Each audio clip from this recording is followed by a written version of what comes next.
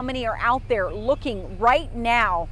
We are talking several jurisdictions from all over the state of Texas as another one drives by here. This is from Medina County, the sheriff's office. The Texas game warden is out here. Another ESD fire department is out there. That's the red truck you're seeing. So many game wardens are out here as we go through the parking lot here of so many different resources throughout the state of Texas that are here on call, ready to be activated. As you pan over to the left, Fernando, if you could, I want to show you all the ambulances that are ready here should somebody be here with an injury. This is the Uvalde ambulance. To the left of that, the Shirt ambulance. To the left of that, you can't even see it, it's San Antonio's fire department and a big, massive San Antonio fire ambulance as well. So many EMTs, EMS, all these different resources that are out filling the parking lot here at City West Church, on call, on standby, ready to be activated as needed. These are the amount of resources here that the state has put just in case. These are the ones, some of them not being used, some of them already out there near Camp Mystic, trying to get as many people as possible. And again, part of the search and rescue that the governor says is still happening right now, but sadly, part of the search and recovery mission that is going to be happening sadly as well as the death toll continues to climb. 24 as we see, more than 230 that were rescued, that are alive and that are safe this morning. Obviously, we're going to continue to follow this, let you know more details, let you know what happens today, because we are on the ground and bringing you those details in real time with real numbers, and hopefully we have some more great outcomes this morning. We just wanted to show you the massive amount of resources that Texas is lending all of these surrounding areas that are here and ready to help the families find the loved ones that have been lost for more than 12 hours, more than 24 hours here in the Kerrville area. But for now, that is the latest. Reporting live, I'm Christina De Leon, Fox SA. We will send it back to you. All right, Christina, thanks so much for that live report. And we're going to hear one more soundbite here from Governor Abbott talking about the missing campers from Camp Mystic. We remain in a search and rescue posture right now. So it's been going on over the course of the day, and you're going to hear stories here momentarily about exactly what has been achieved through those search and rescue missions. They will continue in the darkness of night. They will be taking place when the sun rises in the morning. They will be nonstop, seeking to find everybody who is unaccounted for. So, you know, we're just kind of looking at some of the video that we've received, and we continue to start getting some more video of that area. So Camp Mystic it's in Hunt, Texas. So maybe about 30 minutes or so outside of Kerrville along Highway 39. And that highway, it's a very scenic area where you're just, you know, winding through the hill country, and the river is alongside the entire way. And I went to Camp Mystic as a kid. Already warned Matt that I'm probably gonna get a little choked up, but I spent 8 summers there, and you know, it's a traditional kind of sleepaway camp, but it's long. I think a lot of kids, when you think of summer camp, maybe you go away for a week, 2 weeks max. This is 4 weeks, and so I mean, that's a significant part of your life if you're spending a solid month every single summer there, and you know, the friendships that you develop are going to be the best friendships that you ever have. And it's just a very, very special, unique place that I know personally, I can say that I wouldn't be the person who I am if I hadn't gone to Camp Mystic. And I think anyone who has been there was going to say the same thing. Do you still have friends, people that you talk to that you went to Camp Mystic with? You said 8 summers. So yeah, that's yeah. What, 8 times 32, 32 weeks of your life spent at Camp Mystic. Absolutely, so. Yeah. I mean, I know I just got another text on a text thread, but you know, still a lot of the information, because it's tucked away, you know, and the highway that it's along, according to the camp, it has been washed away. So getting there is essentially impossible right now. And I mean, from the video that we've seen, it seems as though the girls who have been evacuated, it's by and large being done via helicopter. And you know, the power is out, their cell phone towers are out. It's just very difficult to get information right now. But I know I got a text from a very good friend of mine. When we went to summer camp together, her daughter has been at Mystic right now. She was able to pick her up last night, and she lives in the Kerrville area as well. But yeah, the the height that the water got is, I don't understand, because the cabins where the children are missing from, they're not directly along the river at all. They're going to be at least a good, I'd say 3 football fields distance away from the river, and then they're up on an elevated area as well. So for the water to travel that distance and to rise as high as it did, I know I did see information directly from a mother who had a child who survived, who had to swim out of her window from her cabin, and they ended up on mattresses and were able to hold on to trees to make it.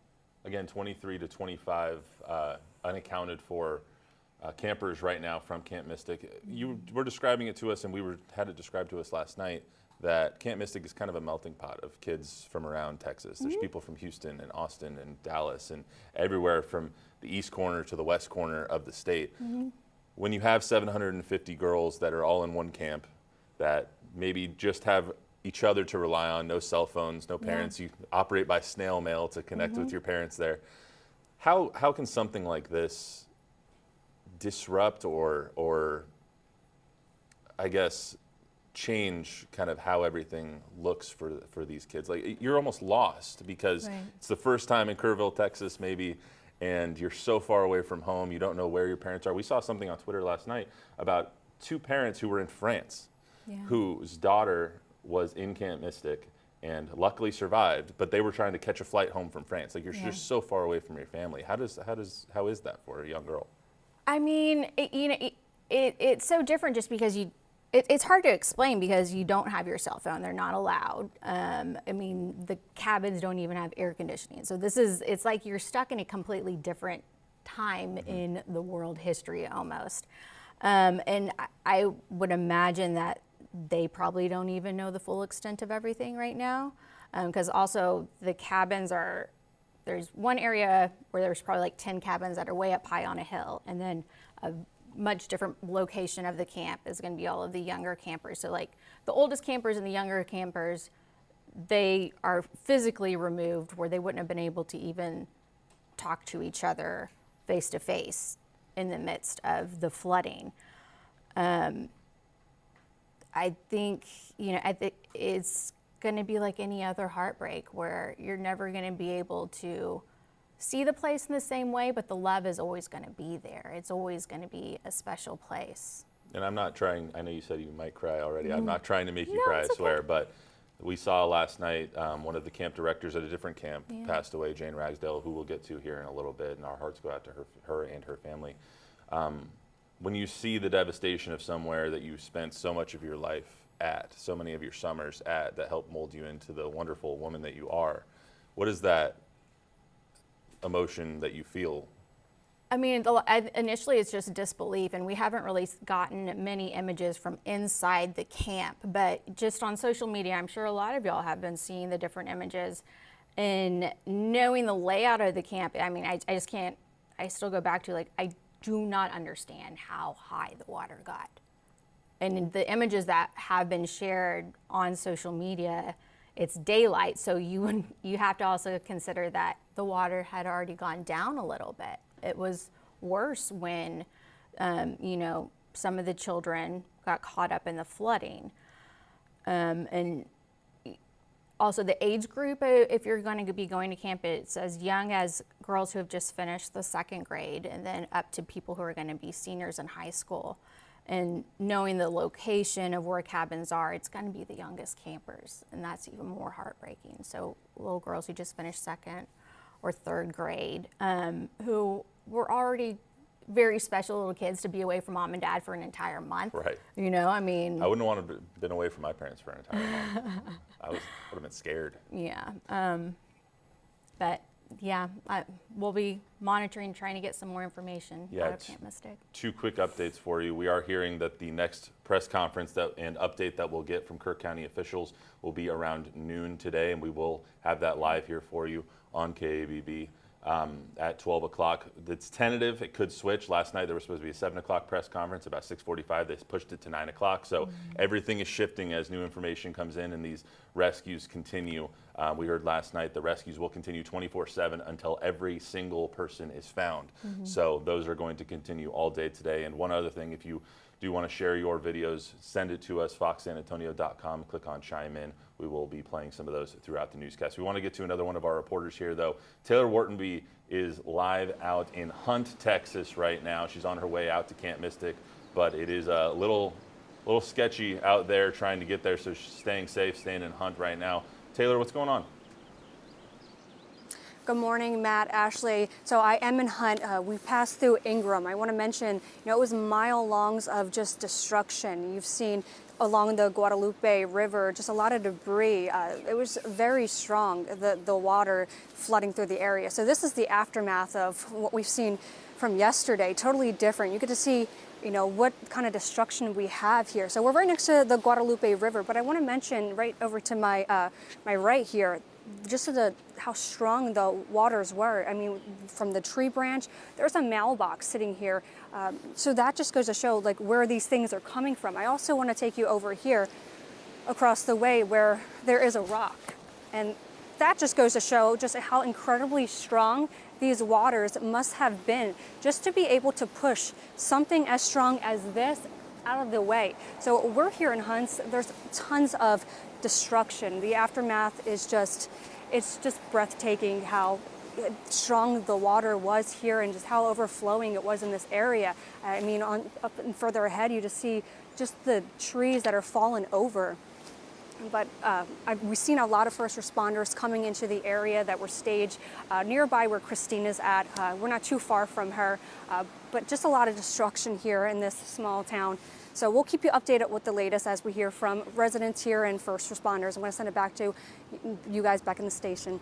Taylor, before we let you go, let's pan back over to that rock over there. I mean, that is a massive boulder. If you want to go back over there, I mean, you're what, 5'2", 5'3", something of that nature, and that is a massive, massive rock that is just sitting in the middle of the road. I mean, that is absolutely insane that it got transported over here.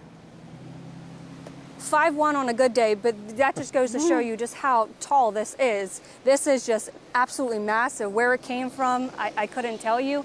I mean, there's just so much debris here. There's pieces of metal that are currently inside near the Guadalupe River. I do want to also mention when we were coming through the area, there was, I want to say it's a piece of a shed that was hanging on a tree. It must have the water just pushed it through.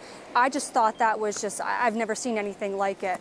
But yeah, Matt, back to your point here, this just goes to show just how incredibly aggressive that water was coming through Hunt. Yeah, even the Hulk couldn't lift something like that, let alone Taylor, but those floodwaters carried it like no issue. And Taylor, I apologize if you already said this. Nothing. I was looking at a couple of multiple things at the same time, but the where all the debris is, where exactly are you? Are you on a highway? What's the roadway? So we are right next to the Guadalupe River. We're about a mile or so from the heart of Hunts, actually. So it's not too far from Ingram, where we're from. So we're just right over the bridge of where the Guadalupe River actually is right here. Okay. Yeah, so they got hit pretty bad. Yeah, I mean, Hunt, Texas definitely seems kind of the center of all of the devastation, and we are starting to get more confirmation of damage at the post office. Has been that the words I've seen is completely gone. And one of the businesses that's kind of a hallmark of the area, the Hunt store. This is a place to get a fantastic hamburger. You can go get live music. It's a gas station. One of those just like all-encompassing, great little spots. They have also sustained significant damage, but then all these things are right along the river. So we're trying to get some more images and more information, but the next press conference at noon today. So. Yep. Noon today is the next we're going to hear from Hunt officials, or excuse me, Kerr County officials, and that should give us some more information. We're going to take a quick break, but we'll be here with you for the next few hours with the latest information on the devastating floods in the Texas Hill Country. We'll be right back.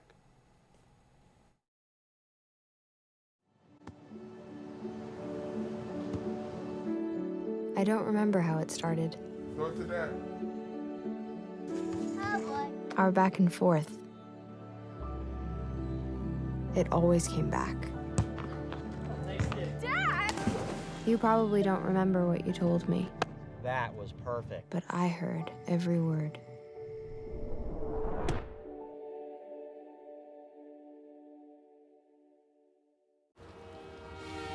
I guess you're really going off to school. Mom, I'm gonna miss you. Listen, who am I gonna go fishing with now, huh? Dad, I never really did like fishing. I just, Wanted to be together. yeah.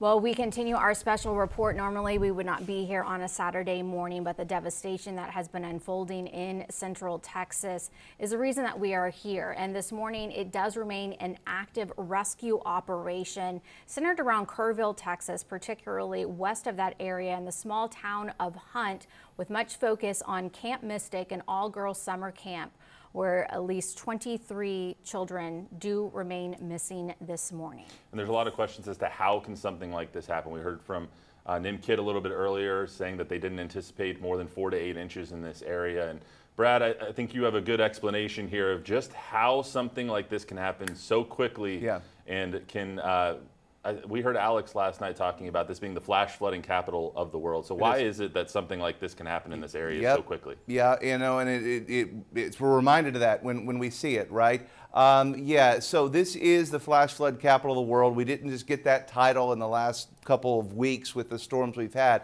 It's been known for a long time, for 100 years, that devastating floods happen here that are worse than anywhere else in the world, with far less rain than what is needed in other parts of the country. So this morning we're still watching rain, but why is it so dangerous in Kerrville and down the Guadalupe River? And I would argue that the Guadalupe may be one of the most dangerous rivers in the world. And obviously it's easy to say that now after you know what's happened, but this isn't the first time. And it's not just the Guadalupe. You've got the Comal River, you've got Blanco. Many rivers in this area are so dangerous. So let's zoom right into Kerrville here, and you can see the Guadalupe River. Here's the town of Kerrville going upstream. Okay, the water flows this way from Ingram, and then you continue down Highway 39. And I'll have to this is the highway that, of course, folks are going to Camp Mystic that's been washed out.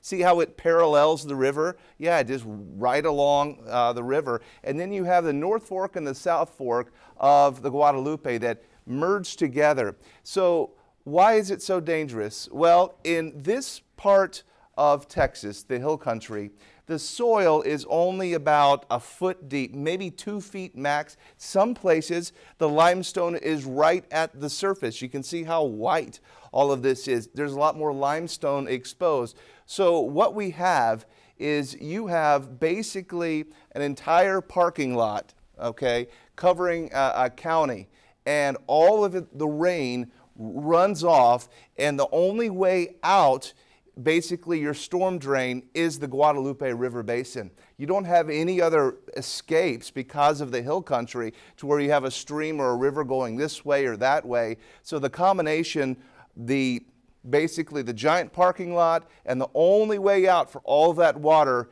is the Guadalupe River. There are very few places in the world that have a surface like that with the hill country and only one escape path. Not very many people live in this part of the country, of Kerr County, but a lot of people live downstream by the river where it's very desirable. Everybody loves to have a house by the river. and it's extremely dangerous here in the hill country. We're going to have to look at better ways to warn people. Of course, flash flood warnings were issued. There are flash flood warnings out right now. Very dangerous flooding happening west of Austin, and obviously people's senses right now are far more elevated.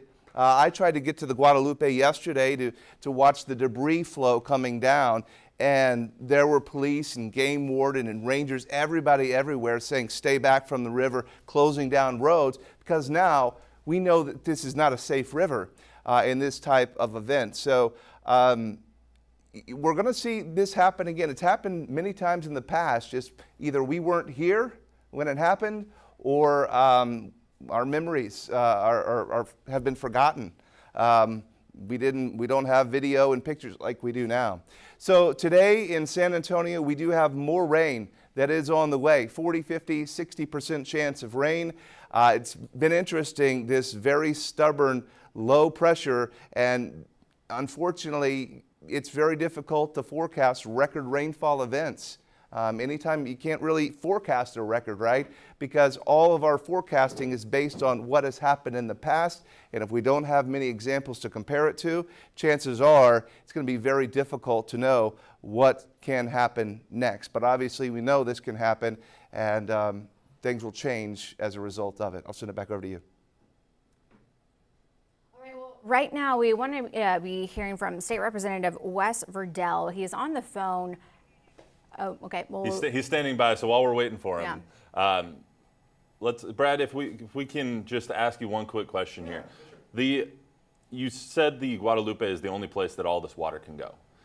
Now it goes into Canyon Lake, and that's what Canyon Lake was built for, right? To handle all of this runoff? Yep. Essentially, it is to prevent floods from continuing downstream. Okay, so that's what dams are originally built for. We just kind of congregated to these lakes because they're fun recreational places and you build houses by it. And then folks say, well, hey, we have all this water, let's make some electricity out of it, let's use it for drinking. So more or less, dams mostly are to stop floods. Okay, and then we use them for various other resources. So yeah, maybe additional dams upstream might come into play, but it always goes back to how expensive is it? Whose land are you going to build this dam on? And then you have the whole fish and wildlife, because dams do disrupt the game.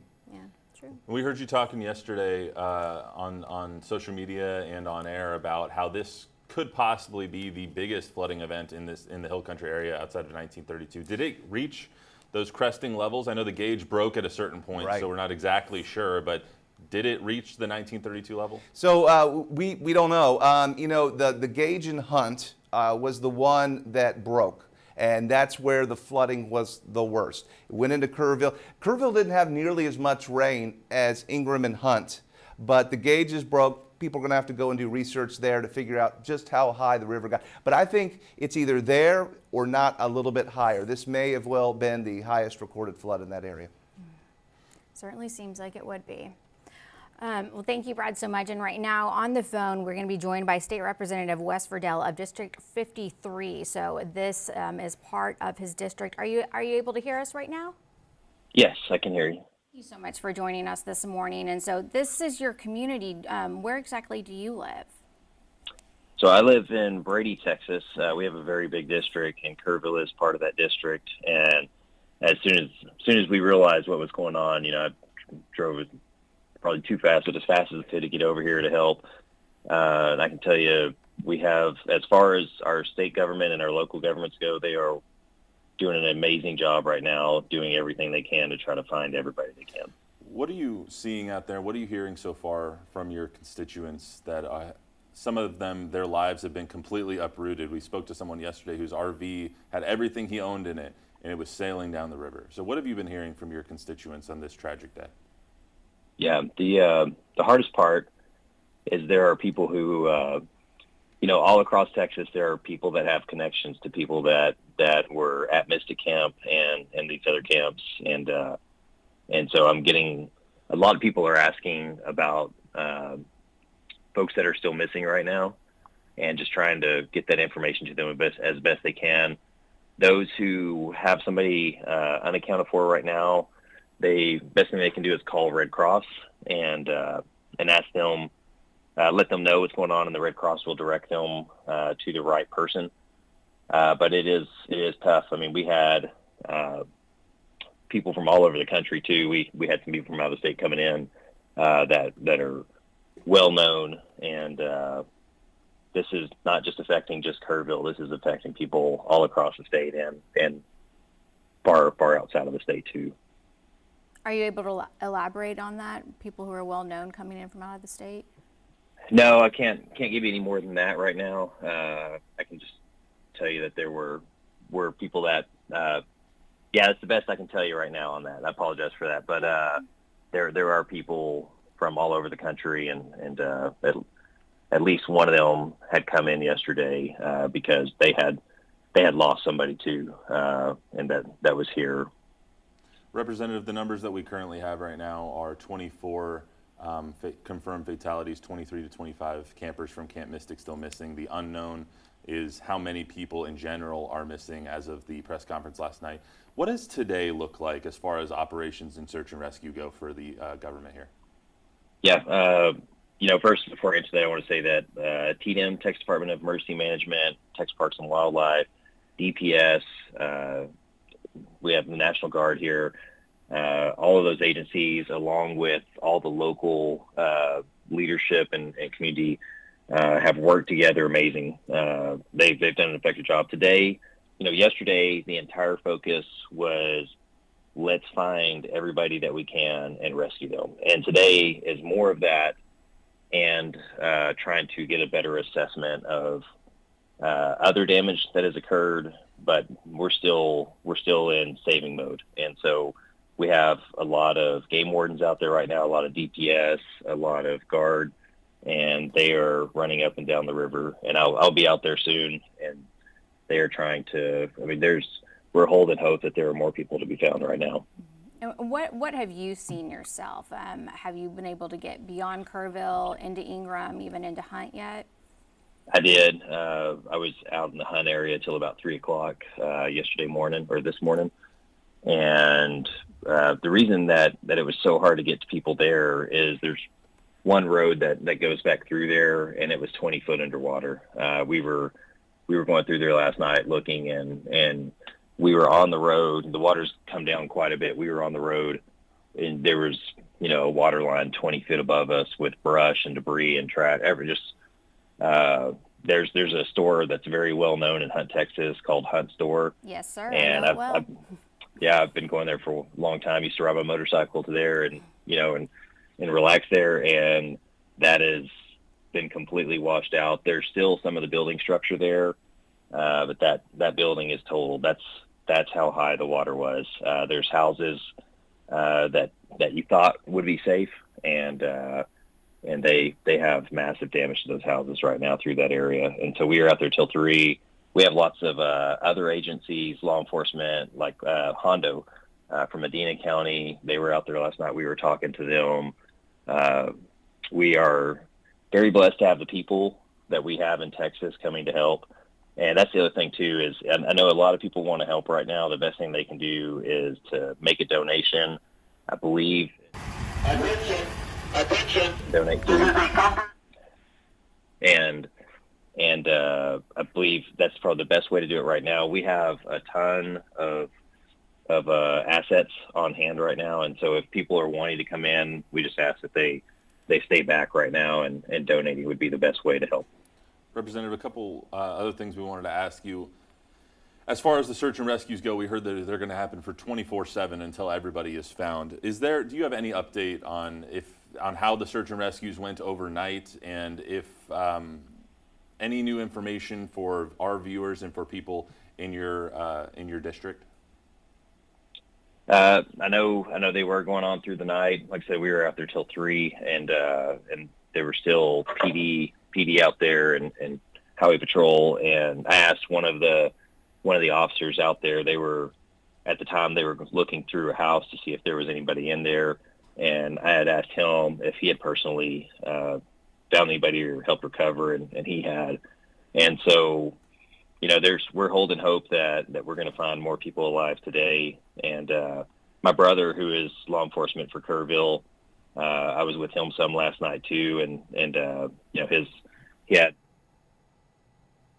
to help identify some people that they had recovered, and just pray for the people that are out there doing the search and rescue, because they're also seeing things that they're putting their life on the line, and we need to remember them, and I really appreciate that those guys are out there. We are very blessed to have them out there. And, a lot of focus right now is on Camp Mystic. Limited information has been released by the camp. Have you been able to get into direct contact with the directors to get any sort of update directly from the camp itself? I have not. We did drive to the camp last night. We were able to make it to the camp, and the road is, I would also request, even if the road is open, I would ask that people stay off the road. It's in some areas it's down to a single lane, and we need emergency operations to be able to move up and down that road. It's pretty devastating damage in that area. I know they were able to rescue a lot of people out of that camp, but there's still, I believe, are 23 that were unaccounted for. And at the time, names are not being released, and total numbers, I'm not sure what they are. I haven't checked in this morning yet. I'll go and check on that. But it's a sad day for Kerrville and all of Kerr County. But we will come back stronger. And you said that you were there until about 3 in the morning. Were the evacuations still going on? Like, had they been going on all throughout the night?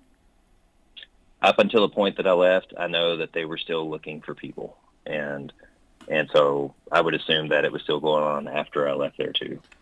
Last thing for you, Representative, you mentioned donations and how people can help. Can you just let everyone know if they're trying to donate, what number to call, if they're trying to help at all, how can they best help this situation? Yep, best help is prayer and donations. And donations, my understanding is you can go to Salvation Army Kerrville and donate to there. And so hopefully that is the correct answer on that. You can also, if you're looking for updates, I would recommend the couple places that you look would be Kerr County Sheriff's Office on their Facebook page, and they've been posting some updates there. And on the City of Kerrville Facebook page, there's been some updates there too. Just ask that everybody is patient with us, and like I said, just we need roadways clear, and so people can. I know I fully understand people want to come in and help out as much as they can, but we really need to make sure that roadways are open and law enforcement can get in and out of there as quick as they can. Well, Representative, thanks so much for the time, and I don't even know how to continue with that. Prayers out to you and your family and everyone that you know and love out there in Kerr County, and prayers out to them, out to everyone in Kerr County as well. So, thank you. I appreciate y'all's time. Thank you. I know. You just kind of have to stop and exhale. I think we have Ethan Trejo is ready now. He is another live reporter that we have this morning. In Spring Branch, I believe. I believe he is. Yeah, and he got that video for us from this morning that we led the newscast with. That's what Courtney told me. Out in Spring Branch. He was there at 3 o'clock in the morning. He was here all through the night last night, and then up early this morning out in Spring Branch getting the video of the river cresting in Spring Branch. So let's bring in Ethan Trejo here. Ethan, what's going on out there in Spring Branch? Is the water level still high, or has it gone down? What are you seeing? Yeah, Matt, it is significantly higher. I'm actually going to get behind the camera because I want to show you guys. This is currently where we're at along 281, just off of Spring Branch. That bridge right there is 281 southbound. We're going to show you a little bit of the river and what it looks like right now. You can see these rapidly flowing waters in the Guadalupe. I was here yesterday, and let me tell you, this was just a creek about 1.6 feet. We saw in this exact area yesterday, and now you can see it's just absolutely flowing as all of that river from Comfort flows down into the Spring Branch and Comal County area. It's flooding, as you can see here, trees. TxDOT and Comal County Sheriffs have been driving up and down, monitoring the situation, checking to see if they needed to close the bridge down. I think they ultimately decided that they would not. The water levels haven't reached what they were projected at around 30 to 34 feet, but they are still significantly higher right now. I believe the latest estimation from NOAA is around 26 feet. But like I said, TxDOT and Comal County Sheriff's Department have been monitoring the situation, driving up and down, back and forth, just continuously checking with the water levels, making sure that everyone is being safe. As of right now, there have been no updates from the county, but as soon as we get that, I'm going to send that right to you guys. But for right now, I'm going to send it back to the studio. I mean, he's right on a well-known area. If you just head up 281 north outside of 1604, I recognize the bridge there at the Guadalupe River. And thank you, Ethan. We'll be checking in with you throughout the morning. But Brad Souter, I think you have some data in regards to the level of the river. So that is much farther downstream in comparison to the Kerrville area. Yeah, and I live just a couple miles from the river there, and I was there last night before it got dark. And Ethan's right. There was just a trickle, okay? And here's the flood gauge, okay? This is the flood gauge at the Spring Branch. Last night, and this was about 10 o'clock, 10 p.m., it was about 1.5 feet of water flowing through there. And then over the course of just a couple hours, it went up to 29 feet. It has now crested, and it's only down about a foot. It's about 28 feet now. National Weather Service did a great job with the forecast. Look how close the peak matched the forecast that they put out many hours before. Thankfully, the yellow here is the action phase. This is where it's bank full. And thankfully there, the banks are huge, okay? When you drive over 281 there at the Guadalupe River Bridge, the water is way down. It's like, wow. So there's a lot of room for floods to travel through there, and that's why bankful is so high on the chart. So, yeah, here's the observed level, and thankfully it is crested, should be going down. All this water then goes into Canyon Lake, and it makes it dangerous into Canyon Lake because you're now going to have lots of debris, the trees, car bumpers, whatever has made it all the way down the river showing up in Canyon Lake, boards with nails sticking out of them. So the lake's going to have a lot of debris to be able to have to go through all of that. But yes, the river is crested there, and a lot of this water now pouring into Canyon Lake. Guys.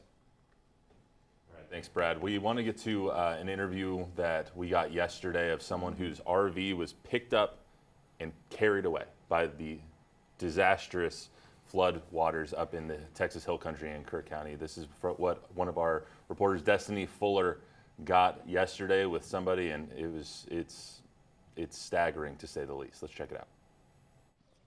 When I woke up, the water was already 2 feet into my RV, and I grabbed my dog and my wallet, and I tried to get outside, and the water was flooded. The truck had me pinned, so I got out, and then I just hear screaming, family screaming, and kids, and I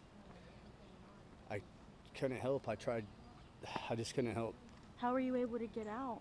I worked my way towards the wall, and a trailer was coming, and then somebody grabbed my arm and pulled me out of the water last night. And then I tried to go help, but by then it was too late. Everybody was down the river. So. And I know you lost your Everything. Trailer, your truck. Yeah, Walmart, thank you. They gave me some shoes this morning. Yeah, we lost everything. A lot of people lost everything. Has this ever happened in this area before? We had a flood like last year maybe, but it wasn't nothing to this extreme. So this is devastating. So what's going to be next for you? Trying to to find a place to live, trying to get clothes. I don't know. Trying to get my life built back together, I guess. Nobody expected this. That's what's sad about it. A lot of people lost their lives today. And have you heard of anybody that you know, or anybody that you might have shared? There was a buddy here that passed away.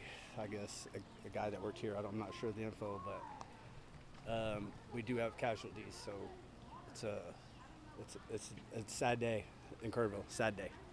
Thank you for talking to us. It's unbelievable. It's unbelievable. Everybody in Kerrville, some people lost their entire livelihoods. Everything they've built up for the however long they've been alive, everything gone, and have to completely restart at this phase. Yeah, and the full extent of the damage, we just don't know, because the focus right now is the rescues, and I think there's a lot of focus on Camp Mystic, because that's an organized business where they have a list of names at the ready, and so they're able to check it off and know who exactly is unaccounted for. But for people who are just visiting the area, there's no one clear list to know exactly who is missing, and therefore we don't know how many people are missing at this time. So that's why the focus remains on the rescues. So we will continue to check in with our live crews all throughout the morning, but the next official update from Kerrville, Kerr County, is slated for noon today. Stick around, we'll be right back after this break.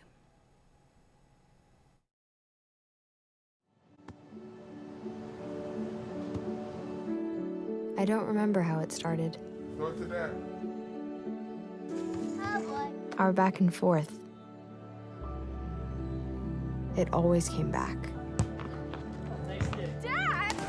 You probably don't remember what you told me, That was perfect. but I heard every word.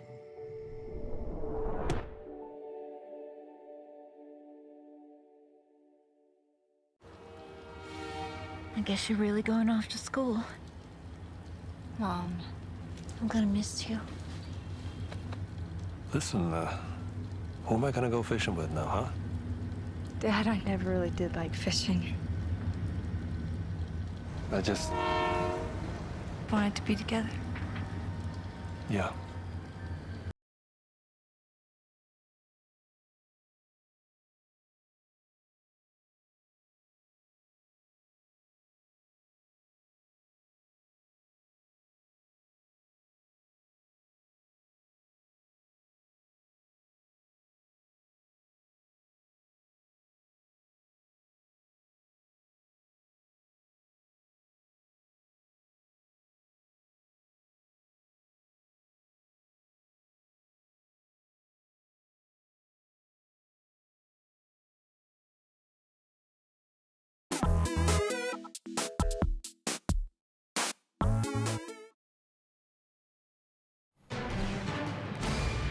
Well, thank you for joining us. 7:51 on this Saturday morning, and we bring you a breaking news special report of our continuing coverage of the flash flooding disaster in the Texas Hill Country. The death toll, 24, was the latest update that we received from the state last night around 9 p.m. or so. The next update is not expected until noon, but we have crews out in the area at the various reunification sites and the staging grounds of all of the many hundreds of different first responders who are all in the middle of the Kerrville, Ingram, Hunt area, continuing to search for people who may be in trees, who are still waiting to be rescued from the flash flooding on July 4th. Yeah, been 23 to 25 kids still missing from Camp Mystic. That's that girls' camp just south of Hunt, Texas. And we actually don't know, when the officials were asked last night, how many people exactly are missing. We don't know, because it's a holiday weekend in total, because there's so many people coming in and out trying to spend their weekend at the river, that we just don't know exactly how many people are missing at this point. But we do want to show you some more video and an interview that our Joe DiCarlo got.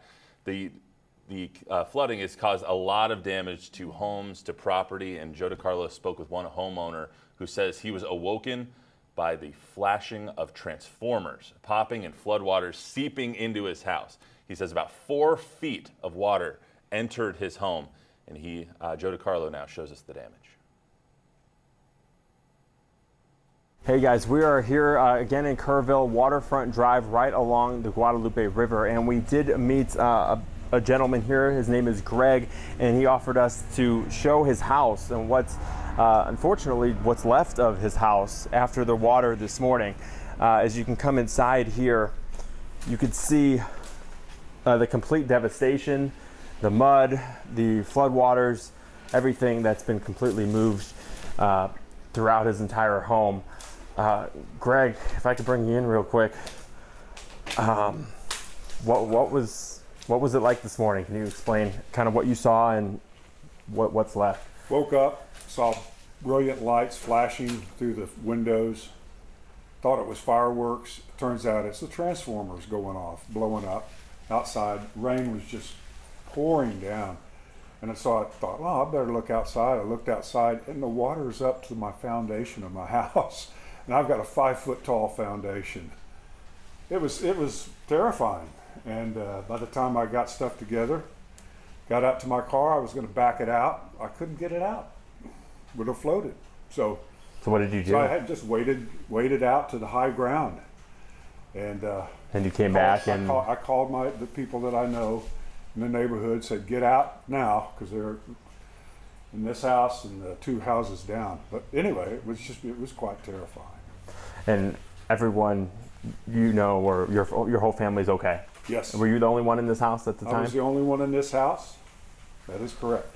And the house next door, it's rented. I rented out to a pastor and his wife and kids, and they were in Memphis.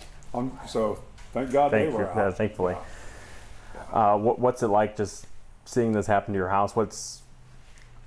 I don't know about what's next. Right now, today is cleanup, but how does it make you feel about your neighborhood just changed kind of in a couple hours?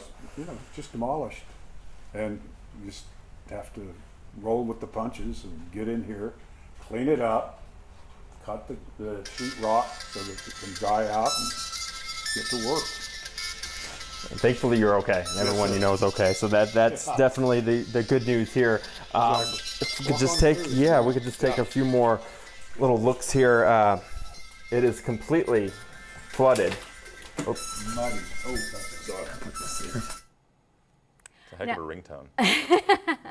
Yes, it is. And you probably may have noticed the water line that was in the middle of his living room right there. And he had said, his foundation 5 feet high.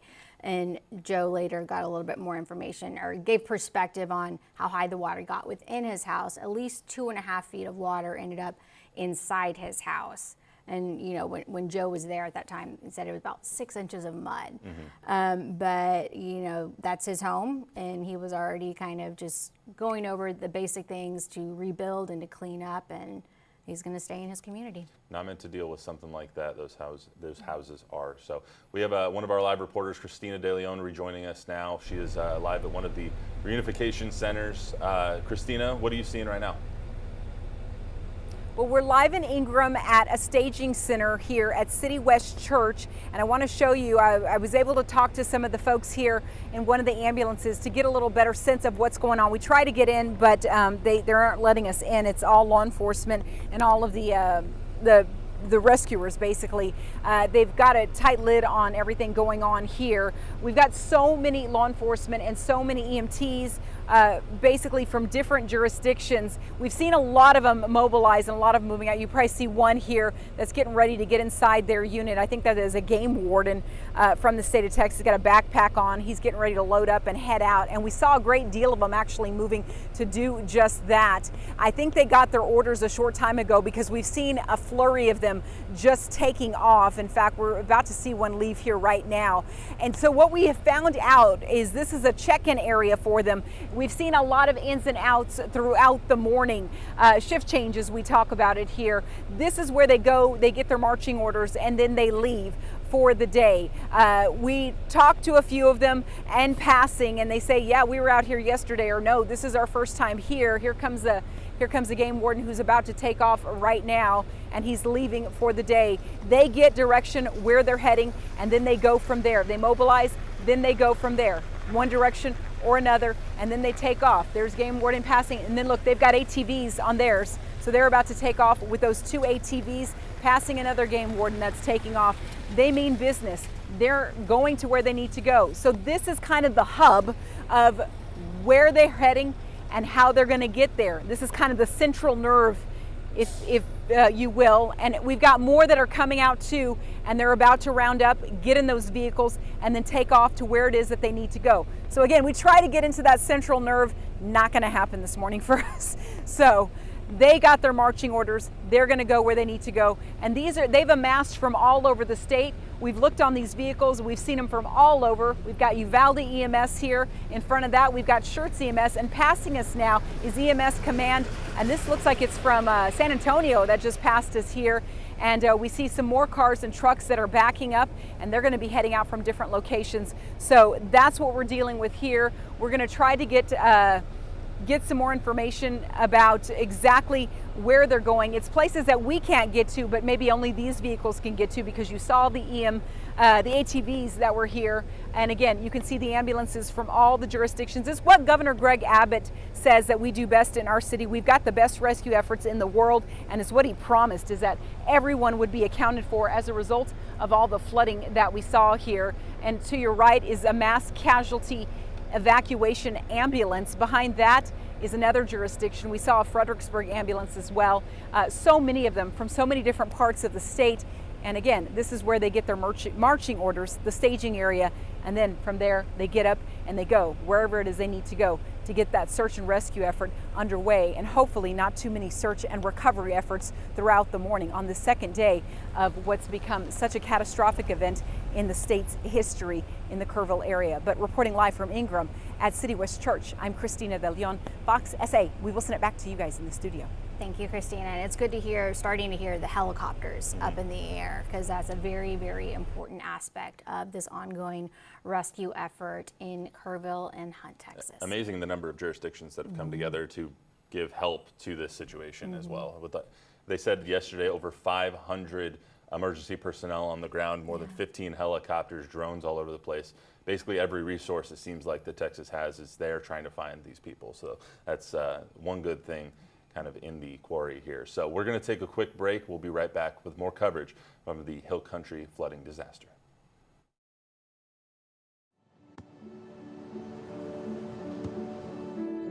I don't remember how it started. Go to that.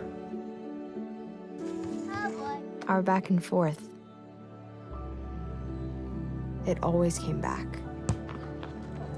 Dad! You probably don't remember what you told me, That was perfect. but I heard every word.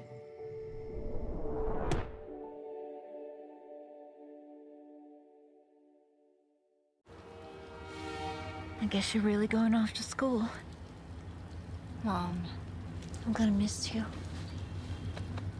Listen, who am I gonna go fishing with now, huh? Dad, I never really did like fishing.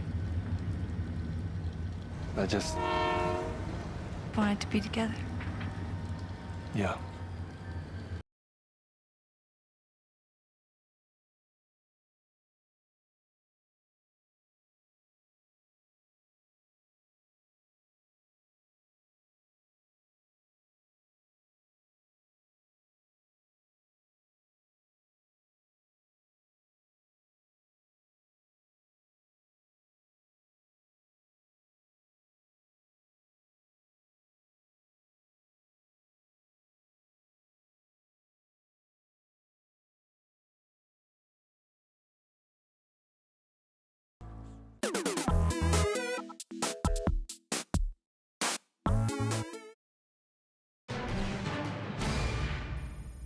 Attention, attention, this is a Comfort Fire Department. This is a mandatory evacuation notice. On a day which is usually for celebration, it's a very tough day in Texas.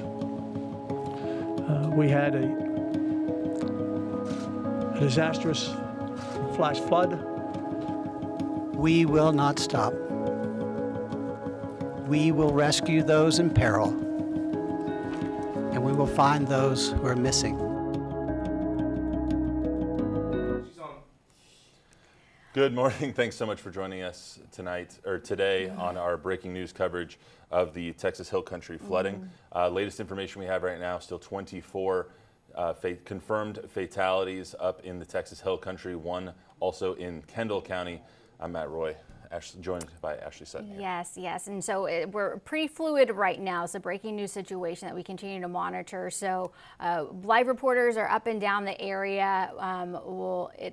It won't be completely clean right now because the information just continues to come in.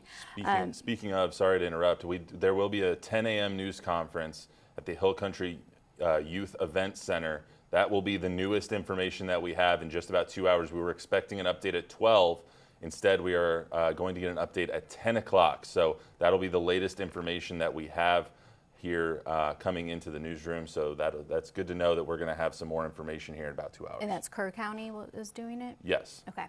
Yeah, and right now this is some of the drone video in Kerrville, that some of our new video that we're seeing right now, or just see the swollen Guadalupe River right there. And the risks continue within Texas, not necessarily this specific area, but the water now rising closer to the Spring Branch area with the Guadalupe River right now. And I know Brad Souter had just mentioned some flash flooding warnings west of the Austin area. So this continues to be an active situation. But in terms of the activity in Kerrville and Hunt right now, the focus is on the rescues. And so we're starting to see the helicopters launch to continue the search and rescue effort there. And we also, I know are we able to get to Taylor right now, or do we need to wait a little bit? Okay, so so it's Highway 39. That is in Hunt, leading to all the various summer camps that people, it's been difficult to get or travel through that area because the water and the destruction is just so severe. We had just spoken with a state representative who said that he was still in the area around 3 a.m. last night. And, when he had first gotten there, the water was about 20 feet high. So, and this happened well over 24 hours ago, and only now are we finally able to reach the hardest hit areas. So this is just some of the video that has been shared so far in areas that crews have been able to get to. Yeah, Ashley, we're going to get to Taylor here after we talk to Brad, but I wanted to ask you, the Hunt store, yep.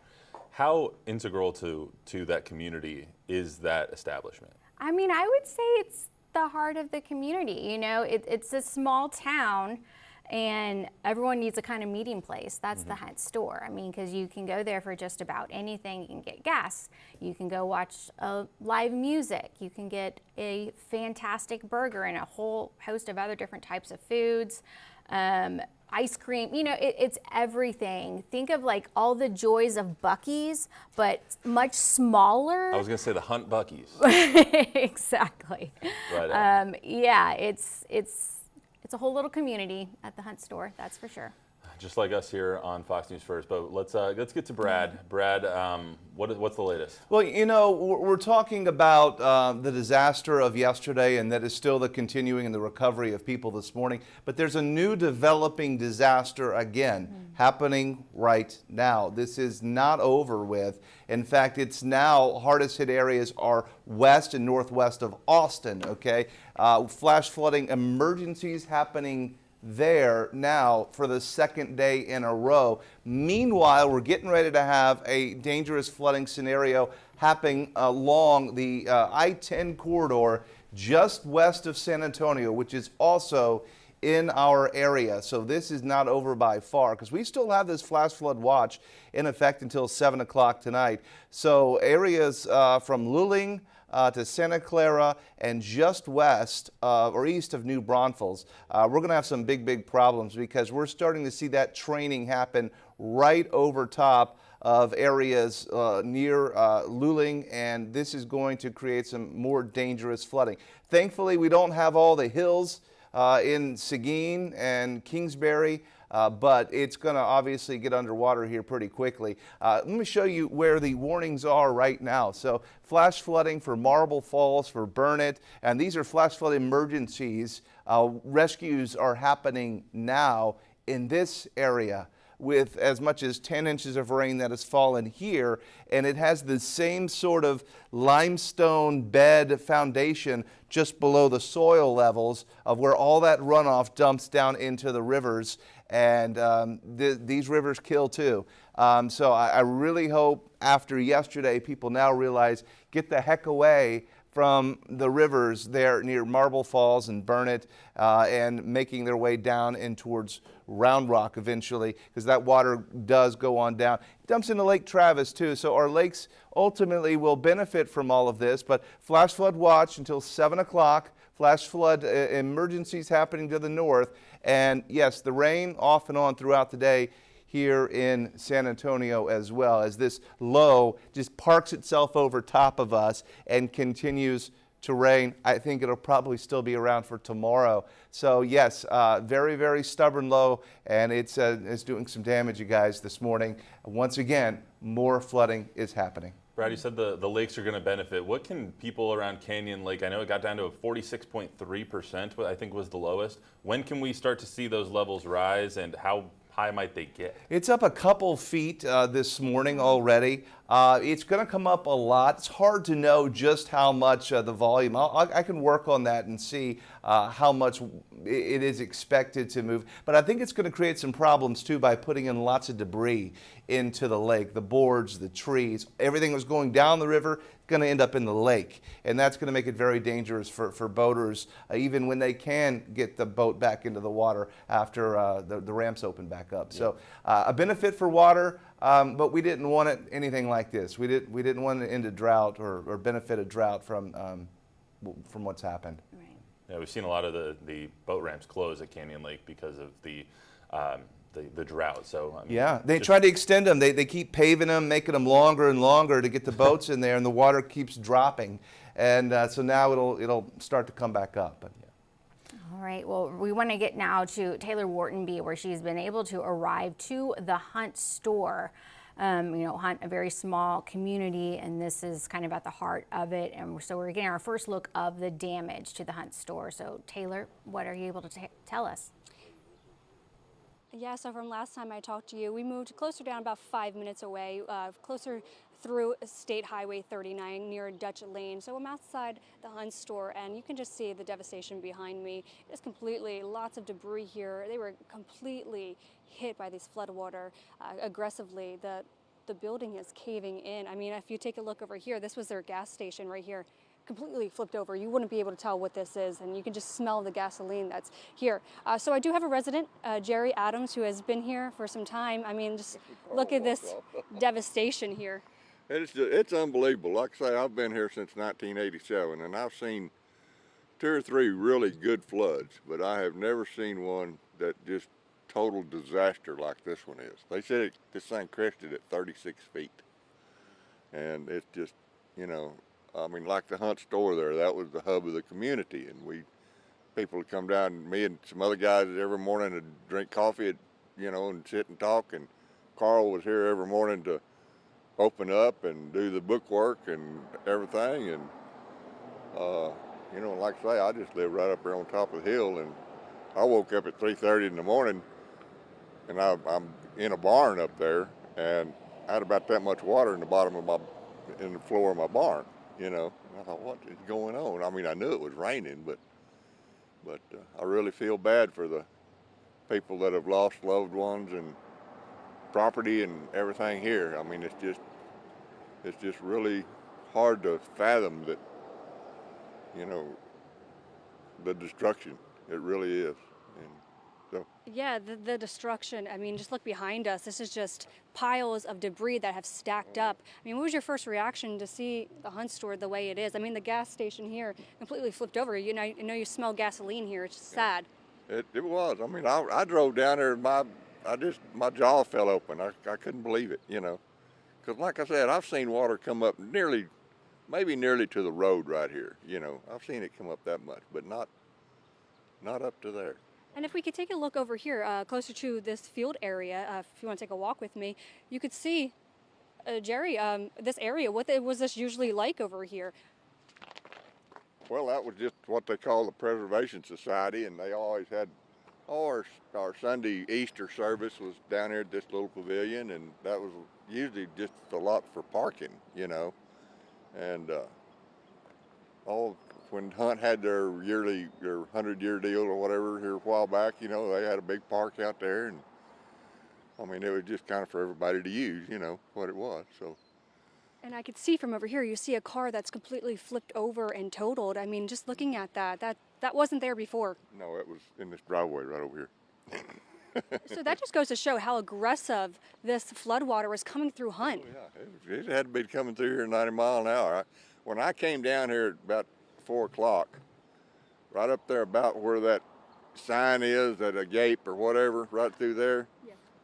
that's as far as I could come. The water was coming through here, you know, that deep, and I couldn't even cross it in that buggy. Now, Jerry, I did speak to another resident that said, you know, I'm just packing up. I'm getting out of here. Where do you start from here after rebuilding? How do you start? Where do you go from here? Church. Yeah, and there's just a lot of, you know, resources that are going to be needed for this. Oh yeah. Well, they've had the Methodist Church open over here for their, what do they call it, the base camp or whatever, and that's where I went over there to see if they needed anything, but there's nobody there now. So I guess everybody, once the Shoemaker opened, people could get out, and they've got plenty of water and food and stuff all already stacked over there. So hopefully they're all right, but it's gonna take a year or 2 or 3 for this thing to actually get back to the way it was, you know. And I know this is a small knit community. Where do you guys go for your gas now? And you know, are you checking on neighbors and things like that since you are a tight knit community? Oh yeah, we checked on. We drove up the road the other day and went to every house just to make sure there wasn't anybody still in there. You know, I mean, we'll have to just go to Ingram to get gas and coffee. That's where I'm going next, unless you've got some coffee on you somewhere. Is there anything else that you'd like to get out to, you know, your neighbors that are watching here in Hunt? Just, you know, take care of your neighbors and take care of yourselves and pray. Jerry, thank you so much for your time. Well, thank you. So we will continue to be here in Hunt, and we'll keep you updated with the latest with this destruction. So back to you guys in the station. I think that gentleman, Gary, and my roommate in college would agree that coffee is the nectar of the gods. That's where he's on his way to go. So thank you so much, Taylor. We appreciate that perspective from you and from Gary. Yeah, and so, you know, he said he'd been here since '87, which is the last great flood for that area, but never has seen it as what just unfolded. So let's get back to just the basics of what we know as of right now. The next press conference now set for 10 a.m. So until then, this is going to be the latest, most accurate information that is available at an official capacity. So 24 people have been confirmed dead. There have been 237 people rescued. Of those rescued, 167 were rescued by a helicopter, and that is a crucial element in the ongoing rescue efforts. Now, a lot of focus on Camp Mystic, an all-girls summer camp just about 6 miles away from the Hunt store where we just saw Taylor live. So 23 to 25 people from the camp remain unaccounted for. Now, Governor Abbott, so this is also an area where there are multiple different summer camps that kids go to every summer. Now, the Camp Mystic would be the only one in which campers are missing. That, according to Governor Greg Abbott, everyone accounted for at all of the other camps. That is important to note that we say 24 dead. That is in Kerr County. There is one deceased individual in Kendall County. However, last night they said they don't know if that's a related event or if it's a different event. So 25 people dead, one of them Kendall, 24 of them are in Kerr County. We want to go to the shelters that we see right now as well. This is one of the first emergency shelters is First United Methodist in Kerrville, Texas. We also have the Arcadia Live in Kerrville, Texas as well. Notre Dame Catholic Church, Ingram Elementary School. These are now the reunification centers. Ingram Elementary School, 125 Brave Run West. That is in Ingram, Texas. We saw Christina around that area a little bit earlier. So a lot of different shelters, reunification centers, as people are still trying to find most of their loved ones here. And then when it comes to the people who are unaccounted for and missing, no firm number on that at all because it's a popular vacation time, so there's not an easy way to get a list of people of who was where and when. But we do have some photos of the various people who are known to be missing and unaccounted for, including, you know, at least a good 24 campers from Camp Mystic, but the video that we have of those who are missing also include other people who are at different RV parks, other locations throughout the Kerrville area. Absolutely, and we want to continue to show you the images of the people that we have, that we've received of the missing people. Officials say rescue missions will be continuing all night long. They will be continuing until everyone is found. Those are the words of Governor Greg Abbott, who returned to the state. He was out of state earlier in the day and then ended up coming back and doing the press conference last night about 9 o'clock. Now, we do want to get to a family who is now desperately searching for their grandparents. Our Zach Hedrick sat down with their grandson last night, and this is what we know so far. So this is where all the tiny homes were and they're just gone. This video sent to us by the Brake family shows the destruction floodwaters left behind at the HDR campground and RV park in Kerrville. They don't travel a whole bunch outside of Abilene. They really just had traveled down to Kerrville for the 4th of July to be able to spend the weekend with my uncle. Ryan Brake's grandparents, Robert Leroy and Joni K. Brake, were visiting Kerrville for the first time. Huge family people, huge Notre Dame fans. That was a routine for them, was college football. Last time I was able to talk to them myself was last Thursday on my birthday. I had called them and they had just wished me happy birthday and told me that they had planned on coming down soon. Brake's grandparents were staying in a cabin at the RV park. Around 4:45 this morning, Ryan got a phone call from his uncle. The call was very short, but very drastic. He basically stated that he needed help. Brake says floodwater was already up to the edge of his uncle's RV. The cabin that my grandparents were staying in were about 20 yards from the RV that they were in. As soon as we got the phone with him, we immediately called my grandparents. After about 3 or 4 phone calls, we were able to get in touch with them and woke them up. Brake's uncle and his wife were able to get out of their RV and get to safety, but his grandparents are still missing. The last time we heard from them was about 4:50, about 5 o'clock this morning. Relatives in the area have been searching nonstop for Brake's grandparents. I know we are not the only ones going through the situation. We'll continue to spend several days, if not weeks, up there until we can get some kind of answer. Whether it's good or bad, I think we really just want some kind of answer. Zach Hedrick, Fox San Antonio. All right, well, continuing coverage of the devastating flooding in central Texas all throughout the morning, but first we're going to take a quick break.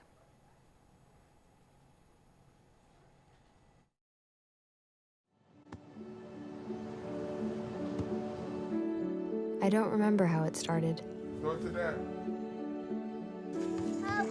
Our back and forth. It always came back. Dad! You probably don't remember what you told me, That was perfect. but I heard every word.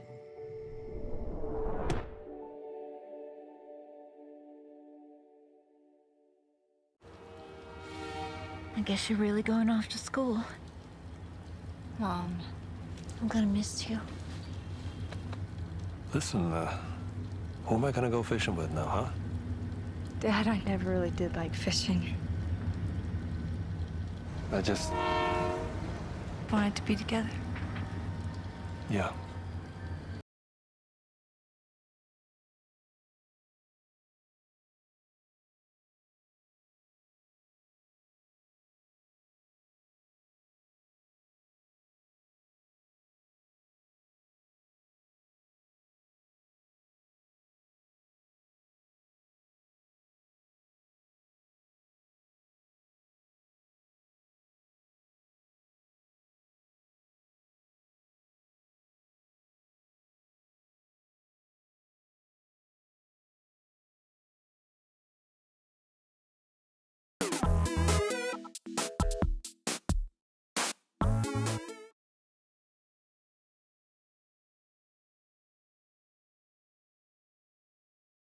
Good morning. Once again, this is 8:22 on a Saturday morning for our Hill Country Flooding Disaster Special here on Fox News First. I'm Matt Roy. And I'm Ashley Sutton, and little by little we're getting closer to the major disaster area of Hunt, Texas, and all the summer camps that were hit so hard, and it's just been such a devastating ongoing situation in that small community along the Guadalupe River in the Texas Hill Country. So little by little throughout the morning we'll be getting new images, new live pictures, new video. In about an hour and a half or so we will be getting the latest update from officials in Kerr County and the city of Kerrville as well. But the situation as of right now is just the ongoing rescue effort. So the last couple of times that we've been able to speak with our reporters live in the scene, you are starting to hear the sounds of the helicopters up in the air, a very essential part of the ongoing rescue operation, because these are all areas that are very remote. So there are not a lot of ways in or out to reach the individuals who are still stranded. So those helicopters absolutely key in being able to find those who do remain missing. And we're blessed here on Fox to have someone like Ashley who went to Camp Mystic for 8 summers. That's 32 weeks of Camp Mystic in your life. And you said a little bit earlier that it kind of formed you into who you have become. So seeing all of this happening, seeing 23 to 25 girls missing now, seeing their camp ruined by these floods, what emotions does that give you? I mean, it's just, it's heartbreaking, and you think of yourself at that age and what you may have been possibly thinking, having to experience this so little, because the girls who are missing are going to be in the youngest cabins, just knowing the layout of the camp itself. It's not the oldest girls who are going into high school, it's the little girls who just finished the 2nd grade, the 3rd grade, who are probably away from their parents for this amount, or a long amount of time for the first time. This session lasts for 4 weeks. That's a very, very long time for any small child to be away from mom and dad. So they're already exceptionally strong just to be able to do that right there. And you know, there's an alumni Facebook page, and you just see it's a whole community, and there's so much love, and people just posting, hey, I live in San Antonio. If you need me to go drive up there to pick up your child, let me know, you know, because the parents are from all over the state, sometimes all over the country, sometimes they're in different countries even. It's a whole community. Right, but like, it's not an option for so many parents to just get there lickety-split to pick up their child, and so people who are in the immediate area are opening up their homes just so a child has an actual home to go to. They don't have to necessarily wait in a shelter for mom and dad to arrive. And I mean, my heart just goes out for all the campers, for all the counselors who probably don't even understand, just the same as we do, the full scale of the tragedy that unfolded. And I know, you know, 4th of July, that's a big, memorable day for everyone. And typically, because I went to camp at this time, and I was a counselor, and I was even the program director one year when I was in college, kind of like running the overall operation. I mean, 4th of July was just an absolute treat. You know, normally you'd be on the banks of the river, you'd be watching the fireworks, and one of the kind of little treats that was a Mystic thing is you can only have a Coca-Cola and a Hershey bar at select times. And so 4th of July was one of those times. And you know, I know the kind of routine of everything, and I was just watching the clock throughout the evening, like this is when they would be called back to their cabins, and then taps would be played, and everyone in the camp should have been hearing, "Good night, Camp Mystic, we love you."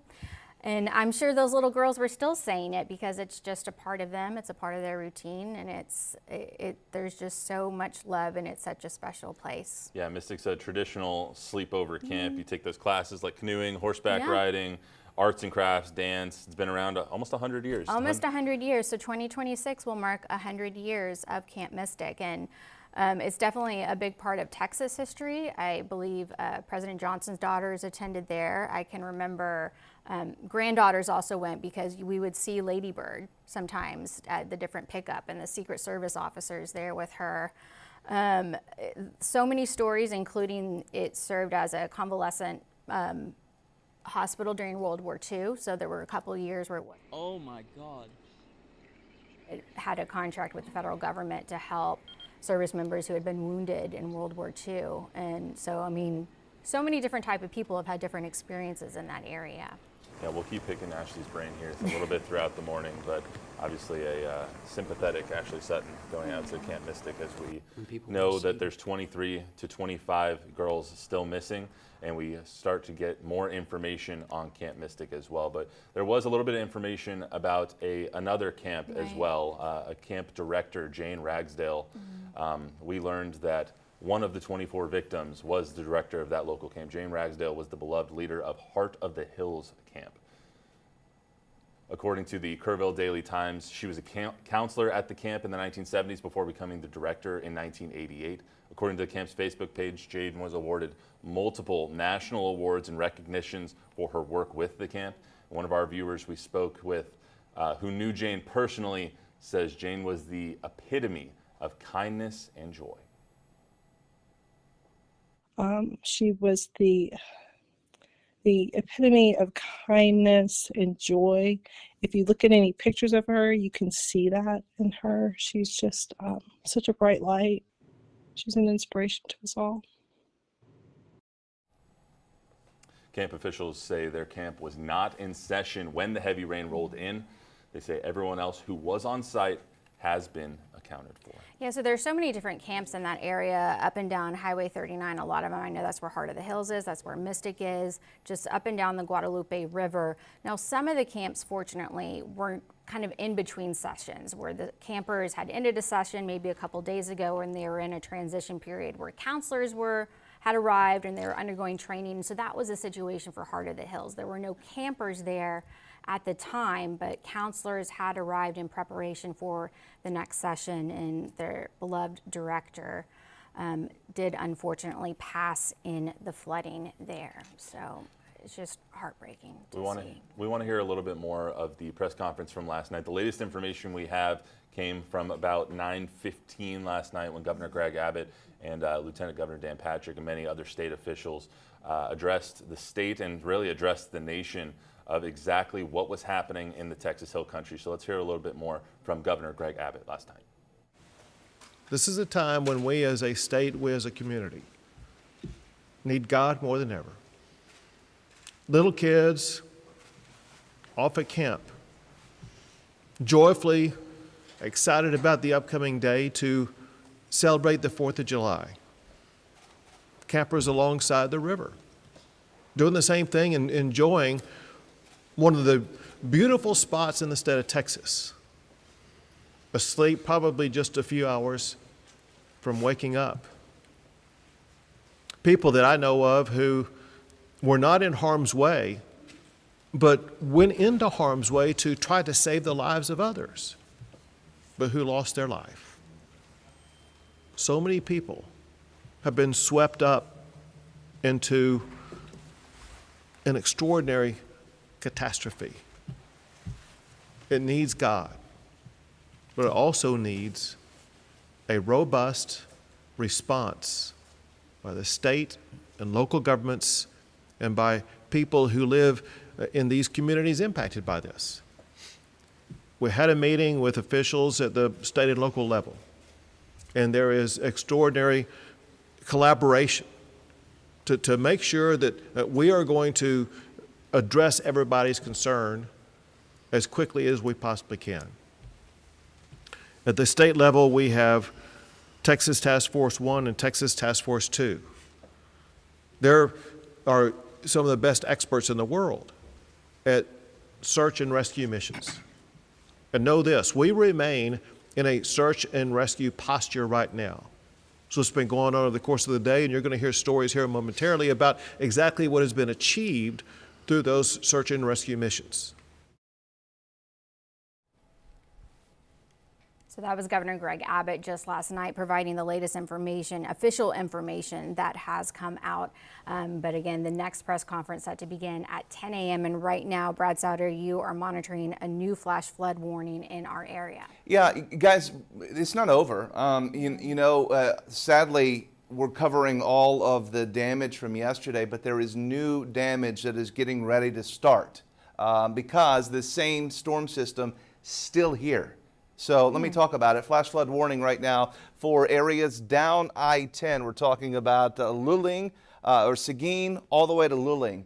Gonzales, you're not quite in this, but just to the west of you it is. And the heaviest core of this rain is starting to back its way slowly westward. There is the chance that this upper level low continues to back and come into San Antonio.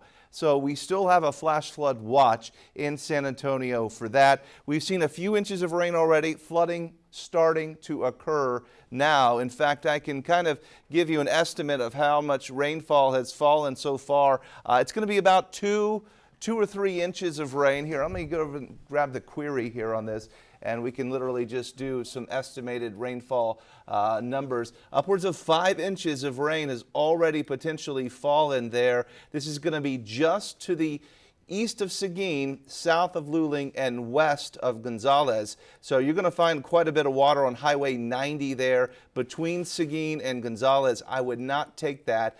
Instead, you're going to want to go up I-10, take 10 if you're trying to travel in between, and it's going to be slow and dangerous as well. And if you don't have to travel, I recommend you don't. There's an even more dangerous situation off to the north. Look at the rainfall estimates just west of Austin and Georgetown overnight. Same thing is happening right now in, well, Burnett to Marble Falls and down towards Lakeway, all in the hill country where people are vacationing there. There are rescues happening there right now, just like there were along the Guadalupe. It's all part of the same system, and sadly it continues. Why are our rivers so dangerous here? Well, you know, if you get involved in a flood, you say, why don't I just swim out of it? Sure, but if you get in this and come to one of these dams, this is called a hydraulic jump. Basically what it is, it's a dam or a bridge or a roadway where water normally isn't going over top of it, but when it does, it creates an eddy, a violent eddy that sucks debris and anything flowing down the river right back into it, and it churns and it's violent, and anybody that's coming down or any debris gets trapped in it. You can't swim out of that. That's one reason why our rivers are so dangerous. Also, it's the fact of all the water in the hills surrounding the area and how much water gets down into the rivers. So let's talk about that. Here in the hill country, we have very shallow soils, okay? Sometimes it's not even soil, it's just all limestone. All limestone. So here's Camp Mystic, and this is along the South Fork of the Guadalupe River. Here is the Guadalupe River is here on the South Fork, the North Fork of the river, and all in between that, there's only one way for water to leave, and it's out the river. See the white here? There's exposed limestone. So basically, this all part of Kerr County is like a giant parking lot. It's paved, but it's natural. Rains, all of the water collects and goes down the river. Camp Mystic here, right in line for major water rises. That's why these rivers can go from a foot to 30 feet in just an hour or two. They can be very, very dangerous. So around here today, we're talking about some wet weather, more showers, more storms. Can't rule out some flooding concerns, even into San Antonio, that we have been dealing with. So the flooding is ongoing. It's going to continue. The flood watch for San Antonio runs until 7 p.m. tonight.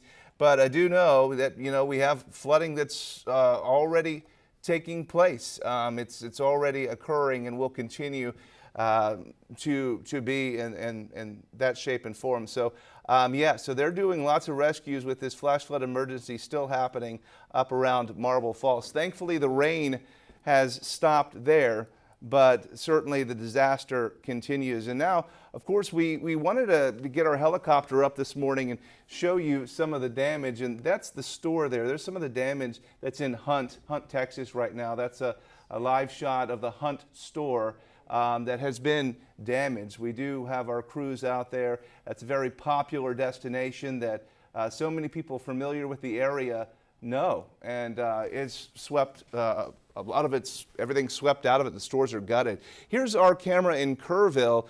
This yesterday was the scene of where Louise Hayes Park was going to host the 4th of July festivities, and now the park destroyed. And you can see just all of the damage there associated with that. This is just one of our weather cameras. So to be able to capture this yesterday that we did on camera just from this view, it was astonishing. And we were able to see that water come up so fast. It was just freaky to watch how quickly the water can rise. And as I zoom around here and show you across the way this morning, as light rain continues to come on down, a lot of people were going to enjoy the splash park and all the awnings and tents and coverings, and this is what that looks like now as it focuses, and it looks like a young family kind of strolling through there, just saying, my goodness, what happened?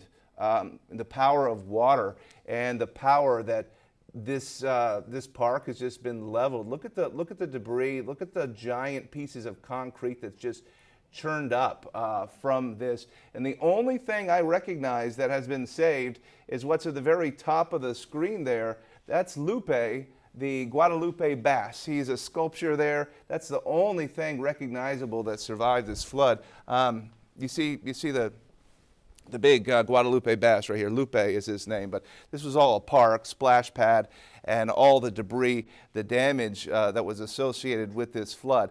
So yeah, still flooding, and I am concerned that this starts to back in closer to San Antonio. See this really red core here? It's slowly eking its way westward. That's why we still have the flood watch, and that's why it's going to continue to be a very dangerous situation that we've got. Do we have any live cameras that you guys would like to take, that we want to take and take a look at and see some of the damage? Our crews, I know we have crews out there, and I appreciate all the work that everybody has done. Anybody in the booth at all, just let me know. Vivian? Okay, I know you guys, okay, I know you guys are working hard. Appreciate all the crew. You know, and to all the first responders and all of the crews, this was their vacation weekend with their families. They've come back from vacation. People from out of state are coming in. Let me know, where is this one location, you guys? Okay, this is by the Hunt store. And this is where the river gauge is also. We were watching that river gauge yesterday, and the record for the gauge is 36 feet. At 28 feet, it stopped working, and it still had about another hour and a half to go. So there's thinking now that this may have surpassed the all-time record crest level of 36 feet. You can see the debris. The ACs, those rocks, who knows where those rocks were, but the power of the water just ripping through there and just changing what was a nice weekend. We were enjoying temperatures that weren't too hot, and then just bringing in all the flooding. I know you guys are waiting for a new press conference that'll be coming here at 10 a.m. Is that the new estimated time? Yep, 10 o'clock will be the latest information from Kerr County officials. I wanted to ask you, Brad, when you're mentioning this big storm system that's over the eastern part of Bexar County here, where you have that flood warning going on over there. Is there a possibility, we saw the Parambital flooding where a storm system just parked itself over San Antonio. Is there a risk of something like that happening again with a storm system like this? Yeah, because the rainfall rates right now, and what I'll do, I'll try to get the estimated rainfall numbers back on here, and we can do like what's called a 1 hour total. Okay, so let me go and just select this, because that's 6 hours. So here's 1 hour. Okay, 1 hour estimated rainfall rates, and if I do a query on that, 4 inches an hour. And guess what? Guess what the Parambital dropped in 1 hour? 4 inches. This is the exact same rainfall rates happening just to the east of Seguin of the Parambital flood that San Antonio had 3 weeks ago. So absolutely, if this core of rainfall were to indeed back its way into San Antonio, then you're going to be looking at any flooding where you have 4 inches of rainfall rates absolutely could come back into the city. And now you can see that New Braunfels, look at you, just east of New Braunfels on 35, that is slowly trying to eke its way to you. And so absolutely, we could definitely have some exacerbated flooding in some of the same areas. And is this the same system from yesterday? It is. It is. So it's just been sitting here for 24 hours. Yeah. Watch this. Let's do a 24-hour time lapse here. That's going to be really slow. Let me speed it up. Very fast. All right. Okay, the data's got to come in. It's going to take a second for it to all come in. Actually, I have the wrong radar turned on. Here we go now. All right, there it is. 24-hour radar loop. It looks like it goes away, but nope, it's coming right back. You see that? Maybe we can go back and do 36 hours. 36-hour radar. Do these storm systems usually take this long to pass? No, no. Well, I mean, if we had this often, you would have devastation like this often. So no, it's very unusual for it just to kind of stall out like it has, and now it's almost retrograding backwards. You see that? You've got to kind of swirling in the hill country. Here's yesterday's disaster, all right?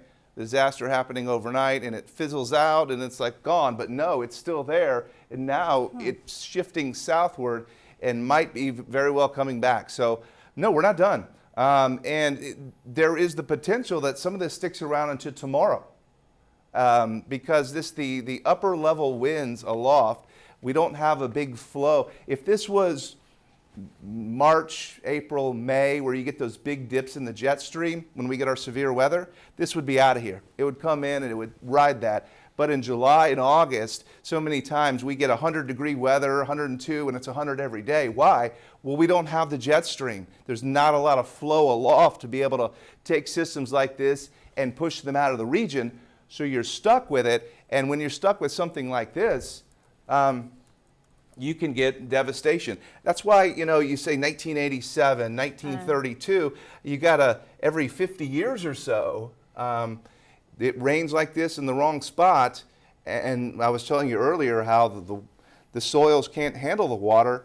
It just all goes downstream. And I'm starting to think that, our area, some of the most dangerous rivers anywhere in the world, because we are the flash flood capital of the world, and it's for this exact reason. At what point today will we know if that storm system is going to come back west into San Antonio? How long will it take for us to know if that system that's over Seguin, where that flash flood warning is right now, is going to come back to San Antonio? Let's look at future cast here. I can pull that up, and I haven't looked at it in a while, so thanks for reminding me here. I've got other tools. I'm full of good questions. No, great. All right. So first of all, what you have to do is you have to look and see how is it initializing right now. So if I back up the time a little bit, let's see, it's 8:45.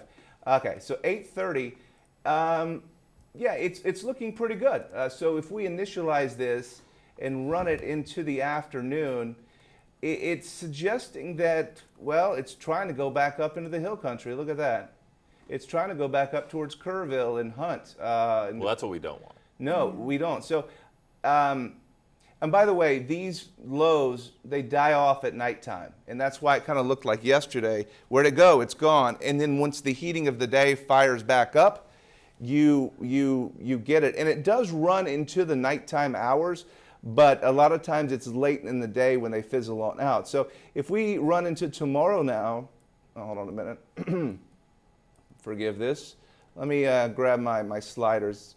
These are usually things I do when we're not on camera. But okay, so here we go. So going into tomorrow, you've got more air mass type thunderstorms. So maybe the low is gone by then. But you know what? It hasn't been modeled very well. Why? The way computer models work is they are based on what has happened in the past, statistics and analysis to say, well, this happened in the past, so this is going to happen in the future. And if you only have flooding events like this every 50 years, there's not a lot of data for it to ingest to suggest what might happen. Does that make sense?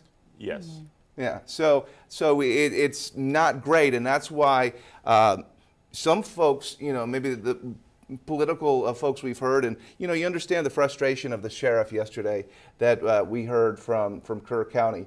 Larry Latha. He seemed upset, and he was, because this is his community, and you feel helpless, saying, well, you know what? Why were these people by the river? Well, yeah, we didn't know it was going to. Obviously, if we knew it was going to flood like this, there would have been nobody near the river, and so that's the chaos of major events like this. I mean, it would have required evacuating an entire town. Yeah, pretty much.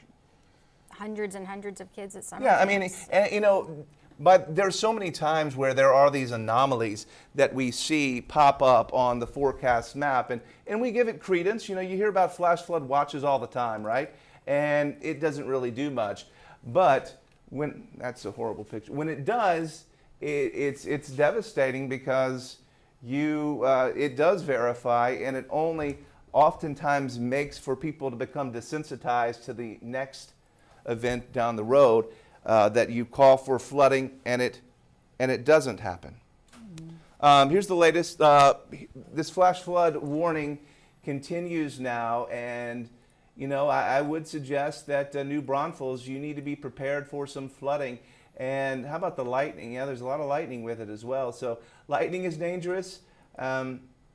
Thankfully, there aren't any rescue operations yet happening in Luling or towards New Braunfels, but you better believe there are going to be some problems there with 4 inches per hour of rainfall. 4-inch rainfall rate, same thing we had, as we were talking a minute ago, in the Perrin-Bidle flood of 3 weeks ago. Continued disaster situation. Yeah, I think the last thing we needed right now was more rain and more flooding. So thanks, Brad. Well, we're standing by for the next press conference to happen, and we're going to be hearing from some of our other reporters live in the field coming up. But first, we're going to take a break.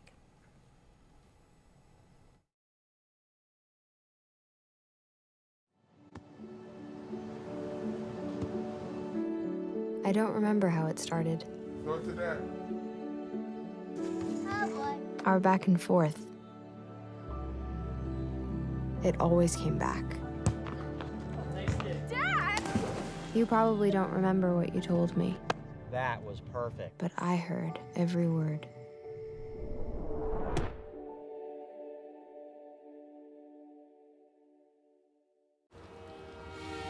I guess you're really going off to school. Mom, I'm gonna miss you. Listen, who am I gonna go fishing with now, huh? Dad, I never really did like fishing. I just, Wanted to be together. yeah.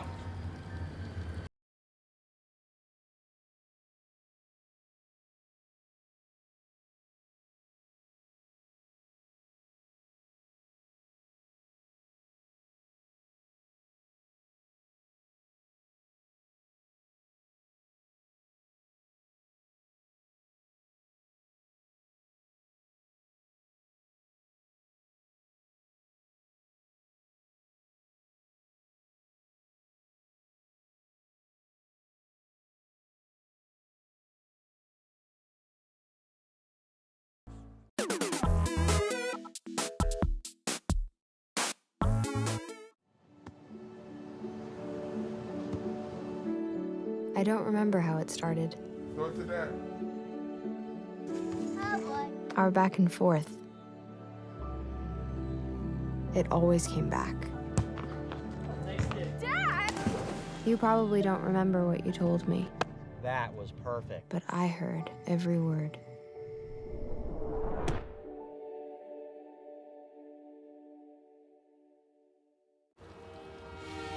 I guess you're really going off to school.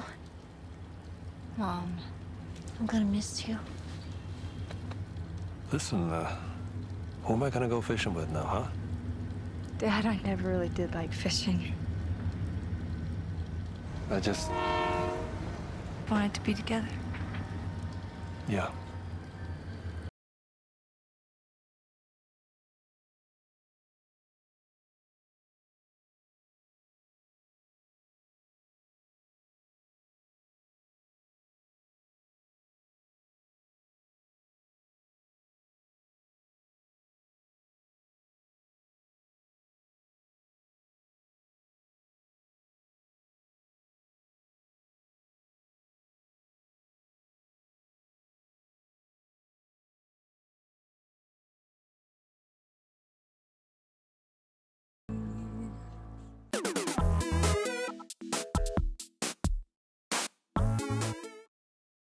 The cam shot.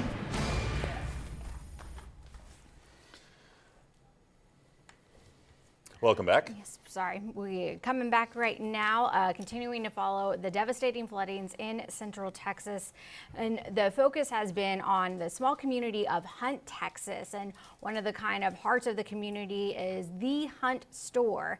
And Taylor Whartonby has arrived to that area. This is along Highway 39, just outside of Kerrville. Taylor, what have you been able to find out? Yeah, so we're outside the Hunt store, which is a staple here in the area. I'm with Frank Steifen.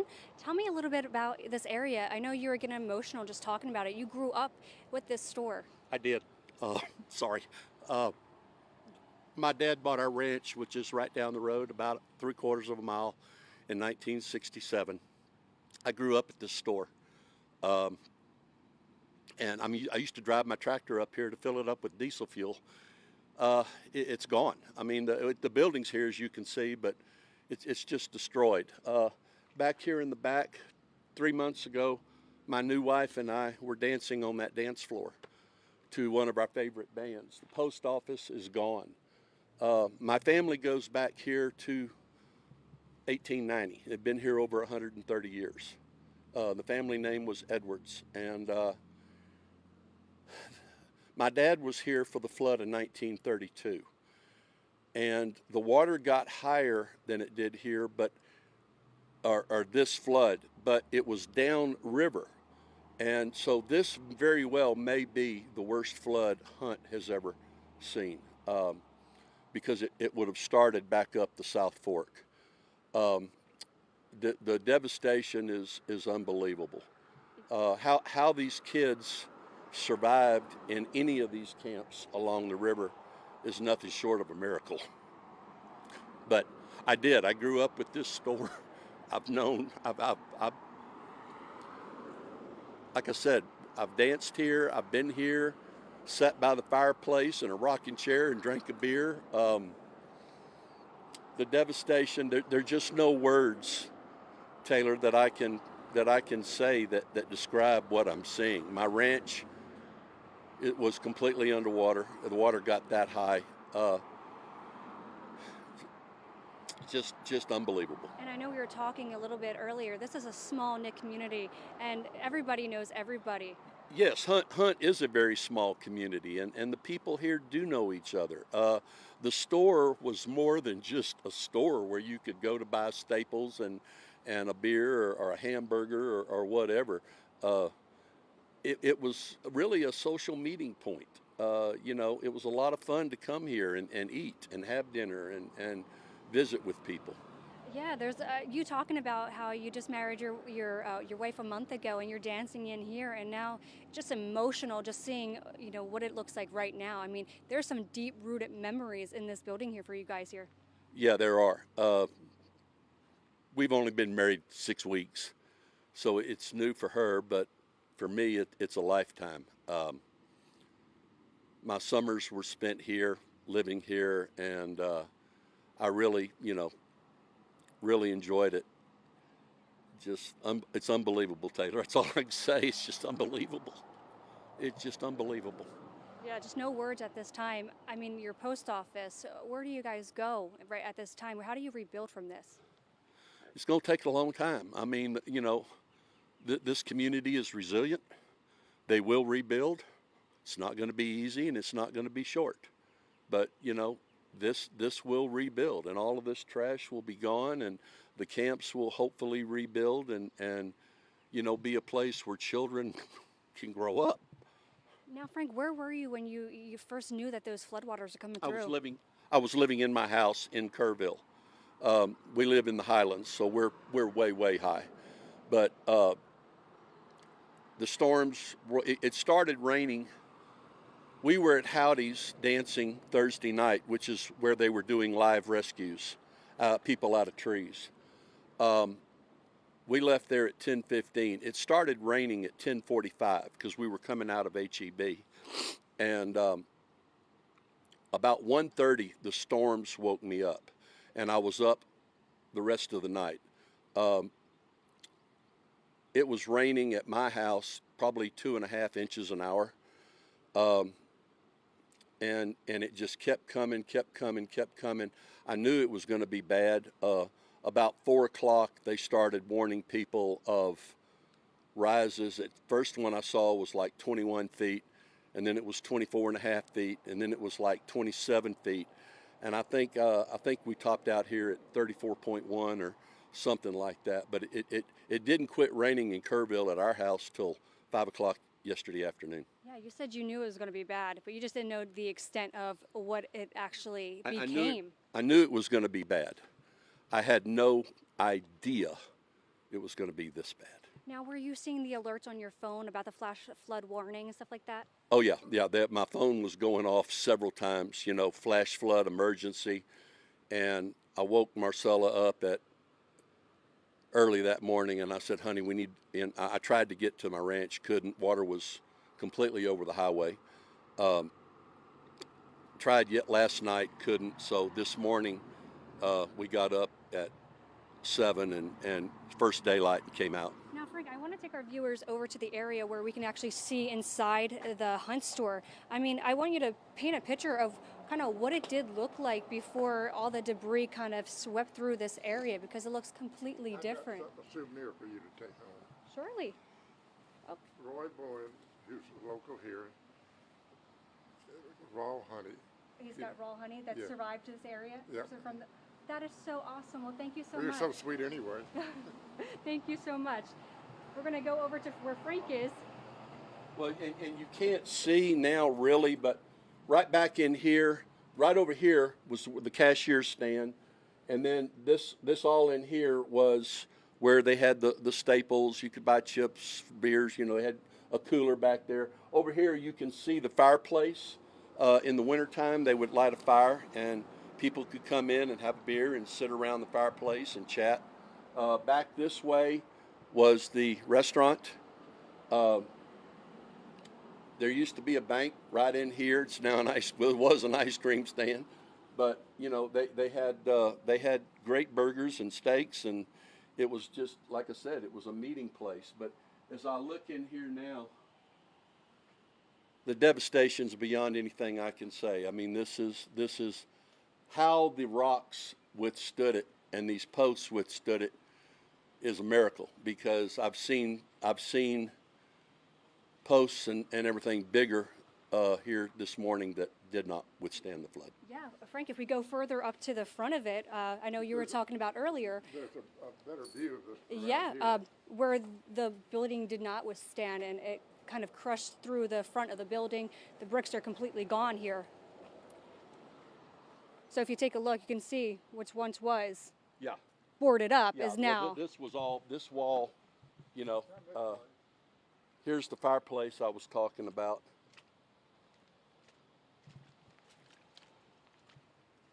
And then you also had a gas station that was Well, right here the too gas as well. pumps were here. You can see they're destroyed. But if you came around to the back side right over here, they had a diesel pump. And I could fill my tractor. So yeah, this used to be boarded up, and now you can clearly see right in through the Hunt store. I'm going to get you a closer view of this. Now, Frank, how does this make you feel, just being able to stand inside here? Is this where you danced with your wife? The wife was back on the outside porch. It was where we danced. So this was all, you know, chips and jerky and, you know, foods and finger foods and. But none of this stuff here, you know, is No. This was actually inside the store. You could buy bottle. There was a wine, like right about here, wasn't it? There was a wine rack. Wine rack was right here. You could buy some excellent wines. And again, in the wintertime, fireplace, you know, was kind of a gathering point. And but like we were talking about earlier, Taylor, this is a very, very small, tight-knit community. And just emotional. You just get emotional just looking at this and seeing what it once was and now what it looks like today. You do. I thank God that people survived it, that we're here to talk about this. What those kids went through and adults along the South Fork of the Guadalupe River, I'll be honest with you, I can't imagine.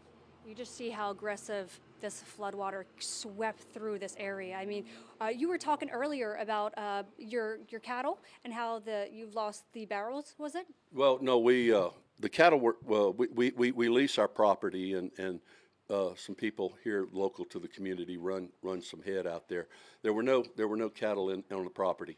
There were 62 round bales of hay because they just cut, and each one of those bales weighs about 950 pounds.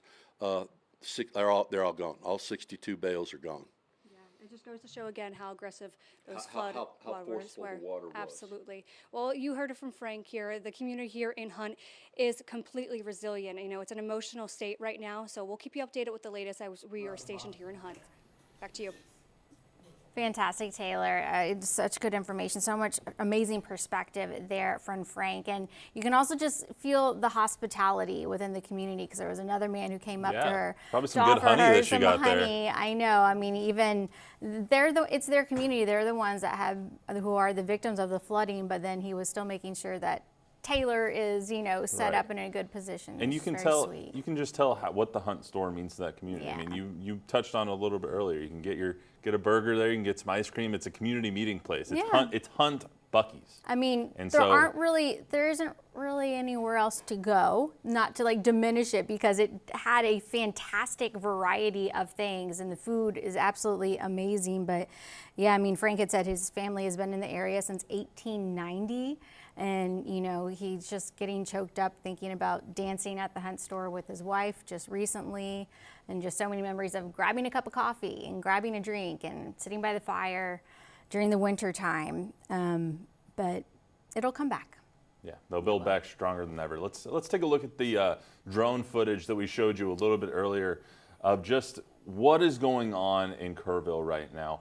Obviously, just to rehash some of the numbers, at least 24 people are dead. Those are the latest figures that we have. We're waiting for a press conference here.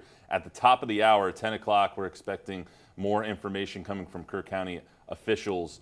24 people dead in Kerr County, 1 dead in Kendall County, unknown if that is related or not to the same flooding event. 23 to 25 kids missing from Camp Mystic, which is just about 1.5 miles down the road from the Hunt store. Is that correct? About 5-6 miles away or so, but still very, very close. Very close. And then it's still unknown exactly how many people are missing because of just everybody that's coming into the area for the 4th of July. So we're going to try and get updated numbers for you at the top of the hour at the press conference. Right now, though, we want to get to a couple who survived the flooding and was saved. Maria and Felipe Tapia, who live a few hundred feet from the Guadalupe River, described their home overflowing with water within 10 minutes, forcing them to swim out to get to safety. No warning at all, so that's why everything was so quick, and the water was really quick, almost all the top by my side, the water went all the way this high in our house. So you're swimming in the water? I was swimming. Yeah. We went out, then I went and grabbed the kids for my truck, but I went and she said, no, don't go. I went and get my kids and I'll be able to drive my car. Yeah. How did you get out? How did you survive this? Well, the door was stuck, so he pulled it real hard. So the door was stuck. Yeah, the door of the car was stuck, and we walked to our neighbor. He's a little bit higher, so he gave us a shelter for a while. The resiliency of that community continuing to be seen throughout every interview that we see with them.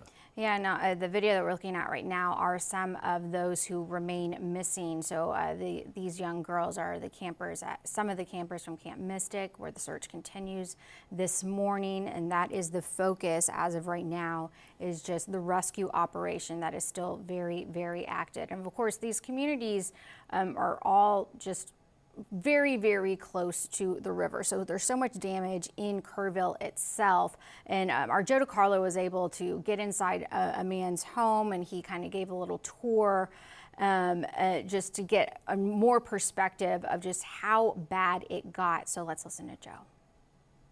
Hey guys, we are here again in Kerrville, Waterfront Drive, right along the Guadalupe River, and we did meet a gentleman here. His name is Greg, and he offered us to show his house and unfortunately what's left of his house after the water this morning.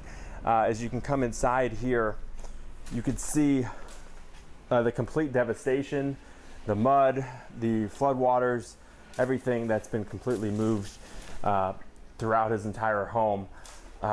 Greg, if I could bring you in real quick,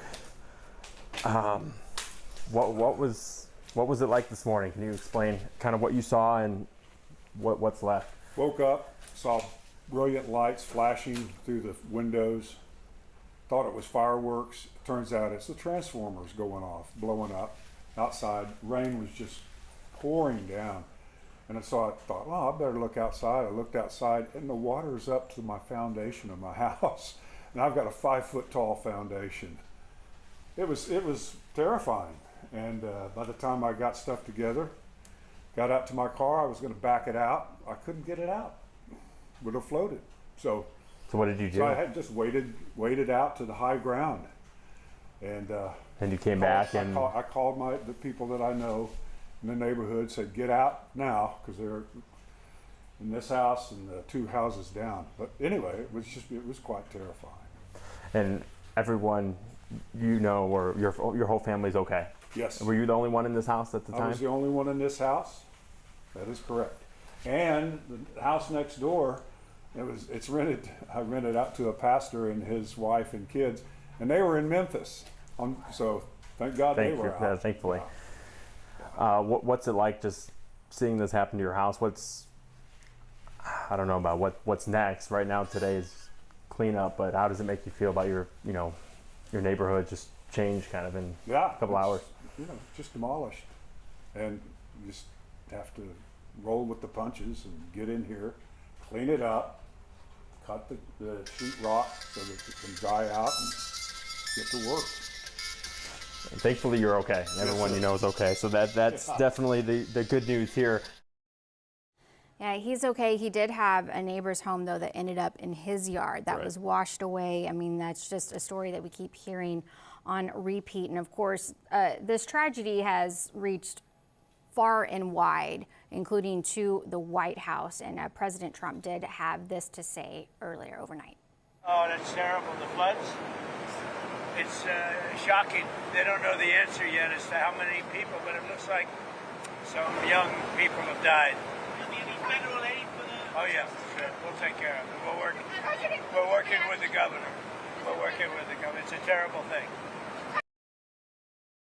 President Trump and Homeland Security Secretary Kristi Noem have both said that federal resources have been activated and will be coming to Texas, are already here. The U.S. National Guard has been activated. FEMA resources are on their way to the Texas Hill Country. So federally and statewide, resources going to help those in need in the Texas Hill Country. And while the state has resources on standby one day before the storm, leaders say forecasting models did not reflect the amount of rain that fell early in the morning yesterday on July 4th. Here's Nim Kidd, the chief of Texas Division of Emergency Management.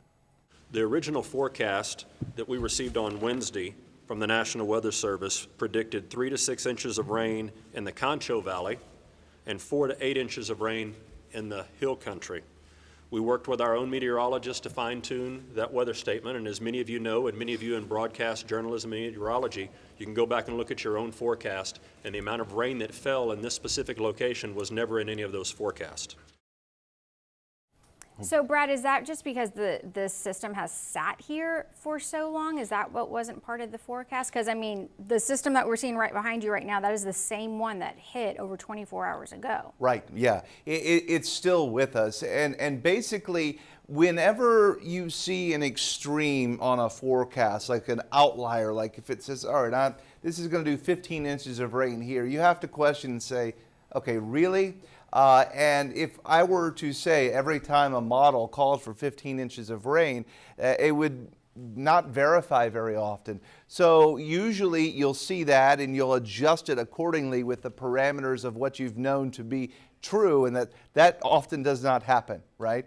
I mean, you talk about the flooding there along the Guadalupe. It was pretty much 50 years ago it was bad, and then 100 years ago it was bad. So when you say about every 50 years you get a flood about like this, you don't often call for it in the forecast. So flooding was forecast, but records and anomalies are always going to be a difficulty to overcome.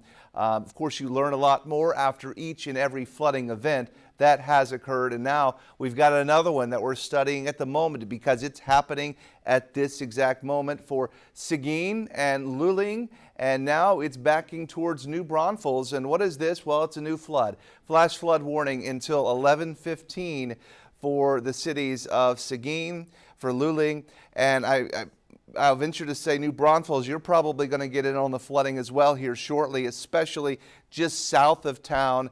And as you make your way, possibly eventually into Schertz, Cibolo, Universal City. If this keeps walking its way slowly westward, that's next on the list to get some flooding, and these are dropping down several inches. So I can kind of show you how much rainfall we've seen. Overnight it's been lighter, but notice now how it's really developing just to the west of the 35 corridor as well, from San Marcos on up to Austin and now into New Braunfels. So this low, this pesky low, is not leaving, and it's just completely ripe for this type of flooding event. There's not a lot of upper level winds to support this moving out of here. And so as we look here, let me go back. I'll move you in towards the Seguin area, and here in the last little bit, 5.7 inches of rain just this morning, just in the last 2 hours. So we have another very dangerous flooding happening just near Seguin and to the west of Gonzales. And it's even been worse overnight with emergencies just as bad as up the Guadalupe to the north and to the west of Austin, where 15, 16, 17 inches of rain has fallen overnight. So this happened overnight this past night, and before it was farther west, but now it's starting to make its way farther east as we continue to look on here. I will show you the day planning forecast for today, because I do expect some rain for San Antonio. How much, it's hard to know. If that low starts working westward and puts itself over San Antonio, then we're in for a flood today, and we do have that flood watch until 7 p.m. because it is all a possibility. Let me show you the flood watch again, and you know, any of us could get some flooding in South and Central Texas, and you kind of, you know, you broad brush the whole area with the potential for flooding, and somebody's going to get it, but it turns out to become like a very hyper local type of event. So it's not everybody that floods all at one time.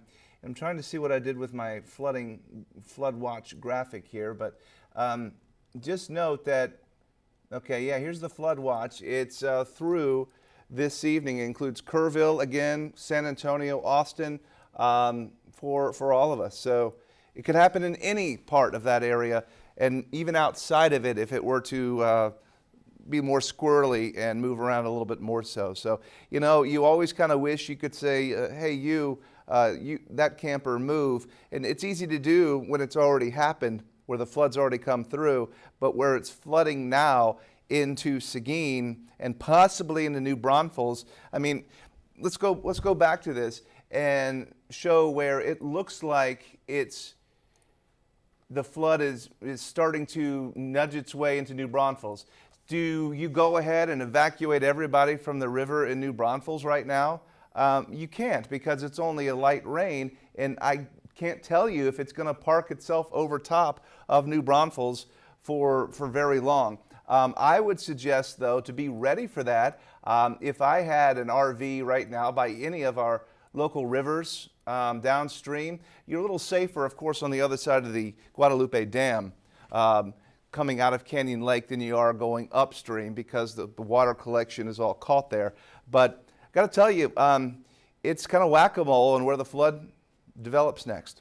Brad, when you look at this, we have a crew, by the way, heading out to Guadalupe County where there is some flooding happening now, and so we'll have a live look for you here in just a little bit.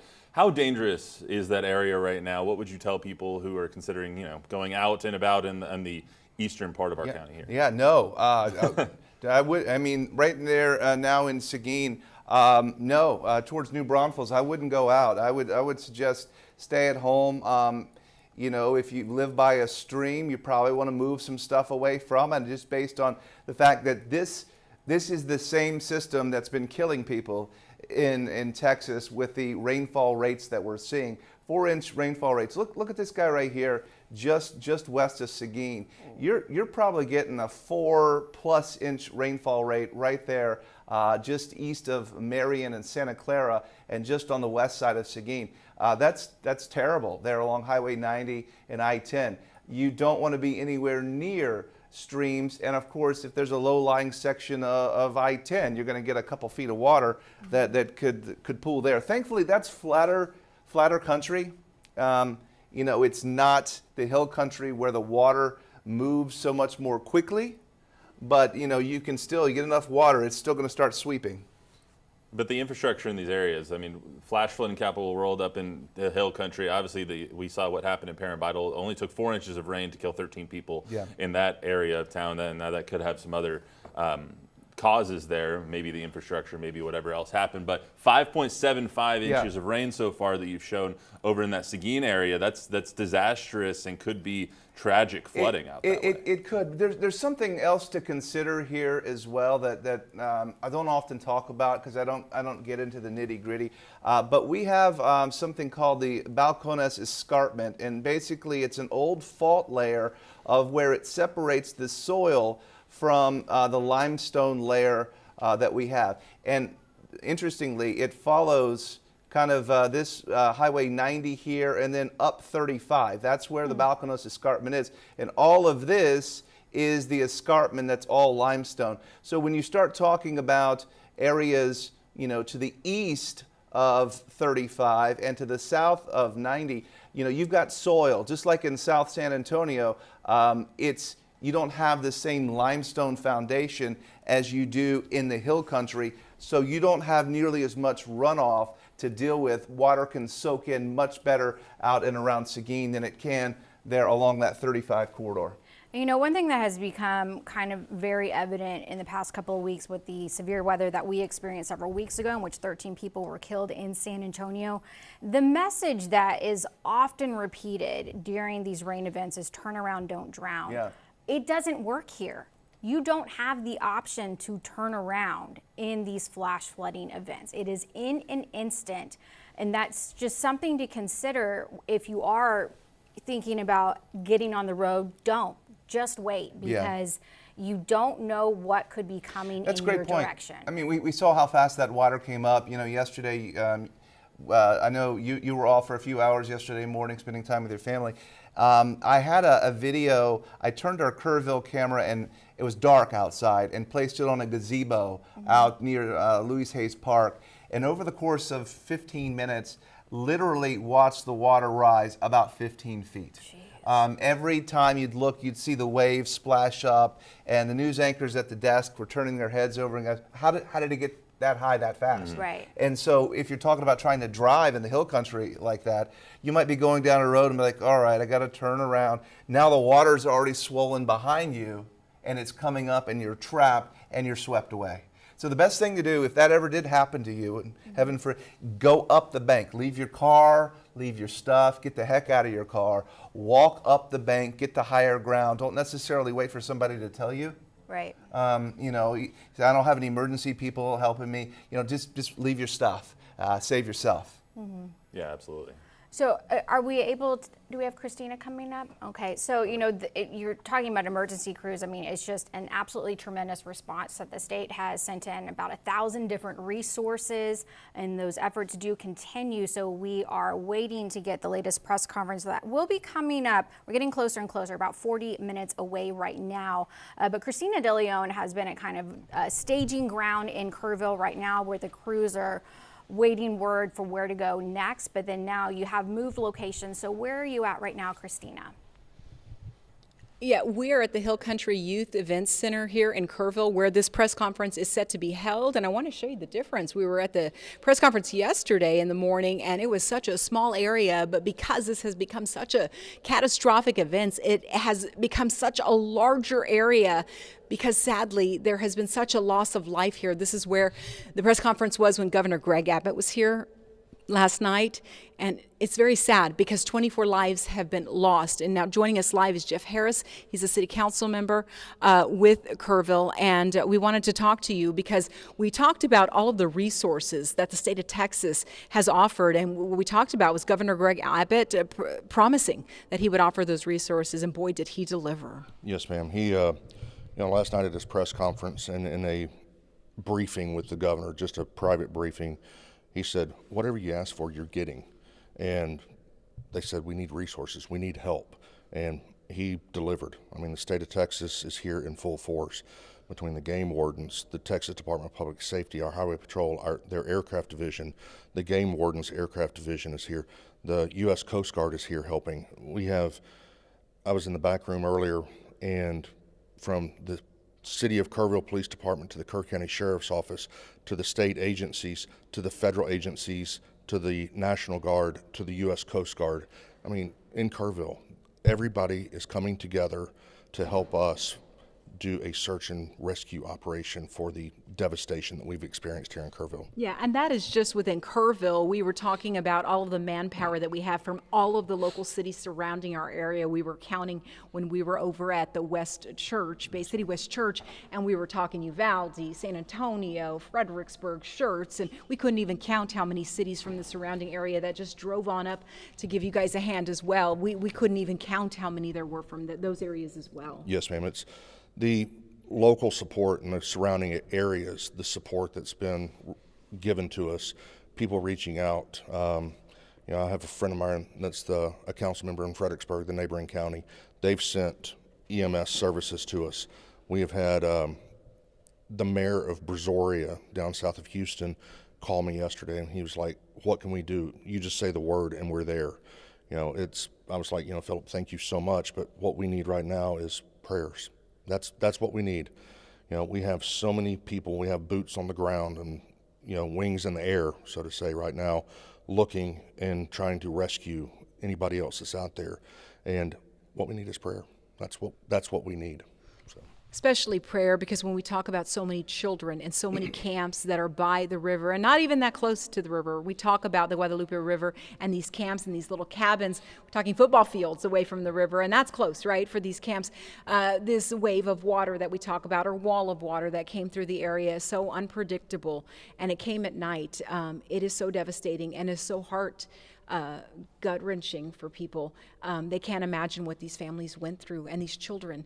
That's what makes it so devastating for so many people, this loss of life, and the fact that people are working as we speak now to try to see what they can find on these lowest parts of the river. That's what makes it so hard for so many people. What can you tell us right now as far as the operation, the mission, and the Operations Center you have going on here too? Yes, ma'am. Operations Center that we have here is packed full of first responders, EMS, law enforcement, fire department, federal agents. They're all here helping, trying to figure it out so we can get out there and rescue. That is the mission right now, search and rescue, get everybody that is out there safe, get them home, get them secured. The wall of water that you spoke about, the Guadalupe River starts in West Kerr County, and it flows all the way to the Gulf of Mexico, down through Victoria.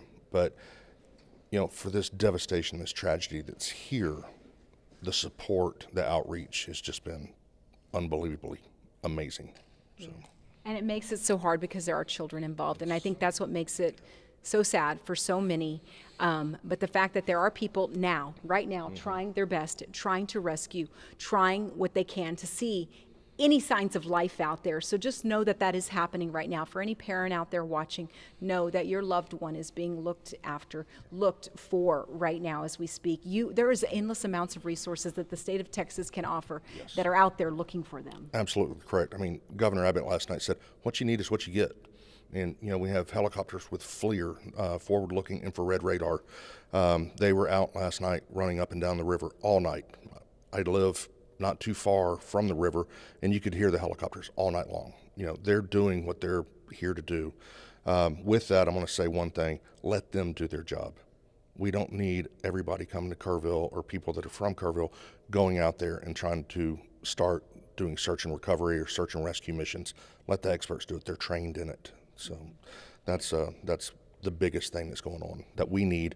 Let the experts take care of their business. Yeah, and I know some people were asking, where are they right now? Well, I was trying to get those answers too, because I know I'm trying to think how you guys would think.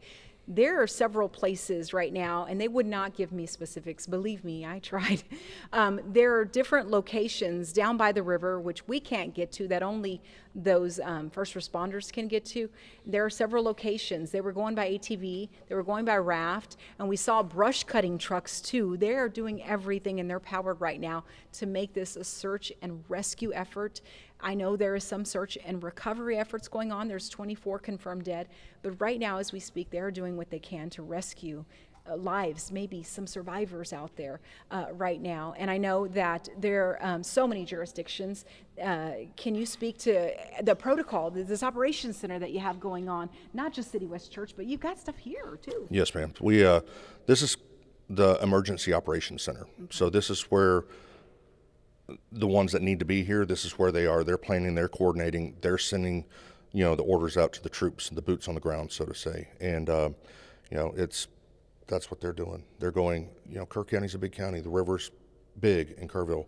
It has a lot of tributaries that come off the sides. The water can go anywhere. We know that. And, that's what they're out there doing. They're searching everything, turning every leaf over, kicking every rock, looking for people. And finally, I just got some text from people. If you guys need anything in the city of Kerrville, I know maybe people are asking, I'm trying to think how you guys are thinking. If you guys need anything, do y'all need anything in the city of Kerrville? If people are asking, I've got some texts. If people are asking, what is it that you guys need in the city of Kerrville? What would you say to them? The Red Cross on their website has a list of everything and where to go, what to do. Like I said a while ago, the outpour of community support has been unbelievable. It's the First United Methodist Church set up an emergency shelter. They're taking, even animals are being able to go over with their families. The Arcadia Theater is a shelter. It's a reunification center that we have here. And it's, what we need right now, if it's not on the Red Cross list or on the City of Kerrville's website, the one thing we need is prayer. That's what we need. We need prayers for our first responders, but most importantly, we need prayers for the families and the children that are missing. That's what we need. All right, and at 10 o'clock, we're going to have updates. I don't know what's coming. They have not promised what is coming in these updates, but hopefully we can get some more totals. We can get some more rescue totals. That is the prayer right now, rescue totals. Maybe not recovery totals, but rescue totals is what we are asking for. And prayers is what we're asking for too. I don't know if we need any more items. I haven't heard that because you've get a flood of items, haven't you? Yes, ma'am. Thankfully, right? Yes. And you've got food items too. Yes. Lots of food. We have lots of food. Okay, which is great. That's what we do here, right? We feed each other. Feeding each other. The first responders are, they're being very well taken care of. Okay. Local restaurants have opened their doors. Close the doors to the public, but open the doors to the first responders. How about that? We can't eat anywhere, but these guys can eat everywhere. No, it's great. I'm so happy to hear that. That is what we do in Texas. We take care of one another, and first responders just know that they are doing everything they can to search and find your loved ones, and know that it is happening right now. And at 10 o'clock, 30 minutes from now, we will have an update, and hopefully a wonderful update on more people who have been found, and hopefully they are reunited with their families. Jeff, I want to thank you so much for even talking to us and giving us some time. And in 30 minutes, hopefully some more real numbers and real totals. I appreciate your time. And again, prayers for everyone. We will send it back to you guys in the studio. Thank you, Christina. And yeah, when you're talking about real numbers, just a little bit of perspective that can give you an idea of the scope of the devastation of people who have lost their homes. Schreiner University is serving as one of the shelters, but they cannot take anyone else. It is currently at capacity. So a college campus that has dorm rooms, plenty of space at capacity right now as a shelter. But there are other options out there. The First United Methodist Church in Kerrville is another shelter, along with the Notre Dame Catholic Church. And then there are the reunification sites where families are going to, hoping to find a loved one who is missing. Arcadia Live is one of those. And then also the Ingram schools is a main point for that as well, especially when it comes to campers at Camp Mystic. Of course, as it was shared yesterday, we're talking about some 700 to 750 girls who are being evacuated. So that would be the same camp where at least 23 girls remain unaccounted for. But hopefully we're just waiting for new information, for some good news, because we have not heard any official word on how the rescue operations went on overnight, because they have continued all night long. So that next update is expected in about the next 30 minutes or so. Yeah, originally it was going to be planned for 12 o'clock. They moved it up to 10 o'clock. Thankfully, we'll have new information for you in just about 27 minutes or so. Hopefully, they're right on time at the top of the hour. But the latest, what we do have, what they told us last night, 24 people deceased right now in Kerr County, 1 deceased in Kendall County in possibly an unrelated or related flooding incident. 23 to 25 girls still missing from Camp Mystic, that is just south of Hunt, Texas. We also don't really know the amount of people or number of people that are missing as an entirety, in their entirety as a whole, because of everyone coming and going from that part of the region because of the 4th of July. So it was really just the worst time for all of this to happen, because we don't know exactly who was in Kerr County at that point. Right, exactly.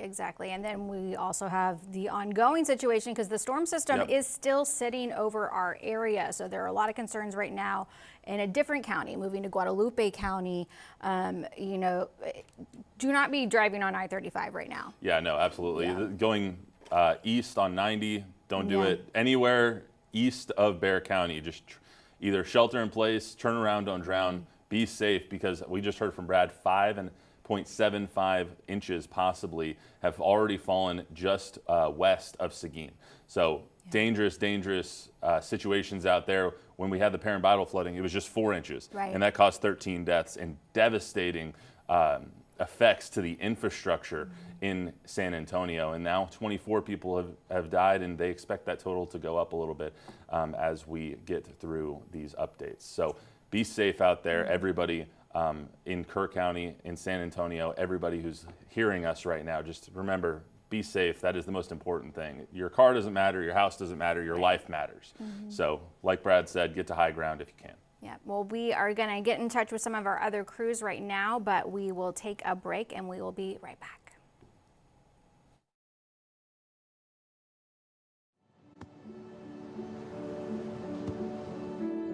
I don't remember how it started. Go to that. Our back and forth. It always came back. Dad! You probably don't remember what you told me, That was perfect. but I heard every word.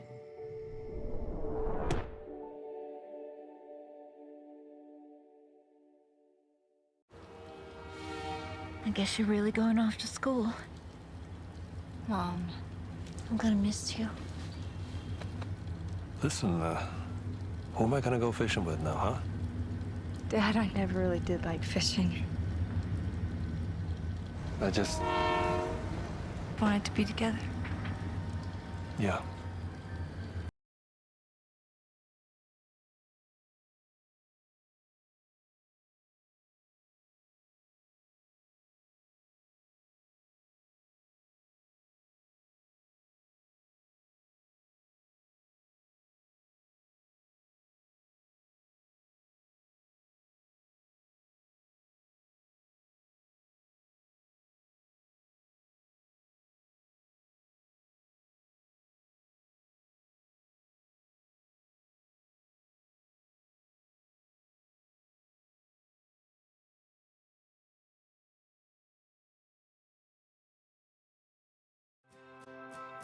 In a time full of war, be peace. In a time full of doubt, just believe.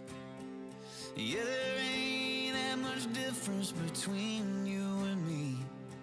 In a time full of war, be peace. In a place that needs change and make a difference. In a time full of noise, just listen. 'Cause life is but a breeze, better live it. In a place that needs a change, make a difference. In a world full of hate, be a light. Oh, when you do somebody wrong, make it right, make it right. Don't hide in the dark, you were born to shine. In a world full of hate, be a light. Well, we continue our special coverage, breaking news, ongoing coverage of the catastrophic flooding in central Texas. And of course, the focus has been on the Kerrville area in Hunt, Texas, where so many summer camps are right now. About a dozen girls remain unaccounted for from Camp Mystic. And, you know, as we came in on a day where we don't normally have news, we assume that that would be the focus, but the storm that hit the hill country yesterday, it is still sitting over our area. So there are new areas of concern, another potential disaster unfolding right now as we speak.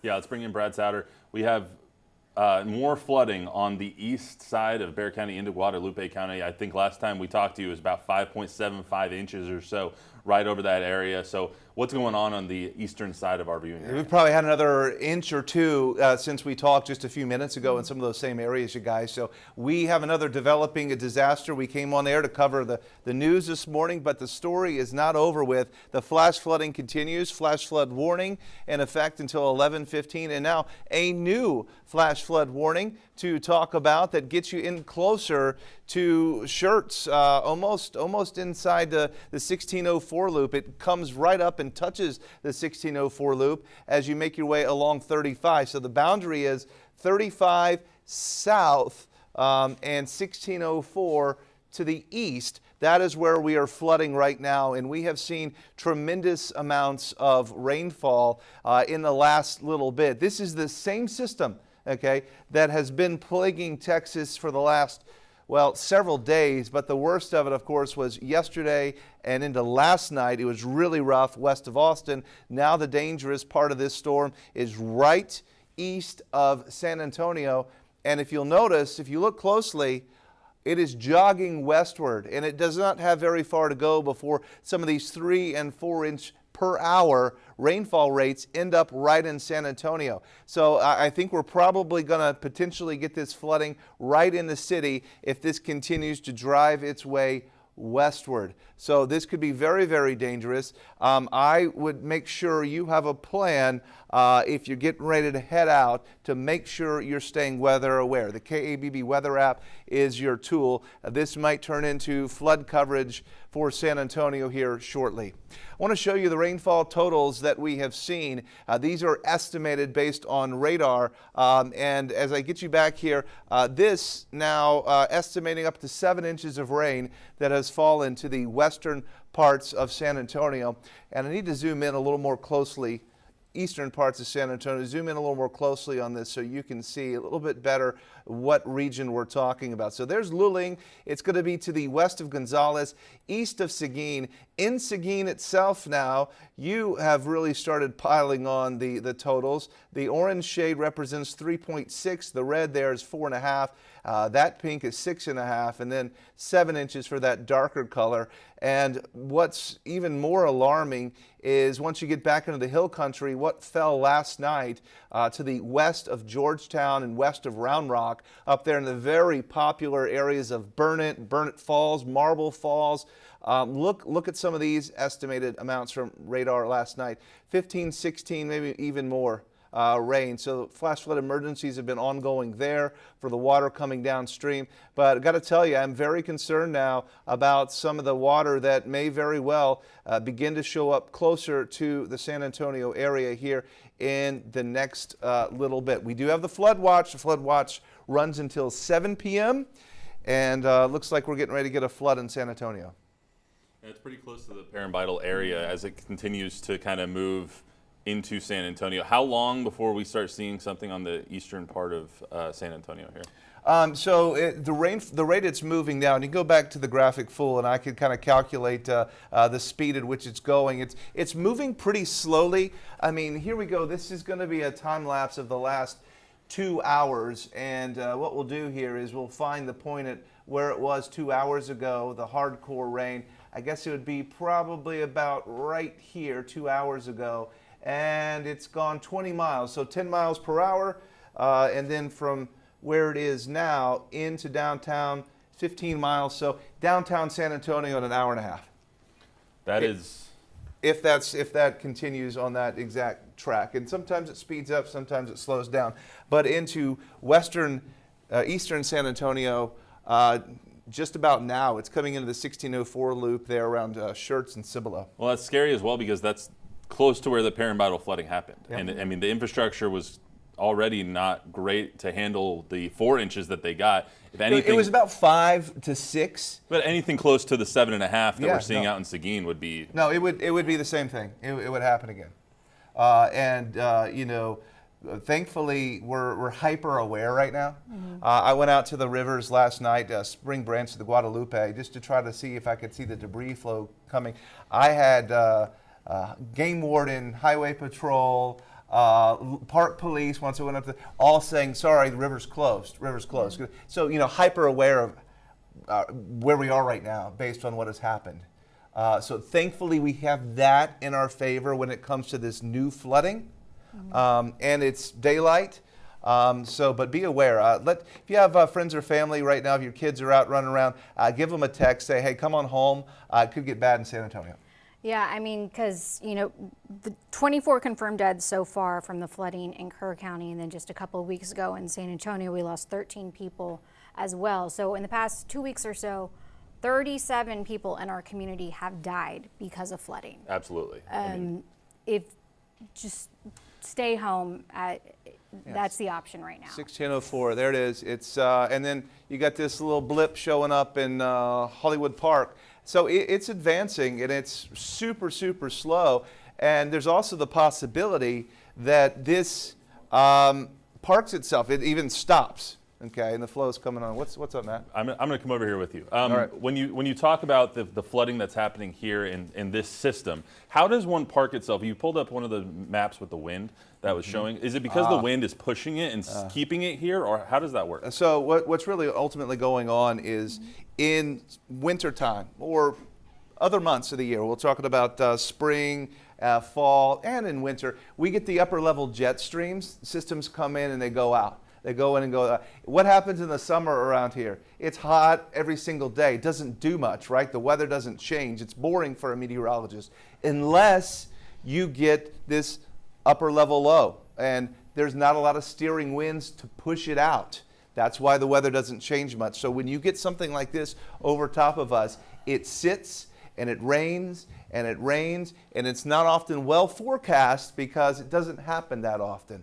But when it does happen, you get mega floods. And if you've lived in San Antonio long enough, you'll start naming years, 2015, 2018, 2012, 1998. You've got these numbers in your head because that's when this happens. And this is going to be 2025. It's going to be added to that July of 2025 Independence weekend. And I'm afraid we're not over with yet. I mean, just looking at the radar right now, it's terrifying, you know. 2-hour loop. And then when you add images of faces of those who have already perished, and little by little we are learning more. There's a story that we have now shared on our website, foxsanantonio.com, about the death of Julian Ryan, 27 years old, in Ingram, one of the victims from the flooding yesterday. And the details, it's going to be a little hard to hear, but he was in a trailer with his family, his fiance, her children, mother-in-law, all trapped. They said the trailer was about 200 yards away from the Guadalupe River, so he broke out That's not a close. window. 200 yards is not close to the river. So he broke out a window trying to get out, and he cut his arm in the process, and he was not able to stop the bleeding, and no one was able to reach them in time. But he was trying to save his family, and he is one of the at least dozen people who have perished. And then, of course, the focus right now has been on the summer camps, and one of the summer camps that's in that area, the director is another one of the deaths that we have been able to confirm. The director of Heart of the Hills, that is one of those camps that's along Highway 39, along the Guadalupe River. Jane Ragsdale is being remembered in a very beloved way, this morning. But here's a photo of her. So she is one of the 24 victims in the Kerrville and Hunt area. Now, she was a counselor at this camp, again, Heart of the Hills, in the 1970s, ended up becoming the director in 1988. And according to the camp's Facebook page, she was awarded multiple national awards and recognitions for her work work with the camp. Now, one of our viewers we spoke with knew Jane personally. She says Jane was just, when you think of kindness and joy, that was Jane. She was the epitome of kindness and joy. If you look at any pictures of her, you can see that in her. She's just such a bright light. She's an inspiration to us all. Camp officials say their camp was not in session when the heavy rain rolled in. They say everyone else who was on site has been accounted for. And that's what we heard last night from officials, is that everyone at all of the other camps has been accounted for. Camp Mystic, though, one of those camps that did not get so lucky. 23 to 25 girls still missing from Camp Mystic. We don't know exactly how many fatalities came exactly from Camp Mystic, but we do have Ashley, who is a Camp Mystic expert for I was a camper, and you I were was a camper for a long time. So familiar with the area, familiar obviously with the camp itself, and just the overall kind of, I think even anyone who went to summer camp in that area, there's like an automatic bond that you have. And it's one of those things that you just have to experience. It's hard to express in any way because it's just so special. Especially when you think of modern times and kids are always glued to iPads and this and that. The phones. Right, exactly. They're not allowed to have their iPhones or anything. You know, there's no modern technology. So the friendships that you develop, it's just so pure, and you spend so much time together, and it really shapes you into, I think, a kinder person. Yeah, and 4 weeks away from your parents, Yeah. we saw on Twitter a couple that was actually in France, who 3 of his girls were at Camp Mystic. Luckily, all 3 of them survived. They were with their grandparents, but they're feverishly trying to get back to the States because they needed to come back and see their daughters, who they didn't know if they were alive or dead there for a little while. So it's got to be extremely stressful having a situation like this when you don't have your phone, you can't send any letters out, you don't have any Wi-Fi, you don't have any modern day electronics. They don't have AC in those camps either. Yeah. So it's got to be really difficult to try and navigate one of those situations. Yeah, and you know, I have a close friend whose daughter was there, and her daughter's fine, you know, and she was able to get her yesterday, but just even, it's a chaotic situation no matter what. It's going to be challenging, especially when it's all unfolding and so much is unknown. But you know, we've had the video of girls arriving by helicopter at Ingram High School, and so you're thinking maybe go there, but then all the girls are getting medical checks before they're cleared to go to their parents. Then they go to the elementary school, but it was just parents waiting for their child's name to be called. Yeah, and we've seen a couple of live shots from our Taylor Whartonby. Let's pull up that map here real quick. You can see exactly where Camp Mystic is down there. It's just south of Hunt, Texas, which is where we've seen Taylor a couple of times talking about the Hunt store up there. It's just about 5-6 miles south of that, but it's in one of those areas that it got blocked off by so much of the flooding you weren't able to access it. So there was quite a while there yesterday where we didn't know if there was people still there, if there was people lost. Nobody could get there. So there was a little while there, about 7-8 o'clock last night, when we finally started seeing helicopters who were rescuing kids from that area. They had to fly helicopters in because you couldn't drive up to it. I mean, can you just tell us a little bit about how the camp is kind of configured, the cabins where these 23 to 25 people got lost at? How did the water get up there? Kind of all those things. It's hard to imagine how it reached where it did, because if you are physically there, there's no way you would think it's even possible for it to reach. Because not only is it a very safe distance, we're going to say about 3 football fields away.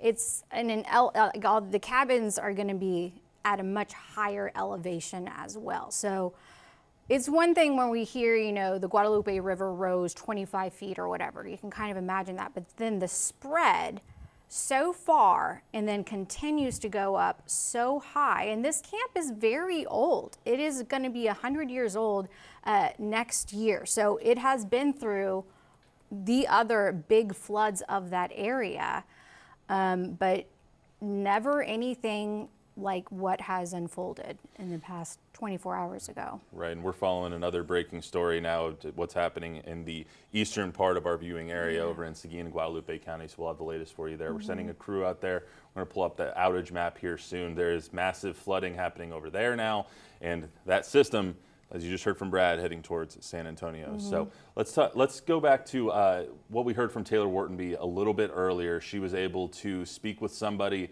at the Hunt store. Yeah, so this is going to be very, very close to all the summer camps, just about 5-6 miles away from Camp Mystic, where those rescue operations are underway. But she's been able to talk with people who have been in the community for decades and decades and really get a sense of what it is like to be a member of Hunt, Texas. It's unbelievable. Like I say, I've been here since 1987, and I've seen 2 or 3 really good floods, but I have never seen one that just total disaster like this one is. They said this thing crested at 36 feet. And it's just, you know, I mean, like the Hunt store there, that was the hub of the community. And people would come down, me and some other guys every morning to drink coffee, you know, and sit and talk. And Carl was here every morning to open up and do the bookwork and everything. And, you know, like I say, I just live right up here on top of the hill. And I woke up at 3:30 in the morning, and I'm in a barn up there, and I had about that much water in the floor of my barn, you know. And I thought, what is going on? I mean, I knew it was raining, but I really feel bad for the people that have lost loved ones and property and everything here. I mean, it's just really hard to fathom that, you know, the destruction. It really is. And so. Yeah, the destruction. I mean, just look behind us. This is just piles of debris that have stacked up. I mean, what was your first reaction to see the Hunt store the way it is? I mean, the gas station here completely flipped over. You know you smell gasoline here. It's just sad. It was. I mean, I drove down there and my jaw fell open. I couldn't believe it, you know. Because like I said, I've seen water come up maybe nearly to the road right here, you know. I've seen it come up that much, but not up to there. And if we could take a look over here, closer to this field area, if you want to take a walk with me, you could see, Jerry, this area. What was this usually like over here? Well, that was just what they call the Preservation Society, and they always had our Sunday Easter service was down here at this little pavilion, and that was usually just a lot for parking, you know. And when Hunt had their 100-year deal or whatever here a while back, you know, they had a big park out there, and I mean, it was just kind of for everybody to use, you know, what it was. So. And I could see from over here, you see a car that's completely flipped over and totaled. I mean, just looking at that wasn't there before. No, it was in this driveway right over here. So that just goes to show how aggressive this floodwater was coming through Hunt. Oh, yeah, it had to be coming through here 90 miles an hour. When I came down here at about 4 o'clock, right up there about where that sign is at a gate or whatever, right through there, yeah. That's as far as I could come. The water was coming through here, you know, that deep, and I couldn't even cross it in that buggy. Now, Jerry, I did speak to another resident that said, you know, I'm just packing up. I'm getting out of here. Where do you start from here after rebuilding? How do you start? Where do you go from here? Church. Yeah, and there's just a lot of, you know, resources that are going to be needed for this. Oh yeah. Well, they've had the Methodist Church open over here for what do they call it, the base camp or whatever, and that's where I went over there to see if they needed anything, but there's nobody there now. So I guess everybody, once the Shoemaker opened, people could get out, and they've got plenty of water and food and stuff all already stacked over there. So hopefully they're all right, but it's gonna take a year or 2 or 3 for this thing to actually get back to the way it was, you know. All right, so we're waiting right now for the latest press briefing up in Kerr County. We are expecting to hear from Kerr County officials with the latest numbers on rescues, on missing, on fatalities. All of those should be coming to us in less than 2 minutes. We'll bring it to you live here as we wait for it. But in the meantime, Brad, we are tracking a whole new disaster in the eastern part of our county. Yeah, and it's getting ready to, I don't know. It sounds like it's off. Okay. There we go. So no, look, we're getting ready to have a flood in San Antonio. Prepare for this, folks. If you're in San Antonio, don't leave your home right now because we have that heavy rainfall that has been flooding all areas to the east of us over the last little bit. Now moving into the city, I do expect flooding in San Antonio in the next 30 minutes, and it's going to start in Schertz, Cibolo, Universal City. New Braunfels, I don't know if you've been added to the flood warning yet or not. Let me, yep, now you have. Let's see. I believe that does include New Braunfels. But look at all the flood warnings coming out as all of this starts to make its way on into the area. So New Braunfels, yes, you are now in the flash flood warning until 1:30. And so we're probably going to see on the order of at least 1 to 3 inches of rain. Possibly as much as 5 to 6 inches of rain, possibly more could fall out of this. It has a history of dropping as much as 7 inches of rain, and it comes down at up to 4 inches an hour. So that's exactly the rainfall rate we had when it came into Perrin Bidle just last, 3 weeks ago. And it's starting to back its way into San Antonio. So don't let me miss the start of that press conference, guys. Just let me know when they're getting ready to go. But here we are looking at Schertz, flash flood warning, now getting ready to come out for you. These are the highway markers. This polygon here is the flash flood warning. I probably need to fix that so they're not the same color. But I guarantee you, once this continues to work its way farther off to for the west, this is going to be in San Antonio. We'll keep you updated. Download the KABB weather app, and let's get back over to you guys. Yeah, we're now hearing that press conference from Kerr County and the city of Kerrville is beginning. So let's go to that live right now and listen in. So we're starting now, and we're going to have 2 more today. We'll have one at 2 and one at 6. And the purpose of each one will be to update you from whatever our previous numbers are. So this morning we'll be updating you from where we were last night, and then at 2 we'll update you from where we are now, and 6, same thing. And speaking this morning, we are going to have Kerr County Sheriff Larry Letha leading us off. United States Representative Chip Roy is here with us. Kerrville Mayor Joe Herring Jr. will be speaking briefly, and Kerrville City Manager Dalton Rice. And when we are done, because we are still in active search and recovery mode, we're going to keep this short. We'll allow 5 questions, and I am going to turn it over now to Sheriff Letha. Thank you. As probably a lot of y'all know, Sheriff Larry Letha, Kerr County. One thing I want to tell you, I appreciate y'all covering this. One thing I'm really big about is transparency. Really appreciate y'all getting the message out there. We will do our best. Like you said, we'll have 2 more briefings out there to get you information as we get it. What I want to start with, I want to make sure you understand. These numbers I'm going to give you are at 8:55 a.m. this morning. These are changing rapidly, okay? So every time the next time we meet, I'll update you, but just bear with us, okay? They will be changing. They're already changing. I'm up here, and we'll try to do a really good job. I've got some notes here I'm going to read because I want to be pretty accurate on this. Then I'll talk a little bit before I turn it over to Chip Roy. We are now more than 24 hours into this tragic event, and Kerrville Police Department, Kerrville Fire Department, and Kerr County Sheriff's Office and other first responders from around the Texas are continuing to conduct rescue and recovery operations along the Guadalupe River corridor. So far, we've evacuated over 850 uninjured people, 8 injured people, and have recovered 27 deceased fatalities at this time. Of these 27, 18 are adults, 9 are children. Of that, 6 of the adults are unidentified, and 1 of the children are unidentified at this time. That's at 8:55 this morning. We're unable to release any further information on the deceased at this time, as our thoughts and prayers go out to the loved ones. We are working hard to locate anyone who is still missing and to ensure they are safe. There are 2 ways that you can report the missing people. This is something I would really like y'all to spend some time getting out. One of the ways is via phone. We have a call center set up to accept information and share that information along our relief and incident commanders. That number is 830-285-1111. I'll repeat, 830 285-1111. It's 258. Correction, 258. Sorry about that. I'm going to repeat it one more time. 258. Number for the final time is 830-258-1111. Is everybody good? Okay. Second way is via email.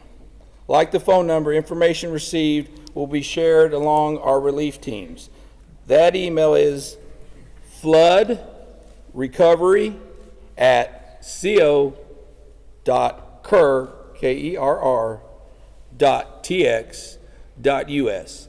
Repeating one more time, floodrecovery@co.tx.us. There is a shelter for the general public who needs assistance at the First United Methodist Church, 321 Thompson Drive in Kerrville. 321 Thompson Drive, Kerrville. At present, we don't need material or volunteer donations at this time. We are coordinating with a strong state response currently. Cash donations can be made to the Community Foundation of the Texas Hill Country. Once again, donations can be made to the Community Foundation of the Texas Hill Country. Our first responders have been working tirelessly and will continue to conduct search and rescue operations until all citizens are accounted for. Tragic incidents like this affect us all. This community is strong and will continue to pull together during this tragic time. We have been humbled by the outpouring of support. We are very appreciative of everyone that's stepped up to help us. One thing I want to tell you and assure y'all is that we will not stop till every single person is found. We've got all the resources we need. We're here for the long haul. As I said, numbers will be changing rapidly, but like I said, we will not stop till everybody. I can't tell you, I've been asked how long will this take? I can't tell you how long it's going to take. It's going to take a while. Appreciate y'all. Like I said, getting the word out. Like I said, after this we're going to take about 5 questions. At this time, I'm going to introduce you to United States Representative Chip Roy. He's going to say a few words. Thank you, Sheriff. I'll be brief. I'm here to show support for the community. My family comes here to Kerrville for 4th of July virtually every year. Come here for Robert Earl shows, and we were planning to be here for the show with Robert Earl and Beckman. These are the events that we're dealing with today, and trying to explain to a world that's watching this and asking questions what a flash flood looks like, where you have a 26 to 30 foot rise in the water in a matter of an hour, 4 to 6 a.m. on a holiday, and the people that are having to respond to that. I just got everybody pause, take a breath for the recriminations and the Monday morning quarterbacking. Because there's so many great people in this community that are responding and moving quickly. Lives lost, saving people, like camp directors. And I'm going to let other people name names and stuff. That's not my job here. But we know the stories of people that have been heroic in trying to make sure that the lives lost was at a minimum and trying to recover individuals. I got a call and an update this morning. My kid's school, there was one of their schoolmates was missing, and was one of the kids. She was on a mattress for 2 or 3 hours in the middle of the night, and she's united with her mom, and that's wonderful. And those are the kind of blessings that we should be celebrating, while we're also mourning the loss of life as we identify those that didn't make it and are now home with their Lord. So I just want to appreciate the first responders, the coordinated effort from the state, local, federal partnerships. Yesterday I was on the phone with the president, with the secretary. I expect we'll have, some additional visitors today. I'll let other people talk about that, but I couldn't even get the conversation out with the secretary, trying to explain to her what we were dealing with. That doesn't happen often for me, but it took me a while to collect myself to even be able to tell her what we were looking at. And they've been fantastic, made available immediately at the request. I talked to NIM about the need for help with the Army Corps. Talked to the secretary and their team, and they're immediate. It's been an extraordinary partnership. I think there's been 1,000 or so boots on the ground combined between state, local, and federal. I'll let them say the numbers, but obviously hundreds of people that have been rescued, 160 plus air rescues. I think that number's going up. Airlifting and taking in resources to some of these camps that were isolated. So let's focus on that. Let's focus on finding those who can be found, and then we can always assess what we need to do later going forward. But extremely proud of this community. Let's finish the job here over the next few days, support the local law enforcement and the first responders, and pray for the families, particularly those who have lost loved ones. With that, I will turn it over to the mayor. Thanks, Joe. I'm Mayor Joe Herring Jr., Mayor of Kerrville, Texas. I'm glad you're here, and I have a few comments to make. People need to know today will be a hard day. It will be a hard day. This is the message I want to share. The city of Kerrville is thankful. We have help from our city crews, from county personnel, from state agencies, and federal resources, including the Coast Guard. I have been asked how people can help. The sheriff has mentioned that a fund has been set up by the Community Foundation of the Texas Hill Country. Information about this can be found on the city's Facebook page. In fact, if you want to know how to help, I know from my phone, from my texts, from my emails, thousands of people across our state and the world want to know how they can help. The easiest way to get information about that is to follow the City of Kerrville Facebook page.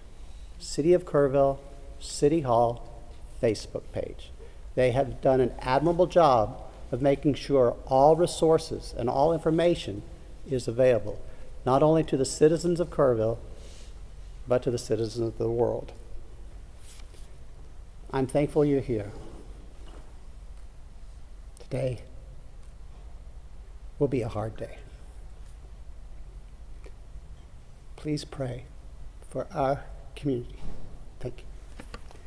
Next up is City Manager Dalton Rice. Thank you, Mayor. Dalton Rice, the City Manager for the City of Kerrville. Just wanted to give a couple updates on operations. Operations did continue through the evening. We use specialized equipment with a lot of helicopters trying to identify any areas that we could find heat sources or whatever. So operations did continue throughout the night. Obviously the water did recede this morning. I do want to encourage folks with road damage, even though a road may be open, please use extreme caution. If water does get under the road, we are seeing a lot of debris, a lot of asphalt that is washing up, so there could be some other damaged areas. We did start boots on the ground operations about 8 a.m. this morning and started about southwest of Hunt, so southwest of Camp Mystic. These folks will be traveling very difficult terrain up through Ingram, and we're going to start getting information. So again, as the sheriff had alluded to, the information is changing constantly, and it's going to be changing by the minute. Talk about roads. Don't do your own searches. We know everybody wants to get help. As the roads start clearing up, you're gonna want to get out there. We are in constant communication with families. We're in constant communication with those around, and so we will continue to effortlessly work through working with our partners. Again, we've been working with Border Patrol, Texas DPS, game wardens, federal side, U.S. Coast Guard is here. We want to thank them. Air assets. Again, we have hundreds of state and federal and local resources out here supporting this community. We do have grief counselors out there, so if there's anybody that needs any support, please don't hesitate to reach out as well. We still are operating shelters. Shelters are the same ones that we gave out before. Good news is a lot of the shelters have gone down in numbers, so there's either been those that have been reunited or kind of moving on.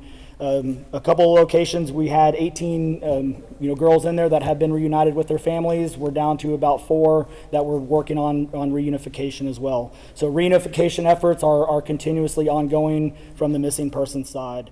Here over the next few hours, we're going to be putting more information out there as far as missing persons, on how to contact if you have somebody that is missing or a loved one. Y'all have the camp number right now. We are continuously working on the other missing person side.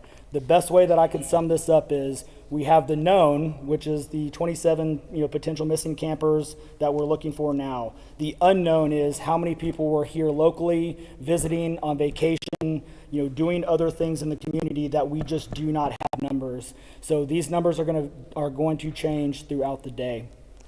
And with that, we will take 5 questions. How many people are still missing? On the missing individuals, the 27, are those all, that you said campers, are those all children? And then also, do we know the total number of missing that you know of, not the unknowns obviously, but the knowns of adults and children for the county? So the 27 missing is the children from Camp Mystic that we have as far as right now for the number.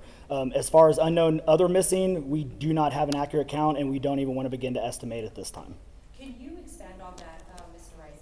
A lot of people in the community, business owners, people that are living along the river have said they are very concerned the number will go up of missing, and they want to know more about how you guys are looking for them, what the efforts are, maybe even some of the challenges. Can you speak to that? Yeah, absolutely. So like I alluded to with the operations piece, we have basically a team of about 34 folks from Texas Task Force 1, DPS, game wardens, and Border Patrol that are boots on the ground on each side of the river, starting in Hunt, and they're starting to make their way up. Across this entire area, it's probably about a 17-kilometer stretch. They are going to be in very debris terrain, very difficult, challenging contours along the riverbanks. So it is a very harsh environment. We are doing what's called a primary search, which is basically a very quick search, but when I say quick, that is up, down, sideways. They're turning over as many rocks as they can, culverts, up in trees. They are looking at every possible location, and then we'll start going into a layered approach, or what we also have from the locals, which has been a really great resource. Any floods that we have are our collection points where the river tends to collect along the riverbank. We do have intel on what sites and locations those are, so we can also put additional resources into those collection sites and start getting a more focused approach on that. We've seen a lot of tragic flooding. We've seen a lot of tragic flooding in central Texas over the past few weeks. There are so many people, I know this is there's so many people already asking what can be done.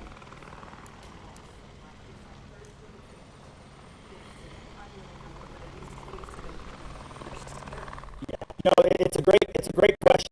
I think that's a question that we definitely need to answer at some point in time. Right now, this is on the search and rescue efforts. Get some closure, where we can. So I think that is a great question that we need to ask ourselves. But right now, we want to focus on search and rescue operations. Are there still rescue efforts going on right now? Yes, we are. We have been in continuous search and rescue operations. Again, this river, even though it started in West Kerr, this goes all the way down through East Kerr County and is continuing on, to the southeast. So yes, search and rescue operations are continuously ongoing, and we'll continue to update on that. One more question. Where are you finding these folks right now, the active rescues this morning? Are they stuck in an island of land? Where are they? Typically rescues, if we do find them, they're going to be in trees, or we find them, either on high ground. Again, most of the rescues that we are having at this point in time are other camps. So we have a lot of camps, and they are all accounted for, but they are isolated because of road damage. So we know where they're at. We're getting them food, water, resources, and now it's a matter of just getting them safely across, low water crossings or other areas to other shelters. There's so much confusion, though, about these kids. We know that there's missing kids, there's pictures, and there's names and all this stuff.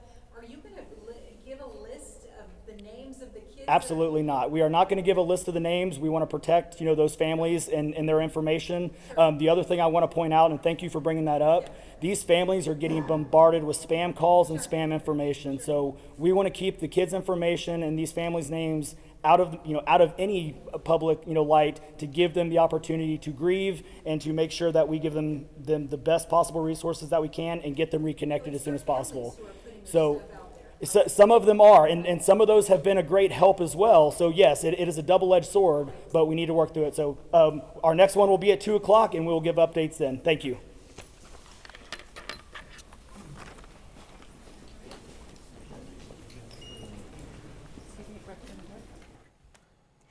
not the easiest information to hear now. Yeah, but that was the latest update from Kerr County and the city of Kerrville. So the new information that we have, so before that, the death toll was at 24. So that has now increased to 27. And for the first time, we have a breakdown of adults and children. So they say of those 27, 18 are adults and then 9 are children. A good amount have been identified. They're not releasing that information, but they are still working to confirm the identity of 1 child along with 6 adults as well. So the information that they provided, they said all the numbers were as of 8:55 this morning, but that it is all changing so quickly. So they kind of led with that warning that these numbers, it's a very small snapshot and it will continue to change, but they have evacuated 850 people without injuries, and then I forget, I don't know if you took notes. I think it was 8 people with injuries that have been evacuated as well. Also 27 confirmed missing so far. That is the latest that we have, and those are all campers. Right, that's another increase in the number because it had been 23 to 25, so now they are saying 27 children specifically from Camp Mystic, because someone did ask to clarify that, because maybe it includes counselors or other adults who may be working at the camp, but they're saying 27 children from Camp Mystic are unaccounted for, and a very active search continues for them. Yeah, there will be 2 more briefings today, at least. They told us 2 o'clock and 6 o'clock will be the next briefing, so about 4-hour increments is what we're hearing right now. They did give us an update on the reunification sites as well. There was 22 girls from Camp Mystic, or 22 girls that had to be picked up with and reunited with their families. 18 of them have been reunited.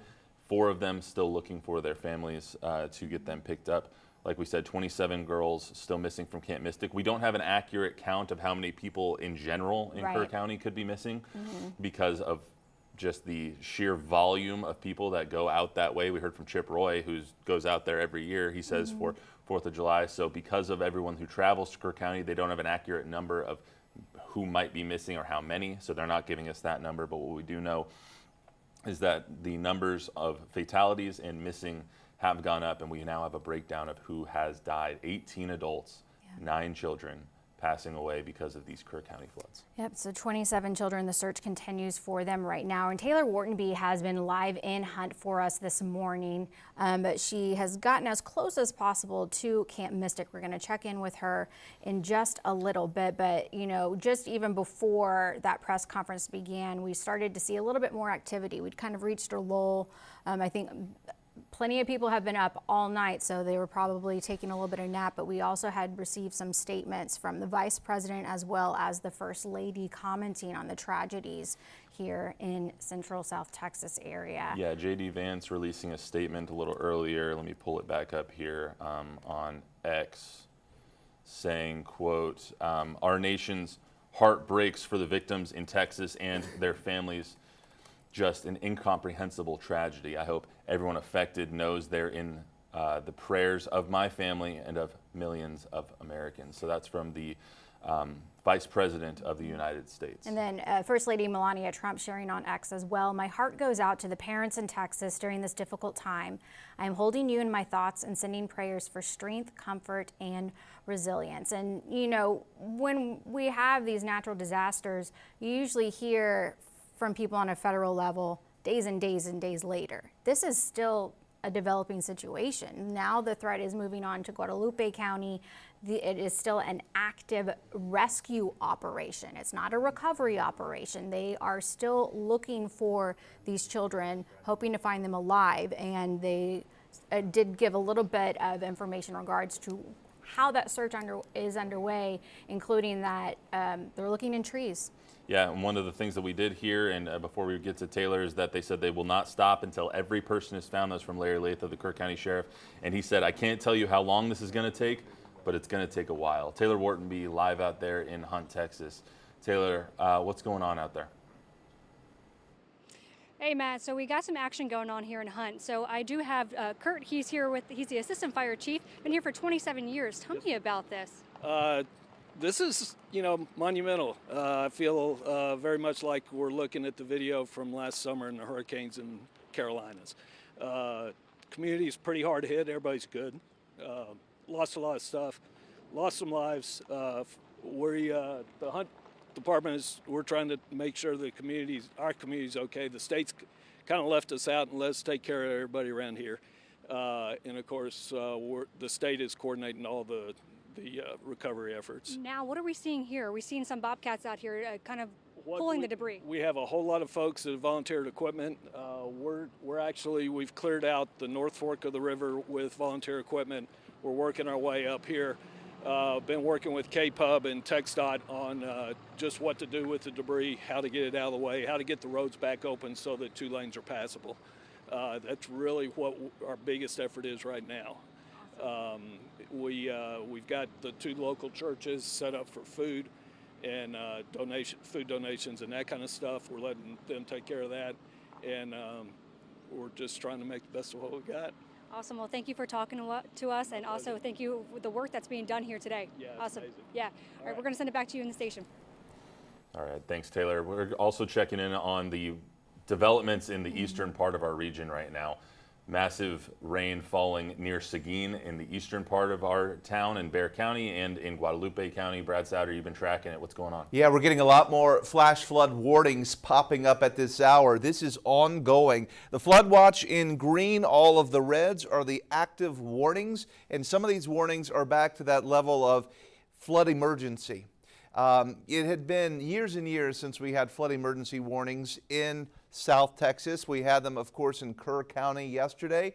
Now they've been west of Austin, where the same core of rain occurred overnight. Now the rainfall is on I-10 and it's backing its way westward. We're going to get a flash flood warning here shortly. I think that will include Schertz, Cibolo, and Universal City, because now the torrential rainfall is driving westward on I-10 here and is now setting up right along 35.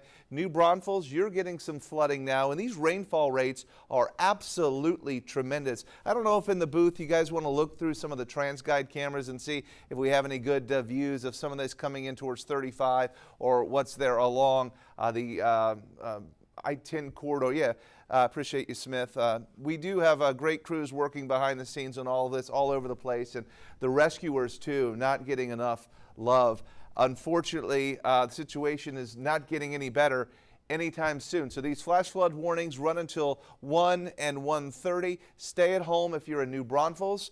You've got a very dangerous situation developing for you now, and this is back towards Canyon Lake. Take a look. Yeah, it looks like it's Canyon Lake's getting into the heavy rain core now, moving in towards the Smithson Valley area, back across 46, and all of those areas. They're trying to drive from New Braunfels to 281. A lot of those roads are going to go underwater that flood very easily, and those are swift. So we're getting the heavy rainfall coming back into the limestone soils. We were talking earlier about how all of the soil, once you get south of downtown San Antonio and east and south of 35, is normal soil. It's dirt. But now from 35 over, you've got the limestone, and that's what makes flooding so much worse. You have some of the views right now coming into San Antonio, 410 at Perrin, Beidel.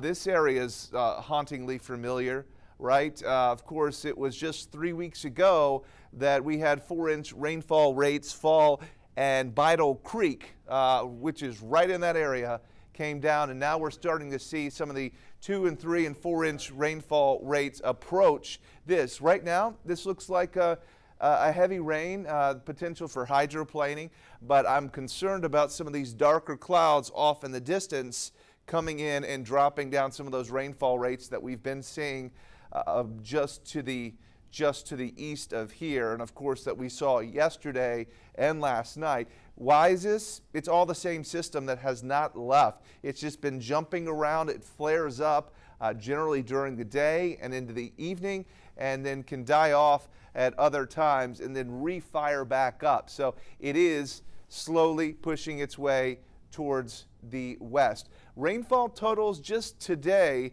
just to the east of Seguin, we've seen upwards of 7 and 8 inches of rain. This is a radar estimated, not necessarily what has been collected in a rain gauge. I have seen some rain gauges that were at 5 and 6 last time I checked about an hour ago, so I'll get an update on that for you. But even now towards New Braunfels, 1 and 2 inch totals, and then just north of New Braunfels, let me move the map there.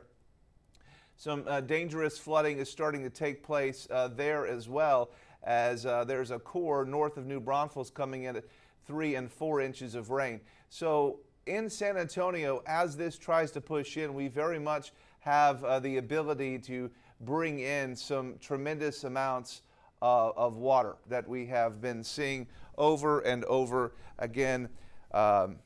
Yeah, so you guys, this is, I wish we could just be here covering, well, not be here at all, covering any of this.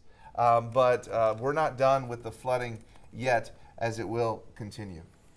I have so many tabs open up on my computer right now, just trying to keep in touch, because social media, you know, is a fantastic source. And the press conference that we had, glitchy. Can you explain just why it would be that way? We saw something like that happen in Uvalde as well, when so many, CNN, NBC, the national networks, everyone's coming in. There's only so much signal to go around. Yeah. So when we have these live view backpacks, that's how we go live, and we're able to take live shots and all that stuff. It takes bandwidth to do those things. Yeah. So you have every station here. You probably have Houston, Dallas, Austin stations that are all there. You have national stations that are all there. Probably some of them have satellite. It's through traffic. the cell towers. It's You just also have so power much. outages there as well. Right. And priority is given to the first responders on those signals. So I know AT&T is big on taking priority and boosting those that have access and lowering some of the bandwidth for others. You know, when you go to a concert and you can't text anybody, even though you have 5 bars, you just can't send a text message. That's what it's like, because there's just so many people trying to do the exact same thing. So we're working on getting a cleaner feed of quality, that, better quality to you, so we can cut up a few of those sound bites for you, and you can hear a little bit more of that press conference. But that's why some of that's coming through choppy. We checked the other feeds. NBC's was a little bit choppy. Some of the other networks around was a little bit choppy as well. So. Yeah, and of course, you know, the messaging right now is that what has happened is what has happened. The rescue crews are getting out there, but then they're having to go out there and with this new round of some tremendous rainfall. And, you know, search and rescue would even be into Canyon Lake now, because everything that's come down the river is ending up in Canyon Lake. And so Canyon Lake's going to become a dangerous place for home debris and vehicles and logs and trees. We saw all of those logs and trees. That's all going to be in Canyon Lake. That's something that the Lieutenant Governor had mentioned yesterday as well, that he has been in communication with the Army Corps of Engineers to make sure that the dam at Canyon Lake is in good condition, that it is still working as it should be. And so as of yesterday, the answer was yes, but much rain continues to fall, and the water keeps moving in that direction. The lake was at record levels. If there was a time to have a mega flood, that the dam would be the safest would be when you have record room to put water. Record low levels. Record low levels. And so since record low levels are there, you've got plenty of room to put all this water and debris.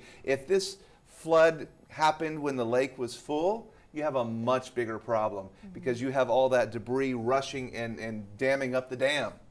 And then that's even scarier. Where does the water go? We're now seeing flooding in Guadalupe County, and obviously Canyon Lake is meant for runoff from the Guadalupe River. Where does the water go that is coming down on the eastern portion of our viewing area now? Okay, sure. So the water there, all of it of course eventually ends up in the Gulf of Mexico.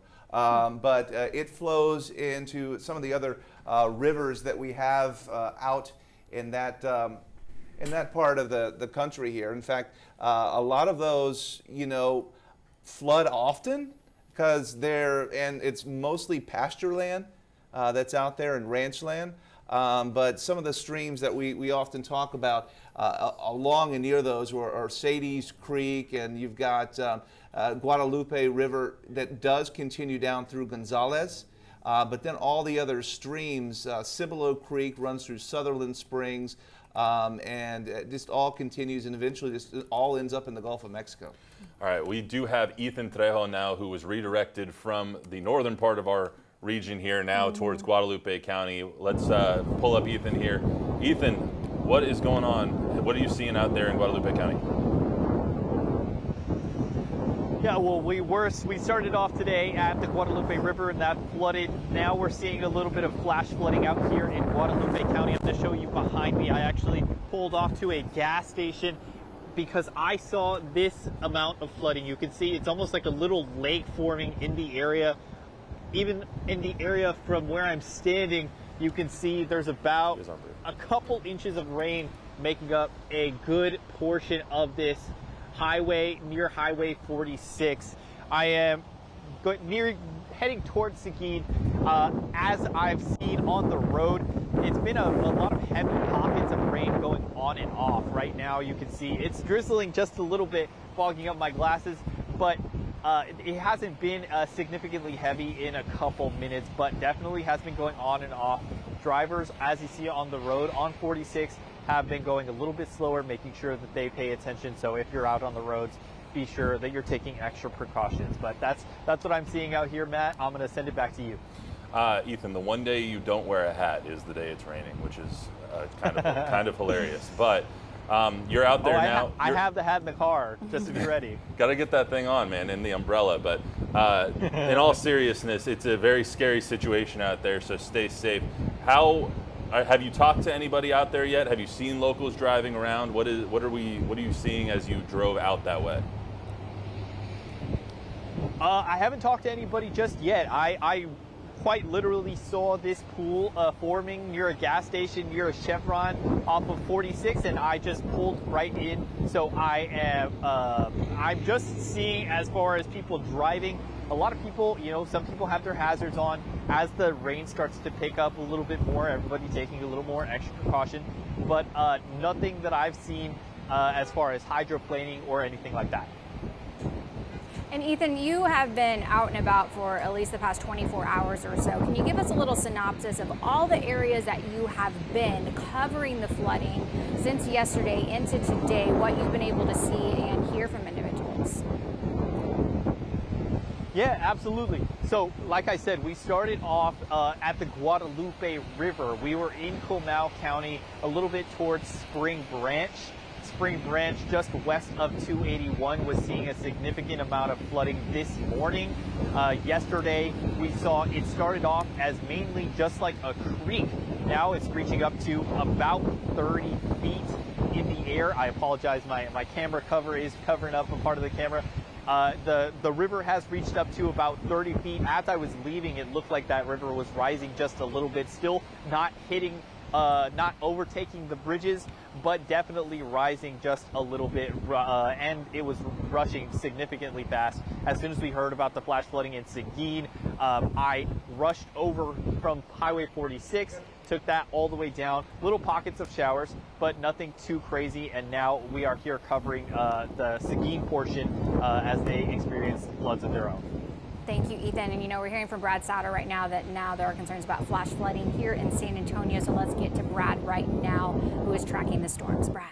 Yeah, you guys, all that rain, those storms were all off to the east, and it's been working its way backwards. I've been telling you that, and I was telling you earlier that flooding is coming for San Antonio, and now the National Weather Service says, yep, we agree, and they've pulled the trigger on a flash flood warning that includes the San Antonio area on the north and east side. This will include over towards Hollywood Park, but I'll get you in a little more closely and show you some of the areas that we're talking about. We're in Schertz, we're in Cibolo, Universal City, New Braunfels now in this, over towards Timberwood Park. Really, it's going to be probably along 281 and points east, and then you're going to be along I-10 and points northward where we have the flooding. And these warnings will last up until, let me give you a query on how long they're under the warning for, until 2 p.m. Until 2 p.m. That is when this warning lasts that was just issued. That includes portions of San Antonio in Bexar County. And so what are we talking about? Well, we're talking about rainfall rates upwards of 2 and 3 inches an hour.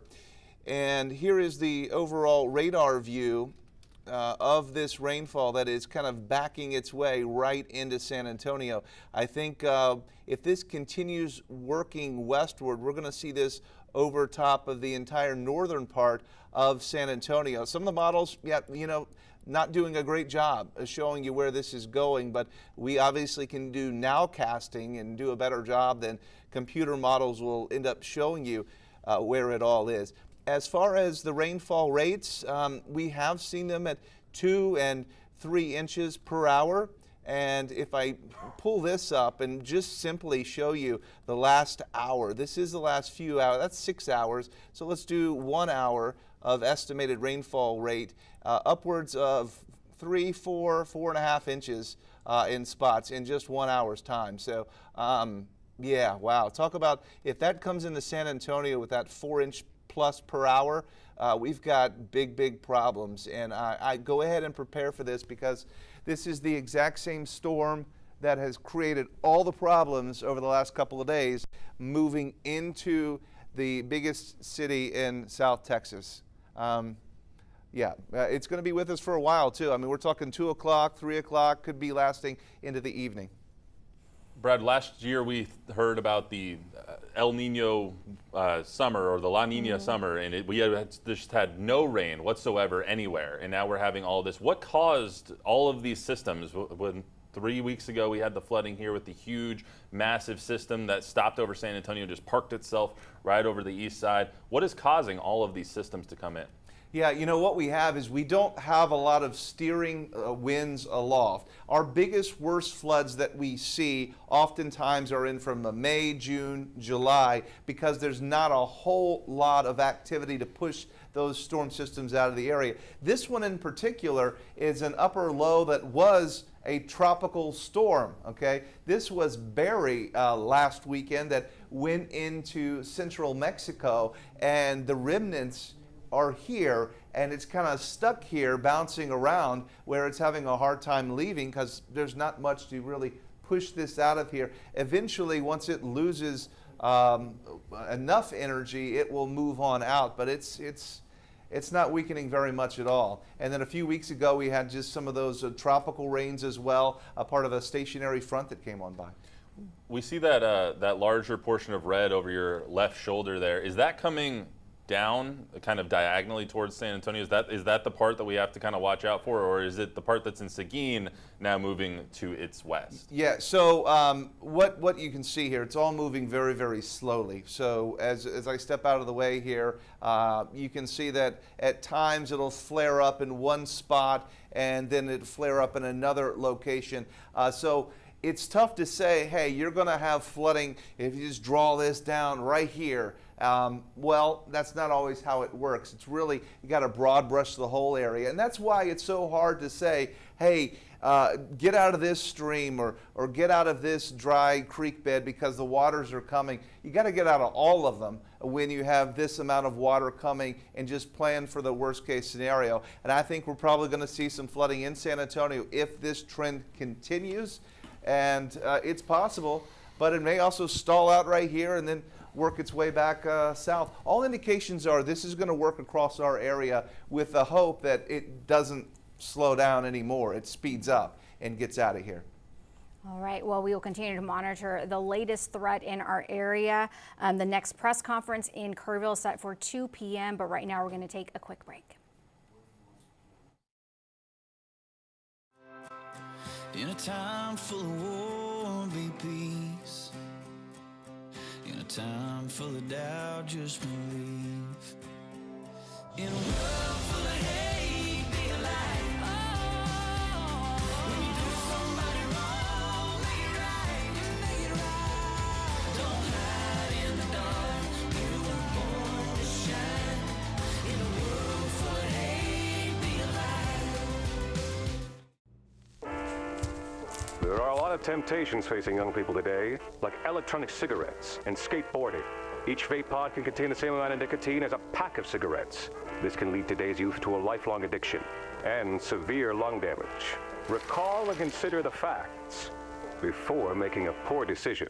The health class film guy isn't the best person to talk to your kid about vaping. Got a few minutes? You are. Start the conversation with your child about vaping today. Medicaid and CHIP offer free or low-cost health coverage for kids and teens. These programs cover doctor's appointments, hospital visits, prescriptions, shots, and more. As parents, we get peace of mind knowing that our children are covered if they are sick or get injured. You may now be eligible for Medicaid too, even if you've applied in the past. Enrollment is always open. Visit insurekidsnow.gov or call 1-877-KIDS-NOW. Paid for by the U.S. Department of Health and Human Services.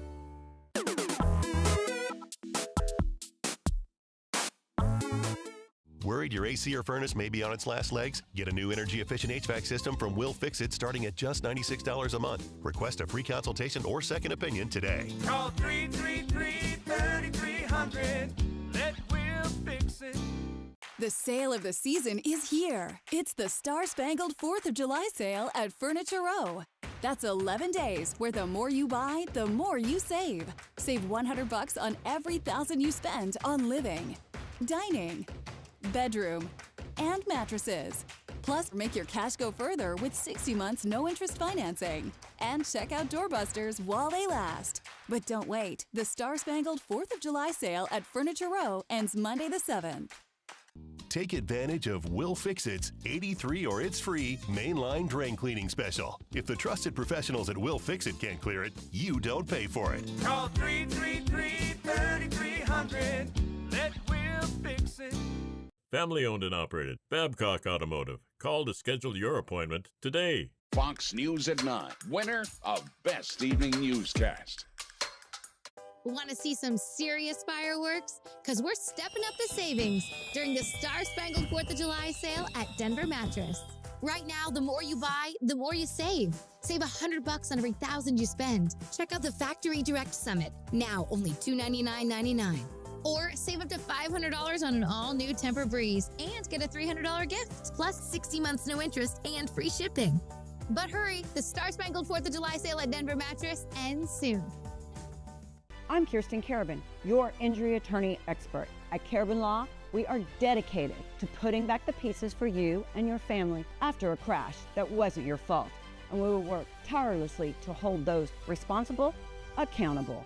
This summer, 1 in 4 kids in San Antonio are at risk of hunger. When you donate to the San Antonio Food Bank this July, your gift will be matched, doubling your impact thanks to Greg Popovich and friends. Visit safoodbank.org/summer meals. The Fox SA First Warning Weather app. Know now, know first. It's your key to planning your week, rain or shine. Download today.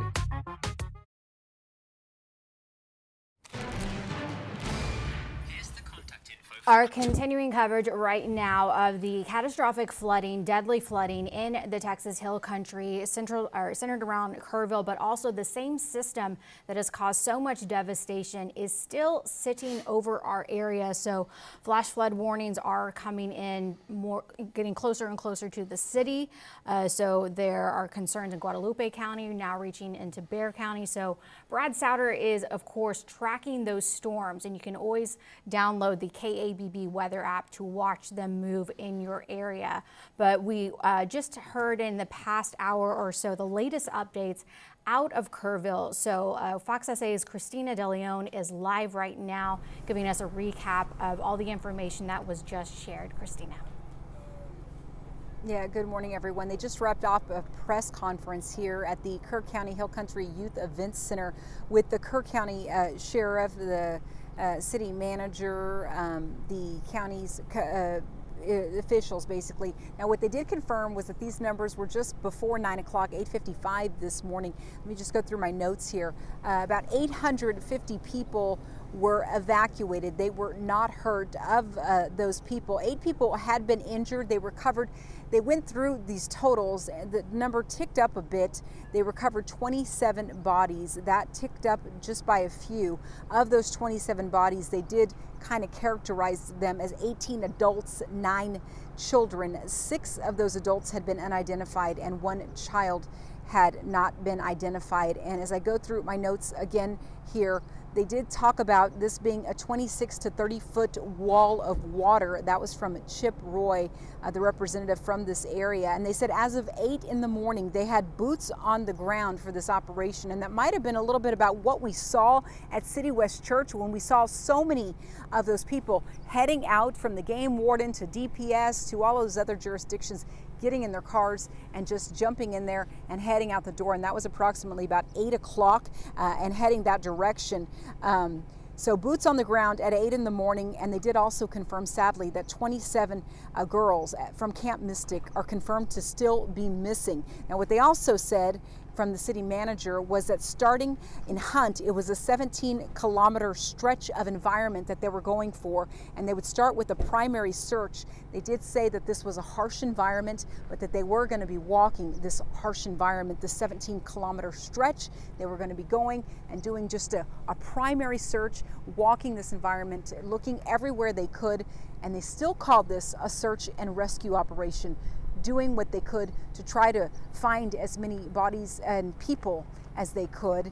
And Chip Roy did give us a heroic story. He said a friend that he knew, her daughter was missing, and that late last night, it was the rescuers from the state of Texas who did find this little girl in the dead of the night. She was holding on to a mattress, and she was found in the waters, in the flood waters, and they were able to rescue her alive. And he didn't remember what camp she was from, but she was rescued alive, and he believes she was around in the 3rd grade. So these are some of the harrowing stories that we are hearing. He told us this off camera, off the podium, and that was a good story that we heard about some of the people who were rescued. So it is happening. These rescues are happening from some of these people from the state who were brought in to help with the search and rescue missions. They had infrared that they were using throughout the night. They didn't stop when it got dark. So we did try to ask for a list of names just for some clarification, because we are seeing on a lot of the social media posts pictures, phone numbers of people who might still be missing, and we thought there would be some clarification if they gave us a list of the names of the children or the adults who they did find, but they said absolutely not, because they hadn't gotten a full list of people. They were still notifying next to kin. They were still trying to clarify everything. The JP imagining the people who are identifying these people are just simply overwhelmed at this point, and they said absolutely not. They weren't going to be listing, and they said that they would work tirelessly, that they would do this every day until everybody who was unaccounted for would be found. So again, I'm just going to quickly go through all these numbers one more time of what was revealed to us for the death toll at this morning's briefing. And again, as of 8:55 this morning, 850 people were uninjured, 8 were injured. Again, that was rescued. 27, unfortunately, were recovered, that were bodies found. Of those 27, 18 were adults, 9 were children, 6 adults were unidentified, and 1 child has been unidentified.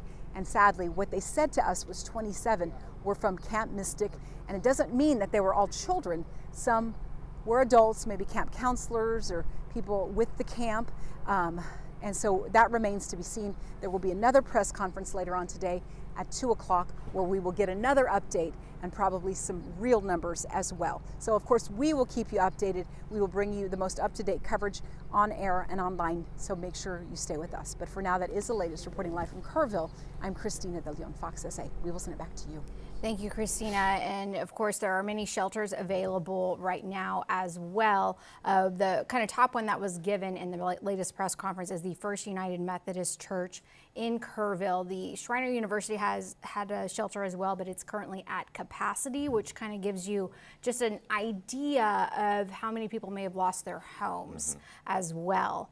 But here's just we can go through the kind of the different shelters there for, again, the First United Methodist Church, and we can advance the next one, Notre Dame Catholic Church as well. And one thing that the sheriff had also shared, that if anyone in the area has any information, maybe they're hearing people calling for help, there is a number to call with information to assist in the search for the missing children. And that number is 830-258-1111. Again, 830-258-1111. We do also want to bring in Brad Souter one more time here, because it's getting increasingly hairier here in Bexar County as the storm continues to, as Brad says, back its way into Bexar County from Guadalupe County. We just saw Ethan Trejo. There is already some flooding starting that we see there in Guadalupe County. So Brad, what's the latest on the weather wall? Well, you know, what we have here, you guys, is the fact that this is slowly meandering its way westward. This has been responsible for a lot of problems, up to 7 and 8 inches of rain in Seguin here a little while ago, creating some flooding. Now, Seguin can handle the flooding better than you can over northern Bexar County in the hill country because you don't have the limestone soil or the hard ground right beneath your feet. It's more dirt. But I am watching where I'm concerned for New Braunfels right now because you've got this coming on in and it's kind of just parked itself right over top of you into the New Braunfels area, and now moving up Highway 46, closing in on the northern parts of Bexar County. This is dropping down torrential rainfall, looking at about 2 to 3 inches per hour that's been actually accumulating. So right now along 46 to the east of 281, I wouldn't go through there. Those are going to be closed. Those roads are going to be impassable as you work your way down to portions of, from 281 through New Braunfels. They're going to put barriers over that, and it's going to be impossible to be able to make your way through that area. There is more warnings now coming out. Flash flood warnings have been extended to include many other areas of northern Bexar County now, and I'll try to show you some of those as we're watching where these are. Here we are. So here we are looking at the flash flood warnings that now include northern Bexar County, northeastern Bexar County into New Braunfels, and all the way through Seguin because of this extreme heavy rainfall that's coming in to Austin. In fact, I was just checking the Colorado River that comes towards Austin is at its highest level in 95 years. Right now it's 41 feet. That's going to be tearing up a lot of property along the Colorado River coming into the Austin area. So this hasn't just been limited to Kerrville. Now it's been affecting Austin overnight, at least the hill country outside of Austin. And now my concern is for what is to come for San Antonio over the coming hours. Flood watch remains until 7 p.m. and flooding can develop. So stay by your phones today, and when those warnings come out, pay attention to them because we have seen dreadful situations over the last 24 hours and over the last 2 weeks with flooding. And this is the same system that is responsible for what happened in Kerrville and what happened last night in west of Austin. We don't even have the missing people or the information if there are missing people there, but with the amount of rainfall I saw, there's going to be big problems there. So I'll keep you fully updated on this.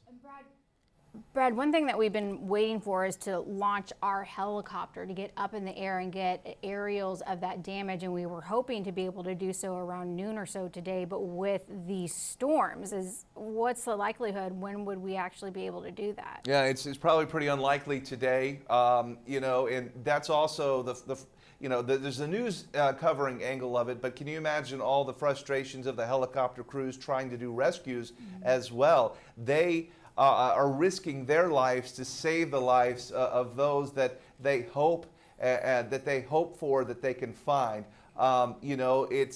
It's so dreadful, obviously, for those that aren't found yet.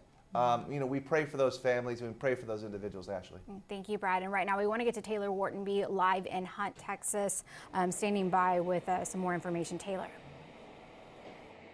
Welcome back. Yeah, so I'm still here in Hunt, Texas, where we have some action going on. We have a lot of volunteer first responders clearing the area, making that debris that was in the way out of the roads and onto the sidewalks, just so we have more room for the road. So I am joined with Kirk Griffins. You've been here for 27 years. You're assistant fire chief. Tell me a little bit about the camps that we have here nearby. You said there were 6, right? We have 6 large summer camps in the area. 3 of them have been pretty much evacuated. We've got the local school districts are volunteering their buses, getting the kids back into Kerrville and to Ingram to get picked up by their parents. So that's worked really well. We basically evacuated 2 of the camps yesterday, Camp Lahana and Camp Mystic.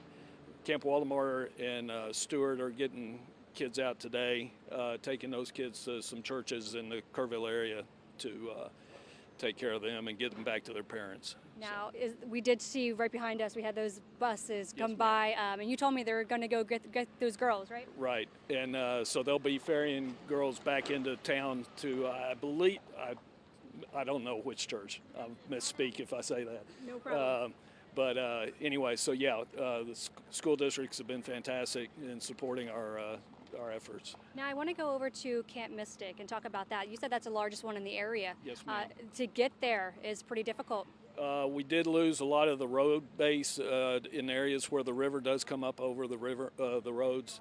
It basically just peeled the asphalt off the roadbed, and so we've got gravel roads with big holes. Fortunately, TxDOT did get in last night and got them at least passable, and we continue to do that as both out the North Fork of the river and the South Fork.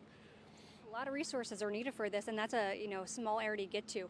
Yes, it is. Fortunately, we've had a bunch of people donate their time and the equipment. We've got volunteer crews running skid steers clearing the highway so that TxDOT and emergency responders can get in and out on 2 lanes. Now, as for here in Hunt, Texas, a lot of crews working here today, clearing the debris from the roadways, because there's a lot of debris here. This is heavy material that has been from the post office that you've had. The post office to the Hunt store to fences and everything else. All the rock has been knocked down. We've got rock and brick everywhere, and we'll clean it up and keep going. How long will you guys be out here doing this for today? We'll be out here until we shut down. So it'll be dark plus. And I want to mention, it's a small community, so this is all volunteers working their time. Yes, ma'am. The dozen or so skid steers that you've seen, one more just arrived, those guys are all volunteers. And I also want to mention, that this community has stepped up. I know a lot of people are talking now, what can we do next? What happens next? What can people do next? And if they need donations, where can they go? Our 2 churches in the area, the Methodist Church and the Hunt Baptist Church, are taking donations as food and dollars for us right now. So if you need to, feel free to contact them the best we can. Currently, we have no phone service, but cell phones are working spottily, if that's all right. And we'll go from there. Yeah, we were talking about that earlier about your side is you have power. My side of the river has power. This side of the river doesn't. Yeah, we do see the powered line. Telephone lines, power lines are down. So even old dial-up phones aren't working right now. So especially anything that's fiber or anything like that, our local community company HCTC is working really hard to get things back up in June for us, and doing a yeoman's job. Now, are you able to talk to me a little bit about yesterday and that scene of just the water rushing through? I mean, the Hunt store here completely damaged. We had water way higher than any of us have ever seen. It's my understanding that since the 1930s, I've been through some pretty good rises here. I haven't seen this, and first report that we heard from the other side of the river yesterday, about a mile downstream, because we couldn't get across, that the post office and the Hunt store were gone, and we kind of went, yeah, right. Sure enough, we've got a slab where our post office was, and the Hunt store will probably have to be demolished. So, is there anything that you'd like to get out to the public that we might have left out? No, ma'am. Appreciate everybody's volunteer and all the efforts to date, and we'll just keep ginning. Awesome. Thank you, Kirk. Thanks so much for your time. So I'm going to send it back to you guys at the station. But I also want to mention I did speak to the owner at the Hunt store, and she did inform me that she's had a lot of community members reach out to her that are wanting to help. And they're going to update their website page, which is thehuntstore.com, and they'll have updates on there throughout this tragic event that's happening here in Hunt, Texas. Thank you, Taylor. And I don't know if you're able to clarify with him. He had been listing the summer camps and the evacuations, saying yesterday he believes that both Lahana and Mystic had been evacuated, like fully evacuated, because as we heard, it's 750 campers is the estimate just at Mystic alone. So 750 campers have been safely removed, around that number from the camp indeed. And if so, where are they all now? That's just so many people to house, and kids are from all over the area, or all over the state. If you could just get a little clarity that it is clear indeed. Yeah, just want to talk about the evacuation numbers, just the high numbers there. That's a lot of people. Were they fully evacuated? Some areas were. We had some areas that, of course, we couldn't get out because of the river crossings. We have so many river crossings in here, 1 mile, 2 miles, 3 miles apart from each other.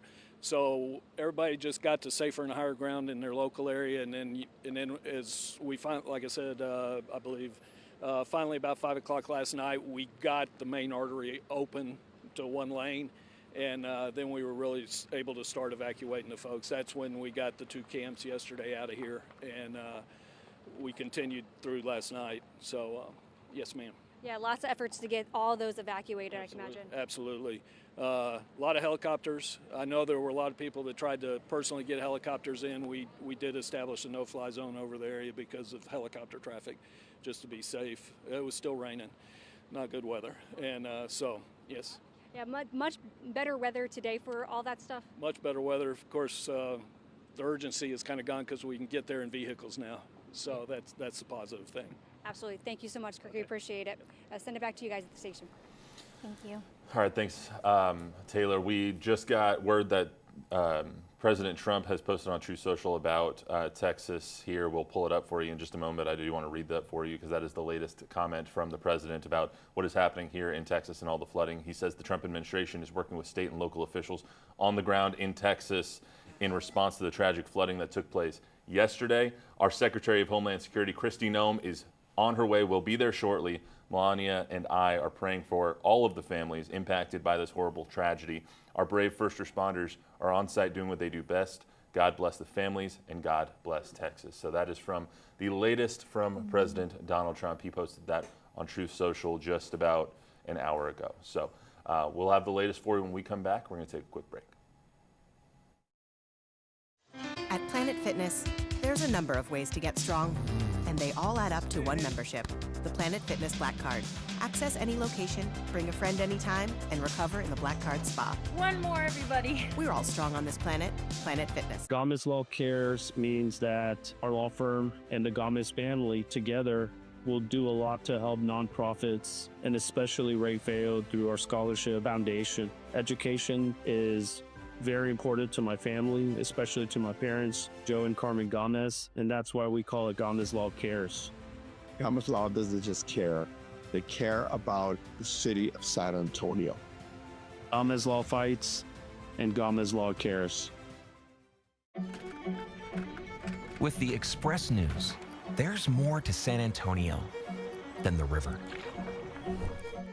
More to follow than the forecast. There's more to celebrate than championships. More to invest in than our businesses. And when it comes to our history, we're still making it. With the Express News, there's more to San Antonio. Don Rackler here with my good friend Randy Carroll, and we're talking about the John Wayne Flex AC system. This Flex AC system is small, it's very quiet. You can have a baby sleeping inside and they're not going to wake up, and it saves you a ton of money on your electric bill. We loved it so much we had one installed here at our house.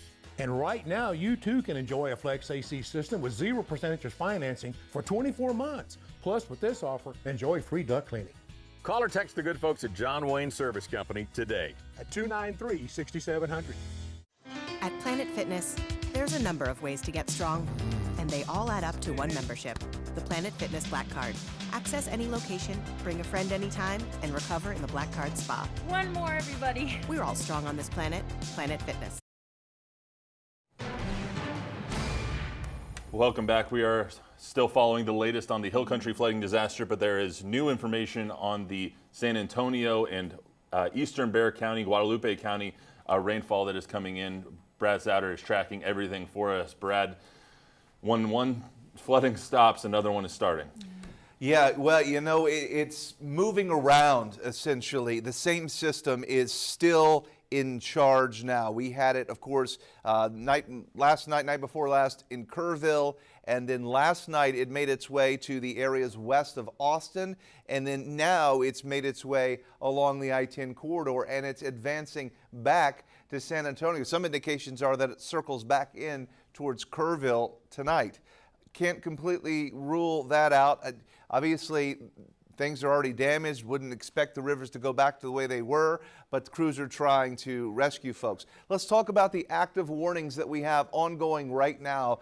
Flash flood warning just east of Hollywood Park. Schertz, Cibolo, Universal City, flash flood warnings to New Braunfels. A flash flood warning means flooding is occurring and it can be life-threatening, and you don't want to drive through water. So there's water over roadways, especially along I-10, the frontage roads and other side streets. I-10 is very much in pretty good shape usually, but if there's a problem there, we would know about it. Say that again, Smith. Okay, yeah, TransGuide, pull that up for us. So here we are, we're at, this is going to be I-10 and FM 1516. Thankfully there, it doesn't look like it's raining as hard, but you can see obviously the spray back on some of the vehicles there as it has been raining. And when it rains, sometimes there are power outages as well. We have CPS Energy outage map showing you that there are some power outages now. And the latest on some of those, about 395 customers are affected and 8 power outages, all you can see primarily on the east side. They also layer in kind of the radar view, and so you can see where it is raining, there are a few power outages. Thankfully, not that many at this point. We don't want any more, obviously, but back over to radar showing you that the heavy core of rain is now beginning to line up north of San Antonio along 46 from New Braunfels back over to Spring Branch, yeah, right into through Spring Branch, and this area floods a lot.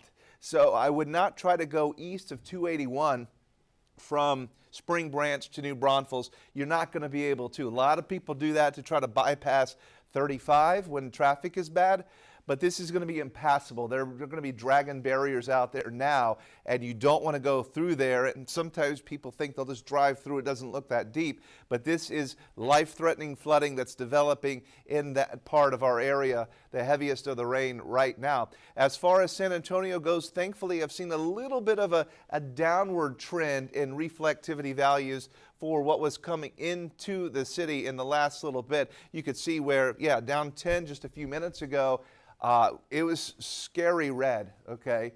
Just to show the darker the colors, the heavier the rain. No real hail with it, but now the scary reds are there between 281, New Braunfels, starting to nudge its way there into almost into Timberwood Park, Smithson Valley area, getting all of that as well. So that's where it's very, very dangerous.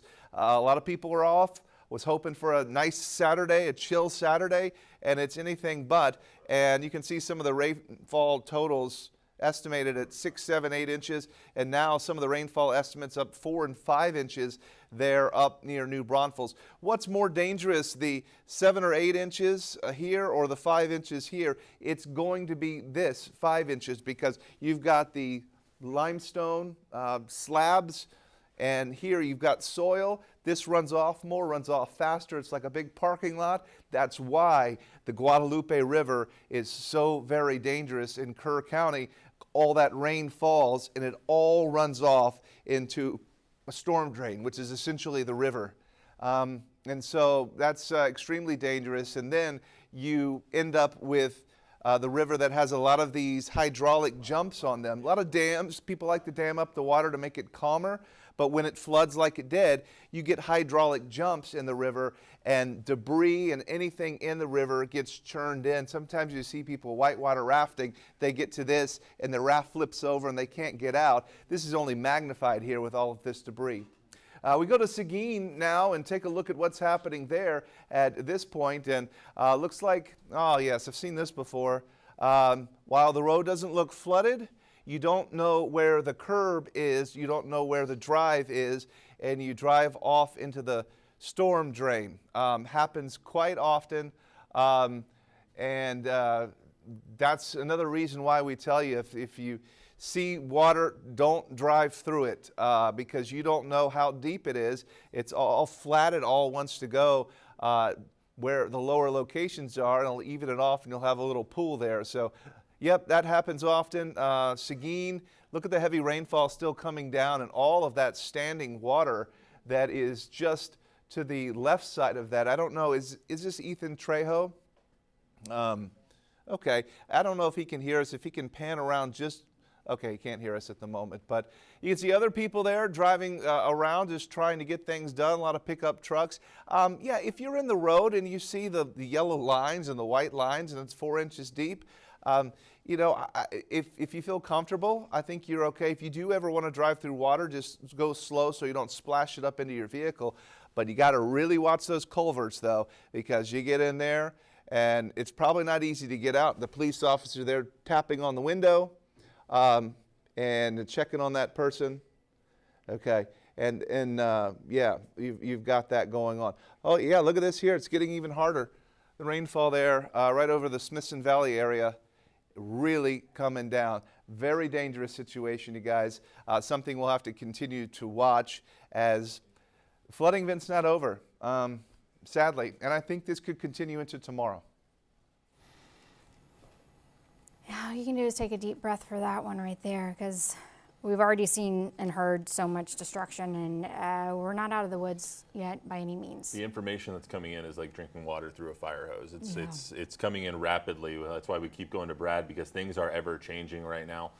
We're still trying to connect with Ethan Trejo out there in Seguin, where the rain is coming down considerably, and we just saw one of those pictures that Brad was showing us of cars already getting in trouble, and it's eerily similar to what we saw yesterday in Kerr County, and so we just do not want that to happen at all. So Ethan, we do have finally broke out the umbrella. I see Ethan Trejo live out there in Seguin. Ethan, what can you tell us? Well, yeah, man, it's getting pretty hectic out here.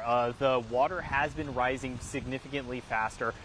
It's a little bit heavier in some areas, like you can see behind me. They were doing some water rescues here at HEB. This car behind me actually just flipped over that curb probably a minute or two ago. The officer was informed, and so she headed on right over. You can see her trying to assist the people in the area now.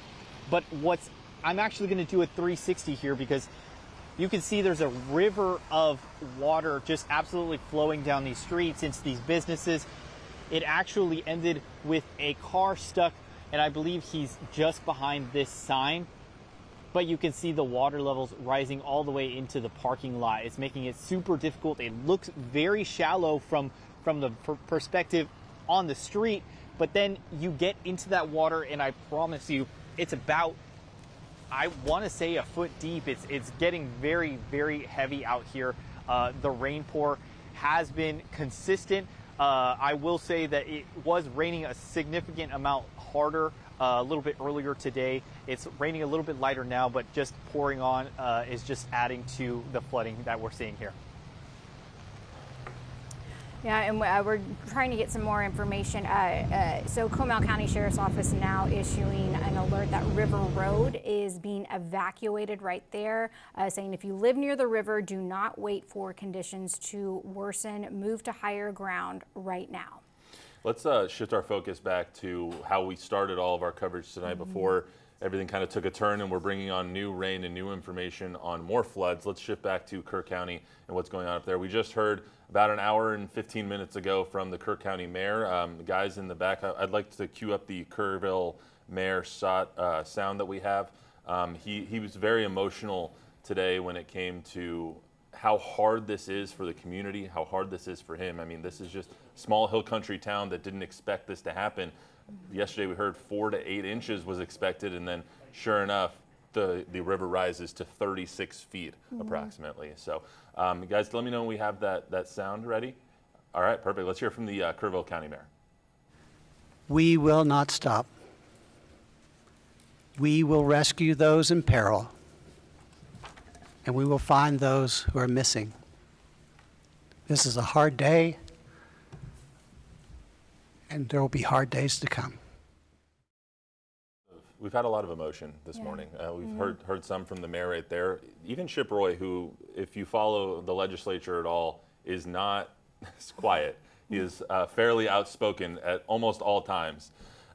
Even he was speechless at a certain point because of what is happening in his district and what's happening around his hometown. Yeah, I mean, it's one of those things that people just have such personal connections, because I think he had shared how his kids have a friend from school who was among those missing. But we're starting to get some more information in. The next press conference is going to be set for 2 p.m. where even more new numbers will be issued. But right now we're going to take a quick break, kind of reset, and bring you the very latest coming up after the break. There's a moment when time stops, when a woman answers her phone and learns her husband will never come home again. Crushed beneath an 18-wheeler, driven by someone reckless. In that moment, she becomes a widow. Her children fatherless, their future together erased in seconds. Your pain is not something I take lightly. Let me fight to get you the justice you deserve. Vivint is for you, homebodies, just in for the night. For never homebodies, catching a flight. You, comfort achievers, snuggled in bed. And package receivers, awaiting new threads.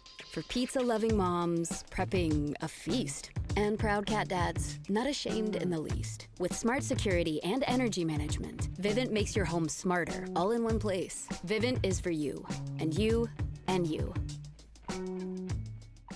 Welcome to Take 5 Oil Change. How long does this take? Give us 10 minutes, we'll get you on your way. 10 minutes? Get out. That's fast. Like F1 pit stop.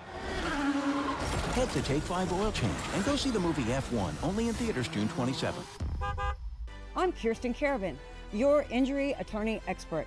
At Kerrville Law, we fight for your rights against insurance companies that may not have your best interest at heart. Don't worry, we've got you. Call Kerrville Law today. Are you pregnant and looking for a doctor for your prenatal care? Look no further. Centromed is here for you. Centromed offers women's health services including family planning, annual exams, and much more. Centromed has a dedicated team of obstetrics and gynecology physicians ready to provide quality health care. Centromed offers a clean and safe environment. Call 210-922-7000 to schedule your next appointment at Centromed. We continue our special report right now of the Hill Country flooding, and you know, it's a holiday weekend, so maybe you have been slow to get up this morning, but it remains a very active situation. And in addition to us continuing to follow the latest developments out of Kerr County, the storm system that hit that area so severely yesterday is still over our area. So there are flash flood warnings for northeast Bexar County, cities such as Seguin and New Braunfels until 2 p.m. So a couple of different situations that we're monitoring, but we are here on a Saturday morning. We don't normally have a newscast at this time because of the tragedy that has unfolded in Kerr County. So we got the latest official update. It was about 10 a.m. and so they shared new numbers and everything was as of 8:55. But we want to go to some of the stuff that was shared in that press conference. And right now we are going to hear from the mayor of Kerrville, Joe Herring. People need to know today will be a hard day. It will be a hard day. This is the message I want to share. The city of Kerrville is thankful. We have help from our city crews, from county personnel, from state agencies, and federal resources, including the Coast Guard. I have been asked how people can help. The sheriff has mentioned that a fund has been set up by the Community Foundation of the Texas Hill Country. Information about this can be found on the city's Facebook page. And of course, you know, state, local, federal resources, and we've also in all these different press conferences have been seeing different federal elected leaders, and so that also included Congressman Chip Roy, and here's a little bit of what he had to say. Trying to explain to a world that's watching this and asking questions what a flash flood looks like, where you have a 26 to 30 foot rise in the water in a matter of an hour, 4 to 6 a.m. on a holiday, and the people that are having to respond to that. I just got everybody like pause, take a breath for the recriminations and the Monday morning quarterbacking, because there's so many great people in this community that are responding and moving quickly. Lives lost, saving people, like camp directors, and I'm going to let other people name names and stuff. That's not my job here, but we know the stories of people that have been heroic in trying to make sure that the lives lost was at a minimum and trying to recover individuals. I got a call and an update this morning. My kid's school, there was one of their schoolmates was missing, and was one of the kids. She was on a mattress for 2 or 3 hours in the middle of the night, and she's united with her mom, and that's wonderful. And those are the kind of blessings that we should be celebrating, while we're also mourning the loss of life as we identify those that didn't make it. There's so many stories just like that we're hearing. Last night we saw someone a girl who was stuck in a tree, and a guy who owned the house next to it heard her yelling and was able to go and get help and save her. I mean, we're hearing so many heroic stories like that, and it's such an emotional time. We've heard from Taylor, who's interviewed a couple of people about the Hunt store up there, which is likely now to be destroyed and hopefully rebuilt and back and better than ever here in a couple of years, hopefully. But so many people emotional because their town is being destroyed or was destroyed by these floods. We want to hear a little bit from Larry Latha, the Kerr County Sheriff, now as well. We will not stop till every single person is found. We've got all the resources we need. We're here for the long haul. As I said, numbers will be changing rapidly, but like I said, we will not stop till everybody. I can't tell you, I've been asked how long will this take. I can't tell you how long it's going to take. It's going to take a while. So there is federal resources and federal officials now that are reaching out to Texas, making sure that Texas has everything that they need to handle these kinds of disasters and these kinds of emergencies. Let's see a couple of those. This is from Vice President J.D. Vance. He says, "Our nation's heart breaks for the victims in Texas and their families. Just an incomprehensible tragedy." Yeah, and also this morning, First Lady Melania Trump had shared on X, "My heart goes out to the parents in Texas during this difficult time. I'm holding you in my thoughts and sending prayers for strength, comfort, and resilience." And then Melania's husband, President Donald Trump, tweeting, or excuse me, not tweeting out, but putting on Truth Social here recently, saying that the Trump administration is working with state and local officials on the ground in Texas in response to the tragic flooding that took place yesterday. Our Secretary of Homeland Security, Kristi Noem, will be there shortly. Melania and I are praying for all the families impacted by this horrible tragedy. Our brave first responders are on the site doing what they do best. God bless the families, and God bless Texas. And so, you know, the rescue operation still very active right now. We are going to be speaking on the phone in about the next 5 minutes or so with an organization that is spearheading a lot of those efforts. But a quick brief update on the latest numbers that was shared at 10 a.m. 850 people have been evacuated safely from the flooded areas in Kerr County. A total of 27 people now confirmed to have died. That is 18 adults and 9 children. And then 27 children from Camp Mystic in Hunt, Texas remain unaccounted for. So the operations, like an inside look at what they are doing to find these children, that is what we're going to get some perspective on coming up. Yeah, and this was the first time, as a reminder, that we got kind of a breakdown of the fatalities. That was, to me, the most striking aspect of that press conference was 27 dead, yes, but 18 adults, 9 children passing away because of the massive flooding in Kerr County. Yeah, and of course, the continued threat, as we had mentioned. So let's get to Brad Souter tracking the storm right now. Brad. Yeah, guys, you know, and it's not just that, but there's devastation happening west of Austin here this morning with Colorado River running at its highest level in about 90 years as well from overnight flooding near Burnett, Texas there. Meanwhile, it's raining and storming like crazy on the far north side, the Bulverde-Comal County line, and back into New Braunfels. The latest on the flash flood warnings look a little something like this. We have flash flooding basically from 410 and I-35 all the way up through Austin and Round Rock, and that's a nightmare. Meanwhile, through Seguin, there's flooding, and all the way back towards Luling, just outside of Gonzales. So this whole sector here getting the flooding. The flooding starting to get worse now in Comal County, where there's a hardcore bit of rain right on the border of Comal County and Bexar County. And this is putting down lots of lightning, lots of power flashes off and on with the lightning that's very, very vivid. And then into New Braunfels, Highway 46 traveling from New Braunfels to 281. You can't do that. It's underwater right now in sections. There's lots of runoff there. But down towards Lavernia, getting some heavy rainfall, and then towards Nixon as well. So what is all this? Well, it's the same low that brought all of the flooding to Kerrville and then to the areas of the Hill Country last night near Austin. And now it's threatening San Antonio.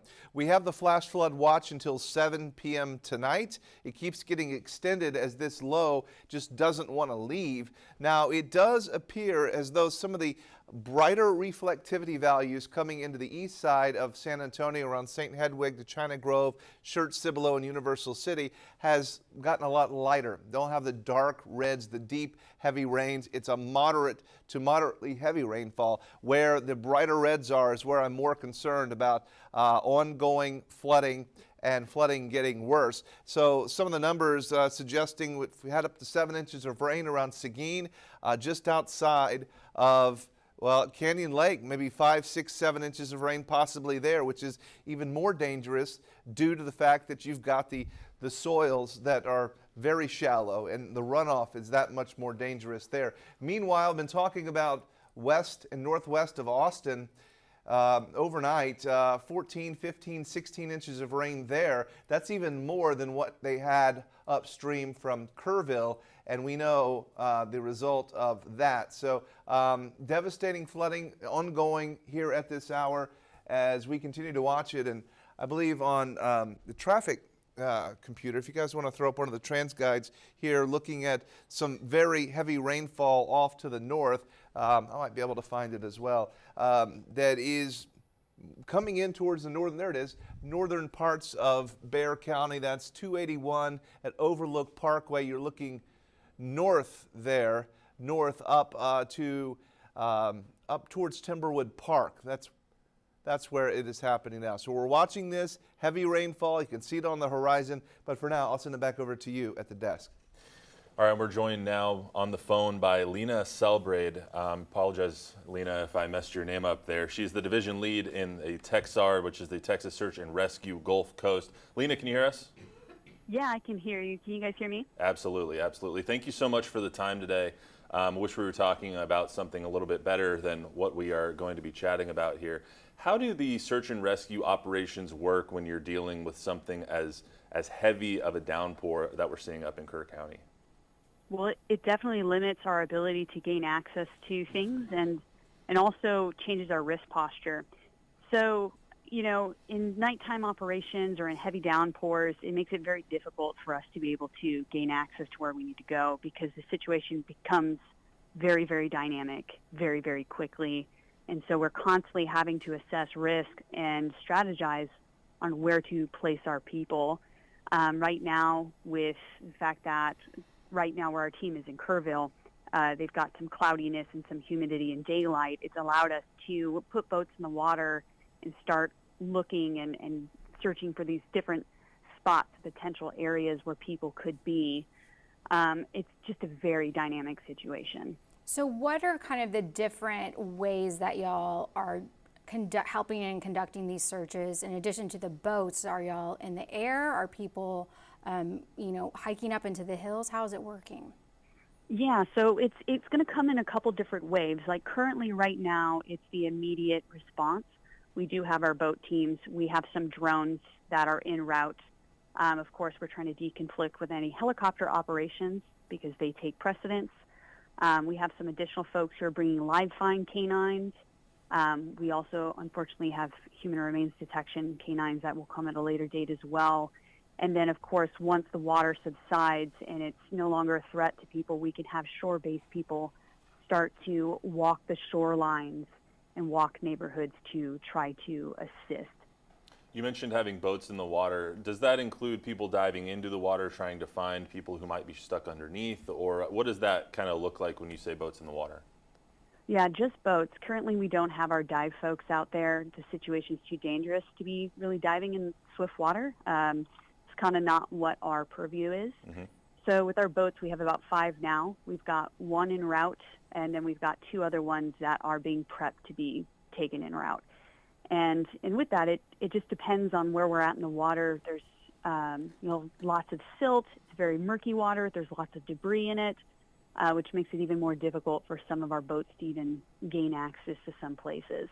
And, the state or various elected officials have shared how the state had resources put into different areas, knowing that a storm was coming, had resources available throughout the Hill Country on the 3rd, so the day before. At what point are y'all brought in? Have y'all been there since before the storm arrived, or do y'all come in kind of after the fact?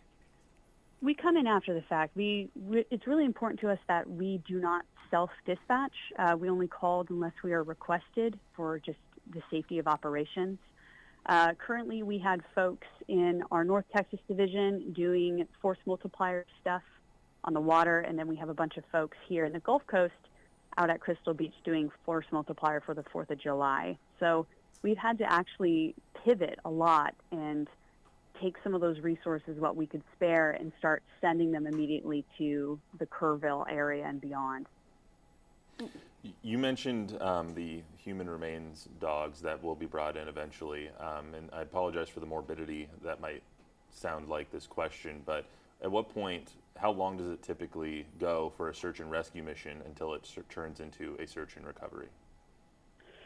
I mean, it's very situational dependent, just depending on the nature of the water levels, the water temperatures, survivability factors. You know, we don't want to have to use our human remains dogs. Our goal is to try to get out there and be as many people out there as possible, so that way we don't have to go that route. But it's kind of the nature of flooding that those things go hand in hand, unfortunately.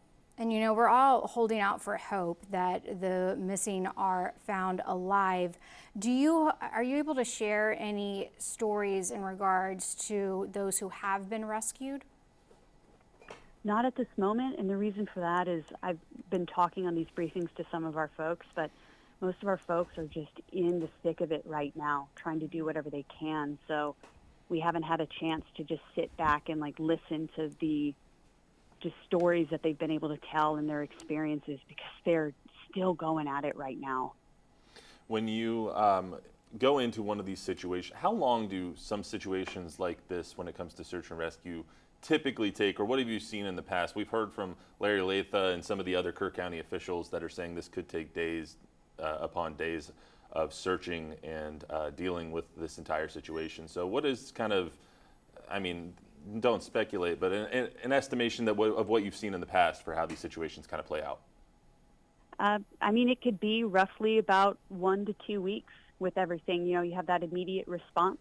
Once the water levels subside, you bring in your next wave of folks who are actually combing through any of the debris piles and trying to find anybody who's still unaccounted for. And this is all not even considering the recovery efforts, which happen and take months and months and months and sometimes years. And I was just looking on y'all's social media, and there's a call for help regarding motors that because it seems of all the silt and sludge that's in the Guadalupe River right now, it says your boat motors are taking a beating. Do you want to share any more information on that, or any other ways people might be able to help out? Yeah, it's unfortunately, anytime there is flooding, you have not only just the dirt, but there's just a lot of stuff in there, debris like tree litter, garbage, chemicals, things of that nature that just really take a toll on our motors.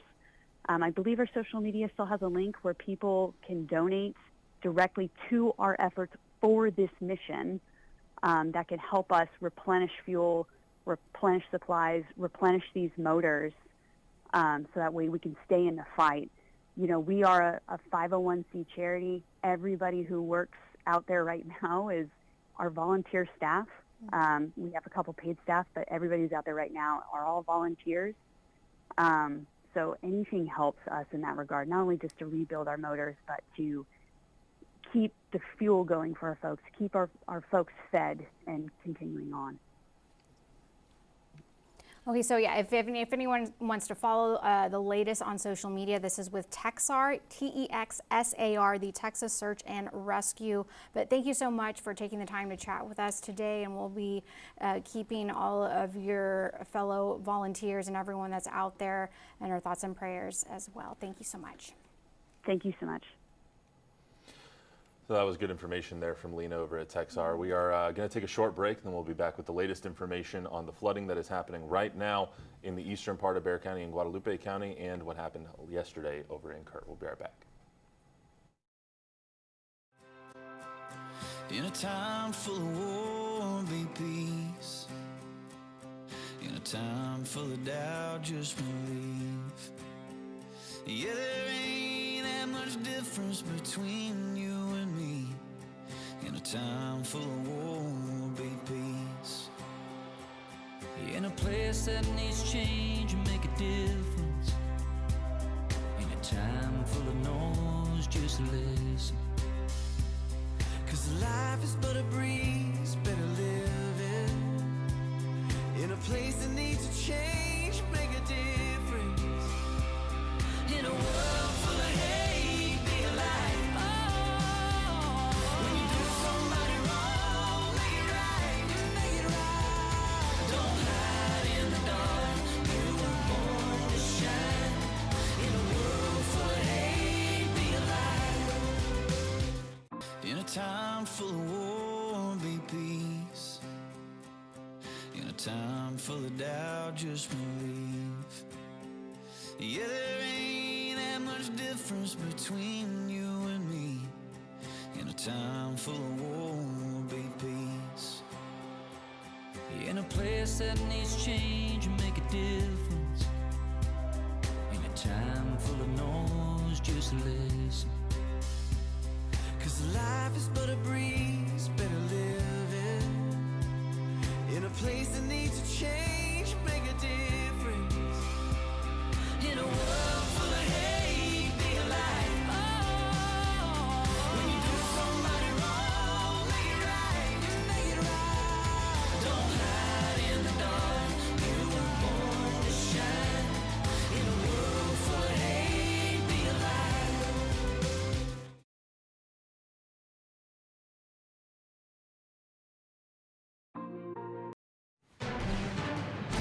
Welcome back to a Fox breaking news show that we have going on for you. We are in our 5th hour of coverage now, and we are following 2 breaking stories now. Kerr County, obviously, we are following since last night. But we're also following the latest breaking news from the east side of this town, where Seguin got a hefty dose of rain today.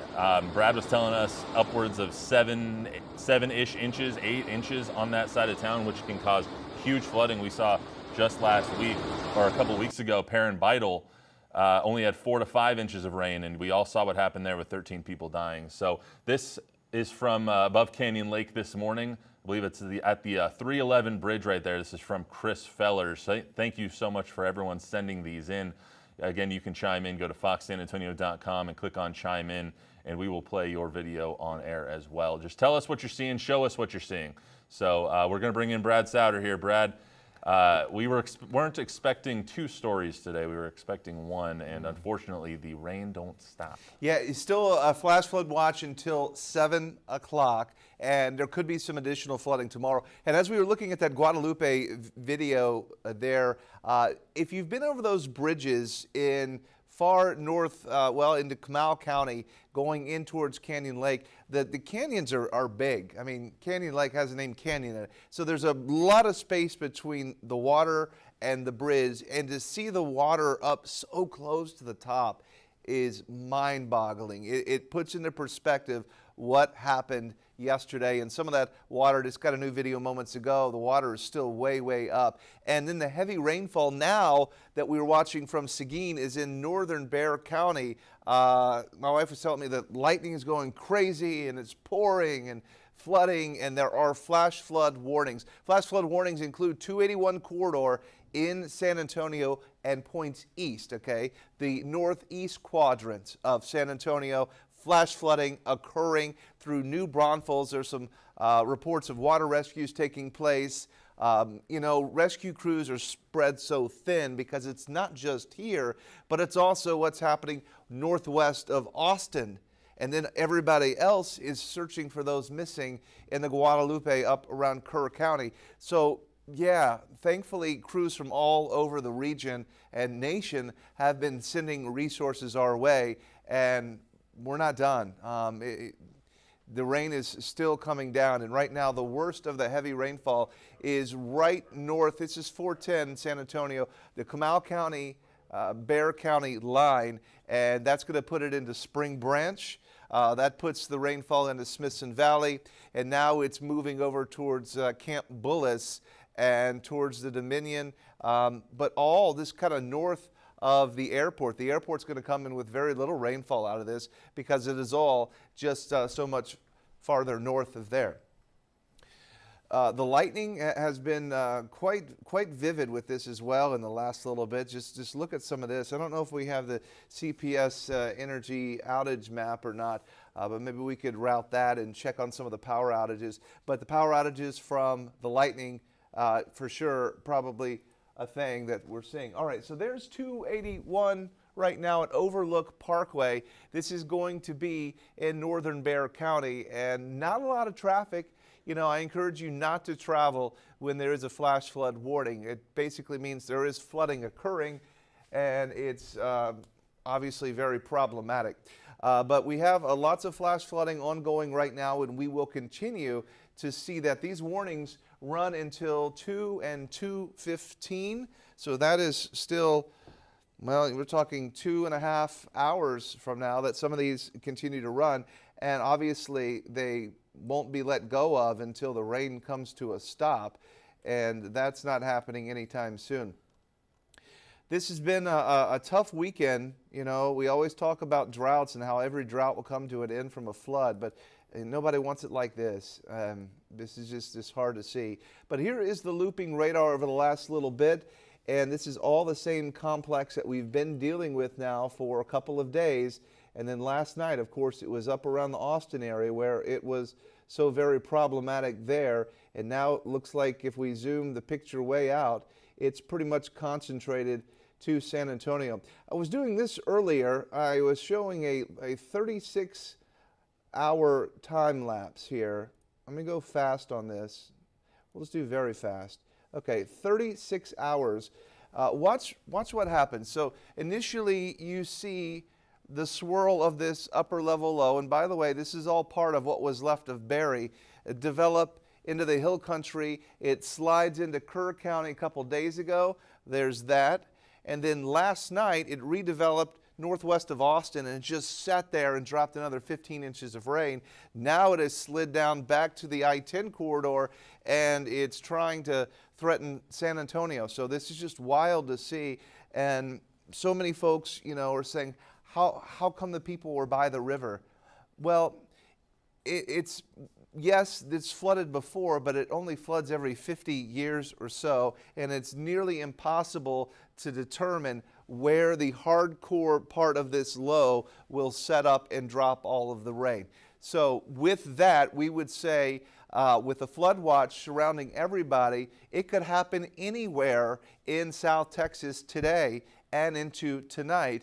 And I guess you would say, well, stay away from all waterways then. But since it's easier to say that now than before when we hadn't seen rain in how long? We hadn't had a flood in how very long. But now, obviously, heightens people's understanding of what can be. I was certainly up there last night along the Guadalupe, and there were patrols everywhere. Game warden was there. State patrol, police were all saying, stay away from the river. It's all closed. The river is closed, and rightfully so. So, you know, that's after the fact, and now we know just how dangerous Flash Flood Alley can be, and it's heartbreaking to continue to cover all of this. Matt, we appreciate you being here as well and watching all of this continue. We're not done yet, but here's the outage map, and the numbers have gone way up. Last time I checked, it was 985. Now it's 4,086 customers that are still without power from the lightning. So the lightning, Matt, has been very, very vivid. Here at the station, it seems kind of quiet. There's some rain. David Mendoza is out driving around. He put some Windex or Rain-X or something on his windshield where you don't even need the wipers, David Mendoza. Raining pretty good in parts of the area. We appreciate the hard work you've been doing here lately. I guess you're coming in for the day to cover more rain. Yeah, it's looking pretty rough out here on 281 North and Wilderness Oak. A lot of lightning already. I just got onto 281 headed up here to give you an up close and personal look at the rain that's coming into town right now. You know, everyone is on edge because of the events that have happened in Kerrville, and now we're seeing it sort of the north of us. I haven't seen any flooding yet or any severe nature like we saw in Kerrville, but the rain is coming down right now as I head further north into Bulverde. I'll keep you updated and let you know what else I see. Back to you. You know what I'll have you do is, as you get up there, go east on 46, and take us to the first barrier closure, because I guarantee you won't have to go very far down 46 before you come across a low water crossing. Yeah. All right, sounds good. All right, we'll see you. We'll check back in with you here in just a few minutes. But yeah, David Mendoza is a trooper. He wanted to be in the helicopter today to survey the damage, but we can't fly when it's raining like this. And also rescue crews would love to be in the helicopters to be able to look for those that are missing, Matt. So it's still going. Yeah, you mentioned a couple of times that this happens every 50 years or so. Can you rehash for viewers who are maybe are just tuning in what happened 50 or I guess 100 years ago now, and then 50 years after that? What kind of events have we seen in the past? So we've been comparing this to in Kerrville. Was a 1987 flood. A lot of people that are, in their 40s or older would say they remember the 1987 flood because it did so much damage. This flood was worse than that, but then there was one another 50 years before that in 1932, okay? 50 years give or take. I know it's not exact math there, but, and so what happens is you get, the summer months, we don't have very many upper level wind patterns, okay? Things get kind of stationary. If you remember the last few months, it goes 100 degrees, stays hot, and doesn't change. So when you get that system, that low I was showing you just moments ago with the 36-hour time lapse over top of us for that long, there's not enough air above to be able to move this sucker out. It just stays with you for days and days, and then you get the problems that we've been seeing here. And so, unfortunately, it's still with us right now. We have not lost this area of low pressure at all. It's continuing to be over top of us. And we see that area of red right above San Antonio. That just a short while ago was up closer to New Braunfels, and it's heading south now. We saw what you were commenting on earlier, what was in Seguin, headed back in towards San Antonio as well. So are we seeing that big swatch of red over by Smithson Valley? Is that coming directly south, and should people in San Antonio now be preparing for heavy rainfall over the next couple of hours? Well, let's go back 6 hours here. Let's do a 6-hour loop of what we're kind of seeing. Sometimes you just zoom out the trend and you can kind of, because I would say I'll show you the futurecast, but it has not been doing a good job at all modeling where this low goes. So there's the last night bit of it, and then it shows up there, and yeah, I'd say San Antonio is definitely in the crosshairs. Does this hardcore rain that's happening over the city right now, does it sit here? Does it slide south, or does it develop on the west side? I don't know. Yeah, right? Because we're all broad brushed with a flash flood watch, and we have to all note that this could show up anywhere because there's not a lot of steering winds aloft to be able to move this around. So it's almost like nowcasting. Well, there it is, so that's where it's raining and it's bad, and it could be in the city. And that's what made it so difficult a couple nights ago where we knew somewhere out in the hill country there could be 10 inches of rain. If we knew that it was going to be right in Kerr County during the headwaters of the Guadalupe River, you would get everybody away from the river, right? But you didn't know if it would set up somewhere else. And that's the same, even at this moment, I'll say this, we could have 10 inches of rain in San Antonio today. Do I think it's going to happen? Probably not. Is the environment set up for something like that? Sure, because it's been happening. It happened up here, it's happened over here, it's happened here. So, yeah, whack-a-mole, you know, that's the best way to describe it. I mean, 10 inches of rain is nothing to sneeze at. You would see something even more catastrophic than what we saw a couple of weeks ago if that happened. Well, right, in the metro area where you got 2 million people. Yeah, exactly. And it's getting scary close to starting to look like it could be quite a bit. Do I think that would happen? No, but I would say plan for something like that. Anytime you're in a flood watch, you want to plan for worst case scenario, and that would be 10 inches of rain. So at what point will we know, or what point did we know that the rain that's happening right now in Austin and has now come down all the way to San Antonio, the rain that happened in Seguin and has made its way west to San Antonio, at what point did we know that those two systems, or that system, would drop that heavy amount of rain? Thursday morning, the models were showing that, yeah, there could be a 4 to 8 inches, I think is what the general consensus was. And there was a flood watch posted for the hill country Thursday afternoon and for the overnight hours of Thursday. And that's when Thursday night and Friday morning, Kerrville had the situation.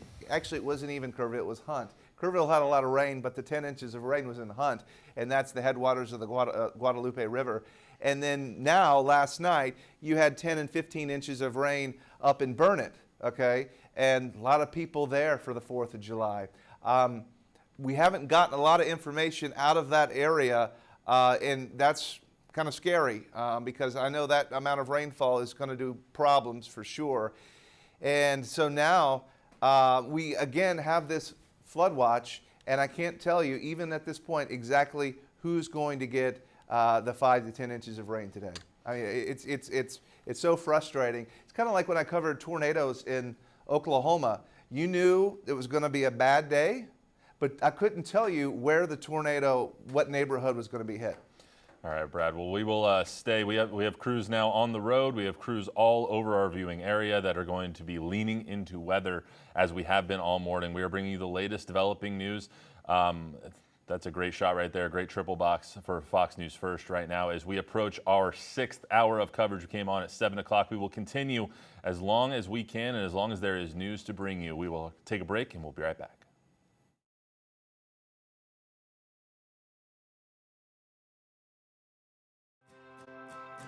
In a time full of war, be peace. In a time full of doubt, just believe. Yeah, there ain't that much difference between you and me. In a time full of war, be peace. In a place that needs change and make a difference. In a time full of noise, just listen. 'Cause life is but a breeze, better live it. In a place that needs a change, make a difference. In a world full of hate, be alive. Oh, when you do somebody wrong, make it right, make it right. Don't hide in the dark, you were born to shine. In a world full of hate, be alive.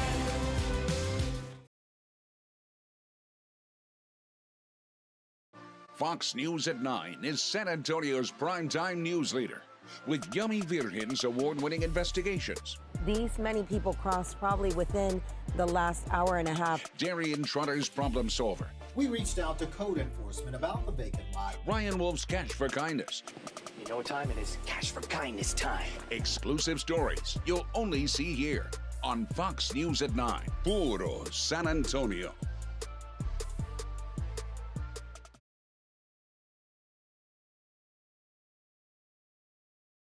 Hey, Whataburger, bring back the Pico de Gallo burger, and I'll bring back 3 of my table tents. Okay, deal. The Pico de Gallo burger is back. We're bringing back the hits. What a burger! You never see it coming. The crushing force of a head-on collision. Spines compressed, necks whiplash, your mental health traumatized. Simple joys become impossible. Walking your daughter down the aisle, holding your newborn grandchild. The accident wasn't your fault, but you're the one suffering while insurance companies deny your pain. I've seen your struggle, and I won't rest until you get justice. Whataburger's new Bigger Better bundles are so big, you'll want to bring a wingman. Now when you get a Whata meal, you can add a Whata Wings 9-piece for just $6. So come on in and feed yourself and your wingman. Man, upgrade your Whata meal at What a Burger. All right, welcome back. We're covering the latest now on the Hill Country flooding disaster that we saw yesterday so far. I want to rehash at the top of the hour now as we get into the afternoon what we have discovered so far. We got the latest update just about 2 hours ago from Hill Country officials, from Kerrville County officials, and it wasn't good news. 27 now confirmed casualties. The latest information that we do have is that they today gave us a breakdown of who those casualties are, not identities, but what age groups these people are in. So 27 casualties, 18 adults have passed away, 9 children have passed away as well. They've identified 20 of the 27, 6 adults and 1 child have not been identified yet. As far as some other numbers that were given to us by Larry Latha, the Kerr County Sheriff, they've evacuated 850 plus people that were uninjured from Kerr County, and they evacuated 8 injured people as well. Now, some other things that we just want to go over as well. They did update the number of missing individuals, 27 now. That number is up to 27. Last we heard last night, it was at 23 to 25. Now it's 27 missing children from Camp Mystic. We don't know exactly how many people are missing in the rest of the county because there's so many people that travel to Kerrville and to Kerr County to, for the holiday weekend on July 4th. So many people out there trying to barbecue, trying to swim in the river. All those plans were destroyed, obviously, by the massive swath of rainfall that we got. Here's a live look of what we're seeing right now. On the left side of your screen, that's going to be our storm tracker. We have so many storms that are entering the area right now. So we're following 2 major stories. One, the Kerr County flooding from yesterday, and now the potential of more disastrous flooding now coming more directly into our area. On the east side of San Antonio in Seguin, we've already seen 8 inches of rain over there, and now we have a storm system that is bearing down right on us here in San Antonio. So I want to play a little bit of what the press conference sounded like a little earlier today. This is Mayor Herring saying that this is not a great day for Kerrville. I'm thankful you're here. Today will be a hard day. Please pray for our community. Thank you. People need to know today will be a hard day. It will be a hard day. This is the message I want to share. The city of Kerrville is thankful. We have help from our city crews, from county personnel, from state agencies, and federal resources, including the Coast Guard. I have been asked how people can help. The sheriff has mentioned that a fund has been set up by the Community Foundation of the Texas Hill Country. Information about this can be found on the city's Facebook page. Trying to explain to a world that's watching this and asking questions what a flash flood looks like, where you have a 26 to 30 foot rise in the water in a matter of an hour, 4 to 6 a.m. on a holiday, and the people that are having to respond to that. I just got everybody like pause, take a breath for the recriminations and the Monday morning quarterbacking, because there's so many great people in this community that are responding and moving quickly. Lives lost, saving people, like camp directors, and I'm going to let other people name names and stuff. That's not my job here, but we know the stories of people that have been heroic in trying to make sure that the lives lost was at a minimum and trying to recover individuals. I got a call and an update this morning my kid's school, there was one of their schoolmates was missing, and was one of the kids. She was on a mattress for 2 or 3 hours in the middle of the night, and you know, she's united with her mom, and that's wonderful. And those are the kind of blessings that we should be celebrating, while we're also mourning the loss of life as we identify those that didn't make it.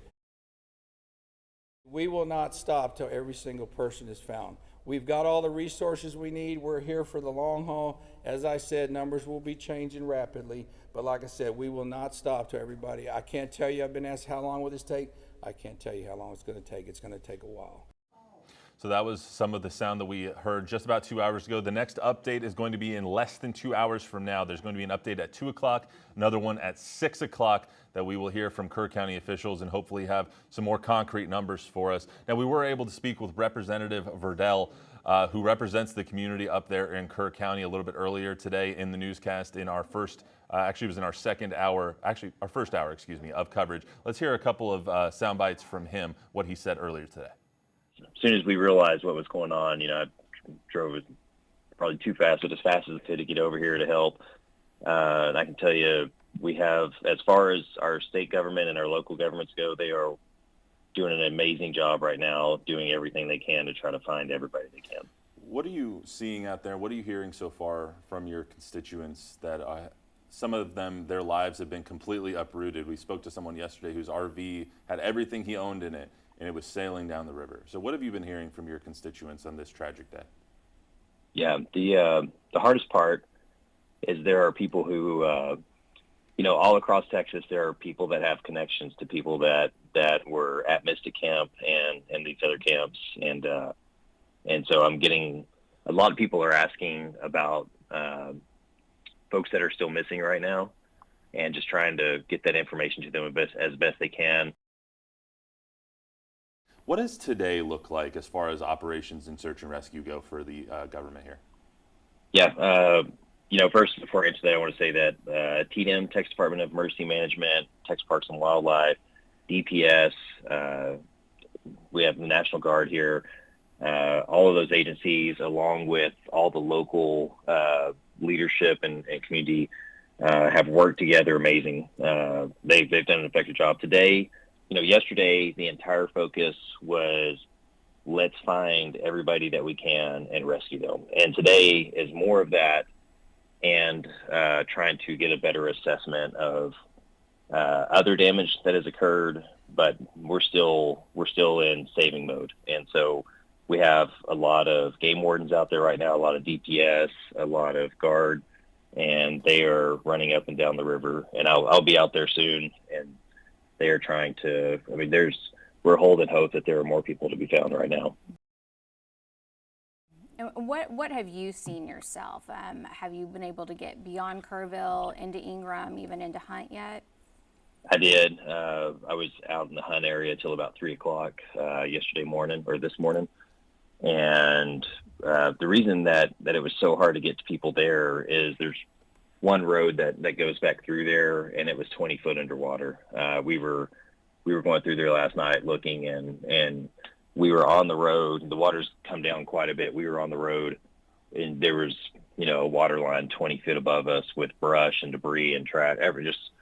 There's a store that's very well known in Hunt, Texas called Hunt Store. Yes, sir. And I've been going there for a long time. Used to ride my motorcycle to there, and you know, and relax there. And that has been completely washed out. There's still some of the building structure there, but that building is totaled. That's how high the water was. There's houses that you thought would be safe, and they have massive damage to those houses right now through that area. Do you have any update on how the search and rescues went overnight, and if any new information for our viewers and for people in your district? I know they were going on through the night. Like I said, we were out there till 3, and there were still PD out there and highway patrol. And I asked one of the officers out there. At the time they were looking through a house to see if there was anybody in there, and I had asked him if he had personally found anybody or helped recover, and he had. And so we're holding hope that we're going to find more people alive today. And my brother, who is law enforcement for Kerrville, I was with him some last night too, and he had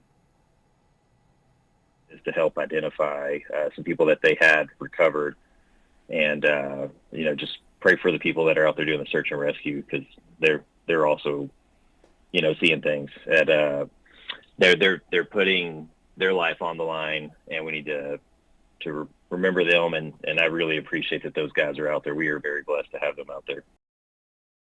A lot of focus right now is on Camp Mystic. Limited information has been released by the camp. Have you been able to get into direct contact with the directors to get any sort of update directly from the camp itself? I have not. We did drive to the camp last night. We were able to make it to the camp, and the road is, I would also request, even if the road is open, I would ask that people stay off the road. It's in some areas it's down to a single lane, and we need emergency operations to be able to move up and down that road. It's pretty devastating damage in that area. I know they were able to rescue a lot of people out of that camp, but there's still, I believe, are 23 that were unaccounted for. And at the time, names are not being released, and total numbers, I'm not sure what they are. I haven't checked in this morning yet. I'll go and check on that. But it's a sad day for Kerrville, and all of Kerr County. But we will come back stronger. Well, people all around Kerrville are kind of picking up the pieces this morning as they continue to, especially in those RV parks near the river. And just digesting everything that happened. So I stepped away to be able to call a friend who her daughter was at Mystic. And so, she's safe, but got a little bit perspective. I know it's off Highway 39. And I was trying, because we've seen the buses arrive with the girls, but then you heard that the highway was washed away. So I was trying to understand how they got them out. But you cannot drive on the highway right now. There's nothing there. And so every single child was airlifted to one location, and then they were bussed out. But she said once everyone arrived, that it was just such a tremendous thing, that there were just so many volunteers, and every little girl got a teddy bear and a brand new blanket. So whenever all their parents were picking them up, they had a little lovey with them to stay with them until mom and dad were able to come and get them. Oh, that's amazing. We saw some of that coverage last night. There was I believe 4 helicopters that we saw last night when we were here on KABB Fox News at 9, and we counted 36 girls getting off of that plane. At that point, we didn't know exactly who the girls were, but all from Camp Mystic, as those 750 girls needed to be airlifted out. I think we do have a interview from Destiny Fuller. She got this yesterday from a man who basically lost everything in the flood. So let's hear from her. When I woke up, the water was already 2 feet into my RV, and I grabbed my dog and my wallet, and I tried to get outside, and the water was flooded. The truck had me pinned, so I got out, and then I just hear screaming, family screaming, and kids, and I couldn't help. I just couldn't help. How were you able to get out? I worked my way towards the wall, and the trailer was coming, and then somebody grabbed my arm and pulled me out of the water last night. And then I tried to go help, but by then it was too late. Everybody was down the river. So. And I know you lost your Everything. Trailer, your truck. Yeah, Walmart, thank you. They gave me some shoes this morning. Yeah, we lost everything. A lot of people lost everything. Has this ever happened in this area before? We had a flood like last year maybe, but it wasn't nothing to this extreme. So this is devastating. So what's going to be next for you? Trying to figure out. Trying to find a place to live, trying to get clothes. I don't know. Trying to get my life built back together, I guess. Nobody expected this. That's what's sad about it. A lot of people lost their lives today. And have you heard of anybody that you know, or anybody that you might have shared? There was a buddy here that passed away, I guess, a guy that worked here. I'm not sure the info, but we do have casualties. So it's a sad day in Kerrville. Sad day. Thank you for talking to us. Yep.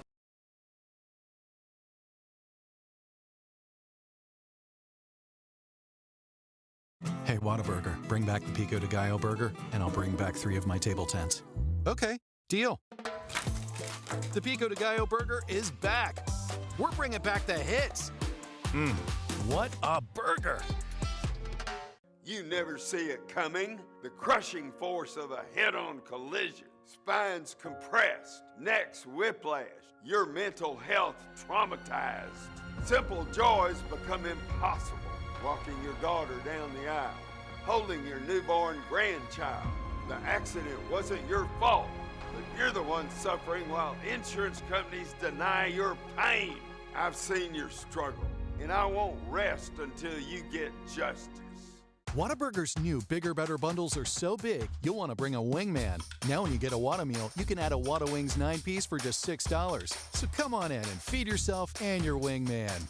Man, upgrade your Whata meal at What a Burger.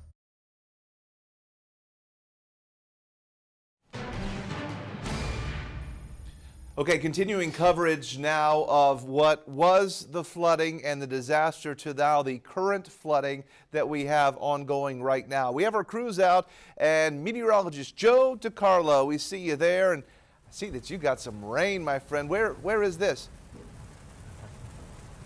Hey Brad, yeah, we are 281 northbound here near Evans Drive on the far north side. We're right in that heart of that storm that is producing that flash flood warning here in northern Bexar County. And as you see, torrential downpours right now. We have some ponding on the roads. We're going to be getting off here in a few miles and kind of just driving around Timberwood Park to see if we encounter any flooding. Right now we haven't come across anything on the interstate except some ponding on the roadways. It's a slow go, very heavy rain, and also some frequent lightning as well. But it is very rainy at the current moment. It was rather light rain down to the south around the airport, but when we came into that heart of that storm right now, sitting right over Timberwood Park, the Stone Oak area, up towards Bulverde, this is what we're seeing. This is what's under that. Very high rainfall rates at the current moment, and if it rains like this, it's not really moving very much. It can produce flash flooding in a quick amount of time. So we're here on the scene. We're going to be driving around, see if we encounter any of those flooded roadways, and we'll keep you updated. But it's coming down very heavy right now here on 281. Yeah, no doubt. I mean, rainfall rates with this, Joe, have probably been 2 to 3 inches per hour in some areas. And, you know, that blob is slowly drifting. At least it's not staying parked like it has been up around the Austin area. Yeah, it could be worse. Hopefully it does kind of move to the southwest. It's kind of drifting that way. Because if you see rainfall rates like what we're seeing now, you're talking about 3-4 inches an hour, that can create a lot of problems in a very short amount of time, and would not be surprised if we do see more flooding on the roadways if this storm doesn't get moving pretty quickly. Yeah, thankfully that whole section you're driving through now is all brand new. 281, they've got the drainage experts and the engineers there. You're not going to see water on that, but I bet if you get off on Bulverde Road or Borgfeld up there, you probably see some. Yeah, our plan is to get off on Borgfeld. We're going to go west into Timberwood Park, kind of drive around those more hilly areas over there, see what we come across there. But like you mentioned, this is a new built road here on 281, and it's starting to definitely see more ponding on the roads. We're seeing about at least a little bit of water on the roadways right now for sure. So people are definitely slowing down here. So if it's happening here on 281, it's likely going to be happening on those more hilly areas off the interstate. So we're going to be driving around some of those less main roads in a few minutes here. Yeah, exactly, and because that's perfectly designed there. Okay, I'm gonna keep maybe your shot up here in the weather center. If you guys in the booth could separate my monitors and put Joe's shot up in the weather center so I can keep an eye on him, and when he's got something, I'll check back in with you. Meteorologist Joe DiCarlo in the flash flood warning, which we do not recommend. We don't We don't want anybody out there on the roadways in the flash flood warning. Joe's a meteorologist, a professional, and I know sometimes you're curious, well, what's it actually doing? That's what we're trying to show you so you can stay out of the flood. So here we are. Thank you. So looking at where Joe is, he is right there on 281 in Timberwood Park, where it is absolutely a deluge. The rain is really, really coming down, and as we take a look here, the flash flood warning has been extended. They've been driving these slowly westward through. Now, it does link up all the way to I-10. So that includes Camp Bullis. That is going to include the Dominion area. I don't think they quite drew it down to include the La Cantera or the rim. It's La Cantera, not the rim, kind of in it. Kind of cuts off there right around Top Golf, it looks like, if you're familiar. But then as you go down the 1604 corridor east, the flash flood warning continues there. That is where we know flooding is occurring, and it is very, very prone. Of course, it was 3 weeks ago where we ended up getting 5, 6, 7 inches of rain that fell over top of northern San Antonio and did mega flooding. Thankfully, what I'm seeing right now, I'm seeing less dark reds, okay, in the prone flooding areas of San Antonio, and more of the yellows. And that area in northern Bexar County also shrinking a little bit and looking a little bit less intense with some of the hardcore rain there. Different story though once you make your way up towards the Austin area. I was looking at this a little earlier, and let me put in a 4-hour loop here in the Austin area. Watch how that precipitation there actually looks like it's kind of filling in and not moving at all. So at least ours is drifting into San Antonio and starting to fizzle out quite a bit. It is going to lead to some problems. It already is. As far as rain total estimates go, I can show you some of this. And in and across northern Bexar County, looks like once we get up towards the Timberwood Park area, we can estimate probably upwards of about 2 to 3 inches of rain has fallen. And then near New Braunfels and not far from Canyon Lake, you got 5, 6, and 7 inches of rain. And then just to the east of Seguin, just today, you've had upwards of 7, maybe 8 inches of rain. But the biggest concerns have been what has happened there in and around the, well, Bastrop area and Burnett, Texas. And I need to make sure that I have my observation layers. Yeah, back to, we'll go with 24 hours here, 24 hours of rainfall. And you can see that some of these areas, 16, 17 inches of rain. Let's go back over to meteorologist Joe DiCarlo. I know, Joe, you're on your speakerphone there. Looks like you've gotten off.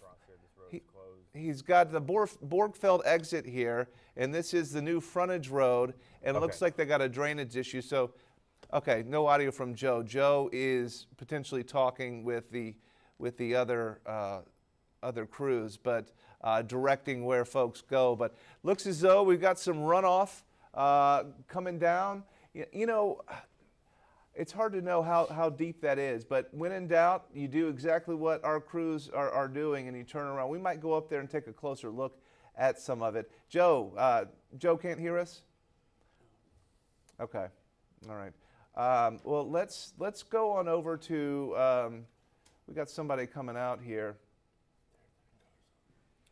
Okay, all right, maybe in just a minute. So, looks like he's talking to somebody there, but yeah, it looks like the water over the road there. That's what happens when you get rainfall rates, even in a new construction area. That frontage road is brand new there, and it too can't even handle the water. Back over to radar, want to show you that, yeah, we're on 281. It is slowly drifting southward towards 1604 now. Towards 1604, it is slowly making its way. But thankfully, I do see some indications that this hardcore rain might be starting to weaken just a little bit. So just a little bit, seeing some of that. So we're watching this, Ashley Sutton. Obviously, it's been wild to talk about how much rain that we've had and how it continues. Outage map, yeah, we have that. That's gone up. It has been going up because I think we started looking at this just about maybe an hour ago, and you know, it was 8 outages impacting just a couple of hundred customers. This is from CPS Energy, but now we are looking at 41 active outages impacting over 7,500 customers. And you know, as more outages are increased right here, it's really following the rain right there. I want to show you something. Check Joe DiCarlo's shot again. Folks, there is a very dedicated grocery delivery person. Oh, wow. That okay, let's listen in on what Joe is saying here. Police coming from behind us right now. They're likely going to close off this road. I'm not sure. They're going to try to evacuate the residents that live right here. There is floodwaters also to my right here under the bridge. And then you have the flooded road in front of me. So right now it's an active scene. It looks like the police behind us are closing off the road. So it's just us in this vehicle here that is currently trying to bring their groceries in, but hopefully we're trying to get them out. We're gonna, again, they were swept, they were swept down their driveway. Right now the rain has calmed down a little bit, so it looks like they're trying to bring the groceries in, but right now it's a very dangerous scene as the waters are rising right now. This road is inaccessible, and we are making sure these people are going to be okay. So right now that's the current scene here in Timberwood Park. All right, that's meteorologist Joe DiCarlo there, is watching somebody get their groceries either delivered or they're delivering them themselves. Something's happening with it. Joe? I'm not sure if he slipped and went down. That's what they told us, that he went down his driveway. He was swept down his driveway. I'm not exactly sure what they're planning on doing right now because they're moving the groceries to the side if you can't get to the residence. I'm not sure exactly what they're trying to do, but that's what they told us right now. So there is one gentleman to the right of where you see them right now. That's a residence that was supposedly swept down his driveway, and then you have this car here with groceries. I'm not sure if it's a DoorDash or something like that. And we do have a police officer running in right now, so he's going to help them and figure out what exactly is going on. That's Joe DiCarlo there. And Ashley, we were talking about those power outages. 7,600, you said. Let me check see if CPS Energy has shared anything, because they often do whenever we have call Fox these storms coming in right now. So, CPS Energy did issue a message just about 12 minutes ago about the flash flood watch in the service area until 7 p.m. in portions of the Hill Country, reminding everyone, all their customers, to remain alert and never drive through floodwaters. Okay, yeah, no, great advice, great advice.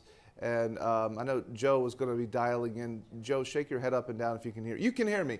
Well, Joe was talking with somebody else, and so we were Joe, we were listening in to you just moments ago, describing the grocery delivery or DoorDash or some. You said something about somebody being swept down their driveway. What's the deal with that?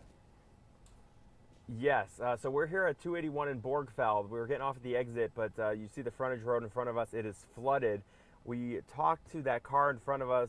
It seems like it's a grocery delivery. I'm not sure DoorDash or any other company like that, but it looks like they were dropping off groceries. They said that the residents to the right, the one that was getting the grocery delivery, supposedly he was swept down his driveway. He seems okay. He's right at the fence line, and then this car just unloaded all their groceries and put it here on the side. And now a police officer, they're blocking off the road behind us, and he is trying to figure out exactly what is going on. Right now all the groceries are just Joe, let me ask you, can you pull up there a little bit and use your roof camera and grab that joystick and maybe swivel it around? I want to see this driveway thing. I know you can. I know it's a little operational because the joystick is behind you. It's hard to see too. Hold on, let me switch this away. Sometimes I've been able to grab it and actually like set it in my lap or something. But yeah, I want to look down this driveway, and I know you got to switch your source to show to show the view that way. Okay, yep, there we go. I know there's a wiper on there too, but don't worry about that because I always have a hard time trying to turn it off. Yeah, I do not see the wiper. Okay, yeah, there over there, to the left, to the left. From the front seat. To the left, just a little bit more, a little left. That's right. Yep, there's your left. I know it's backwards. How's it going? Yes. Can you give us any information about what's going on? No water crossing, they live right there. Are they okay? Yeah, they're okay. They're okay, and they don't want their faces on media, so. Okay, no problem. Yeah, we got dropped off. That's an Uber. They live right there, but obviously they can't access the road. Gotcha. Yeah. So you guys are closing off this road for right now? I have a patrol out there, but people are still coming through.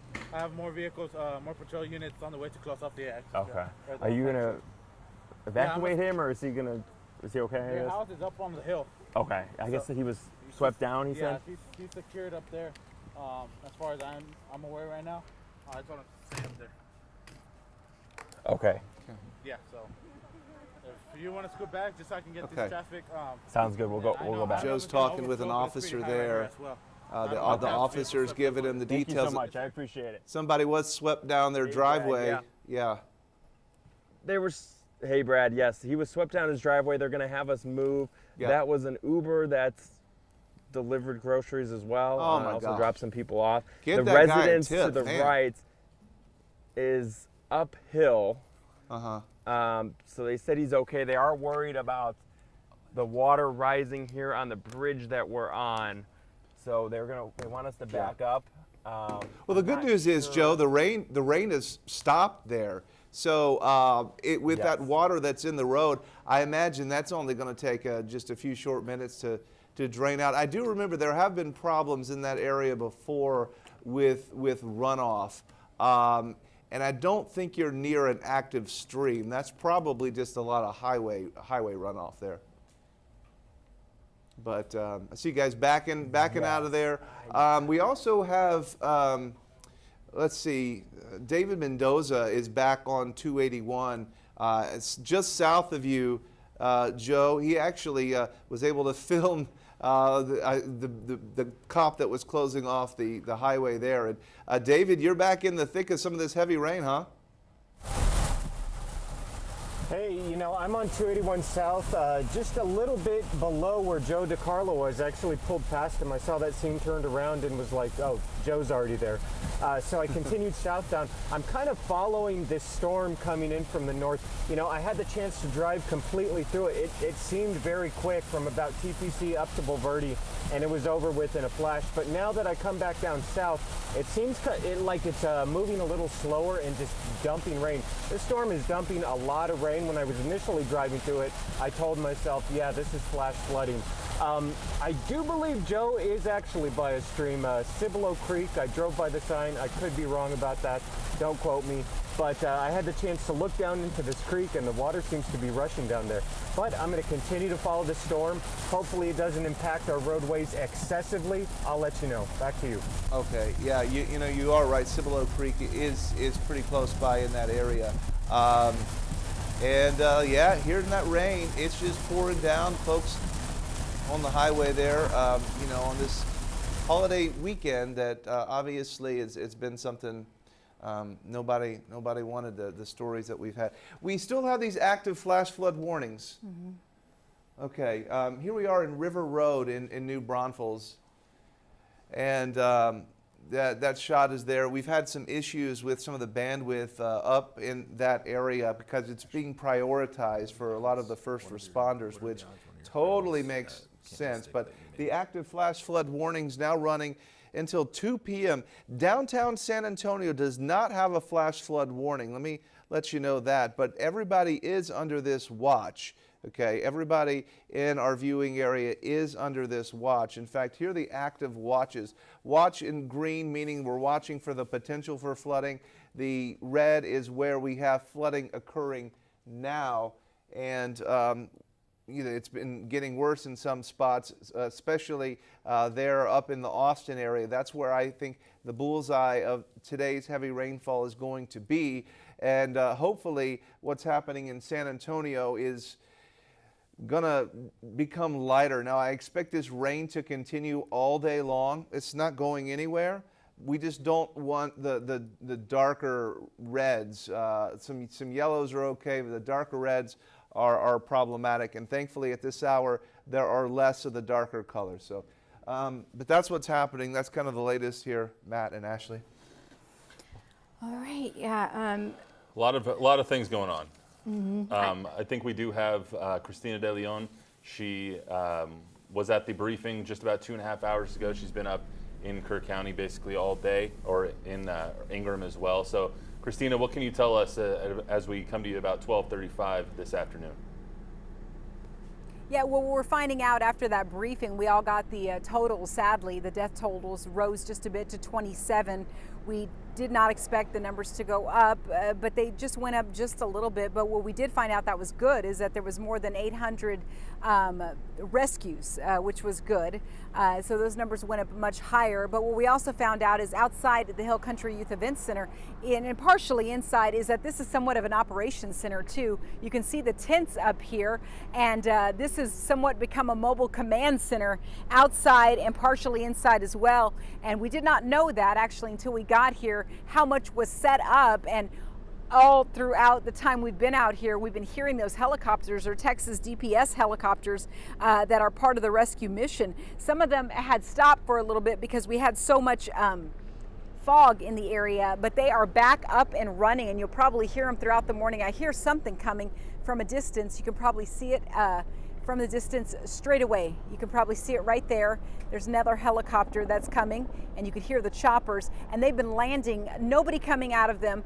This is kind of a landing zone for them. So after they've made any type of pickup, they land. They're doing mainly searches. There's about 3 of them, and they do mainly searches. They scour, and they just land here. That's all they do. They're not doing a drop off here. They just do a land here. So they are doing a lot of searches all day, which is what they've been promising all day long, is to do any type of search. And this is kind of where they come, they land, and then they get back up again and they continue their search. And so that's what we've been seeing throughout the day. As we wrapped up that press conference throughout the day. Other things that we noted from the press conference is more than 850 people were uninjured and evacuated. 8 people were injured, 27 bodies recovered. Of those 27, 18 were adults, 9 were children. 6 adults were unidentified, 1 was a child, and sadly, we do know that 27 people were from that Camp Mystic. 27, not all necessarily little girls. Some might have been camp counselors, other adults associated with that camp. So those are the numbers right now. But yeah, basically, we also heard from the mayor of Kerrville, who has been very, very profound and heartfelt. And here's what he had to say today. Listen. People need to know today will be a hard day. It will be a hard day. This is the message.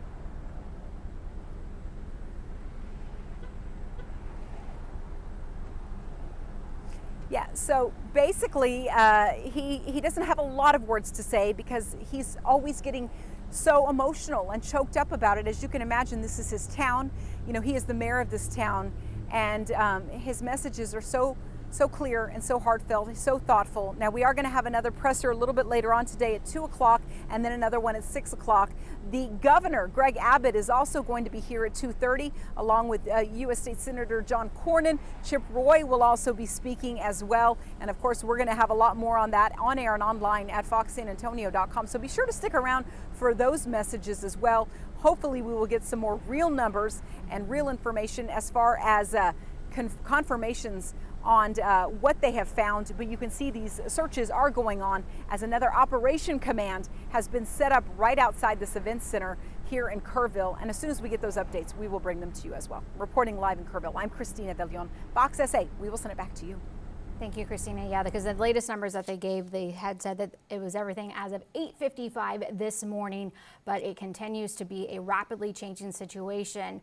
Also because the storms are still here. It is just, it's so hard to believe or hard to understand the amount of rain that has already fallen. And then that same storm system is still hovering over our area. So we have a live picture from road cam right here, as well as on the lower right side. I believe that's the view from Kerrville. That is normally a city park, but it is largely underwater still at this time. And now the concerning areas, it's all shifting. Brad's been very concerned about the Austin area, but of course we are Northeast Bexar County, New Braunfels. We are also under flash flood warnings as well into later today. Yeah, up in Austin, they were seeing, I think Brad showed about 16, 17 inches in that Lake Travis area. Wow. We saw Lake Travis up 12 feet, up to 57% full now, up in that Austin area. So we're going to be bouncing around a little bit from covering the Kerrville flooding to covering what is happening in our area down here in San Antonio and what happened earlier today in Seguin, where we had Ethan Trejo going in and out of areas because of the massive amounts of rain that we had. But we want to jump back to the coverage up in Kerrville. Our Taylor Whartonby was up at the Hunt store a little earlier, which is just completely destroyed. It's going to have to be completely rebuilt after the floodwaters were not, I don't think they ever anticipated them getting that high and getting into the Hunt store. But it got up there, and you're about to see exactly the carnage that was left behind. This is Taylor Whartonby with an interview a little earlier today. It's unbelievable. Like I say, I've been here since 1987, and I've seen 2 or 3 really good floods, but I have never seen one that just total disaster like this one is. They said this thing crested at 36 feet, and it's just, you know, I mean, like the Hunt store there, that was the hub of the community, and people would come down, me and some other guys every morning to drink coffee, you know, and sit and talk. And Carl was here every morning to open up and do the bookwork and everything. And, you know, like I say, I just live right up there on top of the hill. And I woke up at 3:30 in the morning, and I'm in a barn up there, and I had about that much water in the bottom of in the floor of my barn, you know. And I thought, what is going on? I mean, I knew it was raining, but I really feel bad for the people that have lost loved ones and property and everything here. I mean, it's just really hard to fathom that, you know, the destruction. It really is. And so. Yeah, the destruction. I mean, just look behind us. This is just piles of debris that have stacked up. I mean, what was your first reaction to see the Hunt store the way it is? I mean, the gas station here completely flipped over. You know, I know you smell gasoline here. It's just sad. It was. I mean, I drove down there, and my jaw fell open. I couldn't believe it, you know. Because like I said, I've seen water come up maybe nearly to the road right here, you know. I've seen it come up that much, but not up to there. And if we could take a look over here, closer to this field area, if you want to take a walk with me, you could see, Jerry, this area. What was this usually like over here? Well, that was just what they call the Preservation Society, and they always had our Sunday Easter service was down here at this little pavilion, and that was usually just a lot for parking, you know. And when Hunt had their 100-year deal or whatever here a while back, you know, they had a big park out there, and I mean, it was just kind of for everybody to use, you know, what it was. So. And I could see from over here, you see a car that's completely flipped over and totaled. I mean, just looking at that wasn't there before. No, it was in this driveway right over here. So that just goes to show how aggressive this floodwater was coming through Hunt. Oh, yeah, it had to be coming through here 90 miles an hour. When I came down here at about 4 o'clock, right up there about where that sign is at a gate or whatever, right through there, yes. That's as far as I could come. The water was coming through here, you know, that deep, and I couldn't even cross it in that buggy. Now, Jerry, I did speak to another resident that said, you know, I'm just packing up. I'm getting out of here. Where do you start from here after rebuilding? How do you start? Where do you go from here? Church. Yeah, and there's just a lot of, you know, resources that are going to be needed for this. Oh, yeah. Well, they've had the Methodist Church open over here for what do they call it, the base camp or whatever, and that's where I went over there to see if they needed anything, but there's nobody there now, so I guess everybody wants the shoemaker open, people could get out. And they've got plenty of water and food and stuff all already stacked over there. So hopefully they're all right. But it's gonna take a year or 2 or 3 for this thing to actually get back to the way it was, you know. Interview that Taylor got a little earlier. And just one thing before we get to David M in RoadCam, we've heard from so many people, including Governor Abbott last night, including all of the Kerr County officials over the last 2 days. Every time they say, what do you guys need? They just need prayers. They need everybody's thoughts, prayers, support as they go through one of the hardest times that they've gone through in the history of that county. So I think it's very telling that they're not asking for food, they're not asking for water, they're not asking for help with shelter, they're not asking for help finding people. They're asking for your faith and your humanity to just bring the good vibes towards Kerr County and to Kerrville. I mean, and it's almost a plea even, because you know, this is something that's always discussed in these natural disaster situations where people get a little bit kind of disappointed when it's a kind of a general statement that kind of doesn't seem to have much heart when people say thoughts and prayers, thoughts and prayers. This is another step where they're saying, please get down on your knees and pray. Yeah. Because that is the current situation. Again, 27 children still missing, hopefully will be found.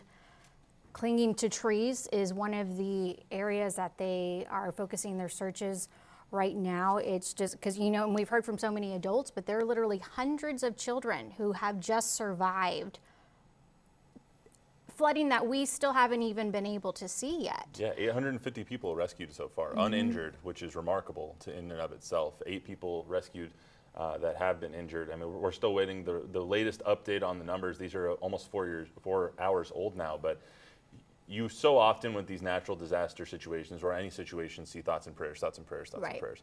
But I think in this situation, everyone's asking for them so heavily. Even last night with Governor Greg Abbott, once he got to Kerrville, he opened his statements by saying, we need everyone to pray for us. This is what Texas does. This is how resilient we are. We're going to rebuild. We're going to do all these things.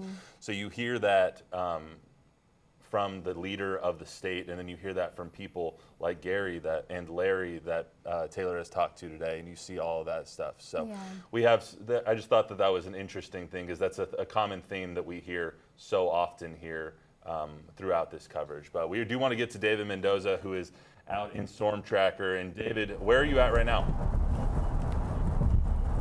Hey, how's it going, Matt? So I'm on 281 South in Hildebrand. I had the chance to kind of follow that storm up on North 281. It was pretty quick, but it was very, very heavy. I had the chance to drive completely through it, circle around on 281 South, and come back down through it into the city. I would say, you know, not very significant impacts to roadways in the city. There were some high water on the roads that Joe DiCarlo was at getting a look at, seeing what's happening out there. But me personally, the roadways have been pretty good with light rain in the area. But I'm going to continue driving throughout the city, see what else I see, and you'll be the first to know. Back to you. Yeah, we've seen a little bit of the maps that Brad has shown us. It looked like when it was coming through Spring Branch, there was a lot of red, which means there's going to be a lot of rain coming through that area. But as it has gotten closer to San Antonio, as you see Brad kind of messing with the maps up there on your upper right corner, that's the flood watches that we're seeing right now.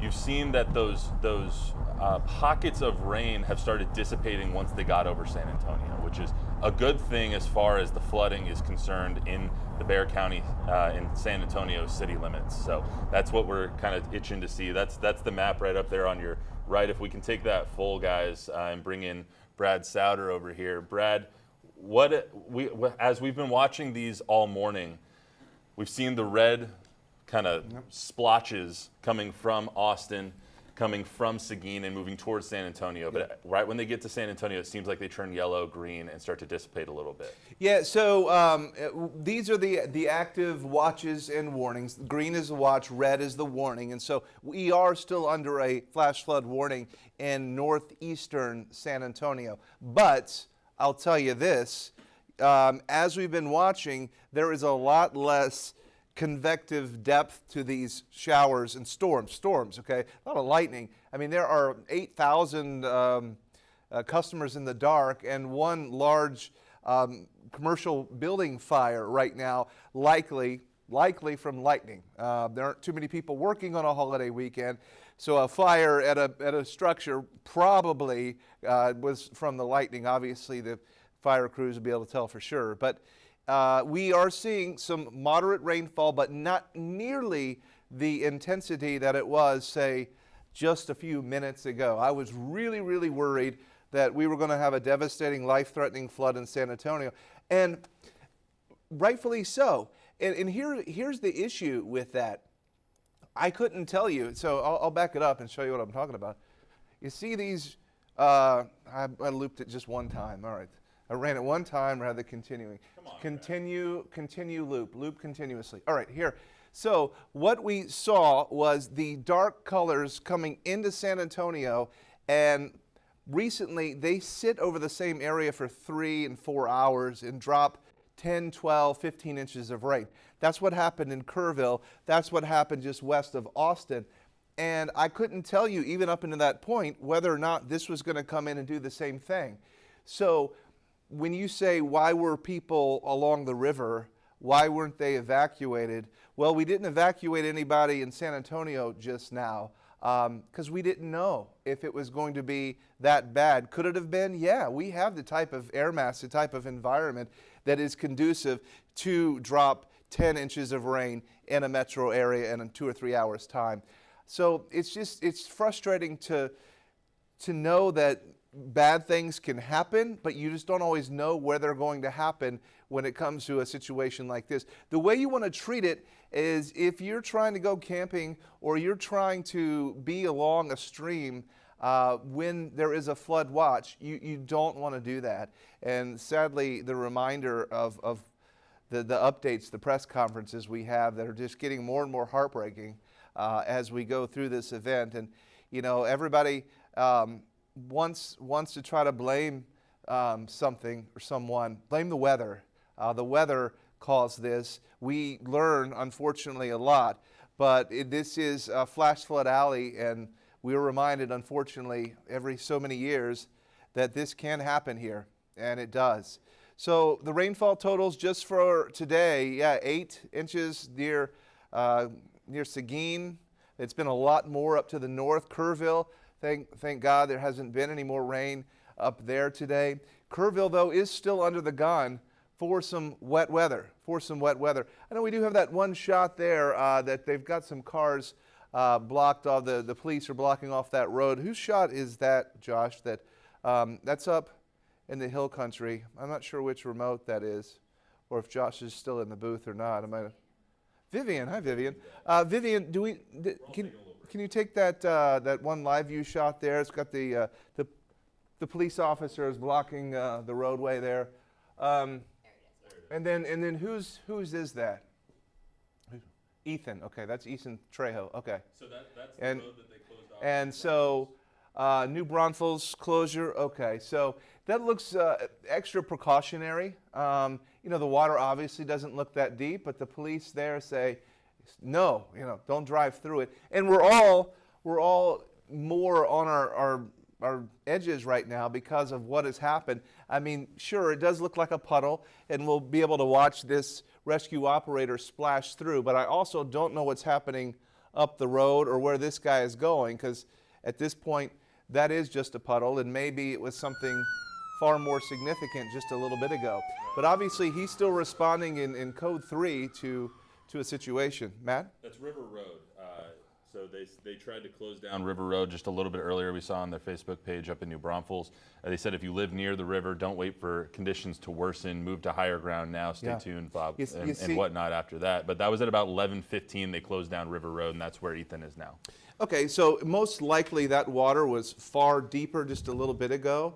And it kind of makes me wonder how that car right there is now on the other side of the barrier, and the police are probably wondering the same thing.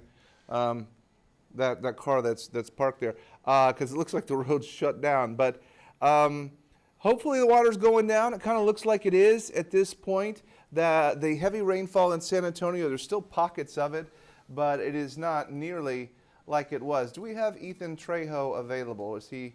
He's not currently available. Okay.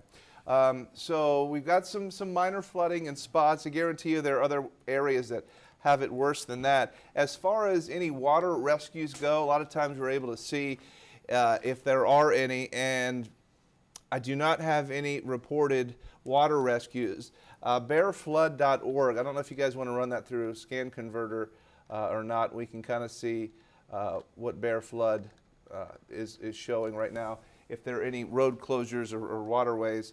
But I think we're doing a lot better here than what could have been just a little while ago. I was really freaked out when I saw the same core of rainfall just to our east that dropped 7 inches of rain in Seguin, headed for San Antonio. It's like, it's the chaos theory of where these whack-a-mole showers develop, and that's the way it's been the last few days. We're all broad brushed with a flash flood watch. We're not nearly done with this yet. This stubborn low is going to stick around into tomorrow, it looks, you guys. Yeah, Brad, you said you're feeling a little bit more optimistic, a little bit more hopeful than we were maybe an hour ago. I think we're looking for any hope, right? Yeah. I mean, after what we've seen over the past 36 hours or so, do you think that maybe the worst, I mean, I don't want you to look into a crystal ball if we don't know. I know we said we're now casting because the future casts might not have been as accurate as we could have wanted, but do you think that maybe the worst of the system has passed, is behind? You know, it's hard to think that it could get any worse than it already has, right? We haven't heard much. I haven't seen a lot of. I haven't had time to see what really happened west of Austin last night. But I do know the Colorado River is cresting at levels 90 years in the last 90 years, and I haven't had time to look for video or pictures of that because we're covering this. That's not good. That's not good. And that's making this more of a statewide disaster. We know the governor is going to be in Kerrville. He's probably going to be traveling back up there to Burnett, to Llano, to the Colorado River area, because that's going to be another disaster area. It's like these are also hyper-local, right? It's not like a hurricane where you're like, oh, we got it all back. It's boom over here, boom over here. It's kind of like a tornado flood, if you will.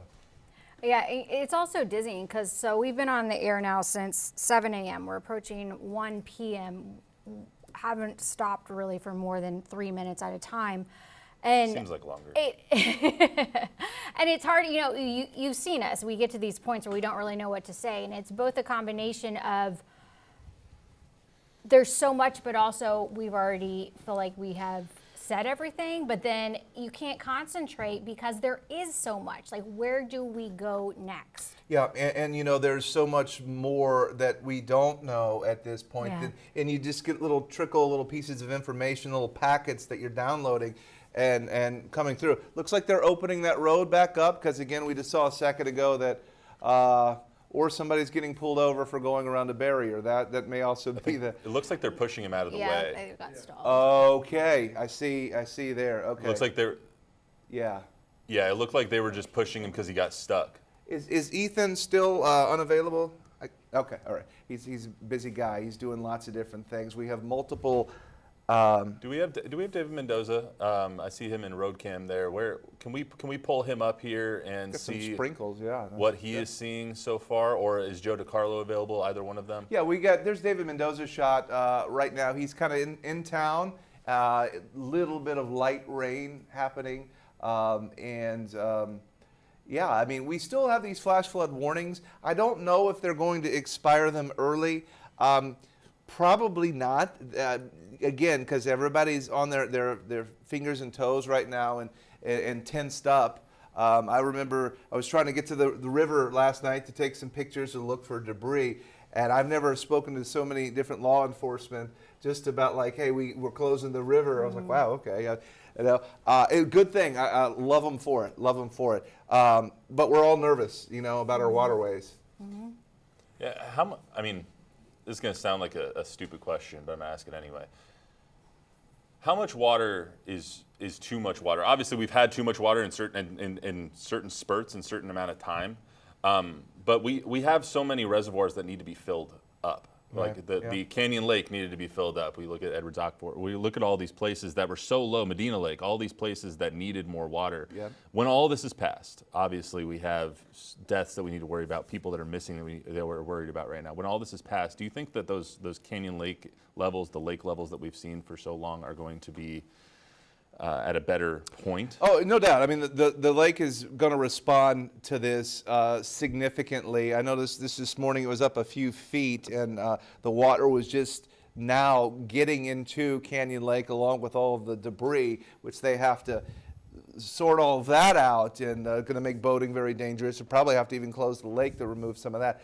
But if there was a flood of this magnitude, it is no better to have when your lake is less than half full, because that's what lakes or dams are designed to do, are to prevent floods. And obviously this flood would have gone all the way downstream and kept on going, but Canyon Lake is there to stop it, and you harness the electricity and make water sports out of it.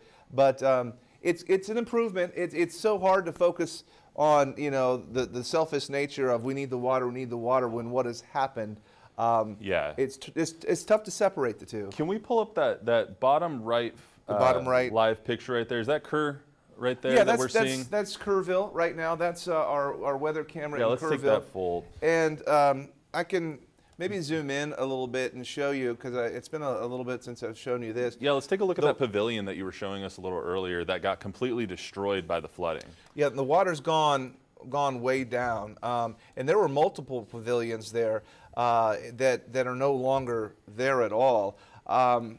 Earlier I had kind of a before and after I was showing yesterday, and I don't know where I have that picture at the moment. It is on my Facebook page, but Brad, for reference, yesterday when we took this camera, the water level was up near the bridge height. Yeah, like that's how high it was. Yeah, and as I zoom in, this was a beautiful park. The splash pad there, and this is the power of the water where the chunks of concrete remain. The only thing that's visible that remains is Lupe, the Guadalupe bass. And I probably just because of the way it's designed, you know, the water is going downstream, and the pointy part of the bass would have been pointing into the direction of the flow. So it just so happenstance that was what saved that structure most likely. But yeah, all the trees that are ripped and gone. There were trees through here. They're just ripped out. Even the concrete damage down here. It's just always amazing. You know, it's kind of cliche to say the power of water, but it just does miraculous things. It's so hard to comprehend that just 24 hours ago this was underwater. Right. And the lake rose, or the river rose from 7 feet to 30 plus feet because the gauge broke. It's just so hard to comprehend that right now we're seeing something that has reverted closer to the normal level that we were seeing. Yeah, 48 hours ago. This is the normal flow. I mean, it's probably up a couple of feet, but as far as the 30-foot rise that we saw, and I'm trying to get a little better view here of it. Yeah, that's over with, and it came up incredibly fast. Yesterday morning, over the course of 15 minutes, I saw it rise about 15 feet because I had zoomed in on a gazebo that's, I think it's still there. Not sure, but yeah, and the water came up. There it is, right there. And the water came up extremely fast. Yeah, we just kind of looked right in on this structure here and watched the water. Well, it looks pretty destroyed, but the roof's there. That's about it. But yeah, the water just went right through there, and there were picnic tables, and everything started becoming erased very quickly. Oh my goodness, just so much. And you know, we're reaching, there will be kind of highs and lows in terms of information coming in. And so the next press conference is scheduled to begin at 2 p.m. Yep, about 56 so we're in minutes. one of those periods where people who are gathering all the information and getting ready are kind of hitting reset. They're taking a break. So we're not going to be hearing a whole lot of new information out of the Kerrville area for, you know, about a little less than an hour away now until that next official update. This would be from Kerr County as well as the city of Kerrville, because as we saw yesterday, the local government there was offering information, but then also the state had set press conferences, and to the best of my knowledge, the state has not announced anything yet. They have not. today. It does appear that they're going to let Kerr County officials handle most of this. And guys, let's go away from the 3-box and go to a VO if we have some video of the damage from yesterday as we rehash some of the details that we learned in the press conference earlier. So this press conference that we heard, the last newest information that we have for you guys right now is came at about 10:15 or so. And I'll just read some of the details that Larry Latha, the Kerr County Sheriff, gave us. They evacuated about 850 plus uninjured people, about 8 injured people over the last 24 hours.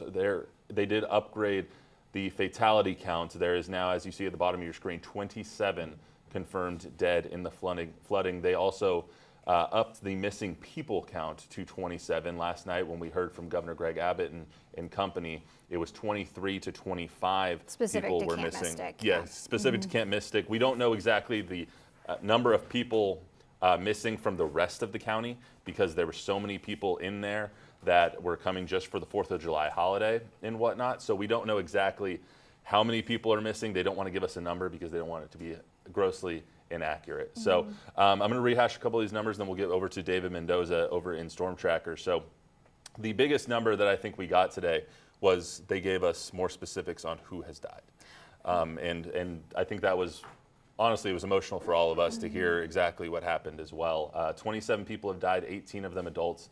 So far, 9 children have passed away. 6 adults have been unidentified so far, and 1 child still goes unidentified at this point. So from what we understand, most of the kids from Camp Mystic have been evacuated via helivac. We heard that a little bit earlier from the Kerr County Fire Department Assistant Fire Chief. We heard that in an interview from Taylor Whartonby up there. So we have some details, and it's getting slowly but surely a little bit better. Yeah. But we hope that when we hear from Kerr County officials at 2 o'clock, that death count stays exactly at 27 and doesn't go anywhere near where it could. And everyone just wants to know that these little girls are okay, and you want to know the latest information. And it's a bit of a dance because also, you know, it's part of our job, but you don't want to be invasive. And the heartbreak that a lot of parents are in right now, you got to give everyone a little bit of time to just have time to themselves. So we're trying to be respectful of that as well. I know we're going to get to David, but I do want to ask Ashley, and I haven't asked you yet in the 6 hours we've been on, but as a mom and as someone who went to Camp Mystic as a kid, how do you handle something like this? How would you be handling a situation in this scenario? Well, you know, I just spoke with a friend whose little girl was at camp, so she's safe. She was evacuated, and she was kind of giving me a little play-by-play of it. And I think one thing to remember is that we forget a lot about kids is how strong they are. In a lot of ways, they're stronger than adults because, I mean, her little girl just finished the 4th grade, and you know, she was just recalling that she remembers the lightning, waking up around midnight and couldn't go back to sleep, and then at one point just hears people yelling, and it's just a mass amount of children all instinctively running to higher ground. You know, I mean, this isn't really a skill set that they were told to do. I don't ever recall going to summer camp and getting a little, you know, kind of like when you are on an airplane, you know exactly what to do in the event of emergency. It's not something that is really discussed, because also where the cabins are, the water would never get anywhere close. It is, you cannot understand how high the water got. And you know, their counselors are also essentially kids themselves. I mean, starting about you're 17, 18 years old. How old were you when you were a counselor there? First year, I just graduated from high school. So yeah, 19. Yeah, and so that's who's, you know, and you love those little girls so much. They are so special to you, and you are going to make sure that you're going to take care of them just as their parents would. As we said, we have 2 breaking news developments that are going through right now. One up in Kerr County, and we'll leave that alone here for a second. We are going to get a press briefing in about 51 minutes. We want to take David Mendoza in the storm tracker. He is driving around showing us the latest of what is happening outside. We've heard from Brad all morning long that there is another storm coming in from the north and from the east side. So you see the storm a tracker over there on your left, and you see the latest map up there on your upper right-hand side. So, David, what are you seeing right now? Is it lightening up at all? Hey Matt, so right now I'm on 10 West headed towards 1604. You know, the skies in front of me are pretty bright right now. Moments ago when I was on 281 North heading up to Bulverde, very dark skies, very heavy rain. I was able to make my way through that storm fairly quickly. Going to the southbound lanes, following it back into the city, it seemed to dissipate a little bit and lessen in intensity. I didn't really see too many road impacts in that area. Over here where I'm at right now, it's just a normal rainy day, I would say. Not too many impacts on the roads. I haven't seen any major accidents, any major delays inside the city. So I'll keep you updated, continue throughout the city, and let you know what else I see. Back to you. Thank you, David. Yeah, so we continue to monitor the storms that remain in our area, but also we are hearing that we can now speak with Taylor Whartonby, who has been out in Hunt for most of the morning. She's been at the Hunt store, and she's able to get a little bit closer to Camp Mystic. There's about a 5-6 mile difference between those two locations. And Taylor, as you took also, if you have any questions that I can help you out with, so I'm familiar with the area, but give us an idea of where you're at. Are you able to see the camp entrance at this point, or are you still a little bit away from there? So like you mentioned, we were at the Hunt store. We traveled up here. Getting to this area, we were held up with a lot of traffic. It's a very tough area to get into just because it's just 2 lanes. So a lot of backups, and also just with the 2 lanes, you have a lot of debris that's still up here from the floodwaters that they experienced. There's a lot of destruction here from the floodwaters. You know, I've seen mattresses up in trees, blankets. I've seen multiple things just clinging onto the branches. So we did travel up here. This is as far as we could get to Camp Mystic, which is right behind me. As you can see, the Guadalupe River. We went a little further and we were met with first responders, but again, we couldn't get any further than that. They are up there, not less than a mile, I would say. They were up there. We've seen some helicopters above us that were flying. There's also a drone. Again, if you take a look, you can see Camp Mystic right in ahead. That one building really stands out. The whole front is completely missing. You know, we've seen some people walking around in that area. Again, there's some debris that we're seeing. But also, I want to mention that I've seen a lot of people just walking through here with their orange vest, doing some searches. We also seen some more first responders down further. Looks like they had some canine dogs as well. So a lot going on over here. Again, we are seeing first responders. I want to mention again, like that helicopter that was surfacing in this area. Again, and this is as far as that we could get to Camp Mystic, where over 20 girls are unaccounted for at this time. And you know, Taylor, normally I had to get on my chair to take a closer look. Normally you wouldn't be able to see the camp. There are thick trees and other shrubbery that as you're driving by, you would not be able to see those cabins.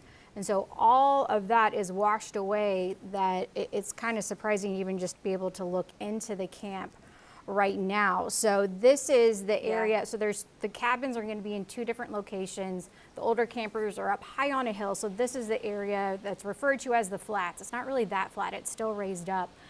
So that's where all the younger campers are, and these would be the cabins of the girls who are unaccounted for. That's what they came from. This tight shot right here is called Harrison Hall, and this is the big dining room, massive. You know, enough space for 300, 400 people to be able to eat 3 meals a day going there, and so that is kind of built up almost as on a bluff away from the river.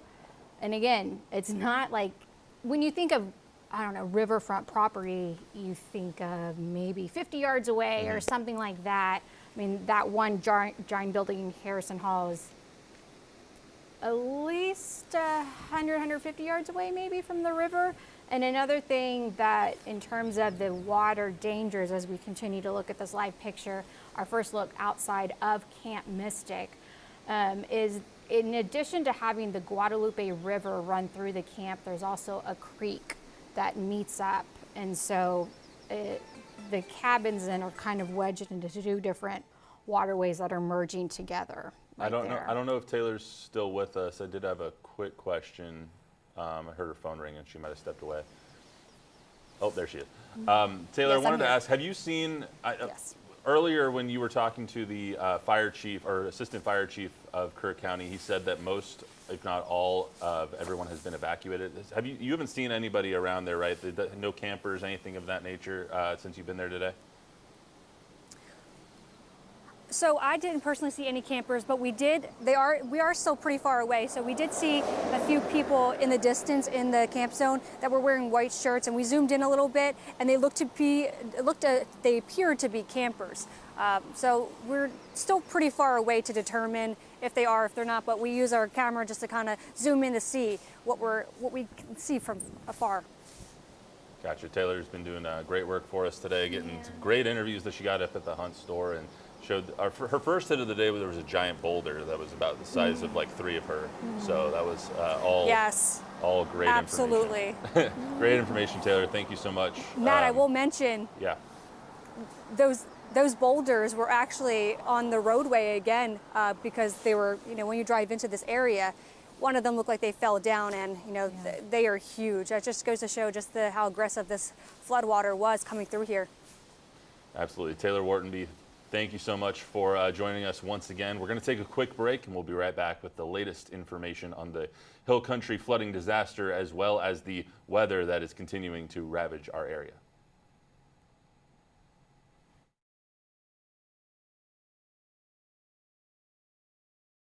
Are you pregnant and looking for a doctor for your prenatal care? Look no further. Centromed is here for you. Centromed offers women's health services including family planning, annual exams, and much more. Centromed has a dedicated team of obstetrics and gynecology physicians ready to provide quality health care. Centromed offers a clean and safe environment. Call 210-922-7000 to schedule your next appointment at Centromed.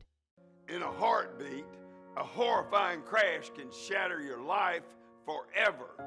Dreams crushed, careers vanished. The excruciating pain never ends. Your spouse watches helplessly as medical bills destroy everything you've built. Your suffering is real. Your family deserves better. I'll fight with everything I have for you.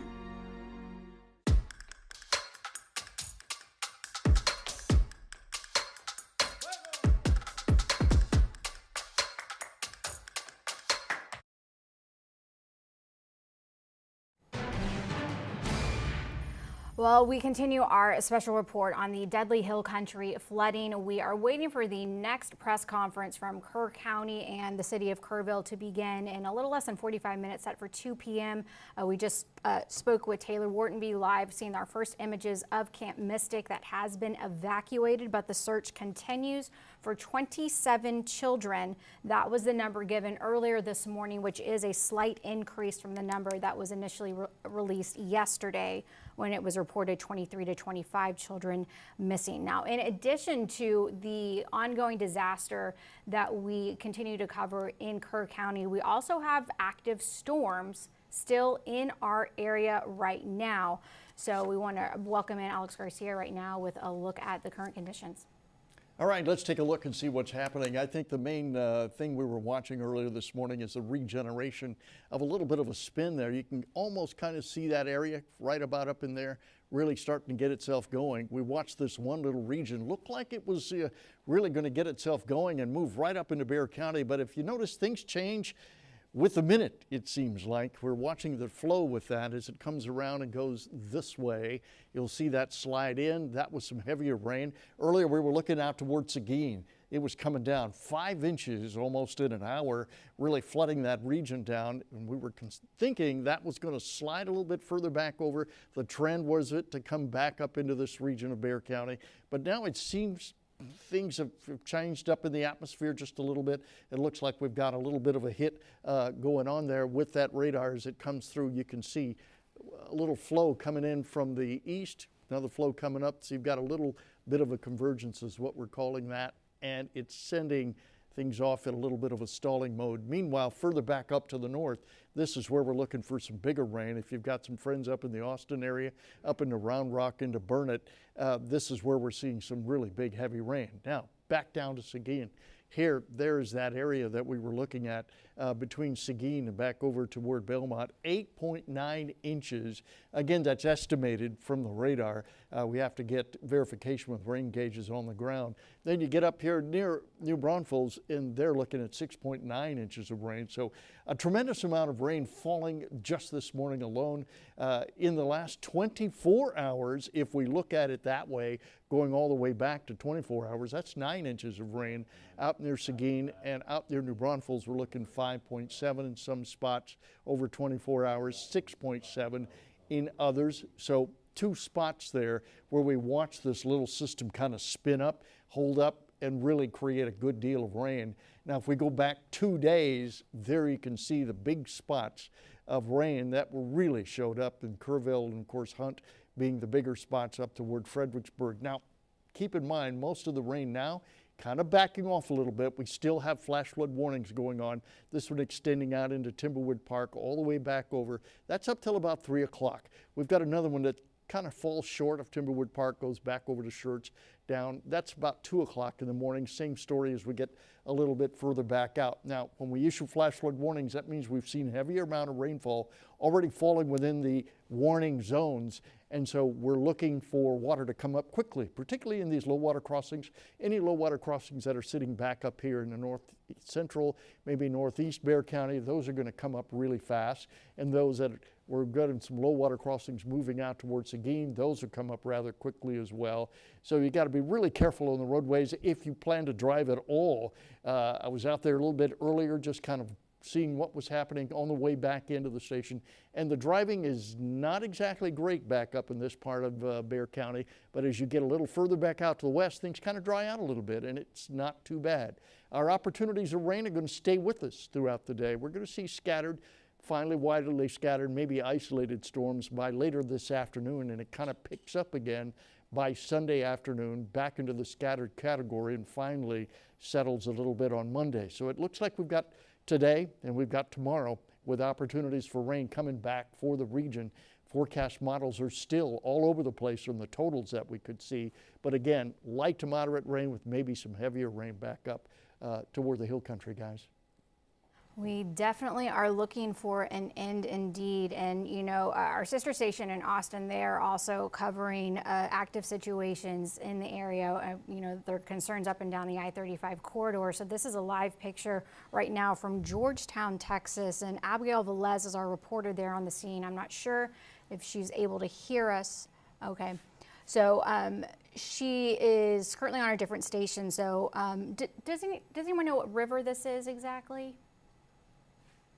Okay. Alex, do you know what? Is that over in Georgetown? It's Georgetown. It is in Georgetown. That's Georgetown. Okay, so the Georgetown River? Yeah, okay. that Georgetown area. Okay. I'm not sure what the name of the river is up there. Obviously, we heard from Brad all morning, they got 16, 17-ish inches up there. So, I mean, huge amounts of rain that happened up near Austin, seeing, that looks a lot like what happened yesterday in Kerr County that we saw with the video that came out of Kerr. So, I'm sorry, say that one more time, Vivian. San Gabriel River. Thank you. We appreciate it. So that's what they're seeing up there. We're seeing similar situations here in Kerr County. Obviously, the water has gone down. We're still awaiting another press briefing in about 37 minutes. We should hear from Kerr County officials. Over on the left-hand side of the screen right now, you see David Mendoza driving around in the rain right now in our storm tracker. We were going to have him in chopper today, but all the rain has grounded the chopper, so we are having him in storm tracker, showing you the latest and what's going on the road right now. That is the RKI reporter up there on the upper right-hand side, and then in that bottom right-hand box, you see a live look at Kerr County. Can we take that full here, guys? Just a couple, it seems like just 24 hours ago. Oh, the reporter is ready. And this is now a live picture out of Hunt. This is along the highway that Camp Mystic is along. So these are the first live images that we are seeing of Camp Mystic finally able to reach that point, as it's been cut off since early yesterday morning right there. And now normally there would be trees and various shrubbery where you would not be able to look into the camp, but all that washed away. And we've seen some kind of movement just with people trying to pick up the pieces there, but continue to gather more information. Just arrived there maybe in the last 10 minutes or so. So Taylor Wharton be gathering some new details, and we will be joined by Taylor along with our reporter who's live in Georgetown. We saw that rushing river, so all that's still ahead, but we're going to take a break right now.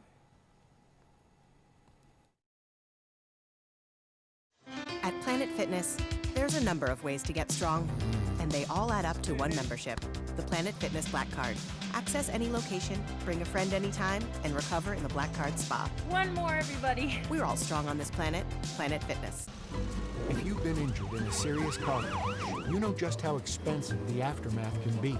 Imagine having a team of skilled car accident attorneys fighting for you without having to worry about upfront costs. That's all part of the Thomas J. Henry no-win, no-fee promise. You don't pay us unless we win your case. Thomas J. Henry has a proven track record of securing serious results. Now it's time to let our reputation work for you.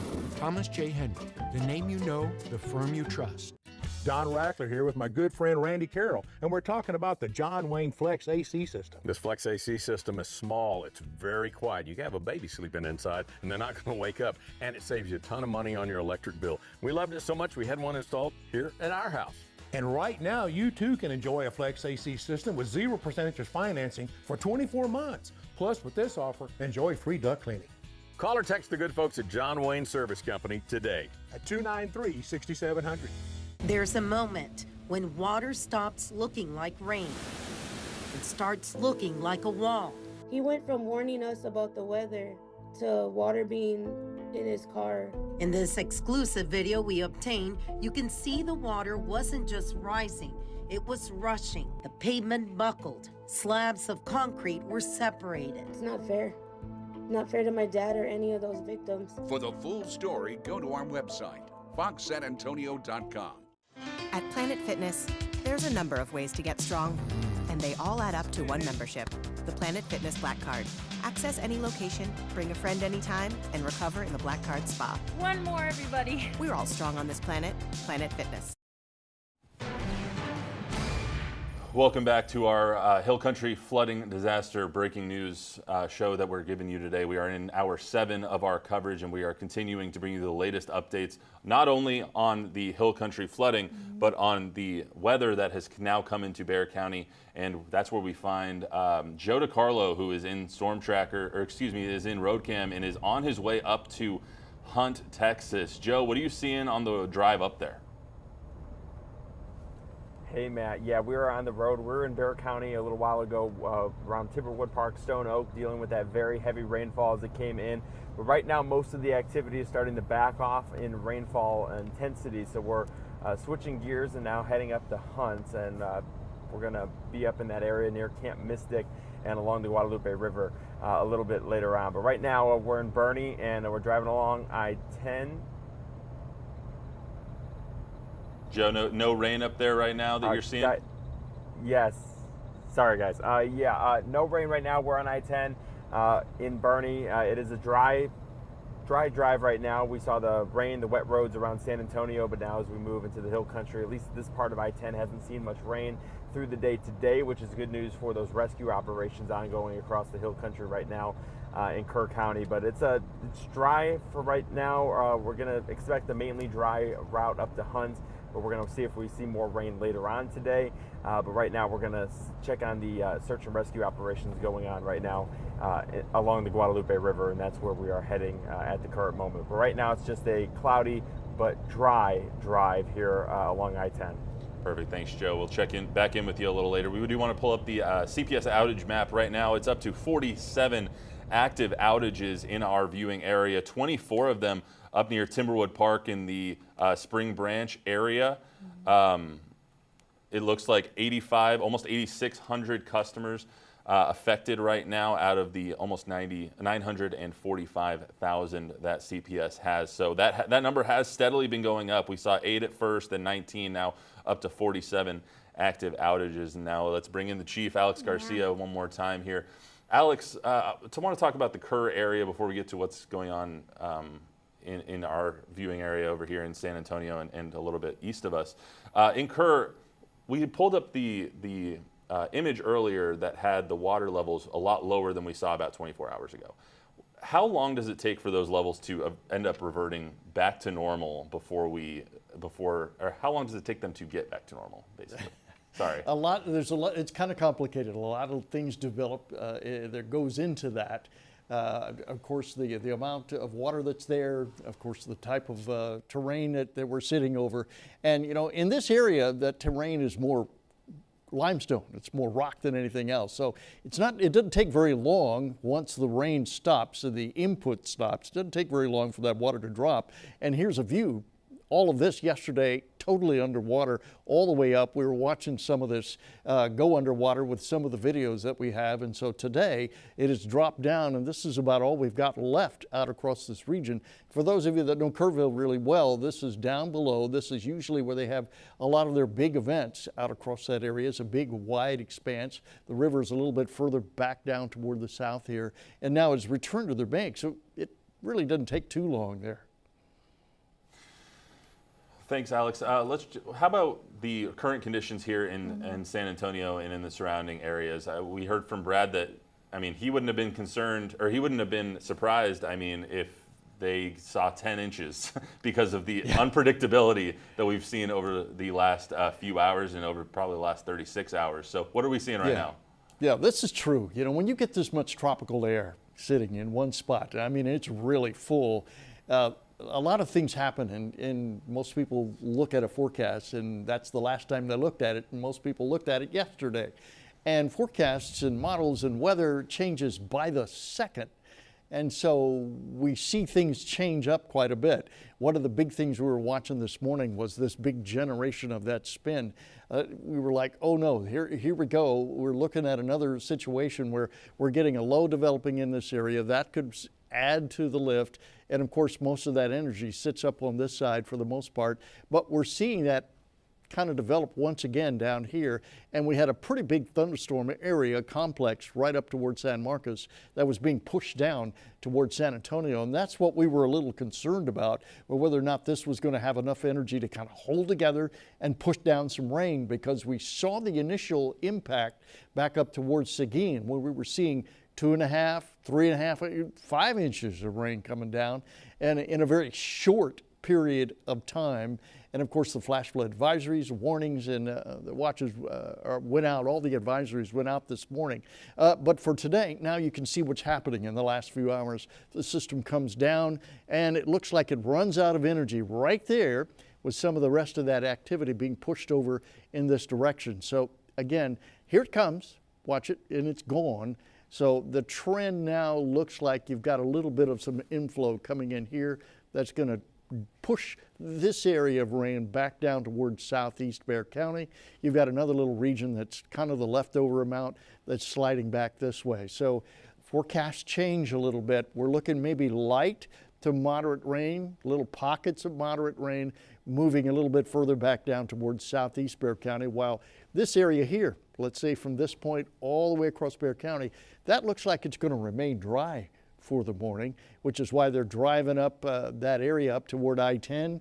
It's dry. There's no rain going on, because the main shift, the main pattern is coming back down toward the east and toward the southeast. Now further up, that's where the bigger rains are going. We were showing some of those pictures of Georgetown a little bit earlier.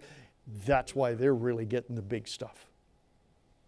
All right, thanks, Alex. We're going to shift gears here and go to, we talked to a Kerrville business owner. I think their names are Derek and Heidi Easton. They are trying to, like much of Kerrville and much of the residents, many of the residents that is, kind of pick up the pieces of what has been happening over the last 36 hours or so. We're going to hear from them here as soon as we have those ready. Vivian, just let me know in my ear so we can hear from them. But basically, they're going to talk about how there wasn't a huge, big rush of concern on their end, but because the area has flooded before, and we heard from Alex last night that it's not rare in that area. It is the flash flood capital of the world, as they've said. But he got texts in the morning about the flooding, and he didn't know exactly how bad it was until he saw it with his own eyes. And I guess that can be relatable. You don't really believe it because there's so much of that.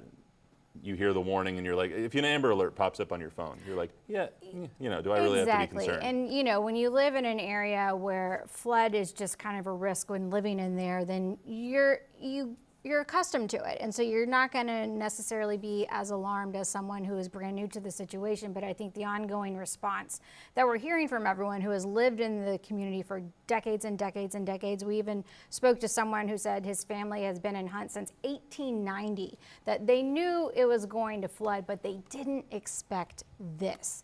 So in addition to having to rebuild their homes, they also don't know about employment because, again, these are small communities and the places of businesses have been destroyed as well. But let's listen to the business owners from Kerrville right now. So we go to bed.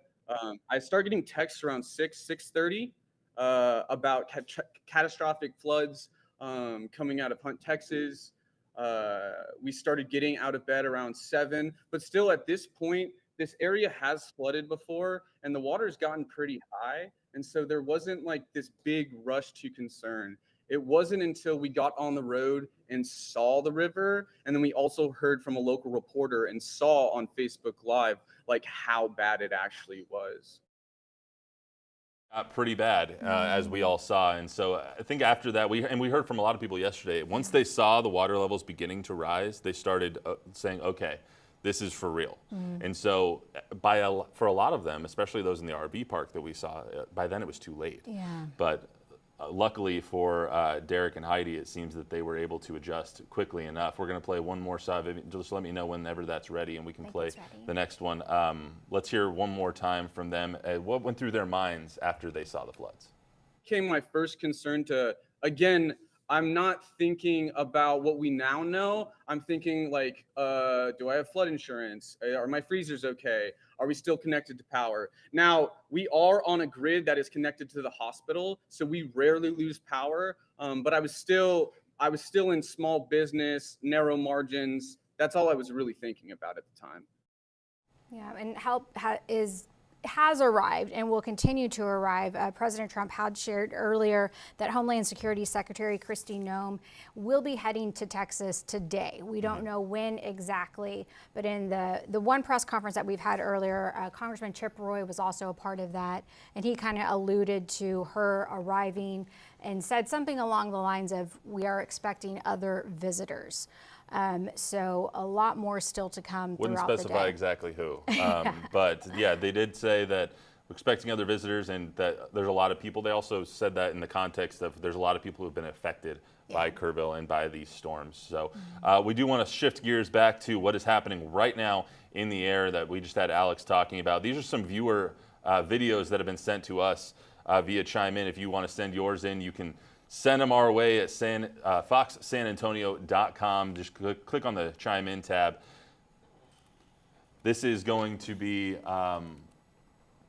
looks like from Seguin flooding. This is a video sent in by Brandon Fender of the flooding in Seguin after receiving over 5 inches of rain in over an hour. Just an obscene amount of rain. Let's go to the next one here, guys. This is the heavy rain in Timberwood Park off 281 in North San Antonio. You can just see the volume that is coming down, and that's something that has been a regular occurrence up in Austin and here in Kerrville and Seguin earlier today. I mean, everywhere is just seeing swaths of rain. And then this is flooding video from Vicki Redding. It says the Hueco Springs Loop Road in New Braunfels. Just look how high that's getting. Yeah, and that's the this is the concern today. You know, a lot of the video that we've been seeing is from the situation yesterday, but we're shifting our gears a little bit farther up the I-35 corridor north of Austin in Georgetown, and that's where Abigail Velez is live right now. You are along the San Gabriel River. It is clearly ferocious and rushing right now. You know, we haven't really gotten a whole lot of information on what y'all have been experiencing weather-wise. So just give us a breakdown of the situation. Well, the situation has turned catastrophic within just hours. Earlier this morning here in Williamson County, we saw a heavy downpour of rain, which actually attributed related to the San Gabriel River level rising. And that's what you're taking a look at right now. We're here at the main artery in Georgetown and Williamson County. And this is the North Austin Avenue Bridge off of I-35, again, the heart of Georgetown. And this bridge was actually under construction prior to this flash flooding, and you could see that that construction that was underway is actually turning into debris, getting swept away by the San Gabriel River that has again since risen with that flood levels. To give you some context, like you said, we are up north of Austin, but right now Williamson County officials have issued a disaster declaration for our local area, meaning this is an opportunity for Williamson County officials to bring in local, state, and even federal resources to help and contain this flooding. Right now, several areas are under an evacuation notice here in Georgetown. That includes, of course, the North Austin Avenue Bridge, which is exactly the area that you're looking at right now. Reason being is because at some point that river level was rising so quickly and so high that it was actually seeping over into the top of that North Austin Avenue Bridge. That has since lowered quite a bit, but we don't want to stand off guard. Again, we are under a flash flood warning until 3 p.m. and we know that this situation is incredibly fluid. We know that this level can rise yet again within a moment's notice. At one point earlier this morning, we saw this river rise about 2 feet within a matter of just 30 minutes. That was quite alarming. A lot of the pedestrian walkways along the San Gabriel River have been closed off because these waves that are coming in with this flooding and river has absolutely the ability to swipe someone off feet and bring them on downstream. A lot of people in this immediate area who live in the apartment complexes nearby or even structures like some businesses along the San Gabriel River have been under evacuation notices, but it's important to note these are not mandatory evacuations. They were suggested, but a lot of them are taking heed because of everything that's been happening, of the catastrophic and deadly flooding in our Texas Hill Country. So people here want to err on the side of caution. We do not want a massive, catastrophic, deadly, or event. So that's why people are choosing to evacuate out of this area. But I will say there's a lot of onlookers here. A lot of the residents in this area tell me they haven't seen flooding like this. They haven't seen this river rise to this level in recent months, possibly even years. For a lot of them who have lived here for most of their lives, they say we can't remember a time where it has been this bad. A lot of people are also visiting. As you know, this is a holiday weekend, so we're getting a lot of visitors from the Austin area. We've talked to people from Houston and Dallas, and they say we actually left these major metropolitan areas to avoid any potential catastrophe or anything like that, and they ended up here where the flooding is intense. Roads are blocked off. People have evacuated their homes. People have evacuated their businesses. The Georgetown Animal Shelter has evacuated completely, and we know that a lot of animals are displaced right now. One of the most alarming things we've seen today is actually wildlife get swept up in this floodwater here at the San Gabriel River. So again, a fluid situation right now. It's not looking too bad, although we do know we're under a flood watch warning until 3 p.m. So that could absolutely change. People are on high alert. We know that resources from Georgetown and of course Williamson County are on standby. They're ready to make water rescues if necessary. Thankfully, that has not been the case. We have not seen injuries. We have not seen anyone swept up so far. But we do know that law enforcement is ready to act in case that absolutely becomes necessary. But for now, we're monitoring the situation. And of course, we'll bring you updates both on air and online. I'll toss it back to you in the studio. Thank you, Abigail Velez, live there along the San Gabriel River in Georgetown, north of Austin, with a fresh perspective of this ongoing disaster that is unfolding. It's still an active situation, and the impact is far and wide, well beyond the San Antonio area. Absolutely. So we'll be right back. I'm Kirsten Kerrville, your injury attorney expert. At Kerrville Law, we stand firm in our commitment to protect your rights against powerful corporations and their tactics. So don't worry, we've got you. Call Kerrville Law today. Welcome to Take 5 Oil Change. Hey, how long will this take? I'm kind of in a rush. Oh, just 10 minutes. Get out! 10 minutes? Y'all are like... A well-oiled machine. I was gonna go there, but then it felt obvious. Take 5, the stay-in-your-car 10-minute oil change. Get unbeatable deals on every vehicle during our huge 4th of July 96-hour sale at Red McCombs Toyota. Hurry in for new Camrys, now only $29 weekly. New Tacomas for $32 payments, and we have pre-owned SUVs starting as low as $59.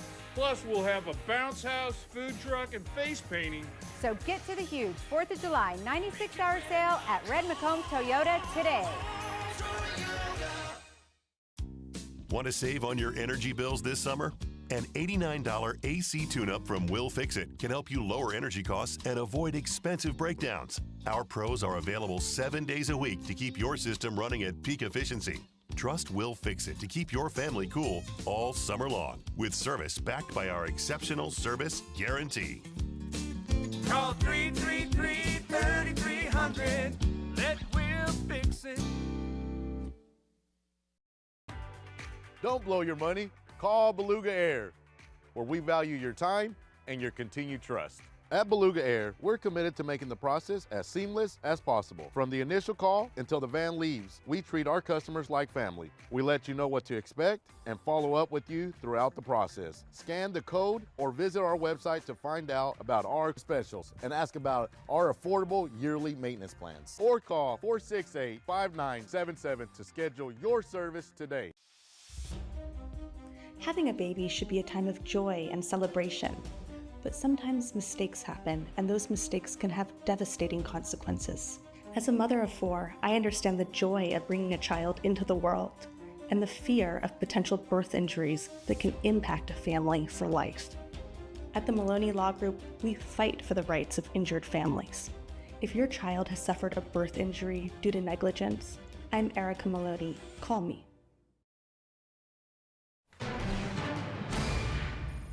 Well, we continue our special coverage right now of the Hill Country flooding disaster and really extending beyond the Hill Country. There are still continued threats as this storm that has caused so much destruction in the Kerrville and Hunt area is still sitting over our area. Flash flood warnings in effect.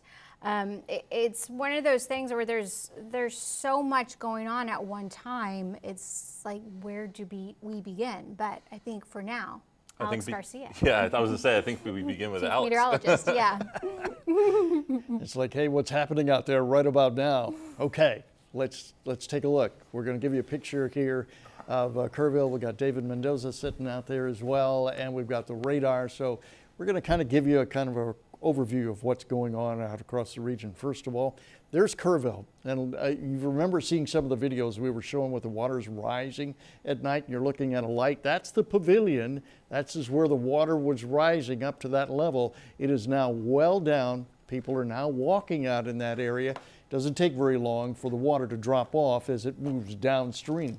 Now the question is, where did it go? Well, it's headed down toward Canyon Lake in that region, and that's where we're really kind of watching to see how much debris actually could get caught up into Canyon Lake. They may have to kind of limit access to that so they can clear out that debris and get it going, but it should hold most of that water out there. So what's happening right now? All right, so let's take a look. Here we go. We've got radar firing up. You can see again that spin, that little mesovortex still kind of spinning around in the atmosphere just up around the Austin area, but it was enough to kind of push a little area right down through San Marcos and back up into northeast Bexar County, which is why we put those flash flood warnings, I should say, up earlier. We were watching that heavier rain, but notice how, again, most of it's kind of faded out, kind of dealt with, and it's moving directly down toward the south. So if you're down here in the center part of town, you're down in the south part of Bexar County, you're going to get some light to moderate rain out of this. You also watch that patterns that also shifts over to the east, so some of that also headed out towards Seguin. Now the intensity this morning, yeah, that was pretty tough. You could see some pretty strong rain coming down. That was 2.73 inches an hour down towards Seguin. More rain really building there. So we're going to be watching that throughout the day to see where that rain's going, how much more we could see. For now, the trend is for it to kind of back off just a little bit and maybe give us a little bit of a break. And right now we're in a little over 10 minutes is when we are expecting the next official update from Kerr County and the city of Kerrville. And so we'll give a little recap of the latest information that has been made available. So this is what was shared at 10 a.m. this morning, and the numbers that they gave, they said it was the situation as of 8:55. And so the rescue efforts, important to say that is still very much an active situation. They continue to search for the unaccounted for. Of course, the focus being on the 27 children from Camp Mystic who remain unaccounted for after the floodwaters rushed into the camp somewhere around 4 a.m. on 4th of July. But the death toll has increased since yesterday. The current death toll stands at 27. Yesterday, I believe it was 24, 23. It was, the first update was 13, and then the second update was 24. Yes. Third update that we've now gotten is up to 27. And new today with the latest update was they also provided a breakdown of how many adults and how many children have perished as the result of these floods. So it's 18 adults and 9 children. No identities are being released. And typically in these situations, whenever we do get confirmation, that comes from the families. Law enforcement, their formal confirmation process where they're going to be releasing that from the media, that typically takes days and days, if not longer. And so, you know, it would mean that a family would have to either reach out or be open to speaking with us. And I think anyone can empathize with the fact that they probably wouldn't necessarily want to be doing that when they are already handling so much emotions. But the churches in Kerrville remain shelters, and there have been a flood of volunteers in addition to all the resources that are brought in by the state. Helicopters are still up searching, drones are up searching. 855 people have been rescued thus far. And again, that was as of 8:55 this morning, and we know at least 8 people were injured and are now at area hospitals. Yeah, it's a continually developing situation, and like Ashley said, we are waiting to hear from Kirk County officials. That update should be coming in just about 10 minutes up in Kerrville. So we should have updated numbers for you. We should have updated situations on what the search and rescue is looking like. We did speak with some of the Texas area search and rescue a little earlier, and they said that these are ever evolving situations. They get called in, and they right now is very much still search and rescue. There's no search and recovery mode going on right now. They have every hope in the world to find the 27 people, 27 girls that are missing right now, and all of the other people that were swept away by these floodwaters. We don't know the exact number of people exactly who are missing from every part of Kerrville and Kirk County because of everybody who has come in for the holiday weekend. But we do know 27 girls are missing right now still. That number has continually gone up, just like the fatalities have continually gone up. So hopefully at 2 o'clock, they give us an update and they say it's still 27 and 27. That's the best hope we can ask for at the moment. Absolutely. So. Well, we are going to take a quick break and we will be back soon. Have you been the victim of an accident that is not your fault? Trust your local law firm, the Law Office of Hector Gonzalez III. We have helped people who have been injured in accidents in San Antonio for 30 years. Your health is our main concern after an accident. We make sure you receive the right medical care for your injuries, so you can concentrate on getting better, while we focus on getting you the money you deserve. Come by or call anytime, 210-756-7033. The Law Office of Hector Gonzalez III. We fight for you. Worried your AC or furnace may be on its last legs? Call Will Fix It for a free consultation or second opinion so you can make the right decision stress-free. With Will Fix It's flexible financing, you can get a new energy-efficient HVAC system starting at just $96 a month. Trust the pros at Will Fix It with your family's comfort.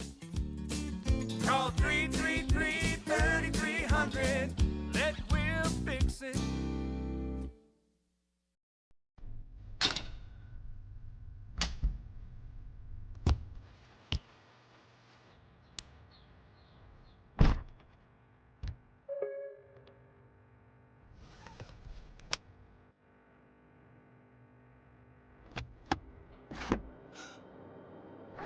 All you want is to keep them safe. If you have a gun to protect your family, make sure you're protecting your family from your gun. Gomez Law Cares means that our law firm and the Gomez family together will do a lot to help nonprofits, and especially Ray Feo through our scholarship foundation. Education is very important to my family, especially to my parents, Joe and Carmen Gomez, and that's why we call it Gomez Law Cares. Gomez Law doesn't just care, they care about the city of San Antonio. Gomez Law fights and Gomez Law cares. on-time traffic only on Fox News First. Watch Daytime featuring Kimberly Crawford, weekday mornings at 9 on Fox San Antonio. Vivint is for you, homebodies, just in for the night. For never homebodies, catching a flight. You, comfort achievers, snuggled in bed. And package receivers, awaiting new threads. For pizza-loving moms, prepping a feast. And proud cat dads, not ashamed in the least. With smart security and energy management, Vivint makes your home smarter, all in one place. Vivint is for you, and you, and you. Welcome back to our breaking news coverage of the Hill Country flooding disaster that's happening over the last 36 hours up in Kerrville and Kerr County. We want to touch a little bit more on Camp Mystic, which is where the 27 girls who are missing are from. There were 750 girls that were there in this session of camp. In just about 4 minutes, we're going to hear from, we hope, hear from county officials. That was supposed to be the next briefing time, and get the latest numbers and latest details on the search and rescue missions. Hopefully those numbers stay at 27 fatalities and 27, actually, hopefully that number goes down, missing girls. But right now, we do have a Camp Mystic expert with us. Ashley did spend 8 summers. 8 summers at Mystic. 32 weeks, 4 weeks at a time. And even just this picture is bizarre to see because, so this is a live picture outside of the camp right now along Highway 39, and you can't really tell from this vantage point, but the river is just beyond the roadway right there. And normally if you would be driving by, you wouldn't be able to look into camp clearly at all because there are so many trees and other shrubbery in that area. And I don't know if the photographer can hear us at all, but if they can just kind of pan a little bit so we can get a little bit more of a larger view of the area. But this is and this camp is huge. I don't know how many acres, but it is a lot to say the least. And then it extends up higher into the hills where I was able to speak with a friend and her little girl who was able to evacuate earlier, and it's just remarkable what these little girls just instinctively knew to do, just going to higher ground once they realized that they were in such danger. I mean, some of them hiking high up on top of a hill, but then there's also a structure kind of in the center point of the camp where it appears most of the girls that are in this area, which would be the younger campers, all kind of went together and went on the second floor of a building and just kind of had to wait for several hours until the water went back down. So some of the information that was released yesterday, there was an explanation where there's 2 camps on this one property. So this, what we're looking at, is the original camp, almost 100 years old, celebrating the 100th anniversary in 2026. So some of these buildings, the one that has the damage on the rightmost part of the screen, so that is Harrison Hall, that's the dining hall. That is going to be one of the original structures that has been there from the get-go in 1926. So this area has been through the great historic floods several times over. And the longtime camp owners and directors, Dick and Tweety Eastland, I think it was in '87, Tweety went into labor during the floods, and she shared this story many times and had to be airlifted out in order to deliver one of her 4 boys right there. But again, this is just the first time that we've been able to reach this area, and that has been one of the struggles with the ongoing rescue efforts, was just getting here, because this highway, there has just been so much debris. And all the girls were airlifted out into a different location and eventually bused, but buses could not go directly into the summer camp itself. The main entrance couldn't be reached by vehicle when they were trying to get everyone out yesterday. And when I was talking to my friend's little girl, and you hate having to hear what they have gone through at such a young age. And one of the things that was a little bit heartwarming for me, and I shared a photo on social media, once they did make it to Ingram High School, they got a medical check, and there are lots of different checks just to make sure that the proper parent is picking everyone up and everyone is being accounted for. But as they were kind of in another holding pattern and waiting for mom and dad to arrive, there was some sort of a volunteer group who had a teddy bear and a nice cozy blanket for every single little girl. So we're talking about hundreds and hundreds of little girls, in addition to arriving and getting a towel, getting food, getting water. There was also just that little extra thing of comfort as they were just experienced something that none of us can really imagine surviving. It was just heartwarming to see the lengths of all of the volunteer efforts, because of course we have volunteers who are helping in the rescue effort, but it was just nice to see that little bit of love and tenderness as well as also included in this ongoing tragic situation that we're following. Speaking of Camp Mystic, CNN posting just 15 minutes ago that families of 2 of the Camp Mystic girls have confirmed their deaths. Those 2 girls' names now out there, Sarah Marsh and Lila Bonner, 2 campers who went missing from Camp Mystic, the girls' summer camp in Kerr County, who we were just seeing. The family issuing this statement to CNN that their 9-year-old girl has passed away. They say, quote, "In the midst of our unimaginable grief, we ask for privacy and are unable to confirm any other details at this time. We ache with all who loved her and are praying endlessly for others to be spared from this tragic loss." So 2 of the 27 that have died right there in Sarah Marsh and Lila Bonner. So this tragedy continuing to get worse as we wait for the next press briefing here. Yeah. Do we have any idea of if anyone's arrived to the podium or anything like that? We are hearing. Josh, our executive producer, just told us that it would be at 2:30, so it has been delayed for about 28 minutes or so. We will bring that as soon as people walk up to the podium. We will bring that to you live here on our continuing coverage. So this is now the latest update and latest view from our storm tracker of the current storms that are passing through our area. You'll see that over there on your left-hand side. That's David Mendoza, our road cam extraordinaire out there. Gabe, can David hear us, or is he on another station at the moment? I'm going to assume he's on another station at the moment, but over there on the right, you'll see the. Oh, now I hear him. David, can you hear me? Hey. Hey, David. Hey, how's it going, Matt? Where are you guys at? Yeah, well, 35 and 410 right next to Kirby. At this point, I've had the chance to pretty much drive throughout the entire city. I heard Alex say earlier that, expect patches of light to moderate rain. That's exactly what I'm seeing out here.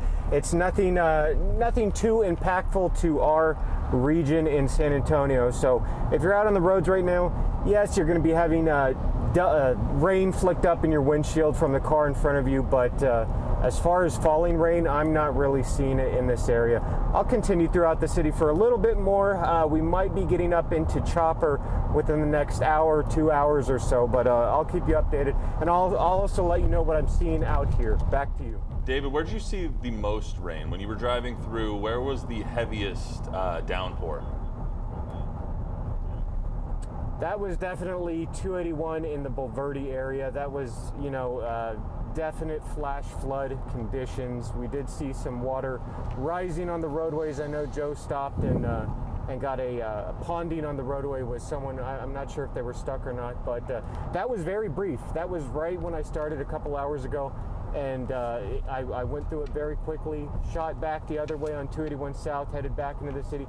It was it dissipated even more as I reached the outskirts of 1604, but that's been the heaviest that I've seen so far during my time in Road King. That kind of matches the power outages that we are following from CPS Energy, as well, as that's kind of the highest impacted area. And CPS Energy is making some progress in terms of restoring power. The number of outages has increased, but in terms of the number of customers impacted, it's a lower impact now. So that is definitely good to report. And as for the rain and the ongoing threat, let's go ahead and check in with our chief meteorologist.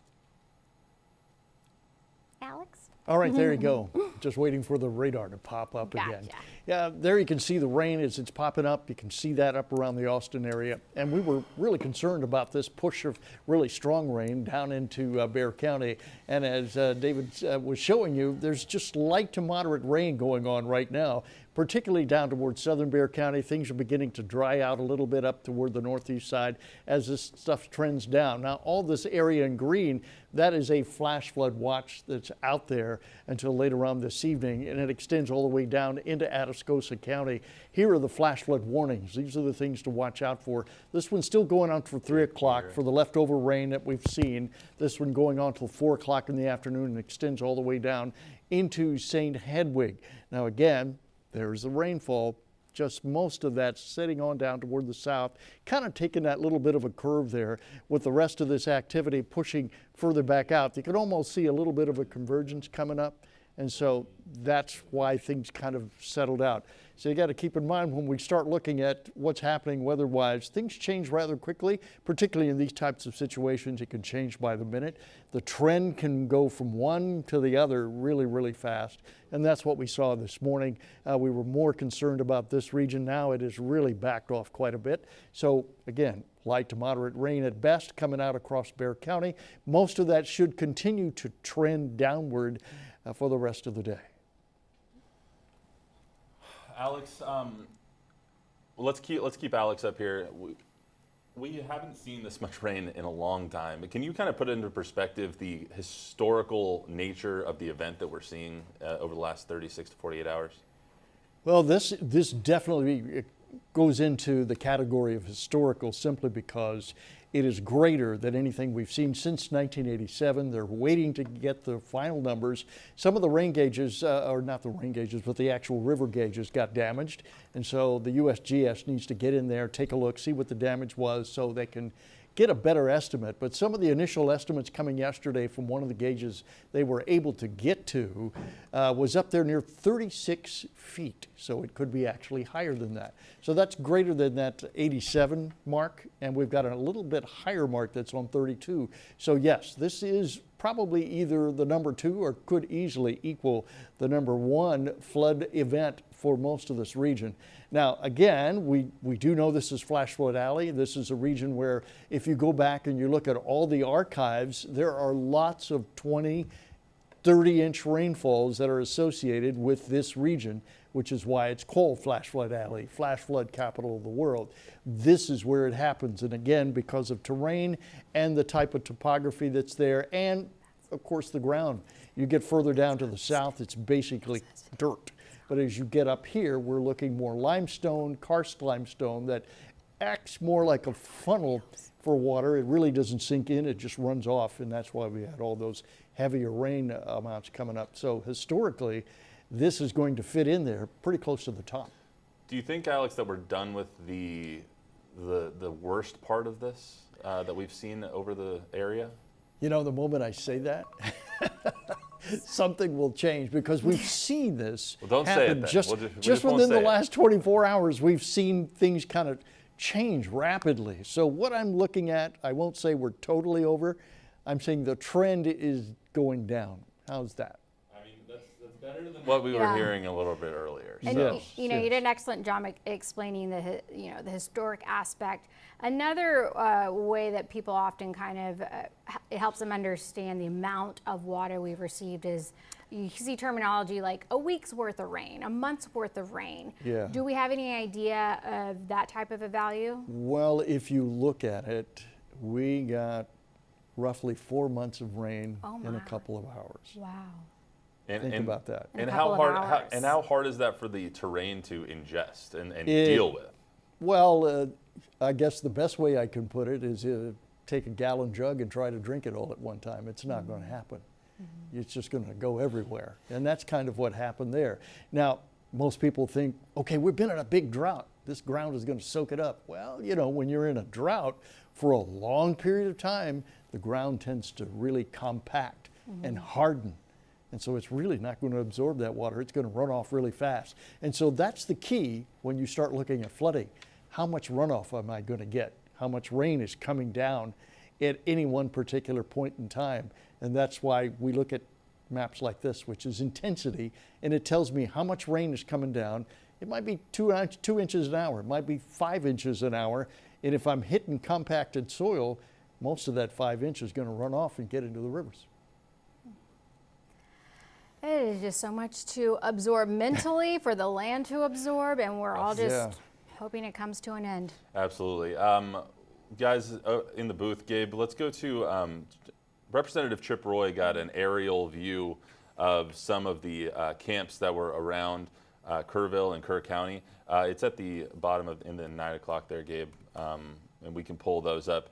He says they're from Camp Mystic. You've taken a look at them. It doesn't look exactly like Camp Mystic. So he shared aerial photos of what it says on social media that he said is damage to Camp Mystic and then damage to the Hunt store. But I believe we're working to get it up, but it's actually Heart of the Hills is what I believe it is, just looking at where the river runs in coordination with the camp, but also all the camps kind of have different colors.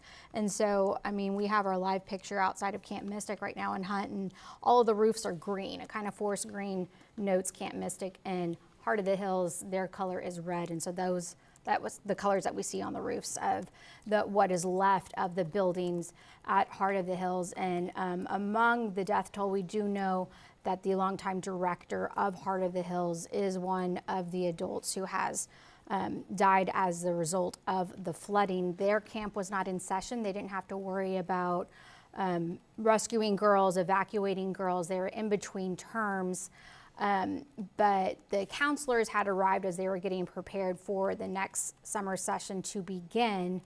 And the Heart of the Hills did share yesterday that their longtime director did sadly die in the flooding as the flash flooding hit Kerrville right now. But these are the images right now that Congressman Chip Roy has shared. So this is the view from the Hunt store, which Taylor Whartonby has been live on the ground. And then this is going to be Heart of the Hills, which the main camp is on the other side of the roadway from the Guadalupe River.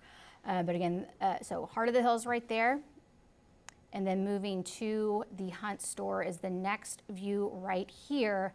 And the Hunt store, since it's a small community, it's not like you're gonna go to McDonald's, go to Starbucks, you're not gonna find anything like that. You go to Hunt store and that's the only place that you go. And you can get just about anything and everything there. It's Hunt Buc-ee's. It's a gathering ground. It's where you can get necessities. They have a fantastic restaurant as well. You can go dancing. They got live music. It's just that type of an environment. And severe damage to the Hunt store. And it's one of those places where when people are hearing about the tragedy that's unfolded and you hear Hunt, Texas, I think a lot of people will go, how's the Hunt store? Yeah. You know, it's just a landmark there. And we heard from people earlier who were visibly emotional. Yeah. Older gentlemen who were visibly emotional that the Hunt store has irreparable damage. We've heard from a couple of different people that the Hunt store will not be able to be remade. They have to tear it down and they have to remake the entire place. And so everyone's memories that they've had at the Hunt store over the past few decades is now just that, their memories. And so it will come back. It will be reinvented. It will be remade. But what was the Hunt store is now a kind of a pile of catastrophic rubble. I mean, you know, these are actually the first aerial views that we are getting of any sort of damage there in Hunt. So again, that's the area of the Hunt store and behind it. And this will be, well, Congressman said it was Camp Mystic, but that, I know it's not Camp Mystic just because the colors of the roof. Mystic is a dark green. I do believe it is Heart of the Hills because we know that camp also did sustain loss, at least one human life in addition to just so much destruction to the camp itself right there. So Congressman Chip Roy was also part of the earlier press conference and did give a little bit of hints in regards to additional federal figures who would be visiting Texas. So, you know, initially the next press conference was set to begin at 2 p.m., but now we are being told that it is set to begin at 2:30. So little by little, and we're reaching that mark where now that we're getting closer to the start time, we'll probably start that, just like what he just shared, about 30 minutes out is when we start getting some new information from everyone. Exactly, and so we will, as soon as people come up to the podium, we will get that for you. We do have a crew there on the ground who has been there all day. We do want to get to a business owner, I believe. Gabe, is this someone we heard from a little earlier? This is brand new. All right, brand new information, brand new. We'll find out together. Information for you here on KABB. Let's hear from a business owner in Kerrville about the devastation that they've seen. So we go to bed. I start getting texts around 6:30 about catastrophic floods coming out of Hunt, Texas. We started getting out of bed around 7, but still at this point, this area has flooded before and the water's gotten pretty high. And so there wasn't like this big rush to concern. It wasn't until we got on the road and saw the river, and then we also heard from a local reporter and saw on Facebook Live like how bad it actually was. Came my first concern to, again, I'm not thinking about what we now know. I'm thinking like, do I have flood insurance? Are my freezers okay? Are we still connected to power? Now, we are on a grid that is connected to the hospital, so we rarely lose power, but I was still in small business, narrow margins. That's all I was really thinking about at the time. You know, just more perspective of just people kind of reliving really the moment that not only they were expecting flooding, but the kind of general consensus that we keep hearing is, but not like this. And, you know, the state leaders who have been handling the response have also said, you know, forecast models, there was no prediction for this amount of rain in that specific area. And amazingly, it has been well over 24 hours, and that same system is still sitting in our area. And that's been, you know, a crux of the problem, is that it's just not moving away. You know, something that we kind of saw with Hurricane Harvey during Houston, where a system is just sitting there and won't stop raining. So as we wait for the next press conference to begin, why don't we go ahead and bring Alex Garcia back in for just another look at the radar, where the storm is right now, what we can expect right now and in the coming hours. Well, let's take a look at the current situation that we're sitting self right now. Again, as we mentioned before, it looks like the trend is down instead of up. We are watching what's happening with this system here. It was a lot stronger, and now you can see the little flow with that, taking it more out in this direction with the stronger areas, and then the leftovers kind of sliding down toward the south. So we're getting just little pockets of light to moderate rain moving into Atascosa County now, but most of western Bexar County fairly dry. You've got little pockets here, maybe some light rain coming through. You'll likely see some of this as it comes through back up here into northwest Bexar County over the next hour or two. So again, light rain is best. So that's a trend downward that we're looking at. But if we want to go back and see what the intensity looked like early this morning, particularly up near New Braunfels, the amount of rain there coming down in an hour was over 2 inches, almost 2 3/4 of an inch. You get out near Seguin earlier in the morning, it was about 1.5 inches there to 2 inches at high rate, 1 3/4 there. So it was really intense this morning, but now most of that intensity all the way out from Seguin to New Braunfels back into Kirby, most of that has subsided quite a bit. So this is what we're left with. Light to moderate rain coming all the way down through Sutherland Springs, through Elmendorf, down through Somerset and headed south, with a drier area sitting back up for western and central Bexar County. If you look back just 2 hours, again, just 2 hours, this is the hot spot that's sitting right there. That's almost 2 inches of rain coming down in just 2 hours. You go back 12 hours, and again, that 2 inch of rain sitting there, but Seguin was getting the big amount of rain, almost 9 inches of rain, 12 hours in just one little spot. That's more rain than you're going to get in several months in just 12 hours sitting out there towards Seguin. Now, if you go back 24 hours, again, you see the big hot spot over there at Lockhart. You see the hot spot over here in New Braunfels. This one back over at Seguin, still pretty high in some areas there, coming up to 8 inches, a little further back up to the north. Let's see if we can pick up another one. There's another 8 inch. So you could see it just within the 24-hour period really picking up. And if you go back 2 days, there's all the range of rain that you could see, particularly going up toward Hunt, where there was that 12 inches of rain. Now, we were looking at computer models, and there's been a lot of talk about computer models didn't predict this amount of rain. Well, here's the trick. The computer models can't do that. Bet you thought they could. They can't do that. We don't have the tools available to really pinpoint an area and tell you your backyard is going to get 12 inches of rain. I can't do that. The best we can do with our computer models is to tell you the atmosphere is loaded. There's a lot of water in the air. The conditions are getting really, really good for this to happen. The potential for some high rates of rainfall is there. All we have to do is wait to see where it's going to happen. And the only way that you can tell that's going to happen or that's going to happen is to keep your eyes on the radar and watch it as it's going. That's nowcasting.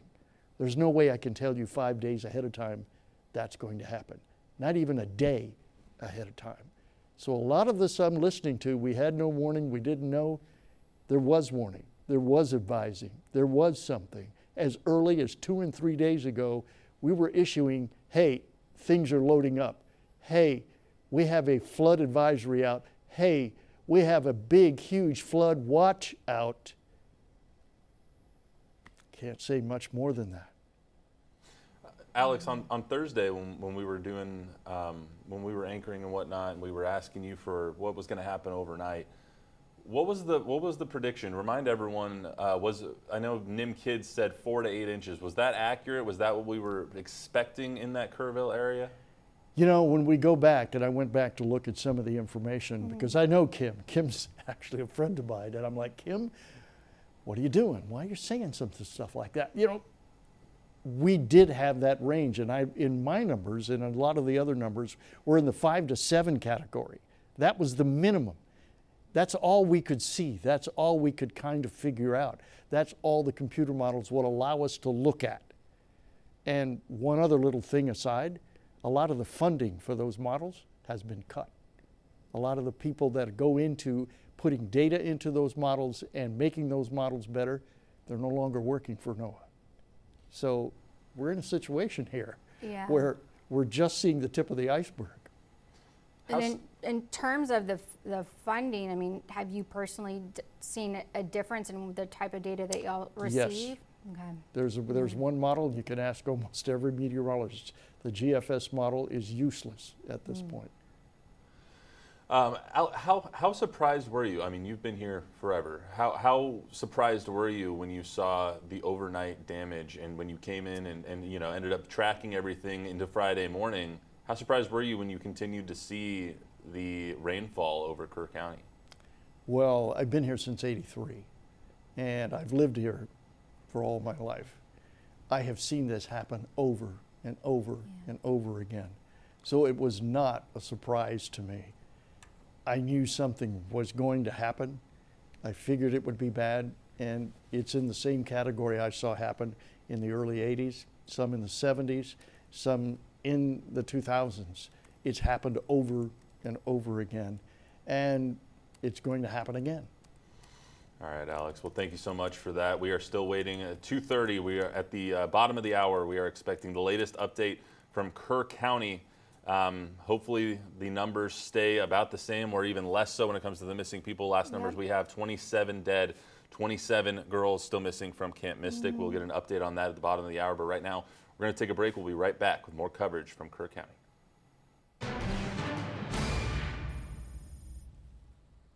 Introducing our Bigger, Better bundles at Whataburger. Get any Whata meal, and you can add a kid's Whata meal for just $4. So your picky eaters can pick their favorite. That's winning at Parenthood right there. Upgrade your Whata meal at What a Burger. Are you pregnant and looking for a doctor for your prenatal care? Look no further. Centromed is here for you. Centromed offers women's health services including family planning, annual exams, and much more. Centromed has a dedicated team of obstetrics and gynecology physicians ready to provide quality health care. Centromed offers a clean and safe environment. Call 210-922-7000 to schedule your next appointment at Centromed. Gomez Law Cares means that our law firm and the Gomez family together will do a lot to help nonprofits, and especially Ray Feo through our scholarship foundation. Education is very important to my family, especially to my parents, Joe and Carmen Gomez, and that's why we call it Gomez Law Cares. Gomez Law doesn't just care, they care about the city of San Antonio. Gomez Law fights, and Gomez Law cares. Introducing our Bigger Better bundles at Whataburger. Now when you get a Whata meal, you can add a Double Meat Junior Whata meal for $5. That's 2 meals for not much more than the price of 1. Nothing junior about that, Junior. Upgrade your Whata meal at Whataburger. Well, we are continuing our coverage of the catastrophic flooding that continues to unfold in our area, but the focus has been on Kerrville, Hunt, Texas, Kerr County. We are awaiting for the next press conference to begin. We're hoping that it will begin in about 5 minutes. Now, we want to go to Emma at the live desk right now, gathering some new information.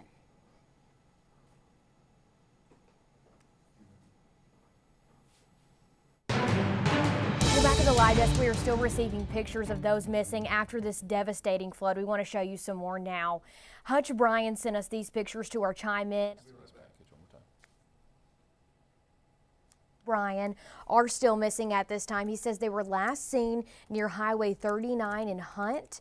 On your screen there is also a number to call if you happen to know where this couple is. We received multiple pictures of them. We continue to follow these images and updates on social media to learn more about them. We want to know and we also know at this time there's still a large number of people unaccounted for. The city of Kerrville also has an information number for missing people. They say the number is only for relatives seeking information about their loved ones. That number, if we could pop that up on your screen, that's 830-258-1111. That is the latest from the live desk.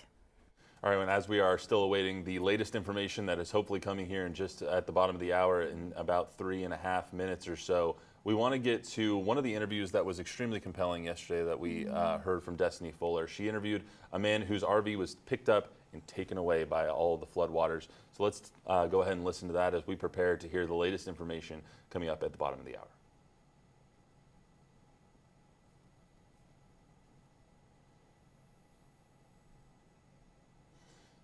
All right, they're gonna, y'all can pop it up whenever it's ready, and we'll just keep talking. Yep, we are going through a bunch of stuff here, so we basically ask for something to be queued up, and then they have to code it in the back. So we are going to hear from that interview here momentarily. It's basically Destiny interviewed a man that he woke up to floodwater in his RV, and it was part of that RV park that just got devastated by the floodwaters, and he had to escape from his RV, basically picked up his wallet and his dog. You'll hear from him here in just a minute, and was able to escape, but that's all that's left. And so many people have that exact same story. All right, let's hear from him right now.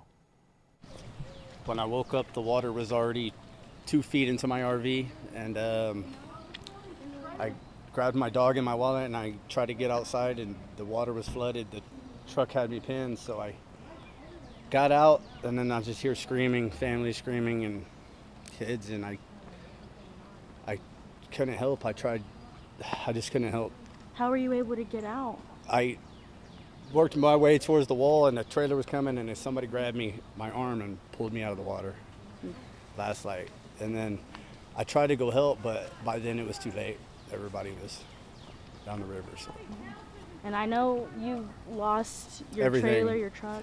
Yeah, Walmart, thank you. They gave me some shoes this morning. Yeah, we lost everything. A lot of people lost everything. Has this ever happened in this area before? We had a flood like last year maybe, but it wasn't nothing to this extreme. So this is devastating. So what's going to be next for you? Trying to figure trying out. To find a place to live, trying to get clothes. I don't know. Trying to get my life built back together, I guess. Nobody expected this. That's what's sad about it. A lot of people lost their lives today. And have you heard of anybody that you know, or anybody that you might have shared? There was a buddy here that passed away. I guess a guy that worked here. I'm not sure of the info, but we do have casualties. So It's a sad day in Kerrville. Sad day. Thank you for talking to us. And, you know, we are also getting the first aerial views of the damage there in Hunt, Texas, as Congressman Chip Roy has shared some photos on his social media accounts of two different images. One being the Hunt store, which is just the hallmark of the Hunt community. And then this photo right there of one of the summer camps. Now, the congressman had listed it as Camp Mystic. But just knowing the area that appears to be Heart of the Hills, another summer camp, where sadly the longtime director of Heart of the Hills, Jane Ragsdale, did die in the flash flooding. But nonetheless, it just gives us another vantage point of the damage that has unfolded in such a short amount of time from the flash flooding along the Guadalupe River. Of course, both you can see the river there on the other side of the roadway. That would be Highway 39 right there. And it's the same highway that the Hunt store sits alongside of. Also just, you know, a couple of miles apart, but all that also in very close relation to where Camp Mystic is located, where 27 children remain unaccounted for. That is the number that was last given at the 10 a.m. press conference. And the official word at that time was those were all of the numbers as of 8:55. Now, they had also shared that 850 people have been evacuated safely, uninjured. There are 8 individuals who are injured in area hospitals. And of course, the death toll did rise in comparison to yesterday, now standing at 26 people killed, and a breakdown is 18 adults and 9 children. Now, as we wait for the press conference, they have said multiple times they will not be releasing any identities. There's a longer process for them to be able to do that, but little by little, you know, you're seeing reported all across national media, various people where their families are indeed confirming their death. So we do know that some of the children who had been unaccounted for at Camp Mystic have passed away. As of right now, it appears to be a minimum of 3 of them. Right, and you see that that picture, you just saw it, it was in your upper right-hand corner of the press conference. We're gonna take you there as soon as somebody walks up. This will be the latest information since the last press conference that we got at 10:15. Ashley just gave you those numbers. We should get updated figures on all of that. As soon as somebody walks up there, we will bring you that image right there. So, and that's the live picture outside of Camp Mystic. I don't know if the photographer is able to hear us, if they're able to pan around just a little bit just to get see a little bit more of that area right there. I know they probably it's the side of a very narrow highway, so they don't have a lot to work with over there, but those were also the first images that we have been able to see of Camp Mystic. But the main camp, the original camp, which is almost 100 years old now, all the children have been evacuated, but the rescue effort is still very much an active situation right there. And from that vantage point, along with the aerial photos that Congressman Chip Roy had shared, one of the things that is kind of striking is just all the trees that are no longer there. Kind of like when a tornado maybe goes through a neighborhood, and this, you know, older neighborhood that had those beautiful canopies arching over a roadway. It's kind of one of those situations where there were just gigantic trees who had been there from, you know, close to the beginning of time practically. They're gone completely, washed away down the river. And just to think of how high it rose is, again, it is unfathomable to try to comprehend how high it got and so quickly there. absolutely. Guys, let's take that upper right-hand shot, fold, the press conference shot. This is where everybody will be speaking at. You see a bunch of media attending right now, so be prepared just in case you question why the feed might be cutting out a little bit. We've had these issues over the past 2 press conferences that they have held. There's so much media there, and there's so many live view backpacks, which is how we go live, which is how we're seeing this picture right now. And so many people using up the bandwidth that sometimes those feeds will come in a little bit choppy. We're doing everything we can to make sure that it comes through as smoothly as possible. However, it might come over across the air just a little bit funky, so we will try and get you as clean as possible. In the meantime, we do have a soundbite from one of the campers. A boy camper is going to talk about what he was thinking as the flood was coming in. He attended one of the camps along the Guadalupe River. Let's hear from him. We didn't really know what was going on around us because it was dark. We couldn't see past trees. All we really knew is that we needed to move stuff in order for it not to get wet. And there was just a lot of water creeping in from areas we didn't think it could. And it was really scary.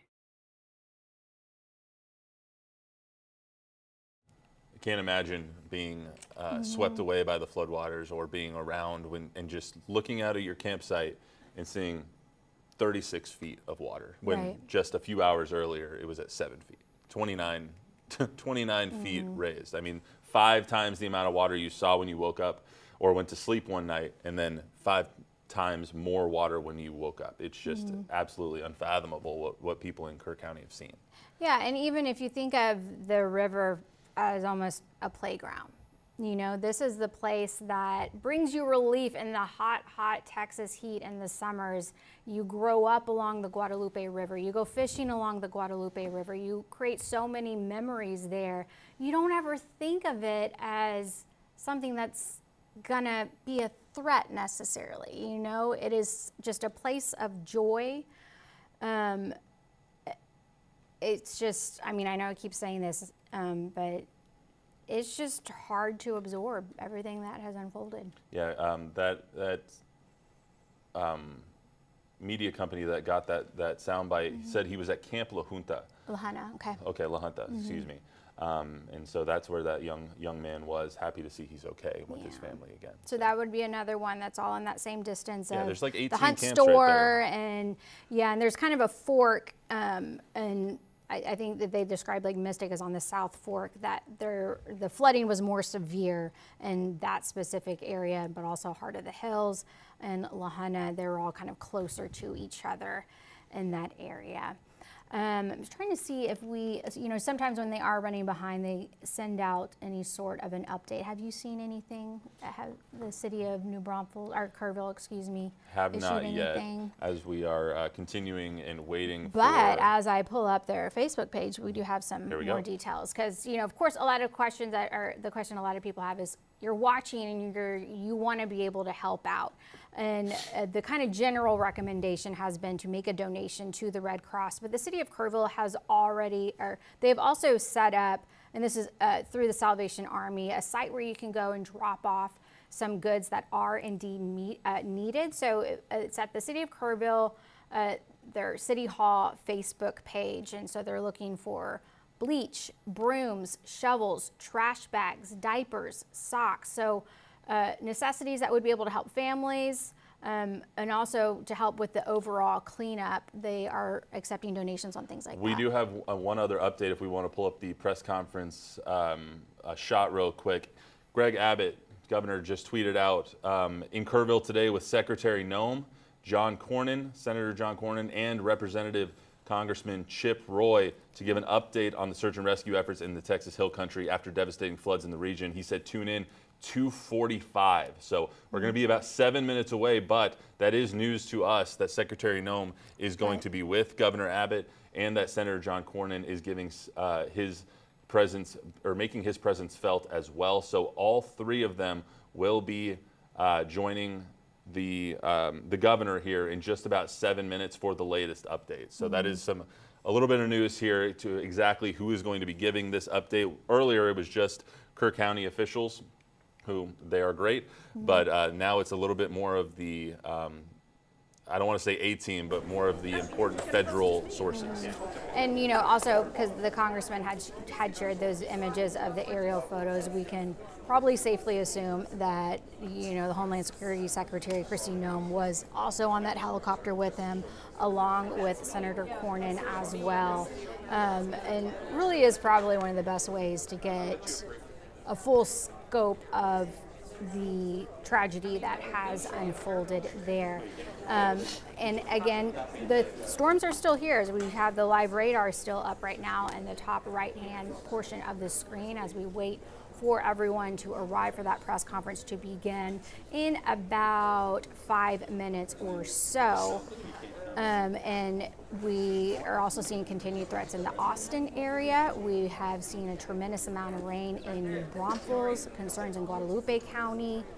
And so we're not out of the woods just yet, unfortunately. Yeah, while we're waiting for this press conference to start, let's deal with what is going on right now in the air and bring in the Chief, Alex Garcia, one more time here before we get started on this press conference. Alex, what are people expecting and what can we see over the next few hours? Well, we're looking at a little bit more rain. Good news is not as much rain as we've seen in the last few days. And if you just watch the overall radar trend, you can see it's kind of going down. We still see that little bit of a spin in the action here with the flow going up that direction. But if you get back towards San Antonio, you'll notice anything that was really big is now well out here following that trend. We're watching the downward trend with activity down to the south of us here. So again, mainly light rain, moderate rain going into South Bexar County. We're watching this little spot right up into here. That is going to be coming a little bit further down to the south. And as it gets down into here, we'll see some light to moderate rain across northern Bexar County. Now we still have that flash flood watch that's out. And that extends all the way back out here to Bandera, back into Kerrville, down into Hondo, but now been further extended a little bit further back on up toward the north. That flood watch now out till 10 p.m. tonight. Now keep in mind that includes Bexar County, that includes Hayes County, Travis and Williamson, so those counties are up and further back out to the east. When we issue a watch, that means that everything is together. It's like you're baking a cake. You got all the ingredients together for some flooding, because that's why we call it a flood watch. So keep in mind, that's in effect until 10 o'clock later on tonight. The warning, that means flooding's already been seen. It's already occurring. That's in this area right here. The warning, this one particularly, is out till 4 o'clock in the afternoon. That extends all the way down here into northeastern Bexar County, back up to New Braunfels. We have another one for New Braunfels that extends a little bit further back up towards San Marcos. That goes into effect till 4 o'clock. So, a little difference there. The watch says we're getting everything put together and it's potentially going to happen. Our warning says it's already happening in these areas right here, and it will continue to happen, the potential for it, up until 4 o'clock for this one right here, 4 o'clock for that one right there. So again, we're coming up on 2:40, 2:45, so we've got at least another hour and a half, hour and 45 minutes of this stuff to go on. And again, the overall trend showing a downward trend with most of western Bexar County sitting pretty dry right about now. So overall, as we watch the rain fall, the intensity has been pretty high this morning, particularly up toward New Braunfels, back over toward Seguin, all this area here, really, really strong rain. We broke it down and we took a look at it over several hours of time. There's 2 hours. We were seeing the hot spot there in the last couple of hours. Here is the last 12 hours, adding that hot spot in for Seguin, and we go up to 24 hours. The hot spot remains back out towards Seguin and New Braunfels. So that shows you that was just raining over that same area for 24 hours. And over 48 hours, over 2 days, that adds in that big rain that happened way back out toward the west. So overall, the pattern for today says we'll continue to see the opportunity for rain. It's going to drop off as we go into 3 o'clock, 4 o'clock, by 6 o'clock should be down. Starts to come back up in the overnight hours a little bit, comes back up towards Sunday morning, and then drops back down for the afternoon.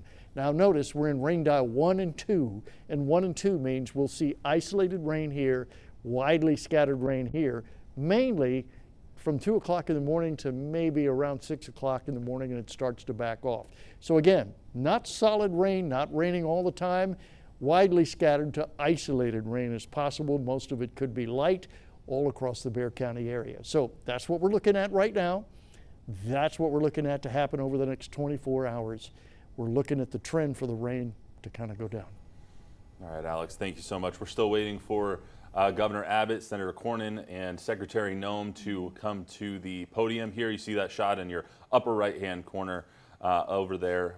And we did just get a little bit of information from Senator Cornyn, who said that, who posted a picture of Camp Mystic. We had that picture from Chip Roy a little earlier. That was not Camp Mystic, that was Hardo Hills. This one is Camp Mystic. We can't show it to you right now, but I will just read what he said. He said, so many young lives lost, others accounted for. He said he's with Governor Abbott, Secretary Noem, and Chip Roy as they are offering condolences, praying with the grieving and giving thanks to the rescued. So we assume that they were all together on that aerial trip and saw kind of all the devastation from high above. And the one phrase, so many young lives lost, that's something said very directly that we haven't seen yet in terms of the missing children at Camp Mystic. The latest update had been that 27 children were unaccounted for. We know just from reporting being done across the country of at least 3 children who have died. And that would just be from family members who have been able to share a little bit of information. But we hadn't seen anyone in an official capacity, an elected leader, saying so many words, so many young lives lost. That's good. Yeah. And we won't know the entirety of who has passed away. Right. Just like in the parent vital flooding, we didn't know for at least a couple of days until they knew that it was just 13. Mm-hmm. We don't even know if this number stops at 27 yet. Right. So we hope that it does. We hope that when they give their announcement right now that 27 is still the number of lives that have been lost, but we still don't know at that point. And so we will continue to update you with all the newest information, but those names of everyone, the only names that you're going to see is the names that the parents want out right now. Until everybody has been discovered and this entire event is done, you won't know and we won't know all of the names of the individuals who have been killed so far.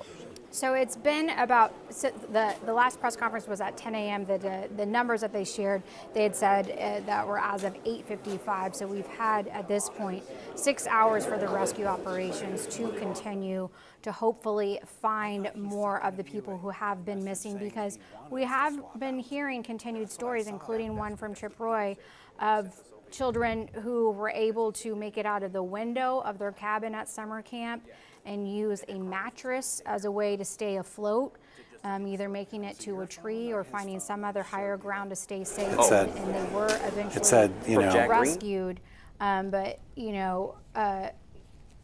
your heart is with them, and you also have to commend them for their bravery, because these are little girls who are maybe 9, 10 years old who were able to figure it out.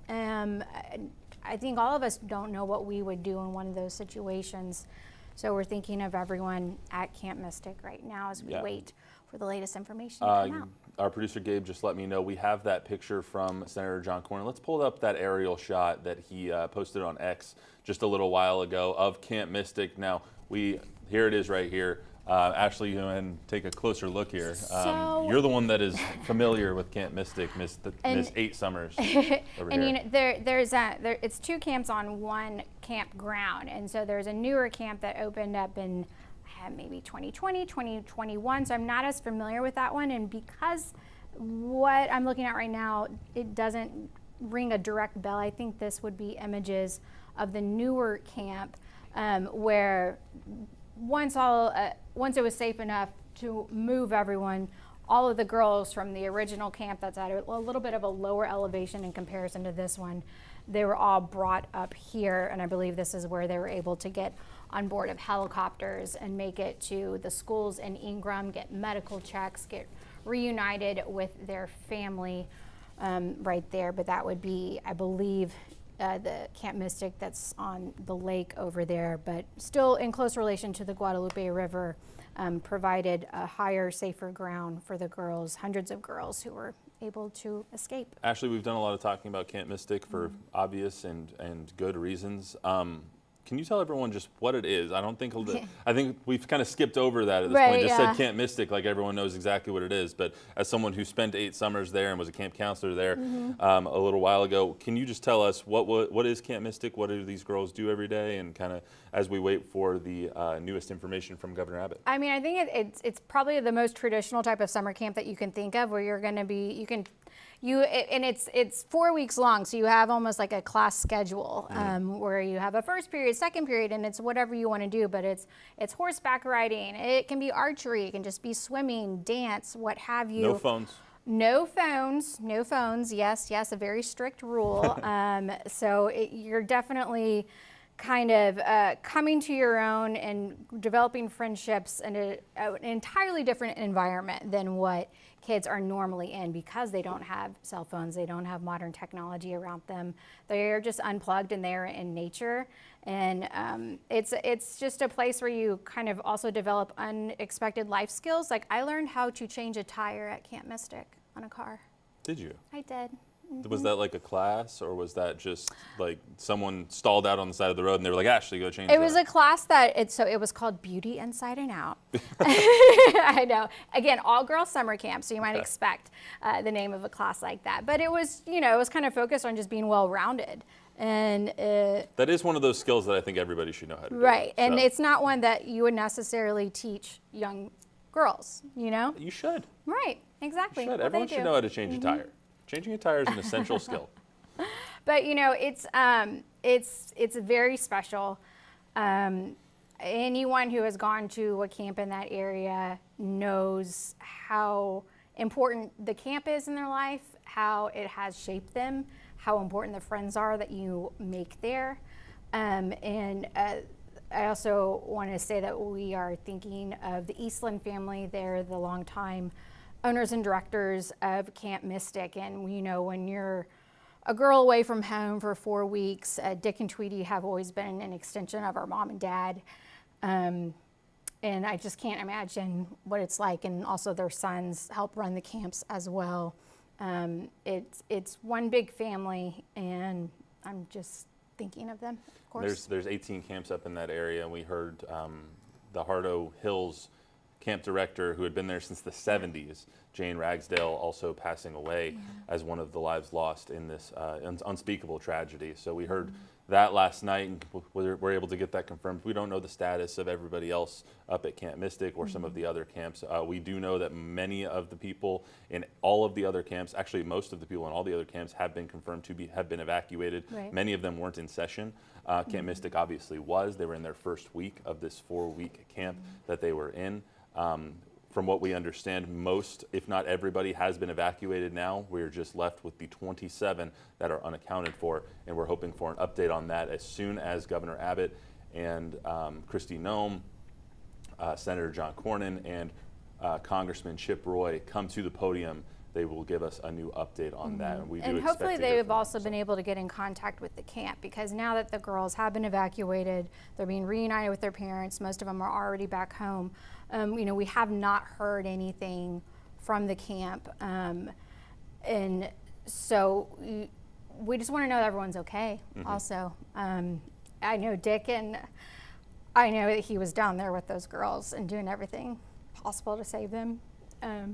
So we're hoping for good news right now. I mean, and you can hear it in Ashley's voice. This camp meant everything to her, and it means everything to so many people. You spoke a little earlier about the community that this camp gives.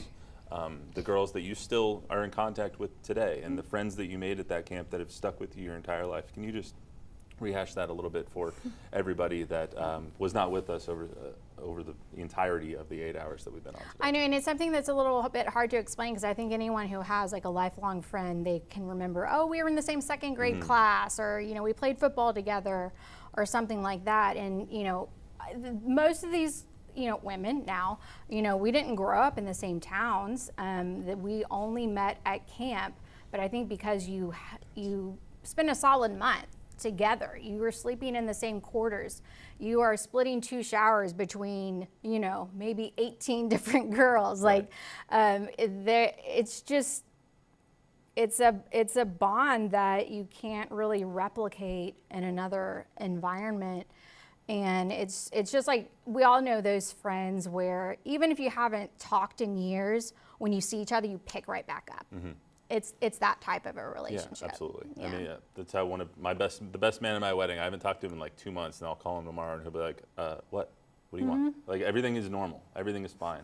It's those best kinds of friendships that you're able to build through events like that. Yeah, and there's like an alumni group on Facebook, and there's a lot of misinformation that has been out, and I don't have great specifics on the situation with Mystic, and they're busy, and it's hard to reach both in terms of physically, like we are just now been able to get to that location in the past hour and a half or so, but also phones aren't going to be working, things like that. It's just challenging. And I forgot where I was going with this one. It's all right. Yeah, it's been a long day. It has been a long day. Apologize. We are still waiting for the governor to come up to the podium here, come up to the table with Secretary Kristi Noem, who came in today. We also have Senator John Cornyn, who is making his appearance known today as well. Congressman Chip Roy, who was at the earlier press briefing and has been, this is his area of Texas. He is one of our local representatives in our congressional delegation. So he is there as well. And I'm sure we will hear from the city manager, the mayor once again, and Kerr County Sheriff Larry Latha, who has given us all the numbers in the last few press briefings. So we will be hearing from them momentarily. In the meantime, Alex, if we could just take one more gander at the weather that we are seeing right now, because it turned into, at one point this afternoon, it wasn't just one breaking news story. It looked like we might have another catastrophic event here in San Antonio or nearby over in Seguin. It ended up not being as bad as it looked like it might have been about noon today. So what are we seeing right now, and has it turned a little bit better than you might have expected a couple hours ago? Well, yeah, it's a lot better than what it was earlier this morning. This morning we were watching another redevelopment of another system. That same type, you can almost see it kind of spinning around up here. That brought a little bit of extra energy back down into this region. That's what we were concerned about. And it looked like we were going to get some real heavy rain in a short period of time. So some advisories were issued, warnings were issued, and sure enough, right back out to where the Seguin area, they had about 5 inches of rain really, really quick in a couple of hours. So that, of course, created a little bit of an issue there. We were concerned that that would spin back and make it back up here into Bexar County and create more issues for us. The good news is it didn't really spin back our direction. The flow continued and it took it a little bit further back out here within this region here. So yeah, the rain is much better. We still have those warnings that are out till 4 o'clock. That extends back out. This is where that rain was earlier this morning, and it really dropped some heavy rain back out toward northeast Bexar County, but the most of it right out here towards Seguin earlier this morning. So now things are pretty quiet. They've started to back off a little bit. We've seen a lot of the energy in the atmosphere go down. So that means the intensity with the rainfall has dropped off, at least for Bexar County. But if you notice this little area back up here toward the north and east, up near Lockhart, it's starting to come back over this way. So that's showing a little bit of extra energy that's starting to slide through. Some of the intense rainfall this morning, again, was north of us. And so this is the region we're going to kind of keep an eye on just in case something like this comes spinning around and starts to get back up into this region. Then we could see maybe a little bit more of an issue. But for now, things are trending down. We just have light to moderate rain out across the county. Right now it's back up here toward north central Bexar County, headed out toward Helotes, maybe eventually getting out in that SeaWorld area. The rain that came through southern Bexar County has now moved out to Atascosa County. Things kind of drying out there. So overall, a trend downward, but we're still on the alert for anything that could pop up with a little bit more heat energy for the day. All right, and we're still on standby for that press conference to begin, and we can just maybe pop up the live picture so we can at least know if, as soon as we see movement, that's at least a good sign. But as soon as the troops start to fill in behind, because Governor Abbott usually likes to have that backdrop for his press conferences. As soon as we see the troops come in to start filling behind, then the big wigs come out right after that. So Governor Abbott should be coming to the podium here anytime now. We are still waiting for him to be there. This press conference was supposed to start at 2, pushed back to 2:30. Governor's tweeted out 2:45. Now we're almost nearing the top of the hour, so we apologize for the inconvenience and that we've been promising this. Exactly. But we are at the mercy of the governor here, and so he will be coming to the podium here at any moment, and we will hear the latest updates on this tragedy that's going on in Kerr County. Until then, back to my tap dancing skills. Yep. We've been doing that for Hop, shuffle, a lot step, today. lap, ball change. Yeah, we're becoming delirious at this point. And that's all right. That's all right. I think we've done a swell job. Yes.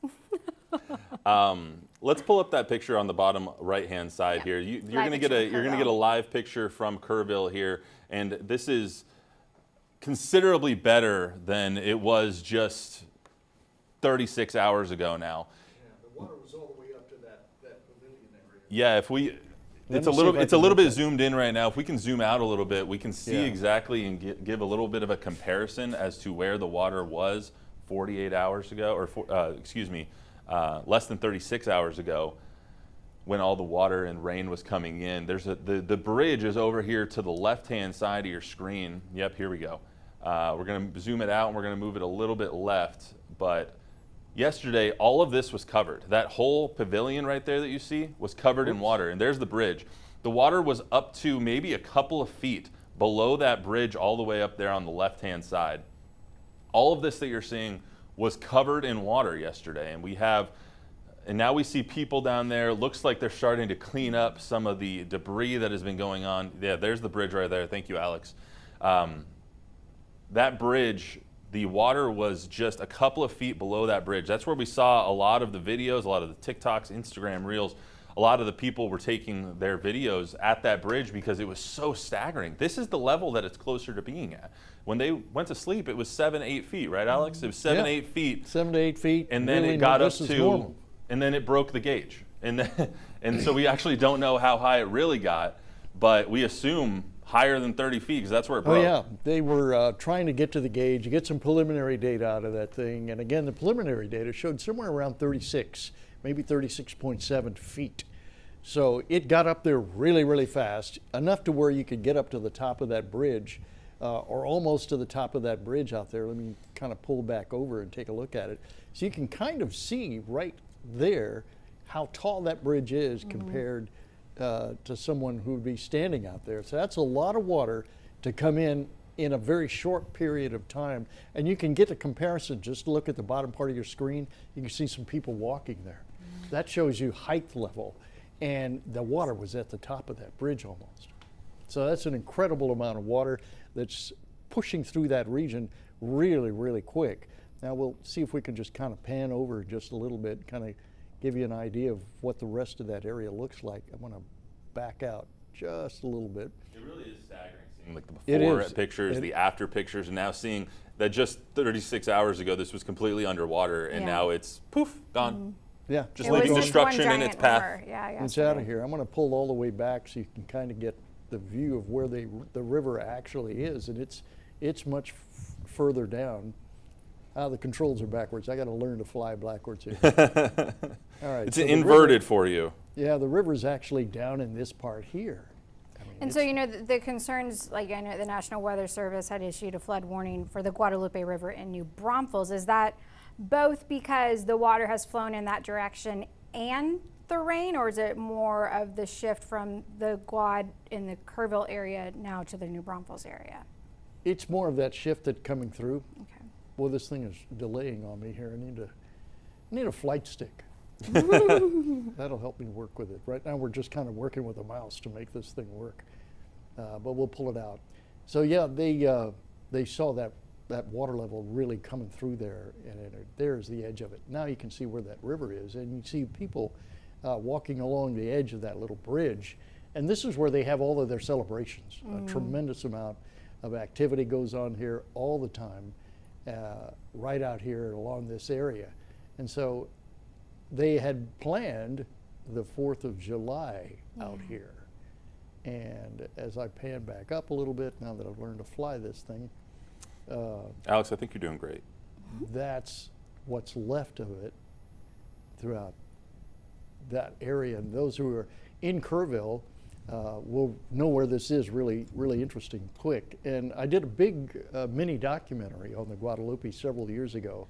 And I was actually standing out there where that little pool of water, that's where I conducted a couple of interviews out there. So I know exactly what it looks like, how flat it is, and how fast the water can come up in that region.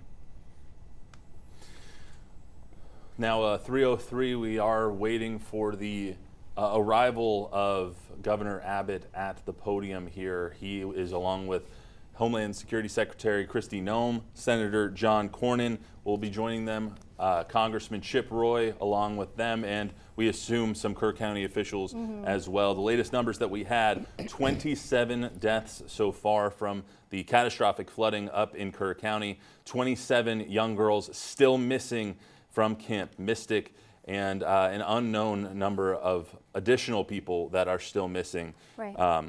Because of these catastrophic floods. floods. Yeah, I mean, because we keep getting the numbers, and the focus has been on Camp Mystic simply because of the fact that it's a business where you're going to literally have someone with a clipboard and a list of names, and so they are making sure every single person is accounted for. That's not going to be the situation at an RV park or people who may be renting a home along the Guadalupe River. There's no easy way to have a list of people and know exactly where they are at. So in terms of the total number of people who are missing, that is the great unknown. Not any form of a number has been released outside of the campers who are missing. And this live picture is again the view from Camp Mystic. And if we can pan in any sort of different direction, ask the photographer to do so, that would be wonderful. But this is along the highway that runs alongside the camp, which is also running alongside the Guadalupe River, but you can see some of the cabins there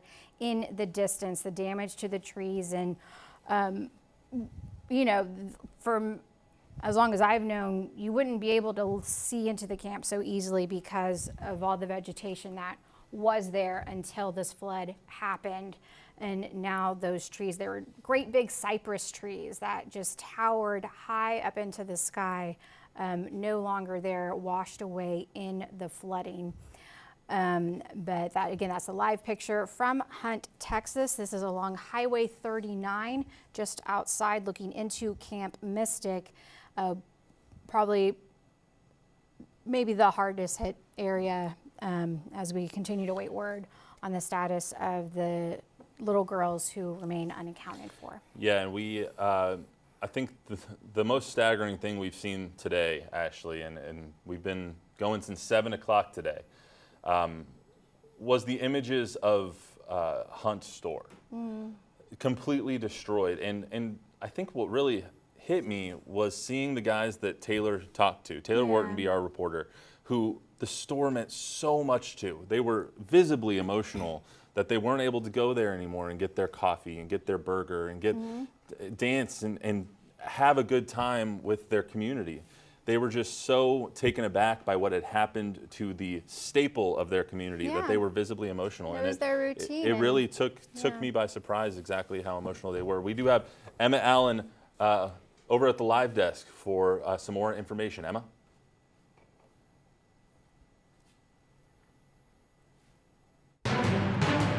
Back at the live desk, I have been monitoring pictures that were sent to us by viewers through Chime In. Take a look at these pictures here. These pictures were sent to us by Carlos Ortiz. This is the flood in Seguin. He says they were sent to us a short time ago. It really just shows how much water people are actually seeing in the area. And you can see in these pictures, entire backyard is flooded. It looks almost like a lake now. There's also debris that you're seeing there. And it looks like some of the roads are blocked off as well, but a lot of debris floating in that water as well, which makes things a little scary. The city of Seguin has announced that the river flow is rising after that rainfall, like you could see right there. And they say residents along the river should go ahead and secure their boats and loose items. And we'll continue to watch that area as well as the other ones that have already seen a lot of this flood. That is the latest from the live desk. All right, and we continue to have some more video of, this is some drone video right now of Kerrville, just another vantage point. So this would have been, I believe, earlier this morning. We're even looking at this in relation to the live picture that we were just talking about. The river is down, but the cleanup is only just beginning. But from what the official word has been all the morning, that's not the focus at this time. The focus remains saving lives. The rescue operation is of utmost importance right now as the state and the country responds to the Texas Hill Country. All right, I know we're about to take a look at Seguin. This is just a little bit of what happened after the huge amount of rainfall that came a little bit earlier today. There was, Alex, correct me if I'm wrong, 8 inches over there in that side of town? Well, 24 hours worth, but in this morning they only had about 5 inches of that. So, and it came within an hour. That's still so considerable when you think about Perrin Bidle and Bidle Creek got 4 to 5 inches, and you see the devastation that happened there a few weeks ago. 5 inches of rain is nothing to sneeze at, and can build up considerably, right? Particularly when it all comes within an hour. You get 5 inches of rain an hour, that's 2 months. If you look at it this way, 2 months worth of rain in 1 hour. I mean, last year when we were in such a drought, we wanted rain so bad because we were so far behind. But now we've gotten 4 months of rain in the span of 36 to 48 hours, and it's too much. We need it to elongate a little bit. Yeah, we need to spread it out. Yeah, exactly. Spread it out over a couple of months, really, or maybe 2 or 3 months. But that's typically the way it happens here. If you go back and look at our drought pattern over the long term, all the way back 50, even up to 100 years, it's full of spikes. You spike up, that means it's really wet. Then it spikes down, and you're really dry. So it's wet, dry, wet, dry, wet, dry. And it's an interesting pattern to see once you put it all together. I'll see if I can find the graphic and bring that up, but you can see that pattern. And so we just happen to be in one of those wet spikes right now. Alex, we've seen some of these systems just sit and just dump rain on certain areas of town, whether that was in New Braunfels or Kerrville or over by Perrin Bidle just over the last few weeks. Why do systems sit like that? Does it have to do with the air in the atmosphere, or? It does. You know, the pattern of the atmosphere changes, and we tend to just look at it. You know, you see the map, and we tend to look at a flat map, but it's really not. It's 3D, and we're going up into the atmosphere, and the real steering currents up around 10,000 feet, 7,000 feet, 12,000, 15,000 feet. So those air currents up there sometimes collide when you get a little bit of confluence, which is what's happening here. You can see it coming in and stopping, and so that works to stall things out. Most people think of rain as an object, and it's not. It's a cloud. A cloud's not an object. It is just water vapor.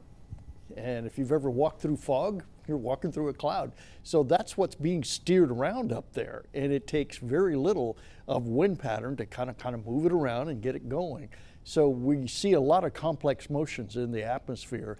We call it a fluid because that's kind of what it's like. So yeah, things stall out because of the different movements of the air at different levels of the atmosphere. Is it fair to assume that we will see more of this because we've seen such a dramatic dumping of rain over the past 3 to 4 weeks? Will we see more? Do you anticipate more over the next 4 weeks? I know it's hard to predict, obviously, yeah, but just it's really difficult in your to predict. experience. You know, we can do kind of good in about 5 days, maybe 7 days. We can give you a really good idea, really good within the 24 to 48 hours. But longer than that gets a little tough. But what I can tell you is that the pattern, the normal climatic pattern that we've seen, is not what it used to be 25 years ago. It's different, which means it's a little warmer than it normally is. And we can go back with time and look at just the data coming from the National Weather Service office, and you can see the climate and temperature. Now, every time things warm up like that, if it's 1 degree, 2 degrees, we're almost into 3-degree territory, warmer than what we were 25, 30 years ago.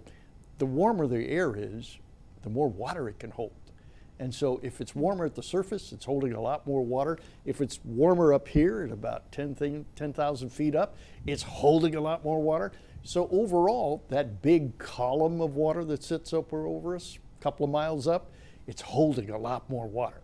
So if it holds a lot more water, that means we can get a lot more rain. And that's been the trend for a while, that the atmosphere is so warm that it's holding all this water. And it's just ready for somebody to come and knock over the glass to make it rain. And so we look for triggers. Triggers are those little spins in the air, those little vorticities. Mesoscale vortex is what we call it officially. You look for a cold front, you look for orographic lift, you look for anything that's going to be a triggering mechanism to lift that moisture up a little higher, create that deep cloud, and watch those big, huge thunderstorms build. You can always tell when there's air sinking and it's not going to rain, because you go outside and you look at the clouds and they're all kind of flat, or they build up and they stop building. That's because there's a cap up there that's really, really warm air and it's holding things back.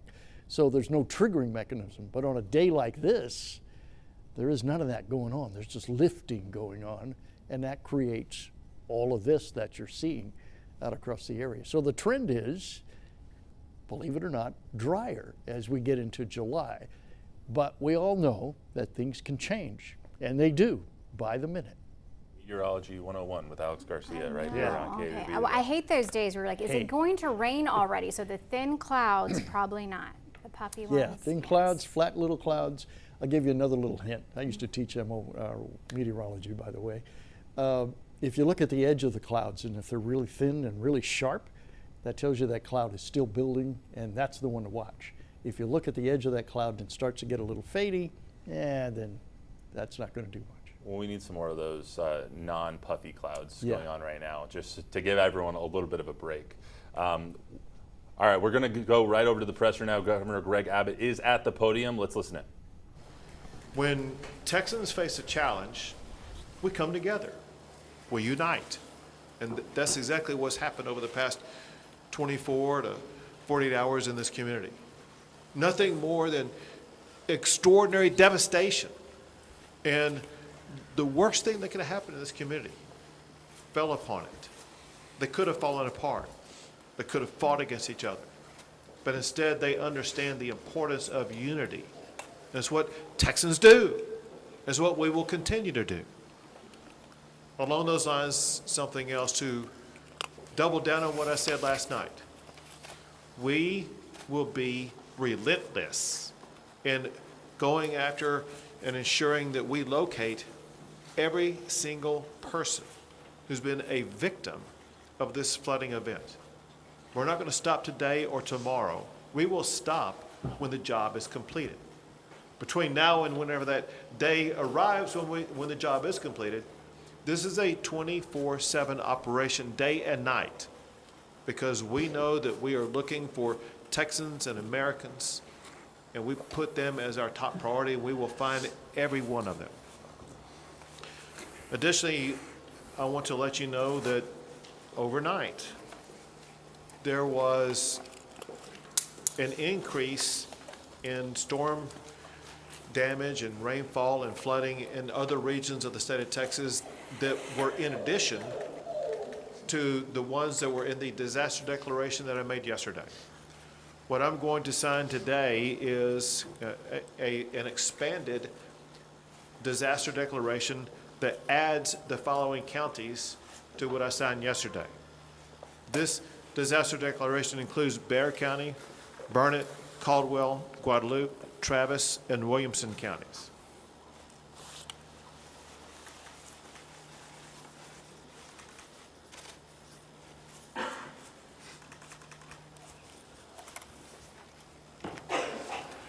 We will continue to add counties as needed, as conditions either worsen or improve in counties across the state of Texas. We will ensure that every asset and resource the state has is going to be made available to every county that's the subject of this disaster declaration. Also, I've had the opportunity to visit not just with Secretary Noem, but other officials in the Trump administration. And we know that President Trump, he loves Texas for one.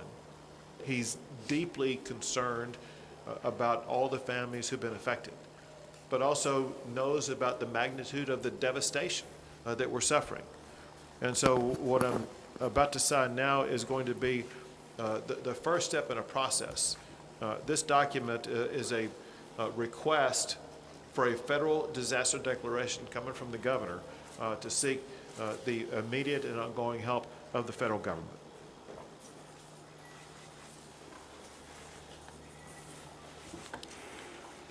I want to express my gratitude in advance to President Trump for his entire administration for their devotion to the state of Texas. He always tells me about his love for the people of the state of Texas, his deep concern for them, and I know that he's feeling that now as much as he ever has. And there's no better way to show that than the fact that he wanted to ensure that he and his entire administration was represented here today by Secretary Kristi Noem, to whom I would like to turn things over at this time. Well, thank you. Thank you, everyone. for being here today, and I want to thank Governor Abbott for his leadership, and know that President Trump is absolutely heartbroken by what has happened here in Texas, and the loss of life is absolutely devastating to him and Melania. This morning I talked with him several times, and he wanted to make sure that all of you know how much he loves Texas, how much he's grieving for your families that have lost someone, and the beautiful children that we're still looking for and hoping to return to their families, and that he is absolutely committed to using all the resources of the federal government to help unify families, rescue all those that were still missing, and return those who maybe we will recover back to their families as soon as possible, and that we will be here walking alongside each other and helping throughout this entire crisis. And know that I'm extremely grateful as well for the leadership of Nim Kidd, who's a fantastic emergency operations manager and has been well known throughout this country for leading through such a time as this. And this tragic situation is something that is unprecedented. We recognize that at the federal level. We also recognize that when something like this happens to a community, happens to a state, that the best responders are those locally, because it's your family members, it's your community members that are being impacted, and you can respond quickly. And the role of the state is to run and manage that emergency, but the federal government needs to be here for the support and extra resources on the ground as well. And that is what we are doing and what President Trump has dedicated to continue to do. I've visited with the president already about this federal disaster declaration that the governor was going to sign here this morning, and he has indicated that he will honor that and that he will accept that. So that response and that relief will be coming. And we also have had assets here on the ground since the beginning of this crisis started, since this weather event did start, and even before it came, we were alerted. We did have Coast Guard assets here that were helping to rescue people. We're thankful for the airframe that showed up and those coasties that were here walking alongside our DPS, and the emergency responders that were here, the Texas assets that were deployed already, and that coordination was seamless, and I appreciate them for putting that request in right away. We also had our BORTAC team from Customs and Border Protection out here helping with rescues. They are a specialized, trained force to come in these types of situations and bring their skill set to bear that is a resource that's incredibly important to the Department of Homeland Security, but also in these types of situations when we need emergency management response.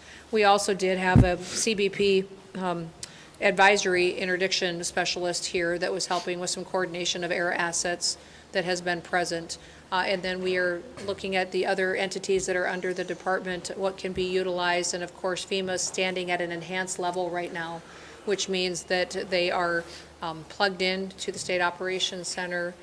We are engaged, and then as this response goes forward, that their role will continue to be filled as it always is in these situations, and will be timely and responsive as to what the governor requests and what is needed here on the ground. I do know that the state of Texas is amazing in how it responds to disasters. Not every state is like that. Many states do not do what the people of Texas do. And you are an example to the nation of getting through these difficult times, but also know that you're not alone, that you have the entire country's hearts and are with you and are walking alongside you. And at the department, we will continue to bring more resources. We just, at the request of a previous conversation less than an hour ago, in visiting with NIM and with the governor, requested more fixed-wing aircraft from Coast Guard to come and help us, making sure that we're going out and locating individuals as fast as possible that we know are still missing, and that we also will send more airframe as far as helicopters that have the ability to come in, and some will be equipped, and the fixed wings with thermals so they can continue to work all night long. Some of the assets that other agencies may offer don't have that kind of equipment, but the Coast Guard does have it, and so that will be deployed so that the search and rescue efforts don't stop even when it does get dark at night. We'll continue to stay engaged, and I'll be here. I'm going to go up to the camp, Mystic, and I'm going to go around town and spend some time here today, and make sure that when I am calling and talking to the president throughout the day, that he has timely information, and that the requests that are coming here from the leadership on the ground are met immediately, and that we can take care of these families and take care of these folks right away. We do know the number one priority now is people, is making sure we're finding people as fast as possible and we're returning them to their families. And then also, throughout the process, we'll get into what damage was done to public infrastructure, what may have been done to, I know we have 1,800 people that are still without power. What I understand is people still have water, but we do have damage to bridges and to roads. Thankfully, dams held. But all of that is an assessment that we'll continue to work with you on to make sure that you recover as quickly as possible. So, again, thank you all for being strong and being an example for people. Someone told me a long time ago, over 30 years ago, that to never get angry on behalf of yourself, get angry on behalf of the other people, to always go out and get up every day and go work for other people and help them. And so I know many of you that are out there responding and helping your neighbors had losses too. You're hurting because you're grieving somebody that may have been lost. We were created to serve people. God created us to serve each other.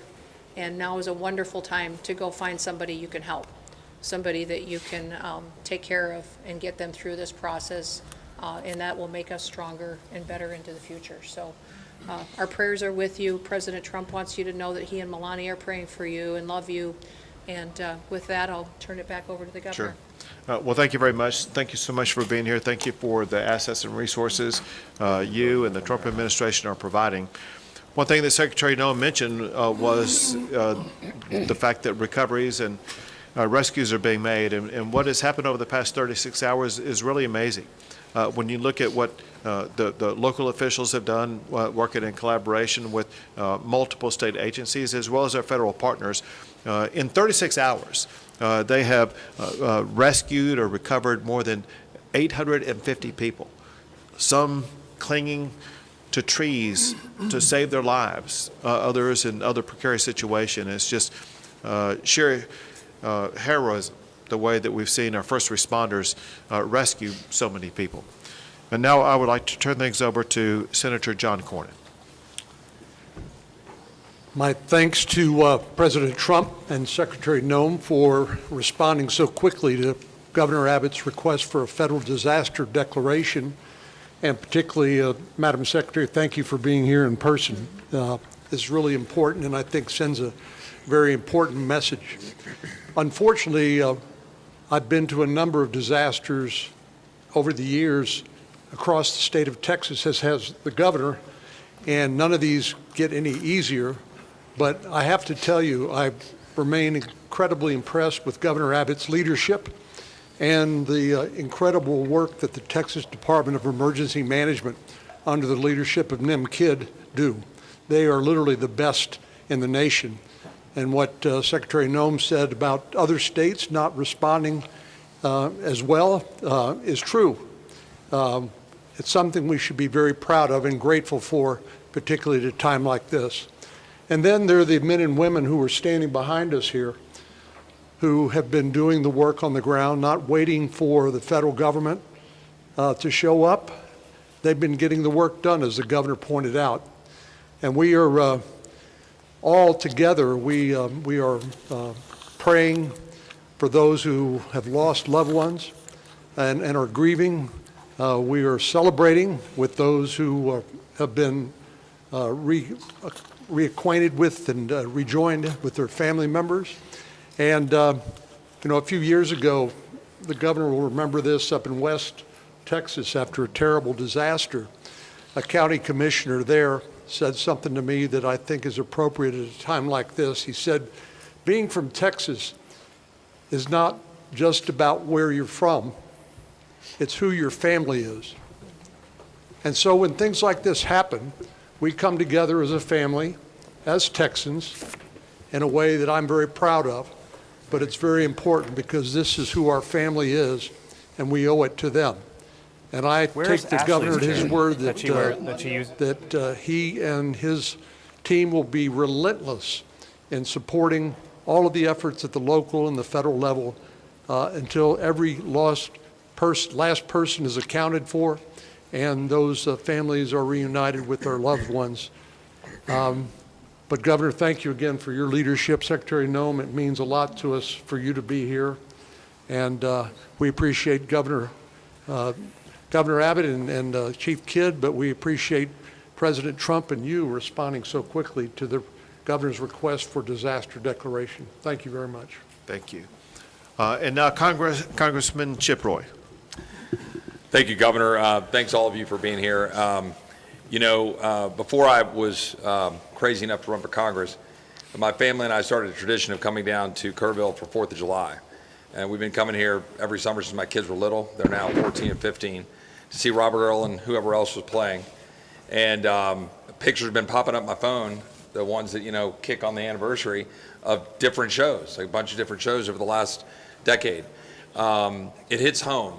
It really does. It hits personally for those of us for whom this is our community, our home. My family lives in Hays County, but we spend a lot of time in Kerr. And I can't say enough about the local leadership and what they've been doing in the face of this disaster. Your city manager has done an extraordinary job. Your sheriff has done an extraordinary job. I could go down the list of everybody and I'll leave somebody out. But I can't say enough about what they've done, and then I can't say enough about the governor and about NIM and about the leadership that has come from the state and from DPS and from TDM to get this done and to do what we're in the process of still doing to react to this unfortunate circumstance. It's been professional and it's been extremely well done. And I have to say, the secretary yesterday, I reached out to her office. I think it might be 50. Check. 1, 2, 3, 5. Ryan Wolf, 1, 2, 3, 5. Immediately responding to requests. I talked to NIM about the need for Army Corps support and some other stuff. Immediately talked to the secretary about it.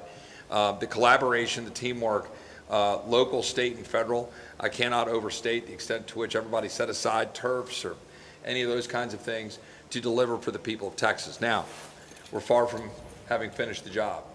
We're all here knowing that we still have work to do. We're still prayerful. We're still hopeful. Obviously, there's a lot here that we're dealing with, but I'm deeply appreciative for that coordination. And last point that I'll just make is, and I've said this a little bit earlier this morning, there's going to be a lot of finger pointing and a lot of second guessing and Monday morning quarterbacking. And I just want to pick up on what I think the governor said about 850 something individuals that were moved quickly in this circumstance, and in a once in a century flood where you get 12, 14 inches, where you get a 26 to 30 foot increase in water in the course of an hour and a half at 4 to 6 o'clock in the morning on a holiday. And that's what we're dealing with in these circumstances and where those camps are. There's a lot of people saying why and how, and I understand that. And I understand why parents would be asking those questions and all of the media. But where we are right now in terms of what we've done to be able to protect people, move them, get them out of the camps, and the heroic efforts of people that worked in those camps, directors of the camps, people who own the camps, who not just risked their lives, gave their lives to try to go save the lives of those kids. That's who they are as Texans. And I'm so proud of that. And I'm so proud of the work that everyone's done to do that. And now we just got to finish the job and be with the people. And importantly, pray for the families who have lost their loved ones. Thank you. Now, Kerr County Judge Kelly. Yes, I think I'm the only one at this table that lives on the Guadalupe River.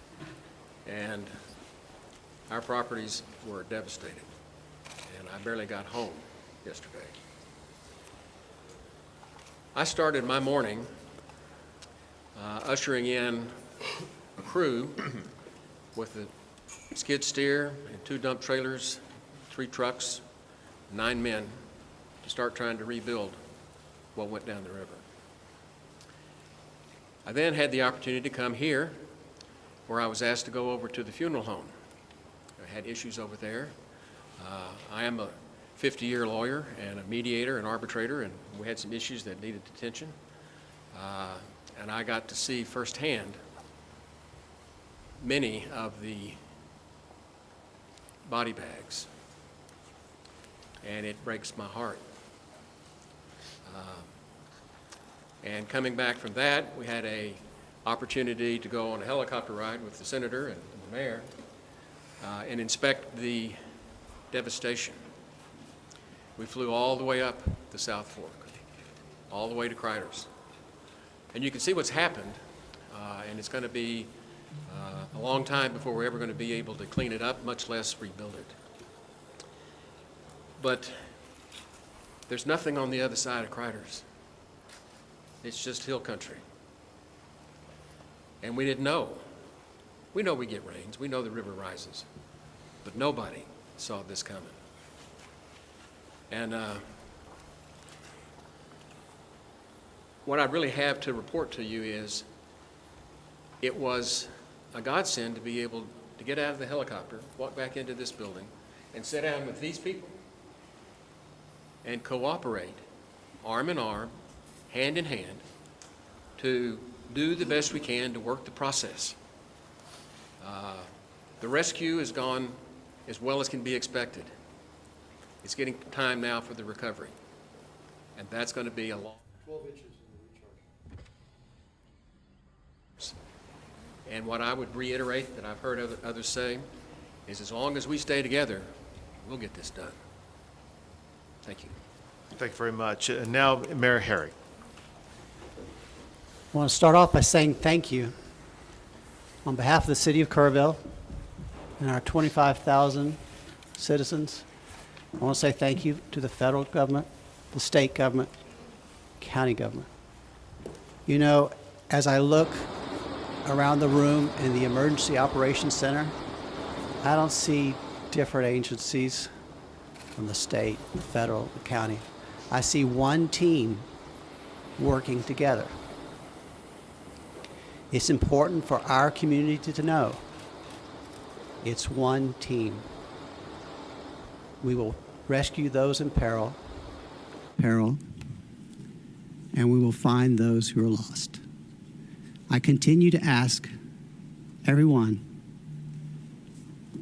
who sees this today to pray for Kerrville and Kerr County. We need your prayers. And thank God we have the help of the federal government and the state government in this horrible, horrible crisis. Thank God for our country, and thank God for all the help we are receiving today. Thank you. Now, TDM Chief Nimkid. Thank you, Governor. My heart breaks. It's broken for those families that have lost their loved ones, and that fuels our drive to continue to search for them, and we will not stop until we find every one of them. I have to start by thanking our local first responders. Those men and women on the streets live here, they work here, their families are here, yet they got on the truck and they got in the car and they got in the ambulance and they went out and they did everything they could to save their neighbors. You also have volunteers all over this county that do the job for free, that were out there working to save lives, many times putting their own lives and their property at risk. Our state partners have been phenomenal, nothing short. Madam Secretary, your federal team has been nothing short of remarkable and impressive. I'm grateful for that. Every time I've reached out to you or your staff or Acting Administrator Richardson or the Acting Regional Administrator, I don't think the phone has rang twice before you've answered. Thank you for doing that. Thank you for being here with us. Life safety continues to be our #1 priority. We will continue the search until all those that are missing are found. We will start cleanup and property damage assessments as soon as possible. Our teams from FEMA have been in the State Emergency Operations Center since before we started operating on this event. They are exactly where we need them to be, doing exactly what we need them to be doing. Our Border Patrol partners have been here, and I'm so grateful for the U.S. Coast Guard. Acting Administrator Richardson and Regional Administrator Stoller have been great partners to us. And if I may, I'd just like to run across a few more of the numbers. 1,331 state additional personnel that have been added to this response on top of all your local responders. Over 906 state assets here. That's 125 from our agency, 172 from the Urban Search and Rescue Team at Texas Task Force 1, over 160 from the Department of Public Safety, over 250 from the Texas Department of Transportation, 170 from the Texas Wildlife Department, Military Department 136, and the A&M Forest Service here with 115 and almost 190 people on the health and medical side. Governor, our team stands ready to assist this community. Thank you very much. One last thing, and that is, there is a word that's been the most common word that's been spoken over the past 36 hours, and that is the word prayer. It's been repeated by the people who are watching this as we speak right now. It's repeated often on social media, through phone calls, through texts. And those prayers are answered in so many ways.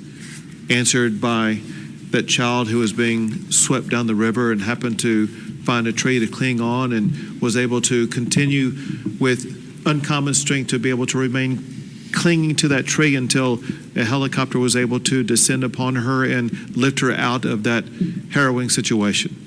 It could have been the reason why water stopped rising into a home or a cabin or something that would have caused an entire building to float away.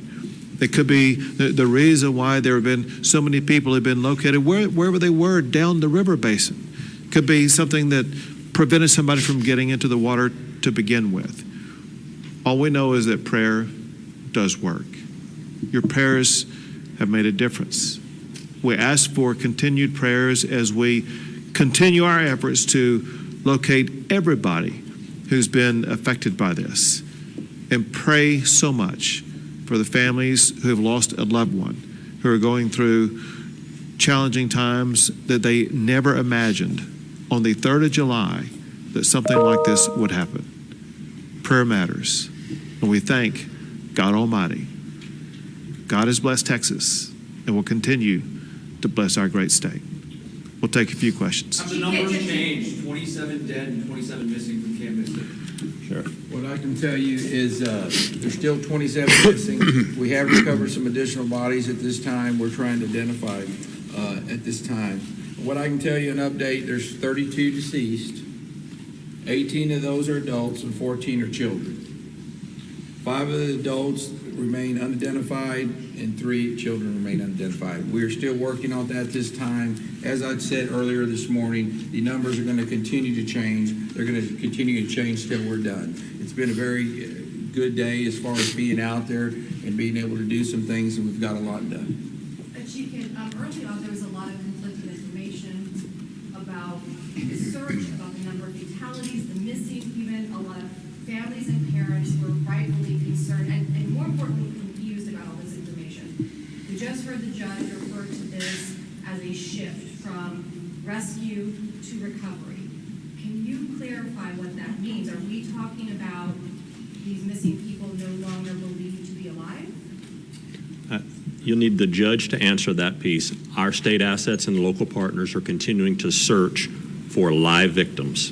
Is there any indication that there are still people out there alive? Any evidence? History would tell us that after a certain time period, those chances diminish, and we can talk about all of the numbers and the metrics on that.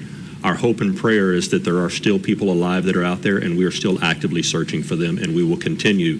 And listen, that will turn into recovery at some point, and none of us want to put a time period on that right now. But when you talk to the men and women that are up there in those helicopters and out in those boats and walking the ground, they're looking for live people right now and doing everything they can to continue this search as fast as possible. And Judge, just a moment to clarify, because we want to be very clear with especially families and parents that are watching this. What makes you feel like this has gone from rescue to potential recovery? Because there is a difference. We will eventually get to the recovery. 2 more questions. Well, we're going to do more than 2 more questions. I want to say this. My instruction to every state agency involved in this is to assume everybody who is missing is alive, and there's a need for speed. Not just every hour, every minute counts, which is why there's people in the air, people in the water, people on the ground right now, because they're looking to save every last life, and we will not give up that effort. 2 more questions. I live in Kerrville. Why was the National Weather Service not pinging their phones before 7 o'clock this day of 4th of July? We need the federal people to answer that maybe for us. I got updates at 7 o'clock. First one I heard, and I've heard updates throughout the week, but not before 7 o'clock in the morning. Wasn't that a fundamental failure of the federal government's responsibility to keep us safe? Well, you know, my background is before I was in the secretary position here under the Trump administration, I was governor of South Dakota and served in Congress for 8 years before I was governor. And so I will tell you that For decades, for years, everybody knows that the weather is extremely difficult to predict, but also that the National Weather Service over the years at times has done well, and at times we have all wanted more time and more warning and more alerts and more notification. That is something, and one of the reasons that when President Trump took office, that he said he wanted to fix, and is currently upgrading the technology, and the National Weather Service has indicated that with that and NOAA that we needed to renew this ancient system that has been left in place with the federal government for many, many years, and that is the reforms that are ongoing there. The timeline that I have, I don't oversee the National Weather Service, that's not under my department, but the timeline that I did receive from them was that the notifications started to look at its expansion for its limited flood impacts area that started on July 3rd at 1:18 p.m. The flood watch was issued. Although it was moderate, it wasn't to the extremes that it was, that when the system came over the area that it stalled, it was much more water, much like I think we experienced during Harvey, the same type of system that was unpredictable in the way that it reacted and the way that it stopped right here and dumped unprecedented amounts of rain that caused a flooding event like this. They continue to elevate and up their notifications. You know, when your notification hit your phone, sir, I'm sorry, I can't speak to when that is, but I do carry your concerns back to the federal government and to President Trump, and we will do all we can to fix those kinds of things that may have felt like a failure to you and to your community members. But we know that everybody wants more warning time, and that's why we're working to upgrade the technologies that have been neglected by far too long to make sure that families have as much advanced notice as possible. But one more question, folks. Can you please get into the search efforts and where that's happening and what the challenges are? Question was search efforts. Where it's happening, challenges, what it's still being. Yeah, the entire river is being searched from the northernmost impact all the way as we run down. You have assets in the air that are still doing searches, you have boats that are in the water doing searches, and you have ground crews doing searches. As the water recedes, new areas being uncovered and searched, and you have human and canine that are working those banks and will continue. It's a grid situation where we've got maps in there in the EOC where you can see what group is assigned to what area and reporting back to command if they find or if they continue to clear. And that process is going to keep going. We are not stopping until we find everyone that's missing. Great, thank you, everyone. That's all we got time for. Go ahead. Governor, as far as the resources to people who are trying to recover, we have FEMA, we have the state. What can people depend on from the federal government and the state government in this time of need? There's a lot of time. well, as in every emergency situation, the local emergency responders put together what the request is through the state, and the state coordinates all of the response and what assets may be necessary and makes a request to us. So now that the governor has already requested this federal disaster declaration, he will start to tell us what the needs are, and the federal government will do all that we can to support. Ma'am, will there be direct assistance? Well, there already has been direct assistance. I mean, when you look at having Coast Guard assets here on the ground, we just requested more assets to be here, Border Patrol here. If there's more individuals and federal law enforcement officers, if we need any assets that I may have under my purview, I've made available to NIM, and so he knows that if he needs something, it'll be here. Great, Thank you. everyone. Appreciate it. Thank you, folks.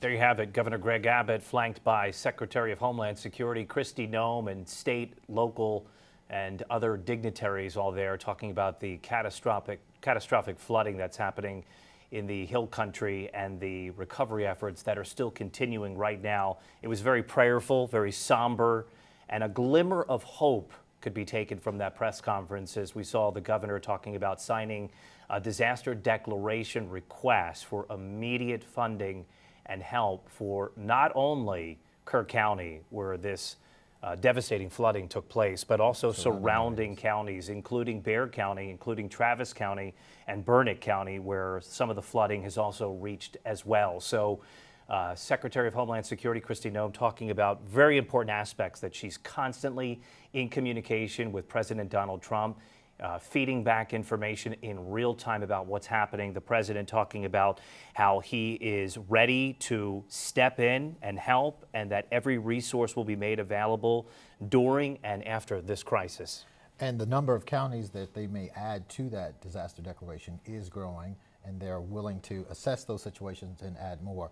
One thing that we heard throughout the press conference led by the governor is that this is one team. This is about coming together, uniting under extraordinary, devastating consequences here. And they weren't yet ready to call it a recovery effort. They said this is a search effort, and they're going to continue to search and assume that everyone missing is out there alive, and they're going to make this a 24/7 day and night operation as they search for the missing victims. Which is very important. They do not want parents to lose any hope. The missing, which is at 27 still, they're unaccounted for. That doesn't mean that they are among the dead, which stands at 27, which is a staggering number. Many of those 27 missing children, but some of them have been found and at higher ground without any form of communication in very difficult terrain, some stuck in trees where rescues have been taking place.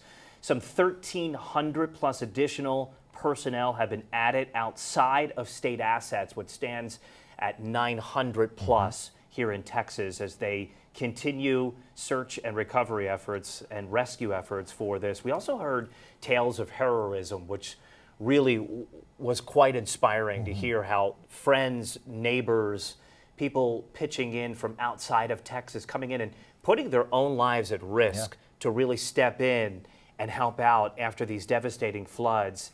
And everybody at that table there during that press conference just wanted to highlight how this is Texans helping Texans and our neighbors helping Texans, and that they're forever grateful for what's happening.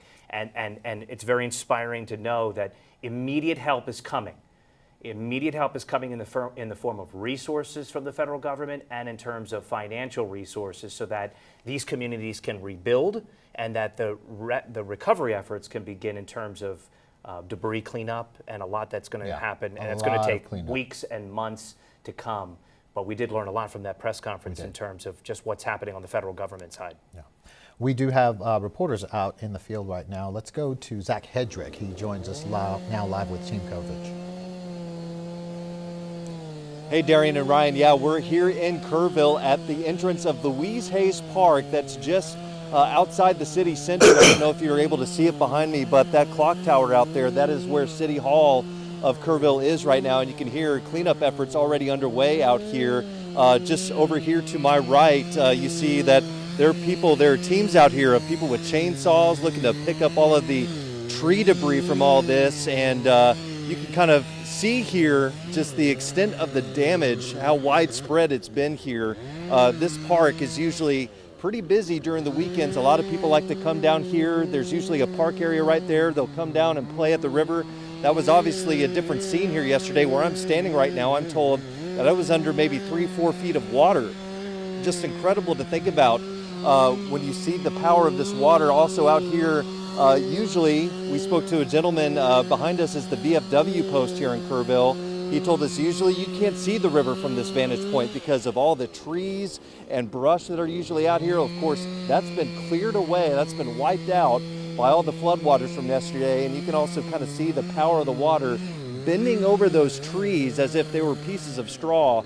It's just amazing, kind of hard to put into words just the extent of this damage. It kind of spreads even further to my left over here. It goes all the way up to the side of this embankment where you see those people are standing right there right now. That's how far the water reached, even powerful enough to rip up these fence posts, for lack of a better word, out of their moorings right here. This is where these fence posts were planted in, just ripped out of the ground. So, as you mentioned, cleanup well underway. Just incredible the amount of damage here. Of course, we got into town maybe about 30-40 minutes ago, so we're still trying to make our way through, see what we can see. But this was our first stop here at Louise Hayes Park, just to see, yes, the waters have receded, but the extent of the damage still incredible to behold. Ryan and Darian, we'll send it back to you. Hey, Zach, I know you just said you got there about 45 minutes ago and you're battling that chainsaw in the background, but hopefully you can hear me. I wanted to ask, what was this sense that you got, if you got a chance to talk to anybody, seeing congressional leaders, seeing the federal government there and talking about the help that's on the way? Was there any sort of optimism from the community there? Yeah, when we spoke to the VFW commander, Eric Burton, he just said, hey, look, it's a tough time right now, but Kerrville's a strong community, and we're going to come back from this. We're going to rebound. They were getting ready for a 4th of July celebration here at the VFW post, which is where we're standing. We're standing in their parking lot, and they were getting all sorts of barbecue food ready for that 4th of July celebration. Obviously, plans change. Well, they had all this barbecue ready to go. Well, they took that over to the United Methodist Church just a short ways from here, and that's where all the first responders have been sheltering. There's also a fallout shelter there as well for people who have lost their homes in this catastrophic flooding. They took all that food over there to feed about maybe 300-400 people over there with all the food that they had. So it's great to see. Again, it's Texans helping Texans. They're very grateful for all of the support that has come out here already, and they know more is on the way. So very grateful for all of the support that they've been shown so far. Yeah, Zach, there was a restaurant owner earlier telling us that they were doing everything they can to feed people who are volunteering. It's really staggering to see where you're standing and to compare that to the images we saw just yesterday of how much water was there, how quickly it poured in, and how quickly it's receded. We see that you're walking around pretty good. Tell us, how's the ground there? Is it saturated? I know you said you're in a parking lot, but I imagine you've walked around. Is that area pretty muddy, pretty soggy? Yeah, well, Karina's going to pan down and she can show you here. Yeah, the ground is pretty saturated. This, again, was all underwater, maybe about 3-4 feet, I'm told. Pretty muddy, as you can tell, but it gets even worse the further you get towards the river and where it is right now. Of course, it's receded a lot, but as you can see, it's kind of mucky a little bit, muddy, but people are walking around pretty good. I mean, there's a lot of people out here who don't seem to be associated with any of the search efforts. They're just out here kind of taking a look at the damage, so don't really necessarily want to see that, but people are getting around pretty good. Of course, there are walking paths in this park that I mentioned is usually fairly well traveled, but the ground, it's pretty well saturated, Darian. Again, right now it's not raining, and that's been the good news, I think. From our drive up from San Antonio, over the hour it took to get from San Antonio to Kerrville, we didn't see very much in terms of rain, so that's very good news. Of course, it's not raining right now. It's overcast. It looks like it might rain, but I think that's the good news in all of this, is that so far no more rain falling over here in Kerrville at the moment. All right, Zach, one more question for you, if you don't mind. You know, Kerrville has big ties to those campgrounds, the ones in Hunt and others that we've talked about. Kerrville's kind of tied to all the communities with the hotels that they have there, where a lot of the families stay. Have you seen any of the hotels maybe with those families there that are being reunited with their loved ones? Have you talked to anybody maybe that has been there? What's the scene like there? Yeah, Ryan, driving into town, we did go past some hotels, some motels, that sort of thing. It didn't look like there were very many reunifications happening. We didn't see anything in terms of that happening on our drive in. Again, we've only been here for maybe about 45 minutes so far, so it's very tough to drive through town, especially when you get closer to the river here. As you can imagine, there are a lot of people out just wanting to drive over the bridge and just take a look at the damage that was left behind. But so far, we haven't seen too many families being reunited at any of these hotels that we've been here in town, on the edges at least. But we may, after we get done finishing visiting with you here, we may move around. We're going to try and move around a little bit more and see what else we can see if we can't find any families or, you know, of course, any positive images from these reunifications that are happening from these rescues. Great work out there. If you can have your camera person, if you don't mind, zoom in to those trees that you talked about that were snapped like straw. I want to get a good look at that, if you don't mind. Yeah, Karina, if we can, we're gonna look get a closer look, and everybody a closer look at home here. Those trees there, right along the river's edge, just mowed over like blades of grass. That is the power of the water that we've seen. And on the other side of the bridge, Ryan, I'm getting goosebumps just kind of recalling the image. There's even a grove of trees that look just like that, dozens of them, all clumped together, and they have just been pushed over like a strong gust of wind came through, like they're nothing. And these are strong, sturdy trees. I mean, you can see the ones just to the left of the ones that have been knocked over. these are pretty sturdy things that have been around for a long time, and those near the water's edge maybe look a little newer, but yeah, the power of this water just incredible to see. They talk about, you know, the power of winds when it comes to tropical systems, but it's really the water, the flooding, and the power of that water, and you're really getting a great look at it out there. Just tremendous video to see. And yeah, it does give you goosebumps, especially when you hear that there were people clinging to those trees, trying to save their lives during what was probably the most frightening night that anybody could ever imagine. Zach Hedrick, thank you very much. We'll let you go speak to some other people. We appreciate the reporting out there. Be safe, and thank the photographer as well. We appreciate it. I think Zach said it best. I mean, just the goosebumps. Yeah.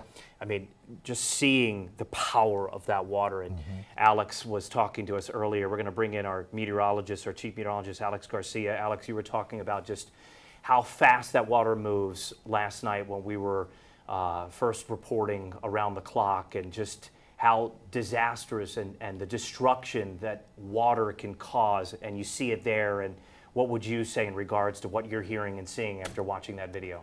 Well, all of that really doesn't surprise me, because I understand the power of water, and once it's in motion, it has a tremendous amount of power. Again, there are some factors that are related to how much power it does have. It's how deep it is, how wide it is, and how fast it's moving. So we did a quick calculation just to look at something 21 feet wide, assuming the river is 21 feet out, and about a foot deep, moving 15 miles an hour. Every little square inch gets about 68,000 horsepower, a square inch. So you can see how it takes those trees, just rips them right up. I don't care how big they are. It's going to rip them right out and take them downstream. So it really doesn't surprise me to see all of those trees, particularly the bigger ones, being pushed up, uprooted, and taken away. Let's get people up to speed on the current forecast. We still see some of those storms around on the radar. People who are concerned, Seguin saw, what was it, 5 inches in under an hour? I mean, that's an incredible amount of water, all from what is this same low that's just kind of hanging around? Yeah, it's the same little protuberances in the atmosphere. Let me pull back out of here and you can take a look at it real quick. There you can see the overall pattern. You can still see that rotation. If you look really close, you can kind of see that rotation going on in the cloud right about there. See that coming up, coming around. You can see the back end of this also going up like that. So there's still a little what we call an MCV, a mesoscale convective vortex sitting in this region, and it develops. Once that develops, it starts lifting the atmosphere, and the greatest lift usually sitting right up in this region. We're still seeing some of that rain that's coming around. So early this morning, we saw that. And I saw it right around the 3 o'clock, 4 o'clock hour. I was looking at something kind of spinning a little bit. Then around the 4 or 5 o'clock hour, it started to get a little stronger. Right about that 7, 8, boy, it was starting to pick up, and we saw the rain really starting to be generated out in the Seguin area. Now tonight or today, it's already kind of moved away. But as a result of that, we have this flash flood watch that's in effect until 10 o'clock.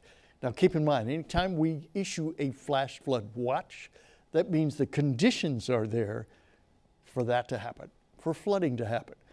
So that means we've got plenty of water in the air, the conditions are perfect, it's loaded, it's ready to go. All we need is a triggering mechanism, and in this case, we have that little bit of the low spinning around. That gives us the triggering mechanism. So the watch is in effect for Bexar County, for Hays and Travis and Williamson, till about 10 o'clock tonight. So all of this region still kind of underneath the gun. Now, real time, we watch what's happening. There's the main energy with that. It's gone well away from us. We're seeing the little remnant system coming up right up here. You can see that right up toward western Bexar County as it comes through. That's about all we're kind of left with. We see some lighter rain down towards southern Bexar County, stretching out near Somerset back over into Elmendorf. The region up here, boy, that's where we were looking at the heavier rain. That's where we've got a little bit of a warning going on. But for now, it looks like, as we were talking about earlier today, the trend is down. It's trending downward. We're not seeing some of the real serious stuff that we saw earlier today that concerned us a little bit, and thinking that maybe it could come back. Here's what that looked like early this morning. The intensity within that, this is how hard it was raining at any one given point, was 2.73 inches an hour. It was really coming down, seriously coming down. You get out towards Seguin, the same story there, 1, 2, 3. So again, that's only a moment in time because things change as we go along. So that heavier rain is what really concerned us. And we were thinking, oh, this is going to spin up. And we had to keep an eye on it. We had to do more nowcasting than anything else because you really can't predict where these things are going to set up. You have to see them as they're happening and do more nowcasting to kind of figure out what's going on. So as a result, we watched it, we looked at it, we were getting ready for an advisory. That pulled back as we saw the system kind of fade out. So again, we're just left with the light rain here, and that's pretty much it. We're looking at that same type of pattern coming up for tomorrow as well, because we saw some heavier rain over the last couple of hours, the last 12 hours, even the last 24 and 48, where that extends all the way back on out. So when we look at opportunities for rain going into Sunday now, it's going to drop off today. We're getting up to the 4 o'clock hour and it's trending down. It'll trend back up a little bit by 4 o'clock in the morning on Sunday, stay that way till about 4 o'clock Sunday afternoon, and then trend a little bit further down. So again, that's trending in Raindale 2 and Raindale 1, which means that's widely scattered, not numerous, not right there, but widely scattered, isolated rain possible coming up over the next 24 hours. And most of that rain should be in the light category, less than a tenth, less than a sixth. And again, this is only one model, and it's not perfect. I can't tell you if it's going to rain that amount of money or that amount of rain right in your backyard.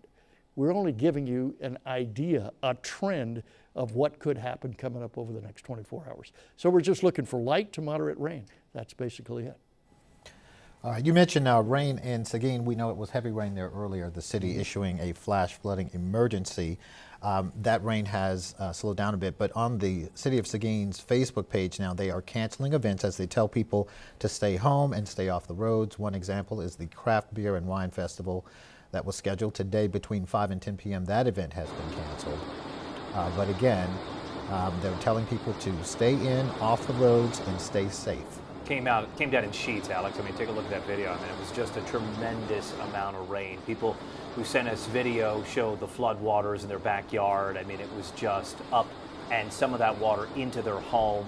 To see video of people having to, wade through water in their own home and seeing the destruction. I mean, water just a few inches inside the house can cause a tremendous amount of damage. Oh, it can. It doesn't take very much water to really get into a home, and if it gets into the walls, then you're looking at some serious damage, because then as it begins to dry out a little bit, you get that mold that can develop. And again, that all happened because of that one little system that's spinning around. Here's a broader view of what's going on, and you can see where the main energy with that system is going well up toward the north.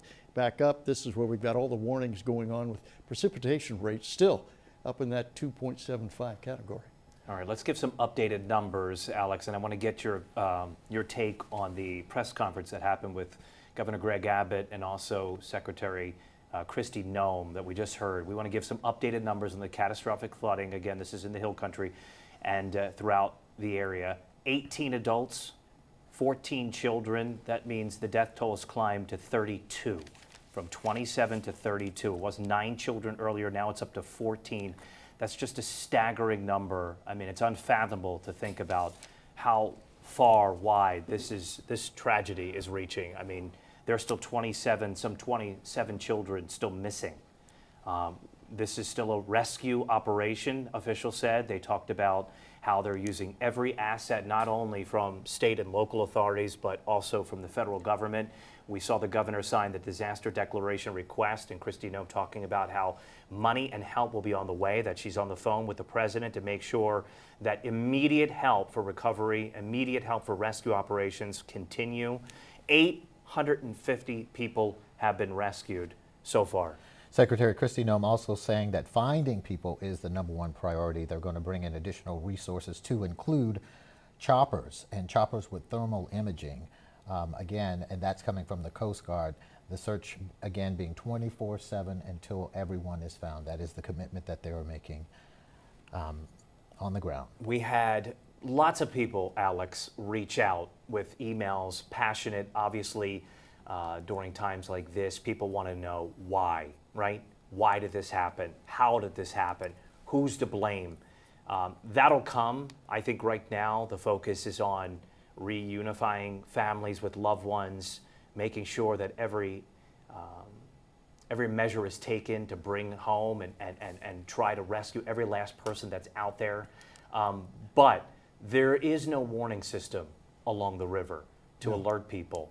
You've had these camps set up all along the river that's happened for years and years and years, where you're out there, you're with your friends, you're with fellow campers, you put your phones away, it's in the middle of the night, and then you have this historic rainfall where it's just sitting over the same spot and training and training and training, and 9, 10, 11, 12 inches of rain. I mean, you can't even wrap your head around how much rain. I think they talked about a 30-foot wall of water coming towards these campers on the Guadalupe River. So the question is, Alex, are there areas that you've heard of that do have warning detection systems along the river? Is that something that you think would have been beneficial here? What can we do moving forward from a meteorological standpoint to make sure that this doesn't happen again? Well, that's an interesting question. I don't know of any river warning system in the state of Texas. Again, that's just from my experience. I don't know of any warning system that's up along any of these rivers that are here in Texas. It would be beneficial, of course, to have something like that.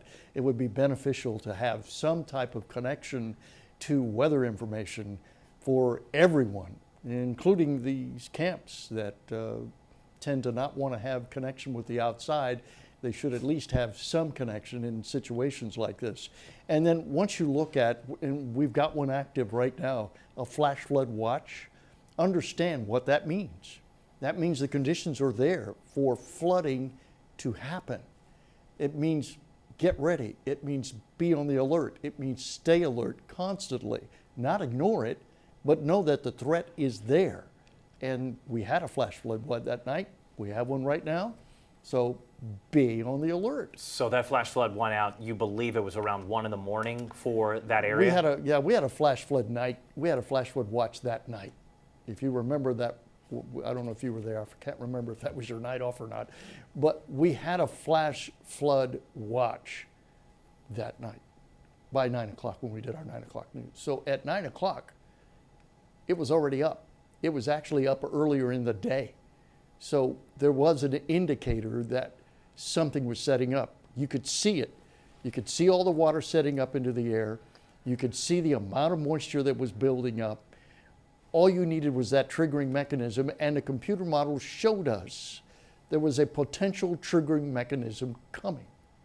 And it was headed to South Central Texas. All of that was known the night before. Now keep in mind, all of this happened within a period of 2 hours, 3 o'clock, 5 o'clock in the morning. It was a very short time frame, and it happened right in that time frame. You mentioned people asking the question why, and having a bit of, we heard it in the press conference, a bit of displaced aggression and anger, because when something so catastrophic happens, you tend to want to blame and search for answers. But I think Secretary Nome was very, she answered appropriately. She did not meet that aggression with aggression, and she explained the recovery effort, the search efforts that they are conducting.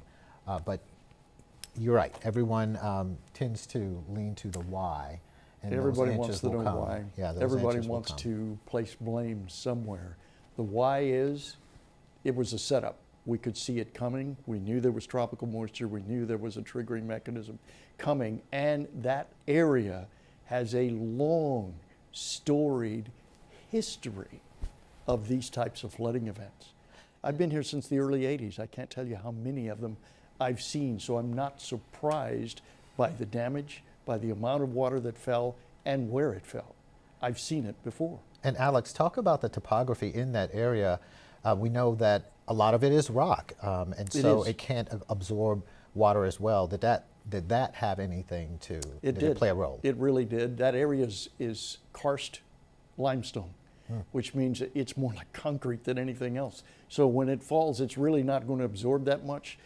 Those channels that were caught for the river, they're like little concrete channels. So when that water gets down in there, it's not going anywhere. It's going to run off rather quickly. And so that whole area floods very quickly. Additionally, we've been in a drought for a long, long time. And even if it weren't that much karst, all this area is being compacted. The terrain in the area is being compacted because of all the drought. So that also stops some of the runoff or limits it.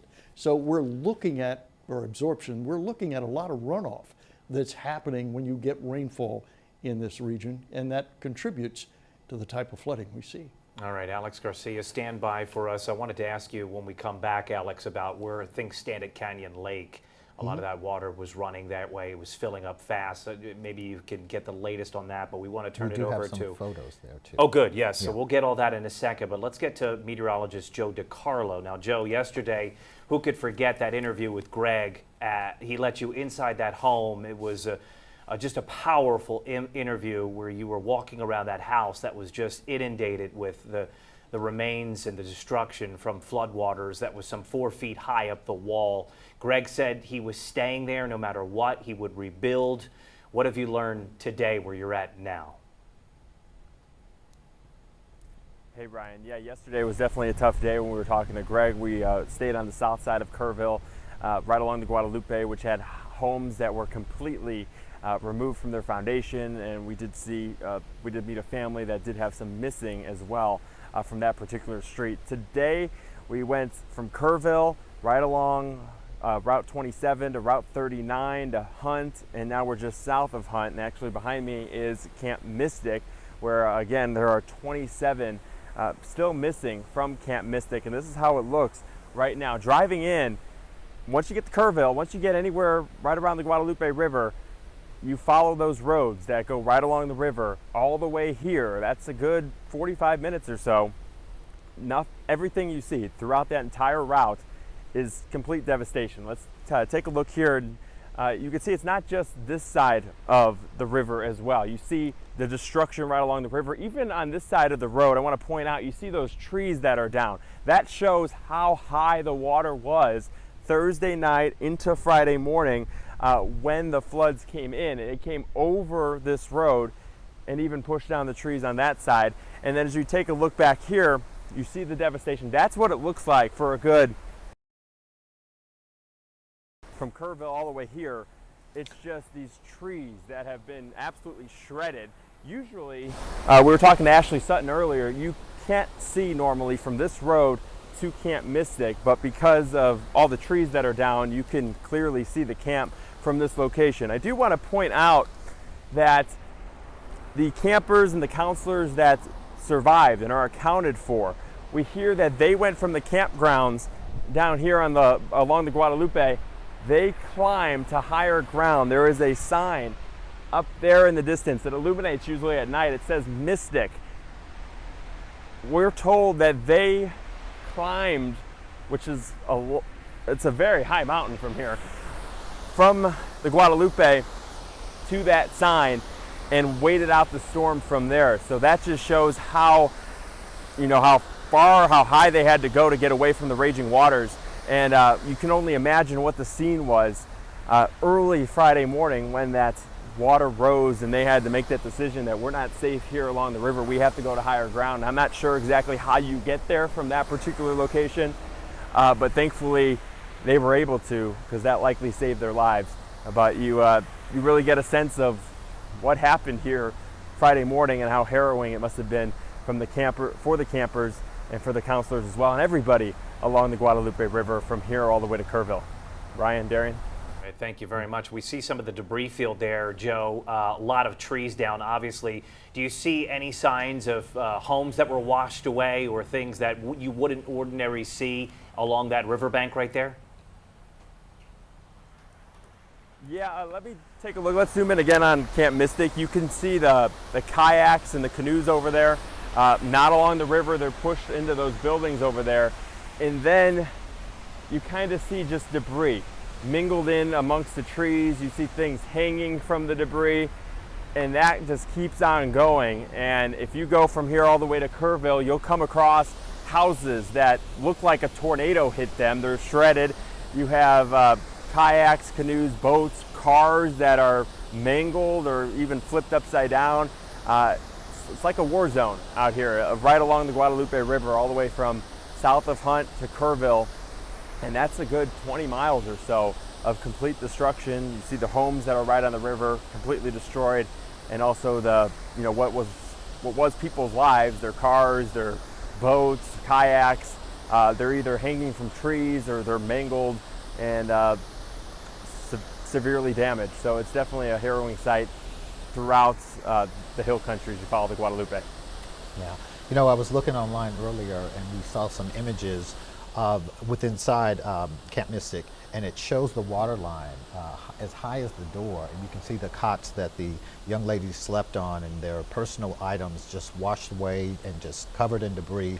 So you have to think about what it was like for them in that moment. This was at 4 o'clock in the morning, they were sleeping, and that amount of water rushing in. And so I think there's a bit of heroism in there for the ones who acted quickly. The chaperones or the camps, morning anchor Ashley Sutton said that she was a counselor. 8 years, 8 summers there. It's a 4-week program, she says, where the girls learn life skills, and they really come into their own and make friendships that she says she still holds dear to her heart today. But these are trusted camps that parents send their kids to. Oh, it's generational. Yeah. Hey, Joe, I see a lot of cars behind you. Are those people there, are they there as part of the rescue operations? Are they there for cleanup? Have you gotten a chance to speak to anybody out there? Yeah, so when we were driving in, we arrived on scene about 30 minutes ago, so we haven't talked to many. Who we've talked to has been a lot of other media. There's also been people that have driven by. I assume they live around here. They've been, they asked if we needed any burgers, tacos, water. Also, when we were back in Hunt and in Kerrville, there were people on the side of the road that had signs that said free water. So communities come out, they're trying to help the first responders.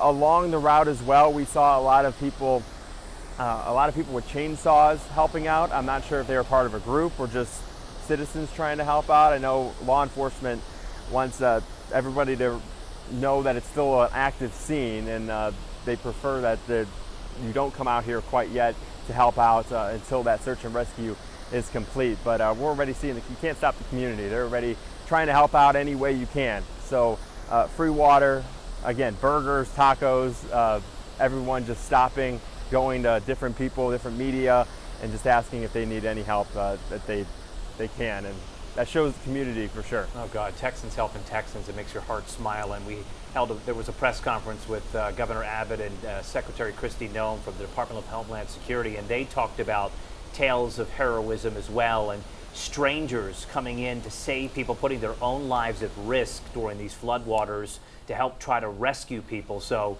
yeah, we've been seeing it since this thing unfolded, and we appreciate you sharing some of those stories, Joe. We'll definitely check back in with you soon. Thank you for your reporting. It's been very insightful, especially as we start seeing some of the cleanup right now. Yeah, a lot of cleanup. Can't even begin to think of how long that is going to take. But first things first, and that is the search efforts.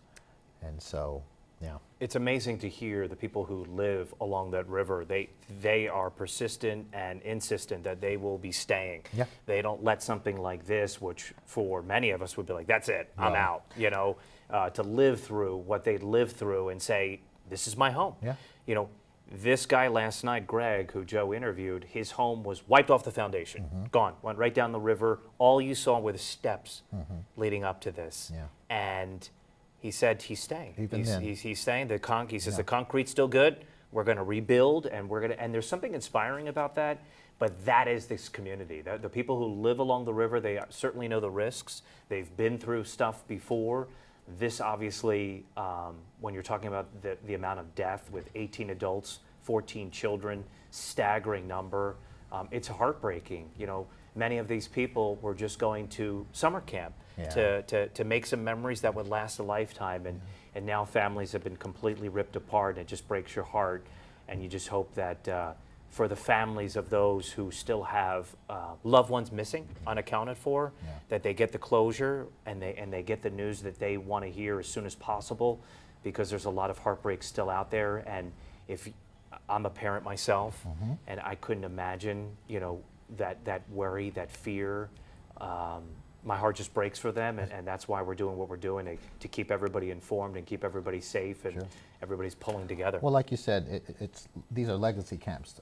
Mystic was one of 18 that families have trusted, and you don't think something like this is going to happen at camp. And the people, like you said, the resilience that they have living in that area. I mean, I spent 5 years in New Orleans, so I know a little bit about that resilience. No matter how many hurricanes came through, they take pride in their community and their homes, and they stay and they rebuild. Sometimes, you know, a few years later, they're doing the same thing all over again, but many of them stay because it's home. All eyes of the nation right now are on the Hill Country and what is unfolding here right now. And we've been looking at lots of video as it's been unfolding. And some of the most eerie video is the morning of, right after it happened, and seeing the devastation and the floodwaters just incredibly high, like you're looking at here. Again, the governor has signed a request for a federal disaster declaration. Secretary Kristi Noem of Homeland Security says the president will acknowledge it and will immediately send federal help both now and after the crisis. The federal disaster zone is not just in the Hill Country in Kirk County. It's also been extended to several other counties, including Bexar, Burnett, and Travis, just to name a few. Federal assets were in place before the devastation. She talked about the emergency responders and assets being in place and still coming in to help. Customs and Border Protection stepping up to help with their specialized unit for flooding and rescue operations, obviously something they do all the time along the Rio Grande. Kristi Noem will be touring the area and continuing to communicate back to President Donald Trump to help expedite resources and help for areas that will need it now and well into the future. President Trump, she said, is devastated and is grieving for the families, and he is dedicated to using all resources available to help. On Truth Social, I don't know if we have the quote, but I will read it to you. He says, "Melania and I are praying for all of the families impacted by this horrible tragedy. Our brave first responders are on site doing what they do best." In all caps, he says, "God bless the families and God bless Texas."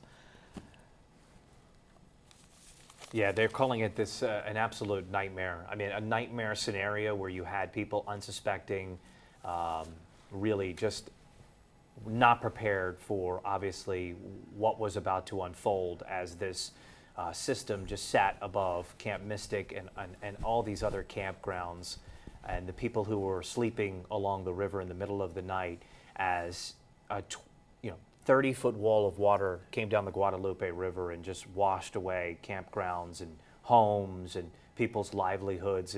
And in really a matter of minutes, it's changed that landscape for some time to come. Yeah. You know, I think you and I were just getting in here, moving to this area in 2015 when we had a similar. Wimberley. Yeah, Wimberley. Yeah. And that was, I believe it resulted in 13 people dying. We watched a video of homes being swept away. Yeah. I mean, just going right down the river, Yeah. and it was, just brings back bad memories to see what's unfolding, but this is just magnified even more when you're talking about all of these children. 14 children so far, 18 adults, 32 people. This is a catastrophic event, and it is going to take everybody pulling together to help this community come together. American Red Cross is a place where you can go if you're watching this and you want to help out. Right now, monetary donations are the most important thing, they say. They have plenty of assets on the ground. They're looking for monetary donations. They will be looking for volunteers as well. Certainly, it's not safe enough for many of the volunteers to get in there. Some of the roads are still impassable, but if you can help, the American Red Cross is one of those trusted organizations that always steps up to do the most good, to make sure that your money is going to where it's going to help these impacted communities. You're looking at the phone number right there. It's 1-800-733-2767. Again, the American Red Cross looking for financial donations to help these communities with what is going to be a long, long, long process to come. The Salvation Army also accepting donations of non-perishables, hygiene items, trash bags, diapers, socks, you name it. And they're asking that those items be dropped off at the Hape Street location, 855 Hape Street. And again, that's for the Salvation Army. Correct. So you have 2 ways that you can help. Lots of organizations taking to social media to talk about how they're stepping up to help. I want to share just one of them, HEB posting. We are heartbroken by the devastation caused by the flooding in the Kerrville area. Our teams are staying close to the hardest hit areas. We'll continue to provide support for these tragic situations as they evolve. We are compassionate and we hold strength for those who've been impacted, and that they're going to be stepping up to help, certainly with food and water and whatever's needed for what's coming up. Ethan Trejo is out in the various scenes. He's been really all over the Hill Country area and over in. He sends us in some photos of flooding from Canyon Lake. Let's take a look. Is that what we have on the screen right there? Canyon Lake, yeah. And you can look by Paul Sullivan, and look at how high that water is. Oh my goodness, yeah. And that's Canyon Lake right there, Alex. If you could take a look. Just a few hours ago, in fact. You see that. That's a site you haven't seen at Canyon Lake in a long time. Does that translate to any, if we had to put, say good news, dare I say, for well, if you want to bring up folks? the graphic computer, I've got the latest numbers. Oh, good. for Let's go Canyon take a Lake look at there. that. Yeah. Let's bring up the weather computer and I'll show you what we have. The numbers that we do have as of today, the level sits at 883.2. 12 hours ago, it was at 881.7. 24 hours ago, 877. 2 days ago, 887 or 877.8. So over 2 days, we've seen a 5-foot rise on Canyon Lake. So what does that mean in terms of Canyon Lake being full? 48%. 48%. So that's a significant increase from what it was. I think it's 48%. That's almost half full. And will there be more water to come that will be flowing into Canyon Lake? Likely, there's still more water that's going to be flowing into that region there. So we could see that lake potentially over half, estimated, by when all said and done? Yeah, by the time it's all said and done, it might reach that half level. What about some of the other lakes that have been really suffering in this drought? I'm really waiting for the numbers to come in on Medina Lake. I want to see what Medina Lake What had. does your gut tell you in terms of? I'm thinking we're going to see a little bit of a rise on that.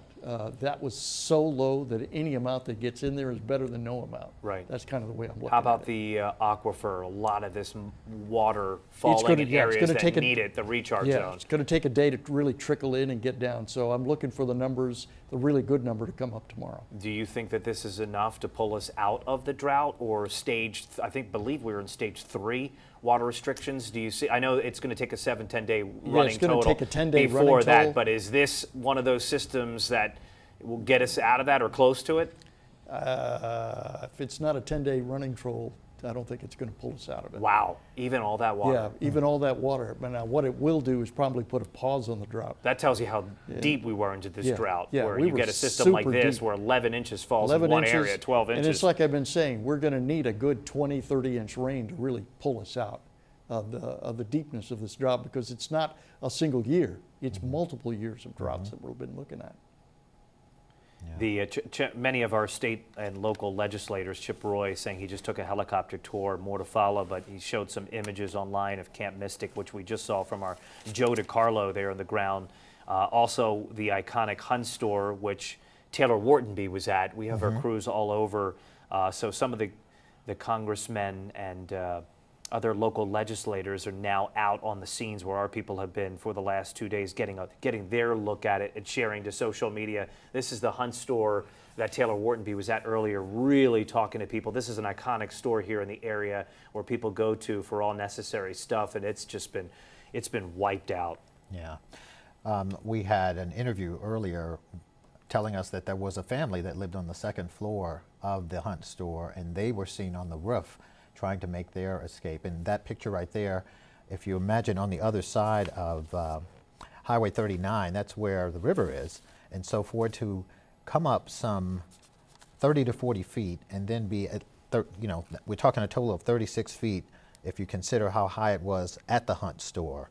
And that fast-moving water did a lot of devastation. She talked about a post office that was nearby that is leveled. All that was left was the door, and the bricks from that post office wound up several blocks down the street at the Hunt store. That speaks to how much force that water held. Yeah, it just swept homes right off their foundation. Just a wall of water came through, at times as high as 30 feet. Just try to visualize that, because when you actually think about how much water we're talking about, that's 3 stories Yeah. of Most of water. us swam, and we know 10 feet. So imagine that times 3 plus. It's difficult to get to the bottom of 10 feet. If you try to hold your breath and get to the bottom, think of that 3 times the height of that. Now, we have to talk about the debris that the water was bringing down with it. And the dangers that come from rebar being and in that. wood and trees and rock. Just decimating everything in its path. And you're looking at some of the destruction photos right there. Yeah. All right, let's go now to Emma. She's at the live desk with the latest. Emma. Well, back at the live desk, we continue to get more pictures in, just showing that devastating flood water. These pictures here that you're about to see are coming from Robin Alexander in Seguin, who says this is what they're seeing right now. In these videos, you can just see how fast the water is moving. Take a look at that video right there. And in a picture Robin sent us, there is actually a flood gauge in the background. I think that was one of the first pictures we showed you, and we're about to come to it again. It clearly shows water just under 4 feet. That is some tall water right there.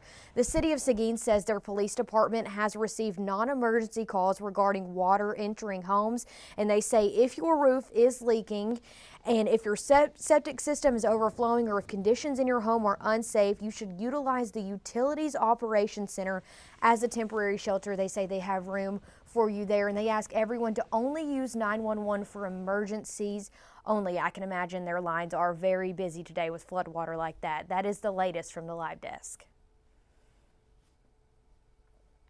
Wow, to see that video, water just, it's all over. It's really taking a lot of places by storm, that's for sure. We've got reporters on the ground. I want to play an interview that our Destiny Fuller got earlier. It's of a guy whose home was swept away. And in the middle, I want you to take a listen. In the middle of all of his obvious shock and devastation, he described what he was going through, but he was mindful to say other people are going through this and worse. Take a listen.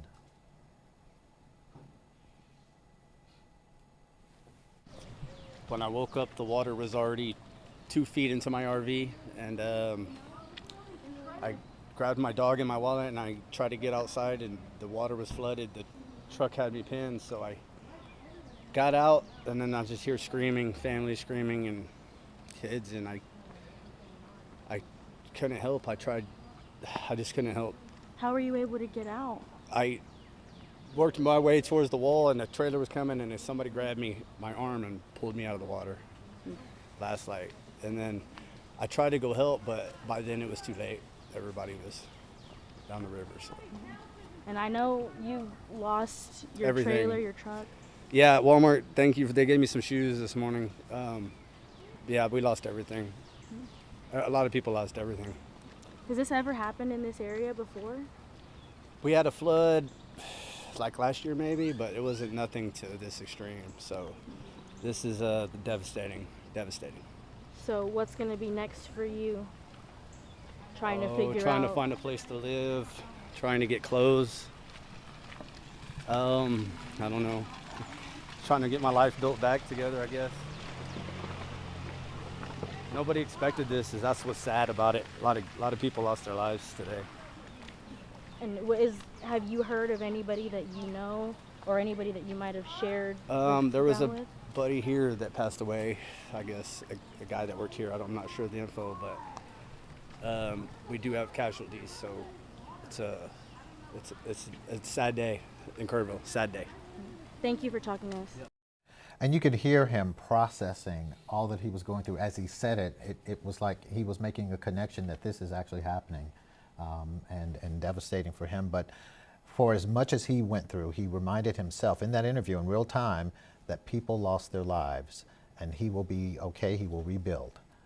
Yeah, the property can be replaced, right? People cannot. And there's still some 27 people still missing at this hour that are unaccounted for, and rescuers are out there around the clock, they say, to do whatever they can to make sure that they find them and give some closure to these families that are just going through the worst moments of their lives. It's really heartbreaking to see as we watch the video of what unfolded because of this wall of water just in an insane amount of rain that fell in such a short amount of time. And now we have the help that's on the way to make sure that no stone is unturned and that we are checking everywhere for those that are still missing and again unaccounted for. The death toll sadly at 32 now, 18 adults, 14 children in this catastrophic flooding in the hill country. Some 950 people have been rescued, which is a staggering number. That goes to show you the lengths that these rescuers from state, local, and federal levels are going through to make sure that they really do whatever they can to make sure that they find everybody that's out there. And 160 of those rescued were rescued by air. Dramatic video of that we've seen on our air. Yes. All right, we have a lot more to unpack here. Again, we held a press conference earlier. Governor Greg Abbott alongside Secretary Kristi Noem of Homeland Security, they highlighted how the community and first responders are coming together to rally behind those that are suffering right now. They are going to locate every victim of the flooding event, no matter how long it takes, they say. Other flooding areas, in addition to the disaster declaration, include Bear, Burnett, Travis, just to name a few. The governor has spoken to the president, who understands the magnitude of this catastrophic event that took place. The governor said he signed a request for federal disaster declaration for immediate help. We're told by Secretary Noem of Homeland Security that every resource will be made available to help during and after this crisis. We're told that the president will accept that declaration and give immediate help now and in the future, and that the federal government is and has been assisting, including Customs and Border Protection, their specialized rescue operation that deals with the Rio Grande River. So there's a lot of help that's out there. We learned a lot from that press conference, and I'm sure there's going to be more to come. Yeah. We are hearing, like that person that Destiny Fuller interviewed, we're starting to hear more from people who have survived this, people who live in that area, including one camper. Let's listen. We didn't really know what was going on around us because it was dark. We couldn't see past trees. All we really knew is that we needed to move stuff in order for it not to get wet. And there was just a lot of water creeping in from areas we didn't think it could. And it was really scary. We picked them up last night. All those boys were pretty traumatized.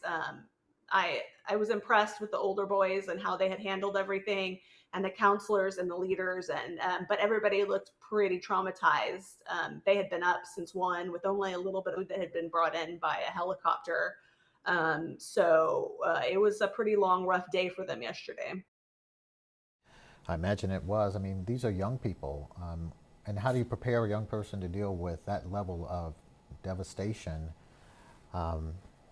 I pray for their mental health at this point. Around 8 to 17 years of age for most of these campers, give or take. And that family, they're one of the lucky ones. Mm-hmm. They're one of the ones that are able to hug and kiss their loved one, and thank God that they're still around, and they're sharing their tale of terror, sheer terror, just to show you what these families are going for. And now imagine the ones that don't have closure yet, that still don't know what happened to their loved one. And there are 27 families out there that are still wondering, will I get to hug and kiss my loved one again? Yeah. At least 2 families have come forward and have identified the losses that they're suffering. 9-year-old Lila Bonner, her family has confirmed her death, sadly. And then we've got Sarah Marsh so far, 2 families confirming the deaths. And our prayers are with those families tonight. Oh, for sure. We also heard from the family, or at least it was people who knew her. Her name was Renee Smastrela. I believe I'm saying that right, but they posted earlier I think it was yesterday actually, no words for this, just heartbreak and sorrow for the deadly hill country flooding. Thank you to all our friends and family for the prayers and outreach. Renee has been found, and while not the outcome we prayed for, the social media outreach likely assisted the first responders in helping to identify her so quickly. We are thankful she was with her friends and having the time of her life, as evidenced by the picture that they showed. It's her smiling with braces, pink shirt, holding a sign with her name on it, getting ready to go to camp. She will forever be living her best life at Camp Mystic.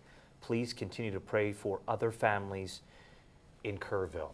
The Bonner family, the family of Lila Bonner, they issued a statement, and it reads, "In the midst of our unimaginable grief, we ask for privacy and are unable to confirm any details at this time.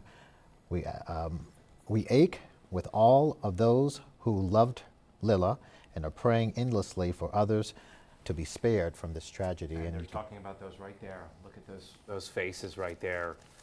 Boys and girls, people of all ages, smiling, embarking on what was supposed to be an amazing adventure, you know, one of those core memory trips camp with kids their own age to experience things without their cell phones and kind of disconnect from the world. And then you have other stories like 27-year-old Julian Ryan, a young man who gave everything to save his family. He reportedly was trapped with his fiancee, children, and mother-in-law in their mobile home near the Guadalupe River. Julian did what just about any other hero would do. He wanted to save his family and smashed open a window to get his loved ones out and his pets to the roof, which he was able to do. But in doing so, apparently suffered a fatal injury to his arm and bled out before help could arrive. Yeah, you talked about all of the debris that's in the water. That the water alone is a force to be reckoned with, but much less the sharp debris and metal and fragments that are there as well. Yeah. All right, we're working to confirm details with other family members, and at this time we know that others are waiting to hear the very latest, so we're staying on that. But let's take you to another story we were talking about. The search and recovery continues again in Central Texas near the communities of Kerrville and Hunt, the hardest hit. Historic flooding resulting in more than 32 or at least 32 people, and authorities say the death toll could rise. Yeah, our Christina De Leon, she has the latest on massive statewide search efforts. Well, this is one of the operations center here in Kerrville where they've amassed more than 1,000 resources after the deadly floods here have claimed the lives of so many. A press conference just wrapping up at the event center here. We're learning, thankfully, more than 850 people were either evacuated and uninjured, but sadly the death toll has risen to 27. That includes 18 adults and 9 children. 6 of those adults have not been identified, along with 1 child. That's as of 9 o'clock this morning. Sadly, we're also learning 27 people from Camp Mystic remain missing.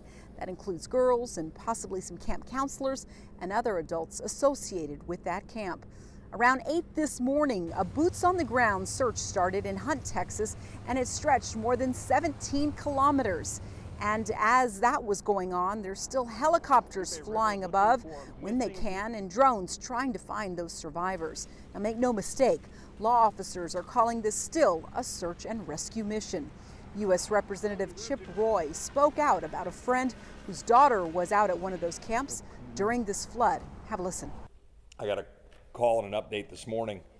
My kid's school, there was one of their schoolmates was missing, and was one of the kids. She was on a mattress for 2 or 3 hours in the middle of the night, and you know, she's united with her mom, and that's wonderful. And those are the kind of blessings that we should be celebrating, while we're also mourning the loss of life as we identify those that didn't make it.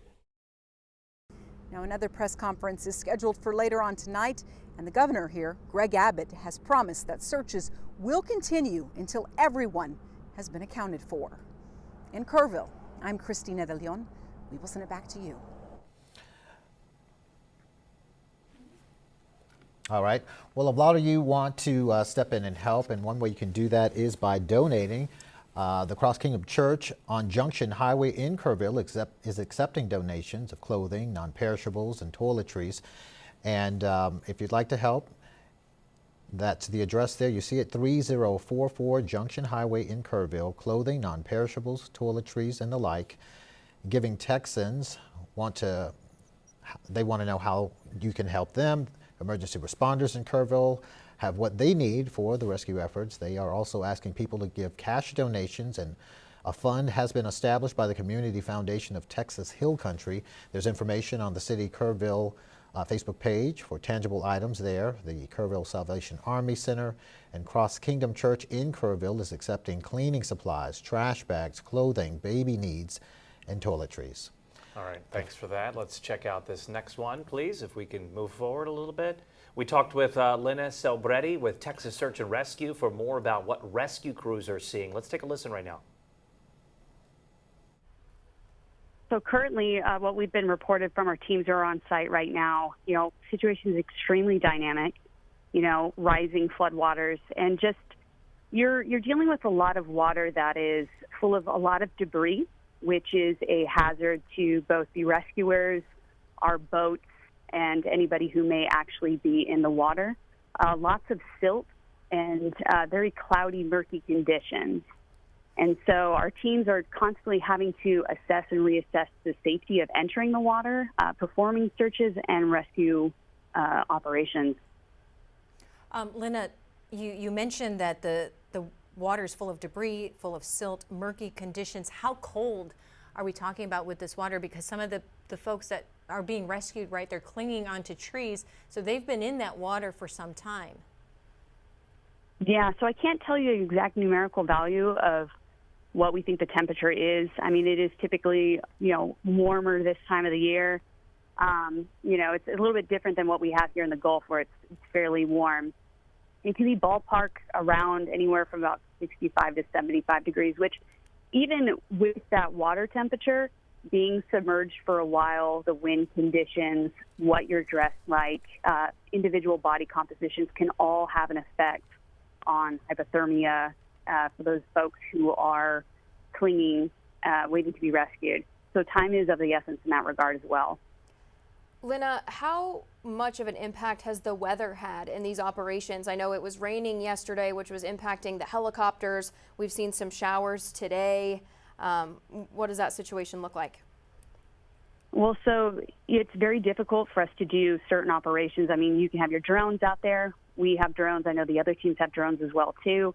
Not all those assets are waterproof, so that kind of takes away our ability to get recon and intel. But because of the constant rain conditions, you are having, potential slip, trips, and falls with us just even trying to put boats into the water and get access to some of these places. And then, of course, because of the constant barrage of water, it's affecting our ability to hit roads and other places to go ahead and rescue folks, which is what our primary objective is. Like, we are a ground and pound team that gets access via vehicles and boats. So it definitely makes it a lot more difficult with the fact that the weather event is still actively going. Lina, we spoke to the assistant fire chief for Hunt. He said that the road in and out of Camp Mystic has been completely washed away. So it's a 2-lane road. Is that an area that you're concentrating on right now? I would have to take a peek and see where our folks actually are. It's because I said the situation is very dynamic, so we're kind of getting diverted to wherever we're being requested to be diverted. But certainly, if that road is washed out, it'd be very difficult for a variety of teams to be able to get access to it. How have the operations changed from yesterday when the water finally started receding versus today overnight and when the sun came up in searching for survivors? So I can't speak to every team's experience, at least from our team's perspective. Doing the operations at night makes it incredibly difficult, not just for safety reasons, but to spot people. Having that daylight come in definitely gives us more situational awareness and gives us a little bit of a reprieve from being able to be just taxed in terms of just, risk and constant, the unknown of what's around you. So we're hoping to continue that trend, continue to be able to do more work while the sun is out and while we have breaks in weather. Lina, one last thing. Is there anything that you want to share with our viewers, any way that they can help you and your crews do the best job possible? I mean, honestly, the best thing they can do is if you see somebody who's in distress, make sure you're calling 911.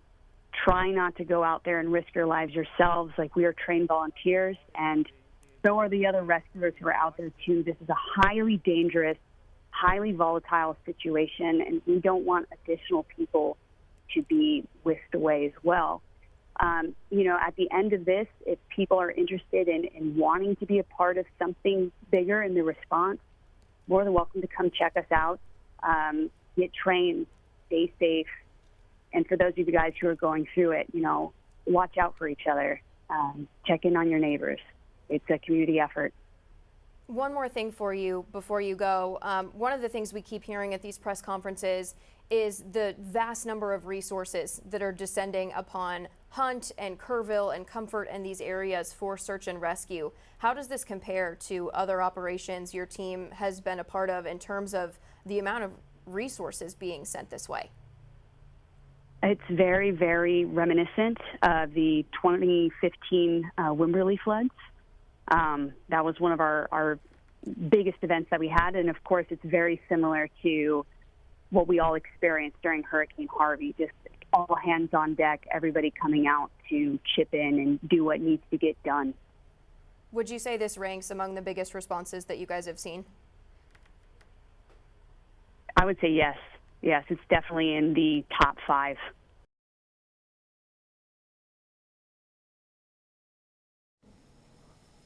All right, we're taking a listen right there. So you heard some of that important information, and it's constantly being updated, right? As every press conference, every time we hear from somebody who's speaking, we're getting word that our Joe DiCarlo is getting an opportunity to either speak directly or is near Secretary of Homeland Security Kristi Noem. So we're going to get the latest from her. Since she left the press conference with Governor Greg Abbott, she's now been out touring the area. This is a live picture right now of the scene of those federal responders that are out there and federal officials and Trump administration officials that are out there with state and local leaders. So we're efforting that. We're looking forward to being able to hear what they have to say.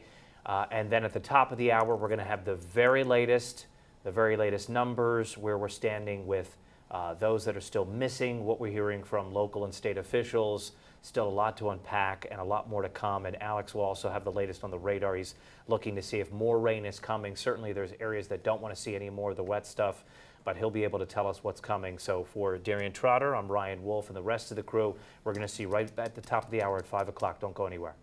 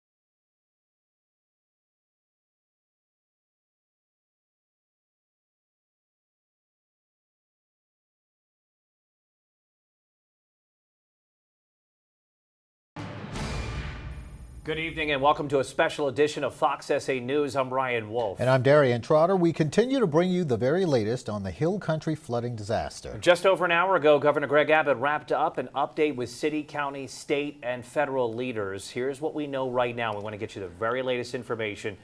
Sadly, 32 people are confirmed dead, 18 adults, 14 of them children. Some 950 people now, that number has gone up, 950 people have been evacuated, and 27 girls at Camp Mystic remain unaccounted for.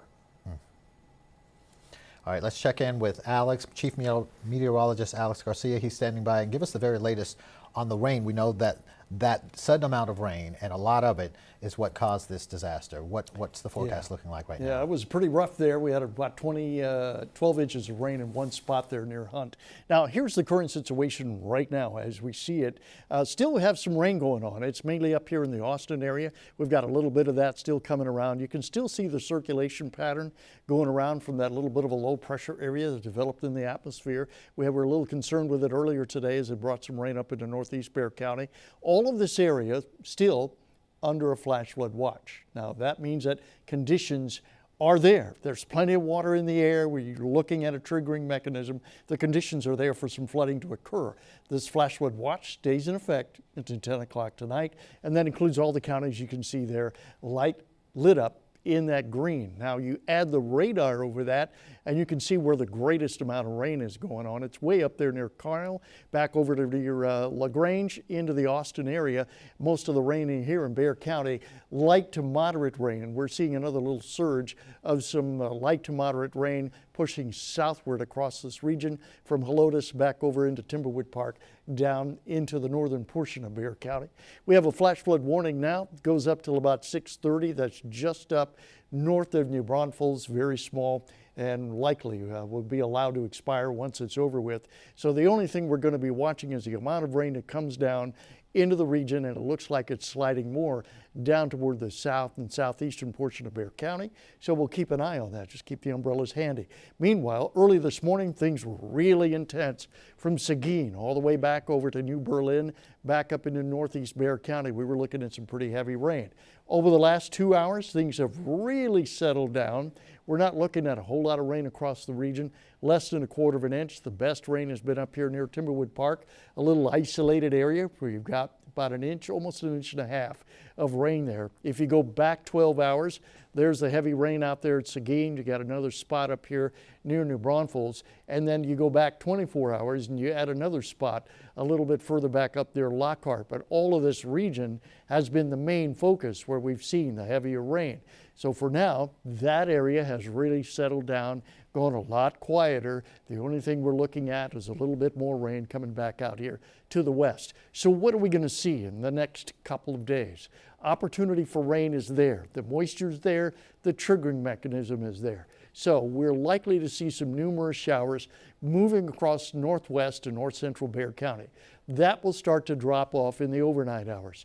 By early tomorrow morning around 5 o'clock, we may see some widely scattered to isolated showers out across the region. Again, doesn't look like it's going to be heavy rain, mainly light rain. Then by later in the afternoon, 5 o'clock, it really drops off to isolated, stays that way through most of the day on Monday. So it looks like the trend is downward. And when we look at the aquifer levels here where we are today, 883. Here's where we were yesterday, 877. There's where we were 2 days ago, 877.8. So we've gone up 5 feet overall in the last couple of days, which is not bad. Now, people were asking about that flout drought pattern. Here it is. You can see drought and flood, drought, flood, back and forth, all the way back. So this pattern is nothing new for the region. Be looking for more of that rain to come in and then slowly back off as we get into next week. All right, Alex. All right, so we were, there we are. Our mic is on now. We know that a lot of people are trying to reunite with people missing, at least 20 missing. So there are reunification centers right now. They are at Ingram Elementary School, the Arcadia Live Theater, and Comfort High School. And as families out there are trying to piece their lives back together again, a lot of you want to know how you can help. Cross Kingdom Church of Junction Highway in Kerrville is accepting donations of clothing, non-perishable items, and toiletries. And Giving Texans want to know how they can help. Emergency responders in Kerrville have what they need for people for the rescue efforts. They are asking people to give cash donations. A fund has been established by the community foundation of the Texas Hill Country, and there's information on the City of Kerrville Facebook page. They are asking for tangible items. The Kerrville Salvation Army Center and Cross Kingdom Church in Kerrville is accepting cleaning supplies, trash bags, clothing, baby needs, and toiletries. All right, officials will do damage assessments in the future. Right now, a bulk of the focus is on the rescue operations. We heard at the earlier press conference with Governor Greg Abbott and Secretary of Homeland Security Kristi Noem. They talked about how this is still an active rescue operation. There are still souls out there that are unaccounted for, and that they want to make sure that no stone is left unturned. They have the full support of the federal government. Kristi Noem talking about how the president will accept the disaster declaration request from Governor Greg Abbott, which means money and resources will flow into Texas. It's already in Texas and will remain in Texas throughout this disaster.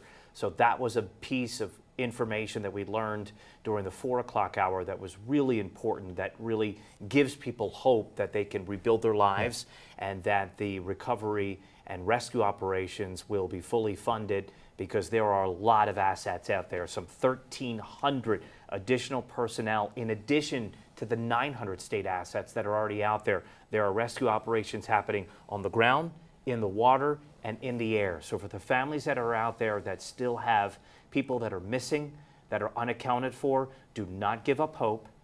Rescue operations are still ongoing, and they say for everyone to remain prayerful and to hold on to your loved ones tonight. And remember that there are people still out there that are hurting very deeply at this hour. And those rescue efforts will continue 24/7. Some of the resources that Noem said that they're bringing in are helicopters with thermal imaging, so that they can continue that search effort into the nighttime hours. Using every resource possible. One of the things that is important when we get the federal help is to help people rebuild. And if you think about it, it takes an inch of water that would just wipe out a home, because Alex mentioned earlier the mold that could come in. But we saw what the water did much more than mold, just looking at it. But comes in the question, as we saw in Wimberley, is this area a flood-prone area? So without the federal disaster relief, insurance becomes an issue. But with the federal help, then that's no longer an issue, whether or not it's a flood-prone area. They can receive the help needed to rebuild. All right, we've been hearing some emotional stories of people who have been affected by flooding. The father of a 21-year-old missing woman says he was on the phone with people when he was told others were washed away. He also says when he didn't hear his daughter's name at a reunification site, he decided to go looking for himself. We prayed that all 4 of them are still alive. All 4 are missing? Yes, they're all missing. And you know, it's been 4 o'clock yesterday morning that we were told that, you know, they were on the phone with Aiden's dad, who they own the house where they were. It was a very nice house, no longer there. And Aiden said, hey, you know, I've got to go. I got to help Ella and Reese. So he gave the phone to Joyce Catherine. Joyce Catherine said they just got washed away. And then a few seconds later, the phone went dead. And that's all we know. The place where all the survivors are brought, and we were hoping that we would hear our daughter and friends' names called, but they never did call. So we said, this morning we're going to come out and try to find them ourselves. I mean, you're walking through this mess, hoping for a miracle. Amen. Keep the faith.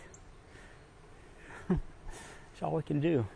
You could just hear the heartbreak in his voice. It just breaks your heart. And there have been tales of heroism throughout this disaster that's been unfolding. We heard it at the press conference, where Texans are helping Texans, people stepping up to volunteer, stepping up to put their own lives at risk to go in search efforts in areas that are, some of them are impassable.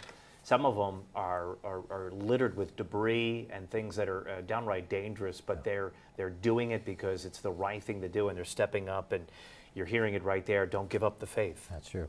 We are going to continue our team coverage now with Fox SA's Jay Avila. He is in Kerrville. And Jay, how's it looking out there? Well, you can't believe that when you take a look at this Guadalupe River behind me, how calm it is right now. It's hard to fathom the destruction and the loss that has been caused here in Kerrville and Hunt and surrounding communities. But we certainly were brought back to reality by the briefing that we had at 3 o'clock today. As we've been reporting, the Homeland Security Secretary Kristi Noem was there with Governor Abbott and along with Congressman Chip Roy and Senator John Cornyn. And they basically told us that, of course, that the death toll had gone up to 32, 18 adults, 14 children. But they also focused on talking about what resources that are being added to the efforts here. Just as you came to me, there was a helicopter flying overhead. They're promising more of those. Kristi Noem was saying that federal help is coming from the Coast Guard and Customs and Border Protection in the form of airplanes and also helicopters with thermal imaging to help in the searching. They kept emphasizing that so far in the first 36 hours, 850 people have either been rescued or evacuated. They're very heartened by that number, but at the same time, they realize they have an unknown number of people who are still missing, an estimated 27 from Camp Mystic. And so very, very sobering news conference, very emotional. I think at one point, the thing that really got everybody was when the county judge spoke about having to go to the morgue and actually seeing the body bags of those who have died, and that he reiterated that he just doesn't see how they could have foreseen this, because the questions continue to come. Why wasn't there more of a warning? A reporter from here in Kerrville was asking about why there wasn't a ping from the National Weather Service on people's phones, many of them having that feature out here living near the river. And there's really no satisfying answer at this point. These kinds of questions are going to have to be answered in the coming days. But right now, everyone's focused on search and recovery. And the one thing that I will point out that was said over and over again at that briefing is that they are looking at it. Their sense of urgency is that people are still alive out there that they need to find. They are not bringing themselves to calling this strictly a recovery mission, not at this point. Live from Kerrville, I'm Jay Avila, back to you. All right, Jay, thank you very much. It's interesting to hear him say, because it's important to know that this is still a rescue operation. Do not give up hope. Rescuers are out there. They are out there in large numbers by air, by land, by water, making sure that every tree, every nook and cranny is being searched, and that these families get closure, because again, there are 27 souls out there, many of them children who are unaccounted for. And they're searching with a sense of urgency because they consider this a search effort and not recovery. Jay talked about the fact that no ping on the cell phones. Many of them didn't have their cell phones on them. They're there at camp, and they're told to put that away. They're supposed to be out there in nature. Jay, I wanted to ask you very quickly, if you could still hear us, if you were able to talk anybody out there. Have you seen anybody who says that this is it, this is the last flood that they've been through and they're out of there? Or are you getting the sense there that they're going to rebuild and continue on with their lives, if you got a chance to talk to anybody? I haven't heard any comments like that. To the contrary, I've heard people talk about how, we've been out here for decades. We are used to having floods. This is just something that is almost once in a lifetime, and just something they can't fathom, because they can't believe that it happened so quickly, because they're pretty familiar with how lake levels can rise, and just to have it go up so much in an hour, 45-minute period, you can tell they're still bewildered by that. But I'm not hearing comments about people not wanting to live here. On a personal note, I'll tell you that I've been covering floods in Central and South Texas since 1991. And I think it's the combination of circumstances that make this unique. The fact that it happens on a holiday, in the middle of the night, and so quickly, the water rising and clouds just settling over and dumping all that rain in one place.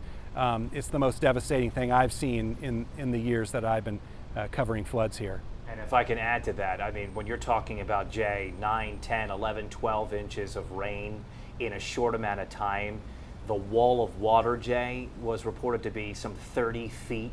I mean, that's 3 stories high of water coming racing down the river with debris. Some of these people didn't have a chance, you know? Mm-hmm.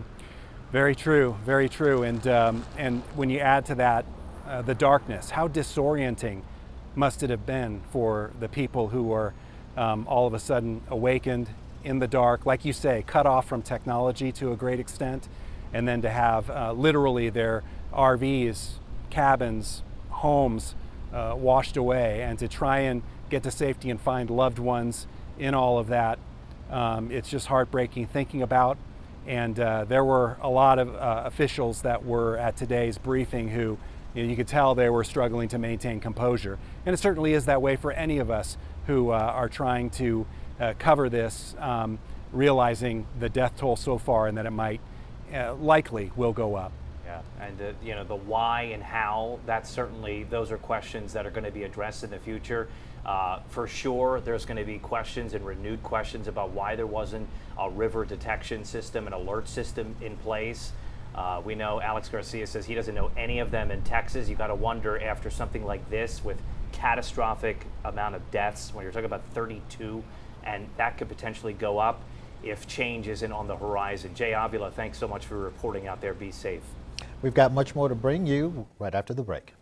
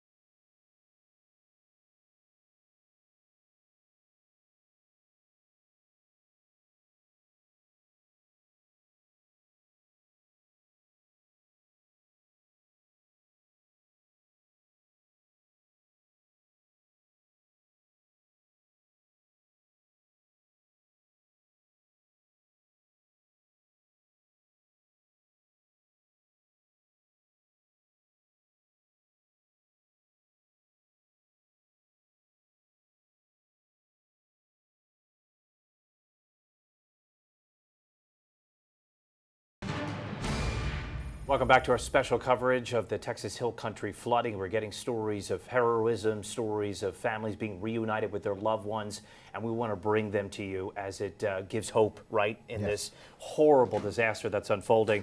Representative Pfluger, August Pfluger, who was with the U.S. Air Force. He's also an F-22 fighter pilot, husband, father, and congressman to the 11th District of Texas. He just put on X a statement within the last 45 minutes. Camille, Vivian, and I are now reunited with Caroline and Juliana, who were evacuated from Camp Mystic. The last day has brought unimaginable grief to many families, and we mourn for them as well as holding out hope for survivors. We want to thank the first responders who have come from far and wide to save lives. The Texas Division of Emergency Management has been incredible, and the White House, DHS, FEMA, DPS, and local officials have all been responsive and helpful. Please join us today as we pray for more miracles. So that, from a local congressman right there, reunited with his two daughters missing from Camp Mystic. So good news there tonight. Yeah, breathing a huge sigh of relief. Absolutely. Yeah. All right, so Abbott says efforts will not stop until everyone has been found. He's calling it a 24/7 operation. They're bringing in resources. We've had local and state, but now they're bringing in federal resources to include helicopters that have thermal imaging. Let's listen to this soundbite. We will be relentless in going after and ensuring that we locate every single person who's been a victim of this flooding event. We're not going to stop today or tomorrow. We will stop when the job is completed. Between now and whenever that day arrives when the job is completed, this is a 24/7 operation, day and night, because we know that we are looking for Texans and Americans, and we put them as our top priority, and we will find every one of them. The state of Texas is amazing in how it responds to disasters. Not every state is like that. Many states do not do what the people of Texas do. And you are an example to the nation of getting through these difficult times, but also know that you're not alone, that you have the entire country's hearts and are with you and are walking alongside you. All right, we want to thank for listening to that. We're talking also to Joe DiCarlo. He's going to be joining us just a little bit. He's got shots of Governor Abbott and Kristi Noem at Camp Mystic, so we're going to take that in just a bit. But we want to just unpack a little bit more about that press conference that happened with the governor and Kristi Noem. The governor very adamant about talking about the fact that they are going to leave no stone unturned. He also signed that disaster declaration request for the President of the United States to bring immediate federal relief, and Secretary Noem talked about how that has been accepted and that the president will move forward to bring assets even more into the area, both now and for ongoing rebuilding that's going to take place, and we're going to need a lot of efforts there. And it's not just for the areas impacted in the Hill Country. It was expanded to several other counties, including Bear, including Burnett, including Travis, just to name a few. And they're going to keep that list open as they continue to survey the damage to see just how many other counties need to be added to that disaster declaration. We've got our reporter Zach Hedrick on the ground. Let's check in with him now and see what he's got going on. Zach. Someone asked, hey, we're ready, guys. You're not Okay, that's Joe DiCarlo. Hey, Joe, can you hear me, Joe? We're on the side of a road. Joe, we hear you right now. Can you hear me? Oh, hey, yes. Hey, Joe, you're on live right now? Hey, Yeah. Yes, I do. Okay, you're on live. Let me just set the scene here because there's a lot of moving parts. We've got reporters all over the Hill Country, so we apologize for things a little hectic right there. But Joe, you're there. It's my understanding I see Governor Greg Abbott in the background, Secretary of Homeland Security Kristi Noem. Go ahead and set the scene for us from there. Yes. We're with Joe right now. Ryan, Darian, I don't know if you guys can hear me. We're kind of around a little bit, moving around. Just to give you a sense of where we are right now, Darian and Ryan, we are north of Kerrville a little bit, out on Highway 27. We're here at the campus of the Cross Kingdom Church. We saw something really awesome just driving through town and had to stop and talk to these folks. But this is members of their congregation, the Christ Kingdom Church. They've been serving up food, hot meals for all of the first responders, paramedics, helicopter pilots that have been in the area since yesterday during these search and rescue efforts. They just wanted to find a way to help, and they said, here's something that we can do. They've been accepting donations as well. Speaking with their pastor a few moments ago, Justin Carpenter, he says they're taking everything from food, water, diapers, clothing, everything that they can to help these families who have been devastated by this catastrophic flooding. And right now, they've brought in so many donations that they're full up at this point. They've actually filled a 40-foot shipping container that they have placed on their parking lot. Another shipping container just arrived a few moments ago. So it's really awesome to see Texans helping Texans. These are all folks who live in this area. And if they're not directly impacted by the flooding, knowing someone who is either missing or has sadly passed away from these flooding events, they know people or families that have been affected. So it's a very tight-knit community, but it's great to see Texans helping Texans coming out here and just doing the best that they can to help all of the first responders, the paramedics, the helicopter pilots stay on their feet as these search efforts continue. Ryan and Darian, back to you. All right, Zach, thank you very much. We appreciate that update. We've got, again, Joe DiCarlo standing by. He's going to be live for us. The governor is there. Secretary of Homeland Security Kristi Noem is there. We're going to continue our coverage of the historic flooding in the Hill Country right after this.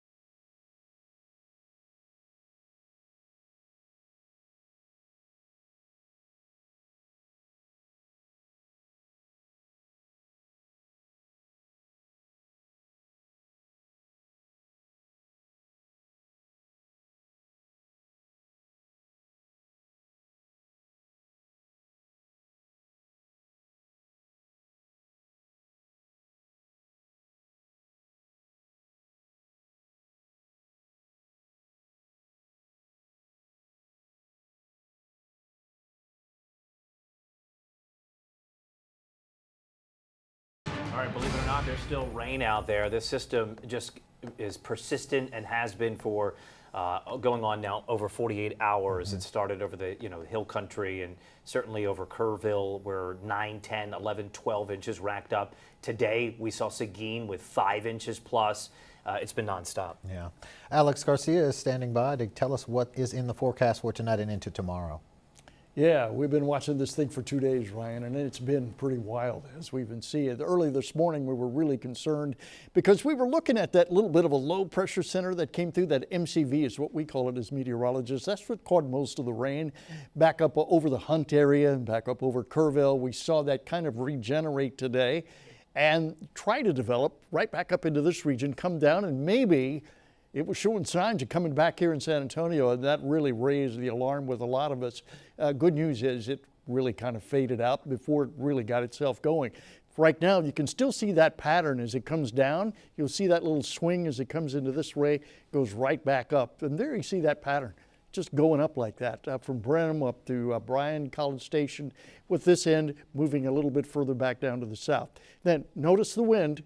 This is a little push here. You can see this area coming in like that, so that's what we call convergence. So when that happens, the air comes together, and it generally sets up a line of showers right up into here, but not really strong. We're just looking at light to moderate rain, moving out across northwestern Bexar County, stretching out toward western Bexar County. But nonetheless, we've had a good deal of rain in spots. Other spots have not had as much, but we've had a good deal of rain. So what we've done, and what the Weather Service has done, is put a flash flood watch out for this area. That includes Bexar County, goes all the way back on up to Giddings and LaGrange, comes all the way down here to Pleasanton, back over to Hondo and into Kerrville, back up to Harbor. That's Harper rather. That's up in effect till 10 o'clock this evening. Now that is a watch. A watch simply means everything is setting up for the potential of that right there, flooding. So that means there's enough water in the air. We've got a little bit of a triggering mechanism in the air. It could occur. So the big question is it really happening right about now? Well, right now we don't see it happening here, but we do see happening back up to the north where you've got a little heavier rain back up around Kyle. More than likely, they could see a little bit more impact there than we're seeing here, but it won't take much, just a half inch or so in some spots further west for it to really start up something big. But for now, the only thing we're seeing is this little push right in this area here. There you can see it. That's just that light to moderate rain that's coming up across northwest Bexar County. Not enough to really do anything serious, but enough to make the roadway slick, enough to make them drivable, a little bit of a problem as you're going through, because we know some people go a little faster than normal, even though it's wet out there. You need to slow down on the roadways, otherwise the accident number kind of goes up there. Let's get in a little bit closer so we can take a look at it. You can see the rain stretching out here from Lackland back up to Helotes, Hollywood Park into Timberwood Park, and then as we get up to New Braunfels, just north of that, up around the Canyon Lake area, that's about the only area that we've got a flash flood warning going on.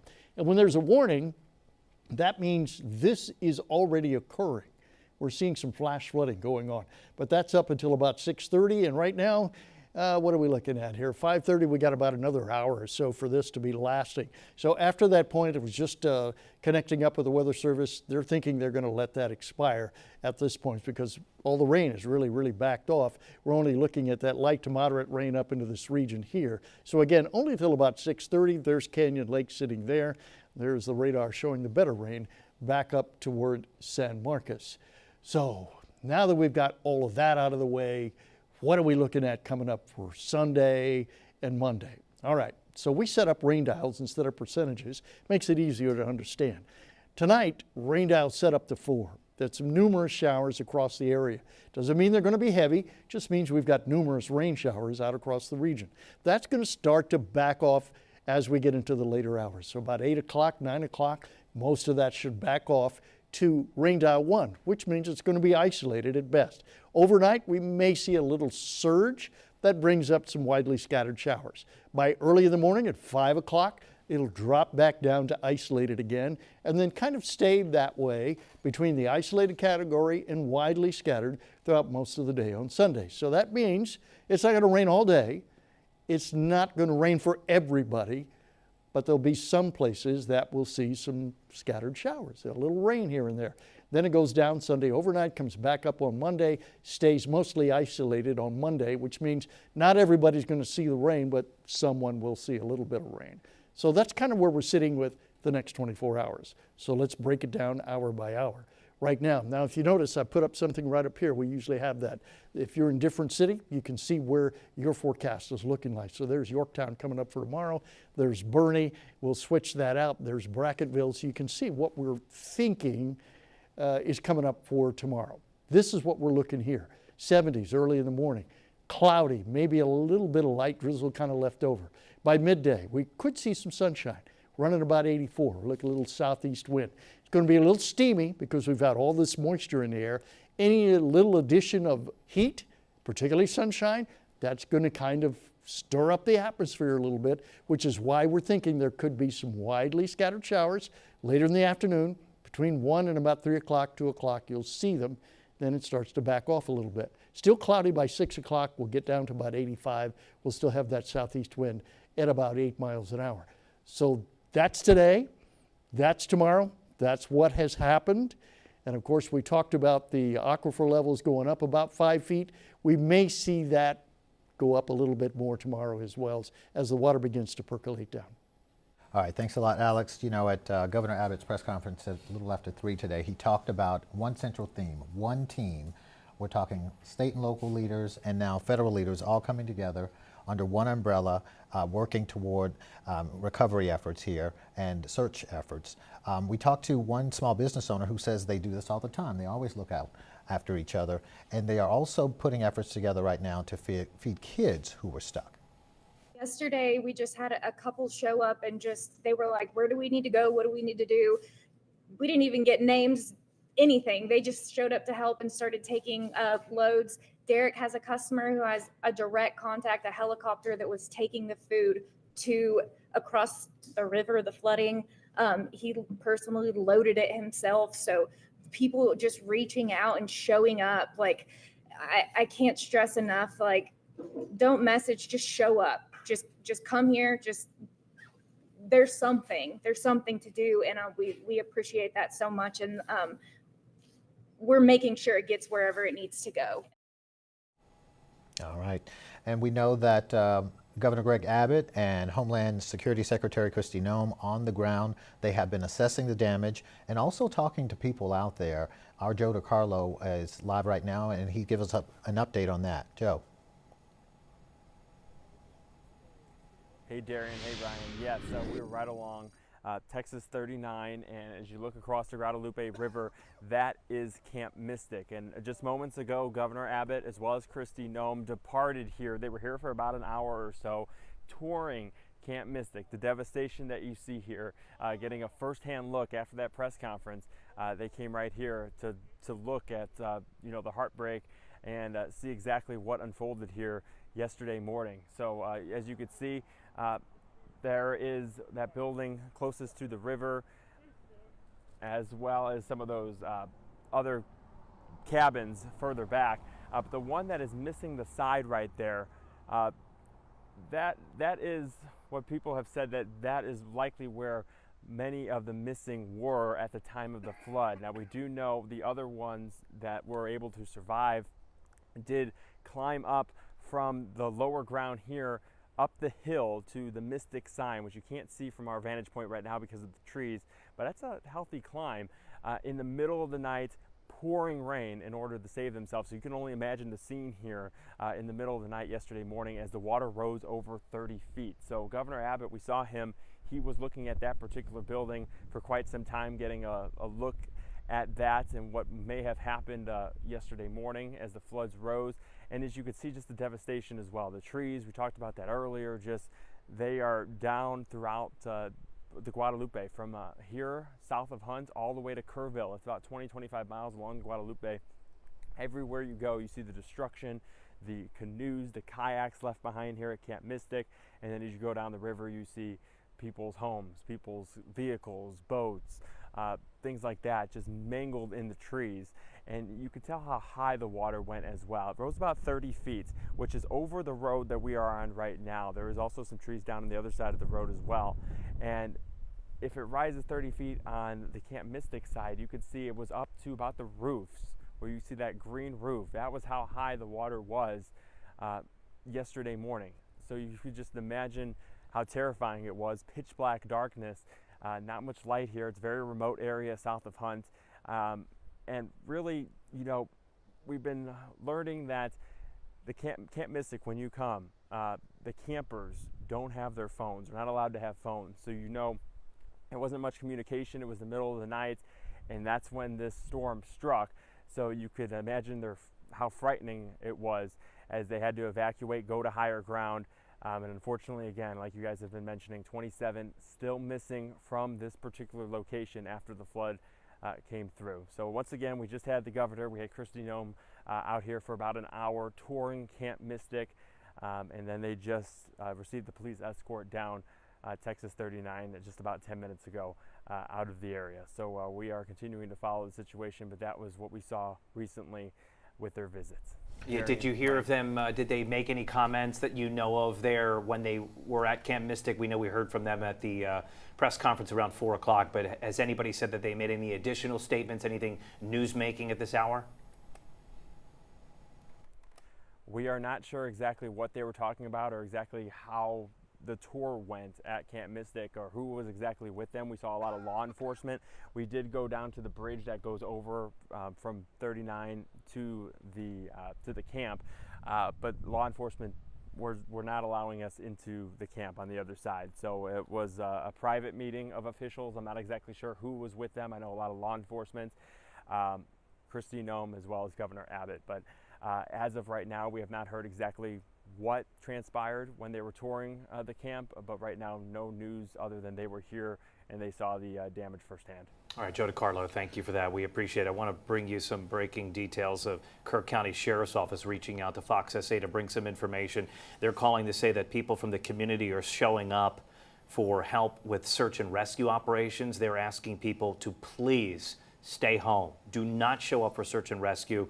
They do not need the help. They do not need the manpower. They don't even have room for any types of donations right now. So while they appreciate those that want to step up, obviously, in a time of need like this, Kerr County Sheriff's Office officials telling Fox SA to please communicate to the public that they do not need volunteers and they do not need donations at the current time being. They will let people know when they do need that kind of help and assistance, but right now is not the time. Yeah. And looking at some of the images that Joe DiCarlo was showing us, I don't know if you've seen it, but one of our network affiliates got a photo inside Camp Mystic, and it showed the water level, and it was just inches away from the top of the door. You can see the debris and how, as it receded, you can see the debris all over the cots that they slept on, and just imagine what it was like for those young ladies. 30 feet of water came through that area. I mean, the Guadalupe rose 3 stories high, and it came in so fast and very little, if any, notification, right? Yeah. So it was just set up for a perfect disaster and so tragic. Again, if you're just joining us, 32 now dead, confirmed, 18 adults, 14 children, still 27 children missing from Camp Mystic, where Joe was reporting from, where both the governor and the Homeland Security Secretary. So a lot of details still unfolding. We're still here. Emma's at the live desk right now. She's got some new information as well, Emma. Back at the live desk, we continue to check chime in for those videos and pictures viewers continue to send us. These just give a better idea of how much water we are actually dealing with here. In these videos, you can see water reaching almost to the top of what looks like to be a large gate, if we can get that picture pulled up. And actually, these are some of the missing people that are still missing at this time. We've been checking social media. Family members as well as friends are saying that this couple right here is still missing. It looks to be Hutch Bryan is the person that reached out to us about posting this. If you see this couple, you are urged to call, law enforcement and local authorities. But they do say that people in the area say do not call them unless it is an emergency. And the city of New Braunfels also posting on social media asking everyone in the area to avoid all river recreation. Some of the videos we can see the water is so high. So definitely be careful, especially if you're in a low-lying area, and that is the latest from the live desk. Thank you for that. Let's turn on, if we can, Alex Garcia's microphone for us, because I want to give him some new information. We're hearing, from Governor Abbott from the press conference that the NWS, that's the National Weather Service, issued. Actually, you could step in, Alex. Yeah. Step in. Come join us. National Weather Service issued a flood watch early Thursday afternoon, which is Yes. what you talked about. So Exactly. that warning was out there, or a watch rather, was issued Thursday afternoon that Kirk County is a place of potential high risk. Right.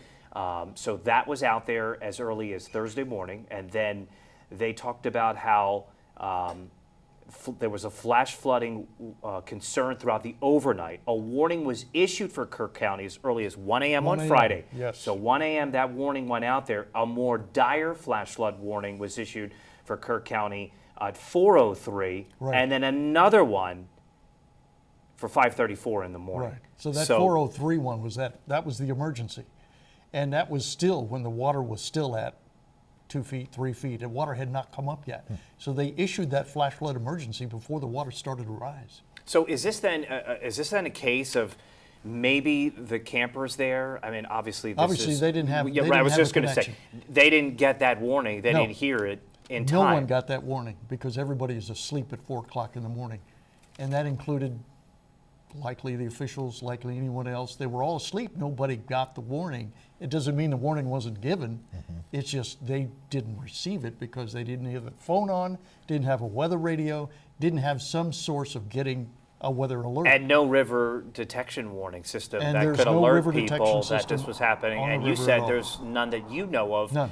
in Texas. And I just checked, in 2023, there is a long, huge research project that was given to authorities that suggested this was something that needed to be done. Here we are, 2025, nothing happened. So had there been an alert, alarm sounding alarm at 4 a.m., system, they would have known. how effective would that have been? It depends on how they would have set it up and what type of system it would be. And typically, I would think they would set it up somewhere enough to where you either get a warning siren, you get some type of alert that lets the people know who are along the river. Once you hear this, once you get this alert, the water's coming up, and it's coming up quick. This is no time to waste. Move, and move now. Again, this is the why and the hows, right? Right. These are questions that are undoubtedly going to be difficult ones moving They're forward. going to be very difficult ones, seeing that study was already done in 2023. It's available online, and it's a lengthy study. And the recommendations were, do this. Go find the funding to do this. This is how you do it. And we sit 2 years later with nothing. And now with 32 dead, Yeah. and sadly that number may rise, perhaps It will. this will be addressed in the future in some form or In fashion, some form or fashion. to Yeah, it hope has that to this be. never happens again. We can't do this anymore. We've done it too many years in a row. Wow. I mean, it's just unfathomable. And people have said there was no warning. There was nobody knew that this was going to happen. You're saying that watch was out there early enough that people along the river should have known, hey, should have keyed known. warning. Yeah, when you get a watch, So tragic. that tells you something is setting up. Don't wait for the warning. Go ahead and make preparations right away. That coming from our chief meteorologist who's been here how many years now? 30? Oh, well over that. I Well don't want over to get that. into the Yeah. numbers. All right, more after this. Stay with us.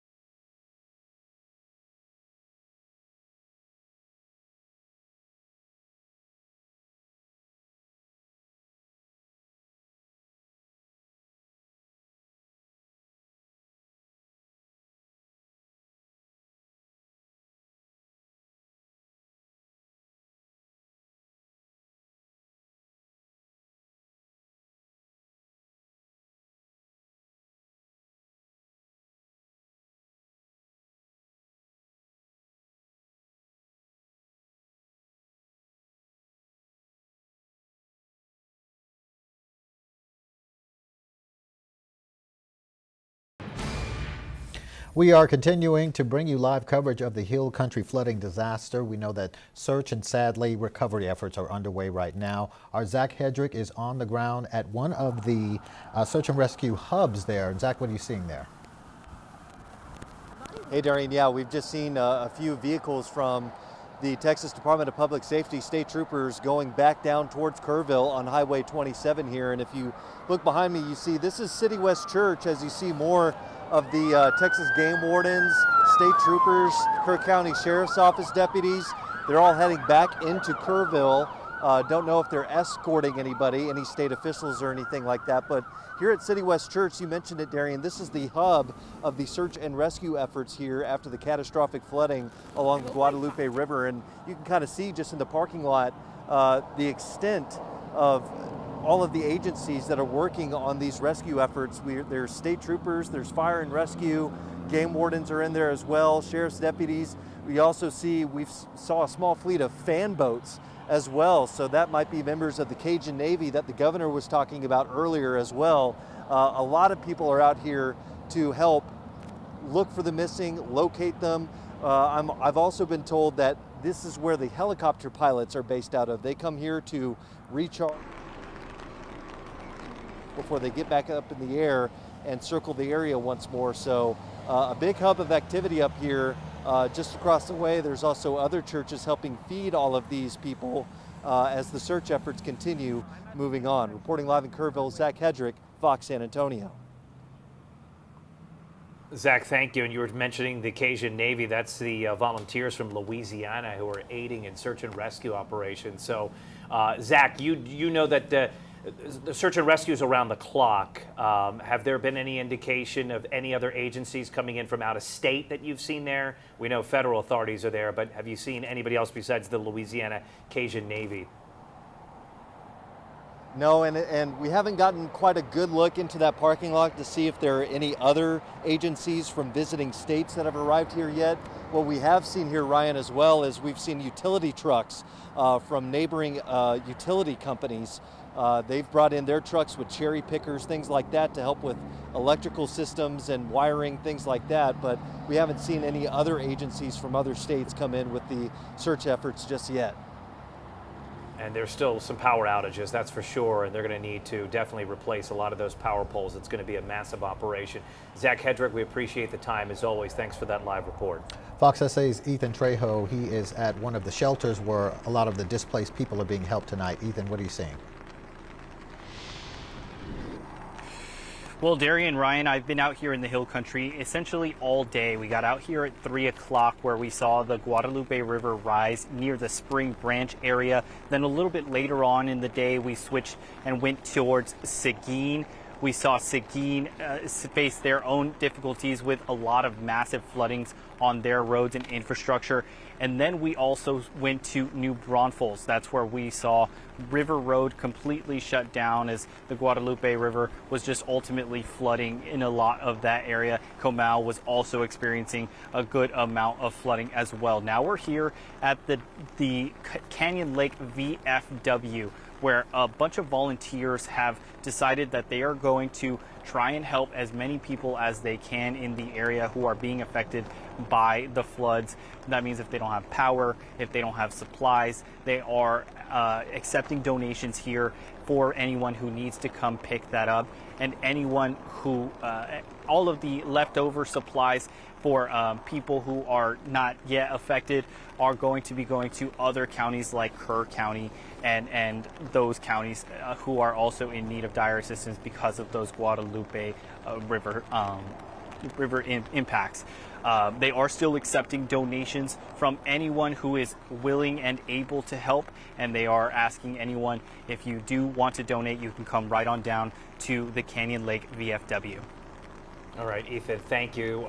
Ethan, I got a question for you, though. The Canyon Lake obviously has been in dire straits, a shell of itself. I mean, the drought has really ravaged Canyon Lake.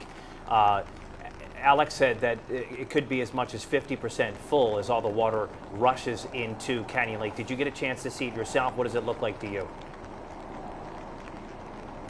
Yeah, it has been filling up pretty consistently, and even from the residents that I heard, A lot of them are sort of in a mixed bag of feelings. They really did want a lot of this water to come eventually from the flooding and from to help fill up the Canyon Lake a little bit, but obviously they didn't want the aftermath of what has happened as a result of that. So it's been really a mixed bag that I've been hearing from residents here. All right, we appreciate you sharing your perspective with that. Thanks for that live report. And he's got a bit of rain there in Canyon Lake. But in Hunt, I think the rain has slowed significantly. We have reporters on the ground there, and our Taylor Whartonby was out there earlier, and she showed us some of the devastation. One of the stores there, the main store there, it's called the Hunt store, just completely devastated. And the post office, you talked about the post office and how it has flattened. Earlier, she talked to the fire chief there and about what they're seeing as they assess the damage. Take a listen.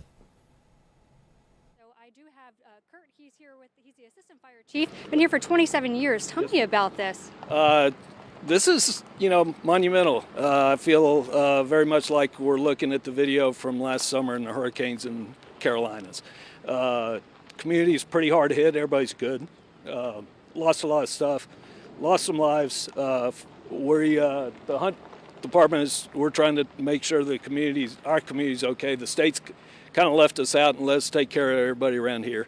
And of course, the state is coordinating all the recovery efforts. Now, what are we seeing here? Are we seeing some bobcats out here kind of pulling the debris? We have a whole lot of folks that have volunteered equipment. We've cleared out the North Fork of the river with volunteer equipment. We're working our way up here.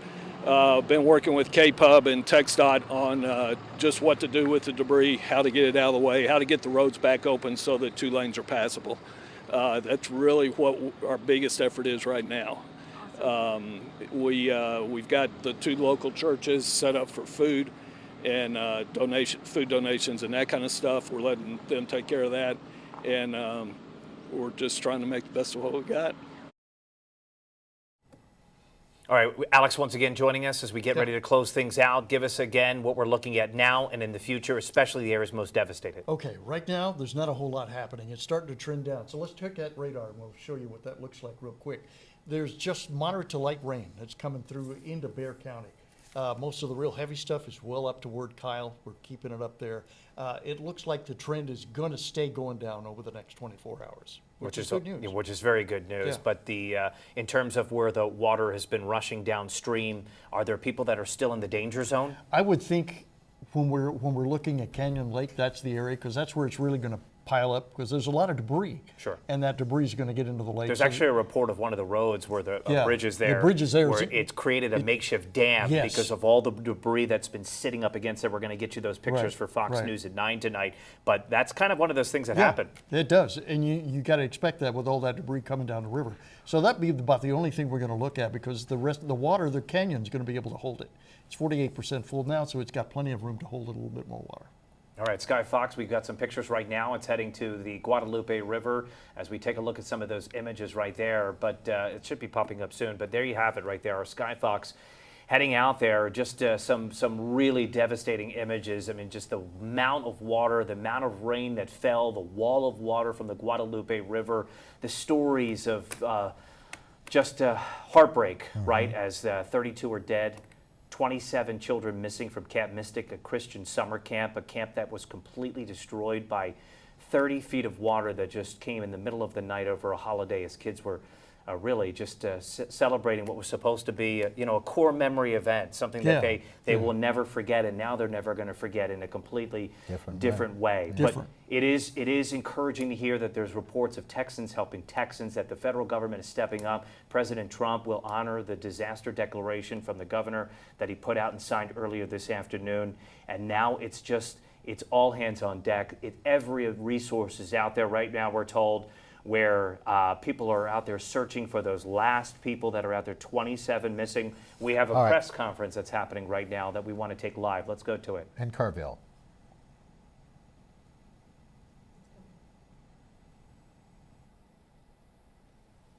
Thank y'all again for being here. Those who don't know, Larry Letha, Kirk County Sheriff. How we're going to run this, I'm going to talk a little bit and then the city manager talk. We're going to take very few questions. Starting tomorrow, we're going to do 10 a.m. and 3 p.m. tomorrow for y'all.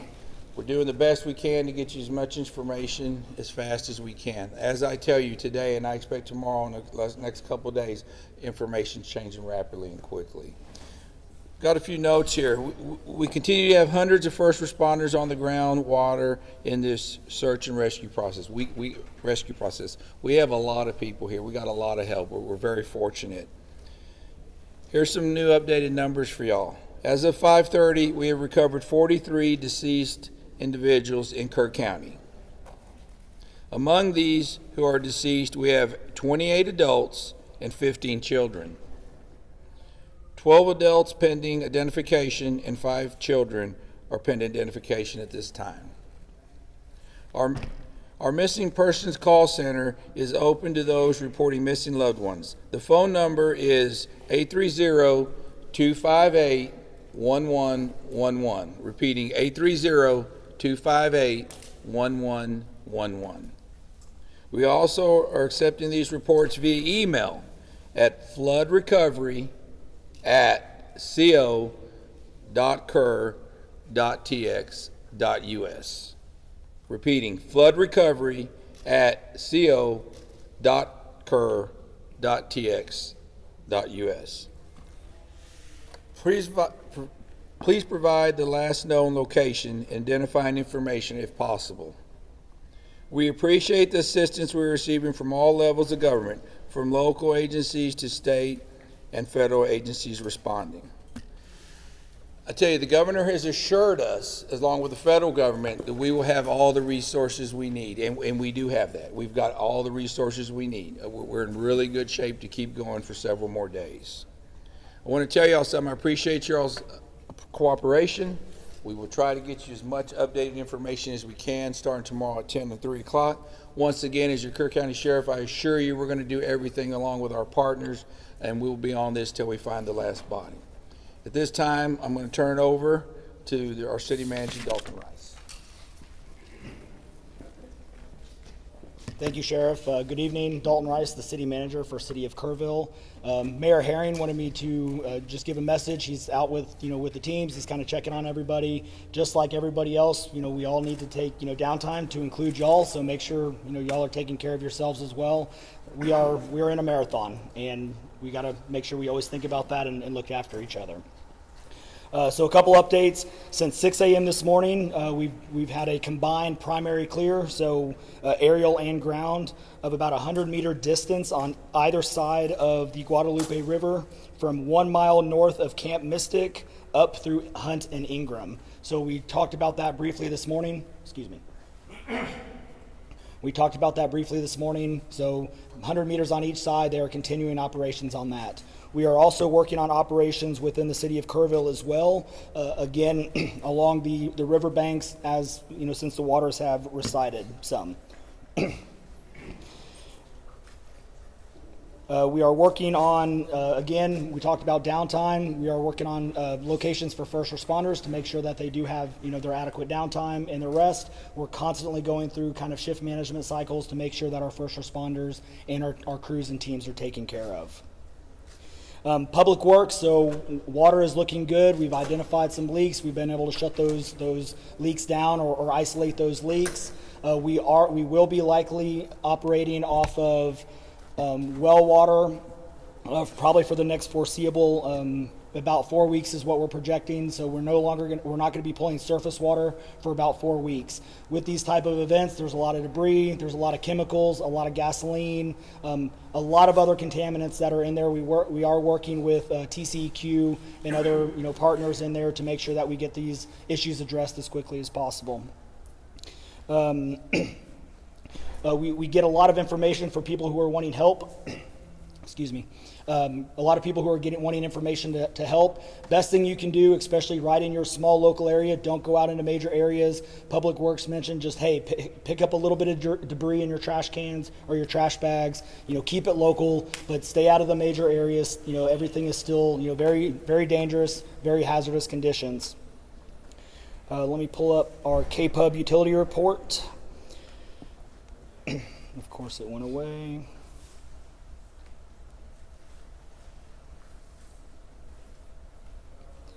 So KABB still has approximately 600 customers that are without power. The largest remaining outage customers are west of Ingram, south of 39, along South Fork of Hunt. KABB issued a mutual aid request on July 4th. 50 personnel and utilities and contractors from across Texas are coming in to support operations and restoration. Hunt or South Fork sustained extensive storm-related damage, including approximately 40 downed power poles with widespread tree and flood debris, heavily damaged infrastructure. Restoration in these remaining areas will be lengthy and complex, and customers should prepare for multi-day outages. Customers outside of these remaining areas still experiencing an outage should report it to KABB by calling KABB's outage line at 855-959-2496. But power has been restored to most of the other customers. Like I said, about 600 are still remaining. A lot of the county is also on Aqua Texas or private wells. We try to get information on that, but we don't have a lot of information as far as private wells are concerned or the status of Aqua Texas. But a big bulk of what we had coming through the Guadalupe is within the city limits, which is on the city limit, or city water supply. Aqua Texas and some of those other public water systems are typically outside of what we're thinking is the damage area, but we have not had any reports from Aqua Texas on outages. Dalton, is the recovery for some of we're hearing some recovery of bodies in Louise Hayes Park, and the other part of that question is how many red tag buildings are now along the river that the Kerrville Fire Department has issued? Yeah, so when you talk about red tags, you're talking about like condemned buildings. Obviously out here, the damage is extensive. Right now, we're really focused on life safety. We are focused on search and rescue. Search and rescue is the priority. So we're not really red tagging buildings. Now we do have structural teams come out. They will mark stuff. You'll see spray paint. A lot of that is to identify where we've at least primary searched. But we are not going into the structural side of things unless it poses a risk to first responders. Our primary focus is on search and rescue of every single person involved, and we'll continue through the night to make sure that happens. Yes, real quick, we are finding bodies and stuff. We knew today was going to be that day. So our numbers are going to constantly be changing. We are constantly working on identification and working with our local partners to ensure that we bring in all the resources so we can make sure that we partner with folks. What is the communication procedure for letting camps and other places on the river know when to evacuate in situations like this? So each camp is obviously mostly private, or they have different ownerships. And so especially in this situation, so let's talk about this one more specifically. The event happened very fast. Rose over 20 feet, 30 feet within less than a 2-hour time span. On a holiday in the morning, there wasn't a lot of time in this case. As far as warnings, obviously there's a lot of things going around. We want to make sure that we focus on the early level. Regardless of the warning side of things, again, we want to make sure that we take care of our local community and focus on search and rescue operations. So please keep that question. We definitely want to get these addressed, but right now we want to focus on getting everybody that we possibly can out. Has that number of the campers at 27 changed? As of right now, I do not think it has changed. It is still 27. Yes, Do you know how many people you guys are searching for as of right now, or is there no cap on that number? So right now, we're kind of looking at this in two ways. Call it the known missing, which is the 27 camp kids that are missing. We will not put a number on the other side because we just don't know. Campers are coming in for 4th of July weekend. People are camped along the riverbank. People are coming in to visit. There's a number that we just don't know yet, and we don't know what we don't know. So as things are starting to develop and as things are starting to move along, we're not going to put a cap on this. We are just going to continue until we find everything else. One more question. We know there are many children missing. Are there any camps? Let me give it to somebody else. Just one question about current rescue. Can you give us a sense about how often you're seeing a rescue, and just in terms of kind of like, for example, when your last rescue was?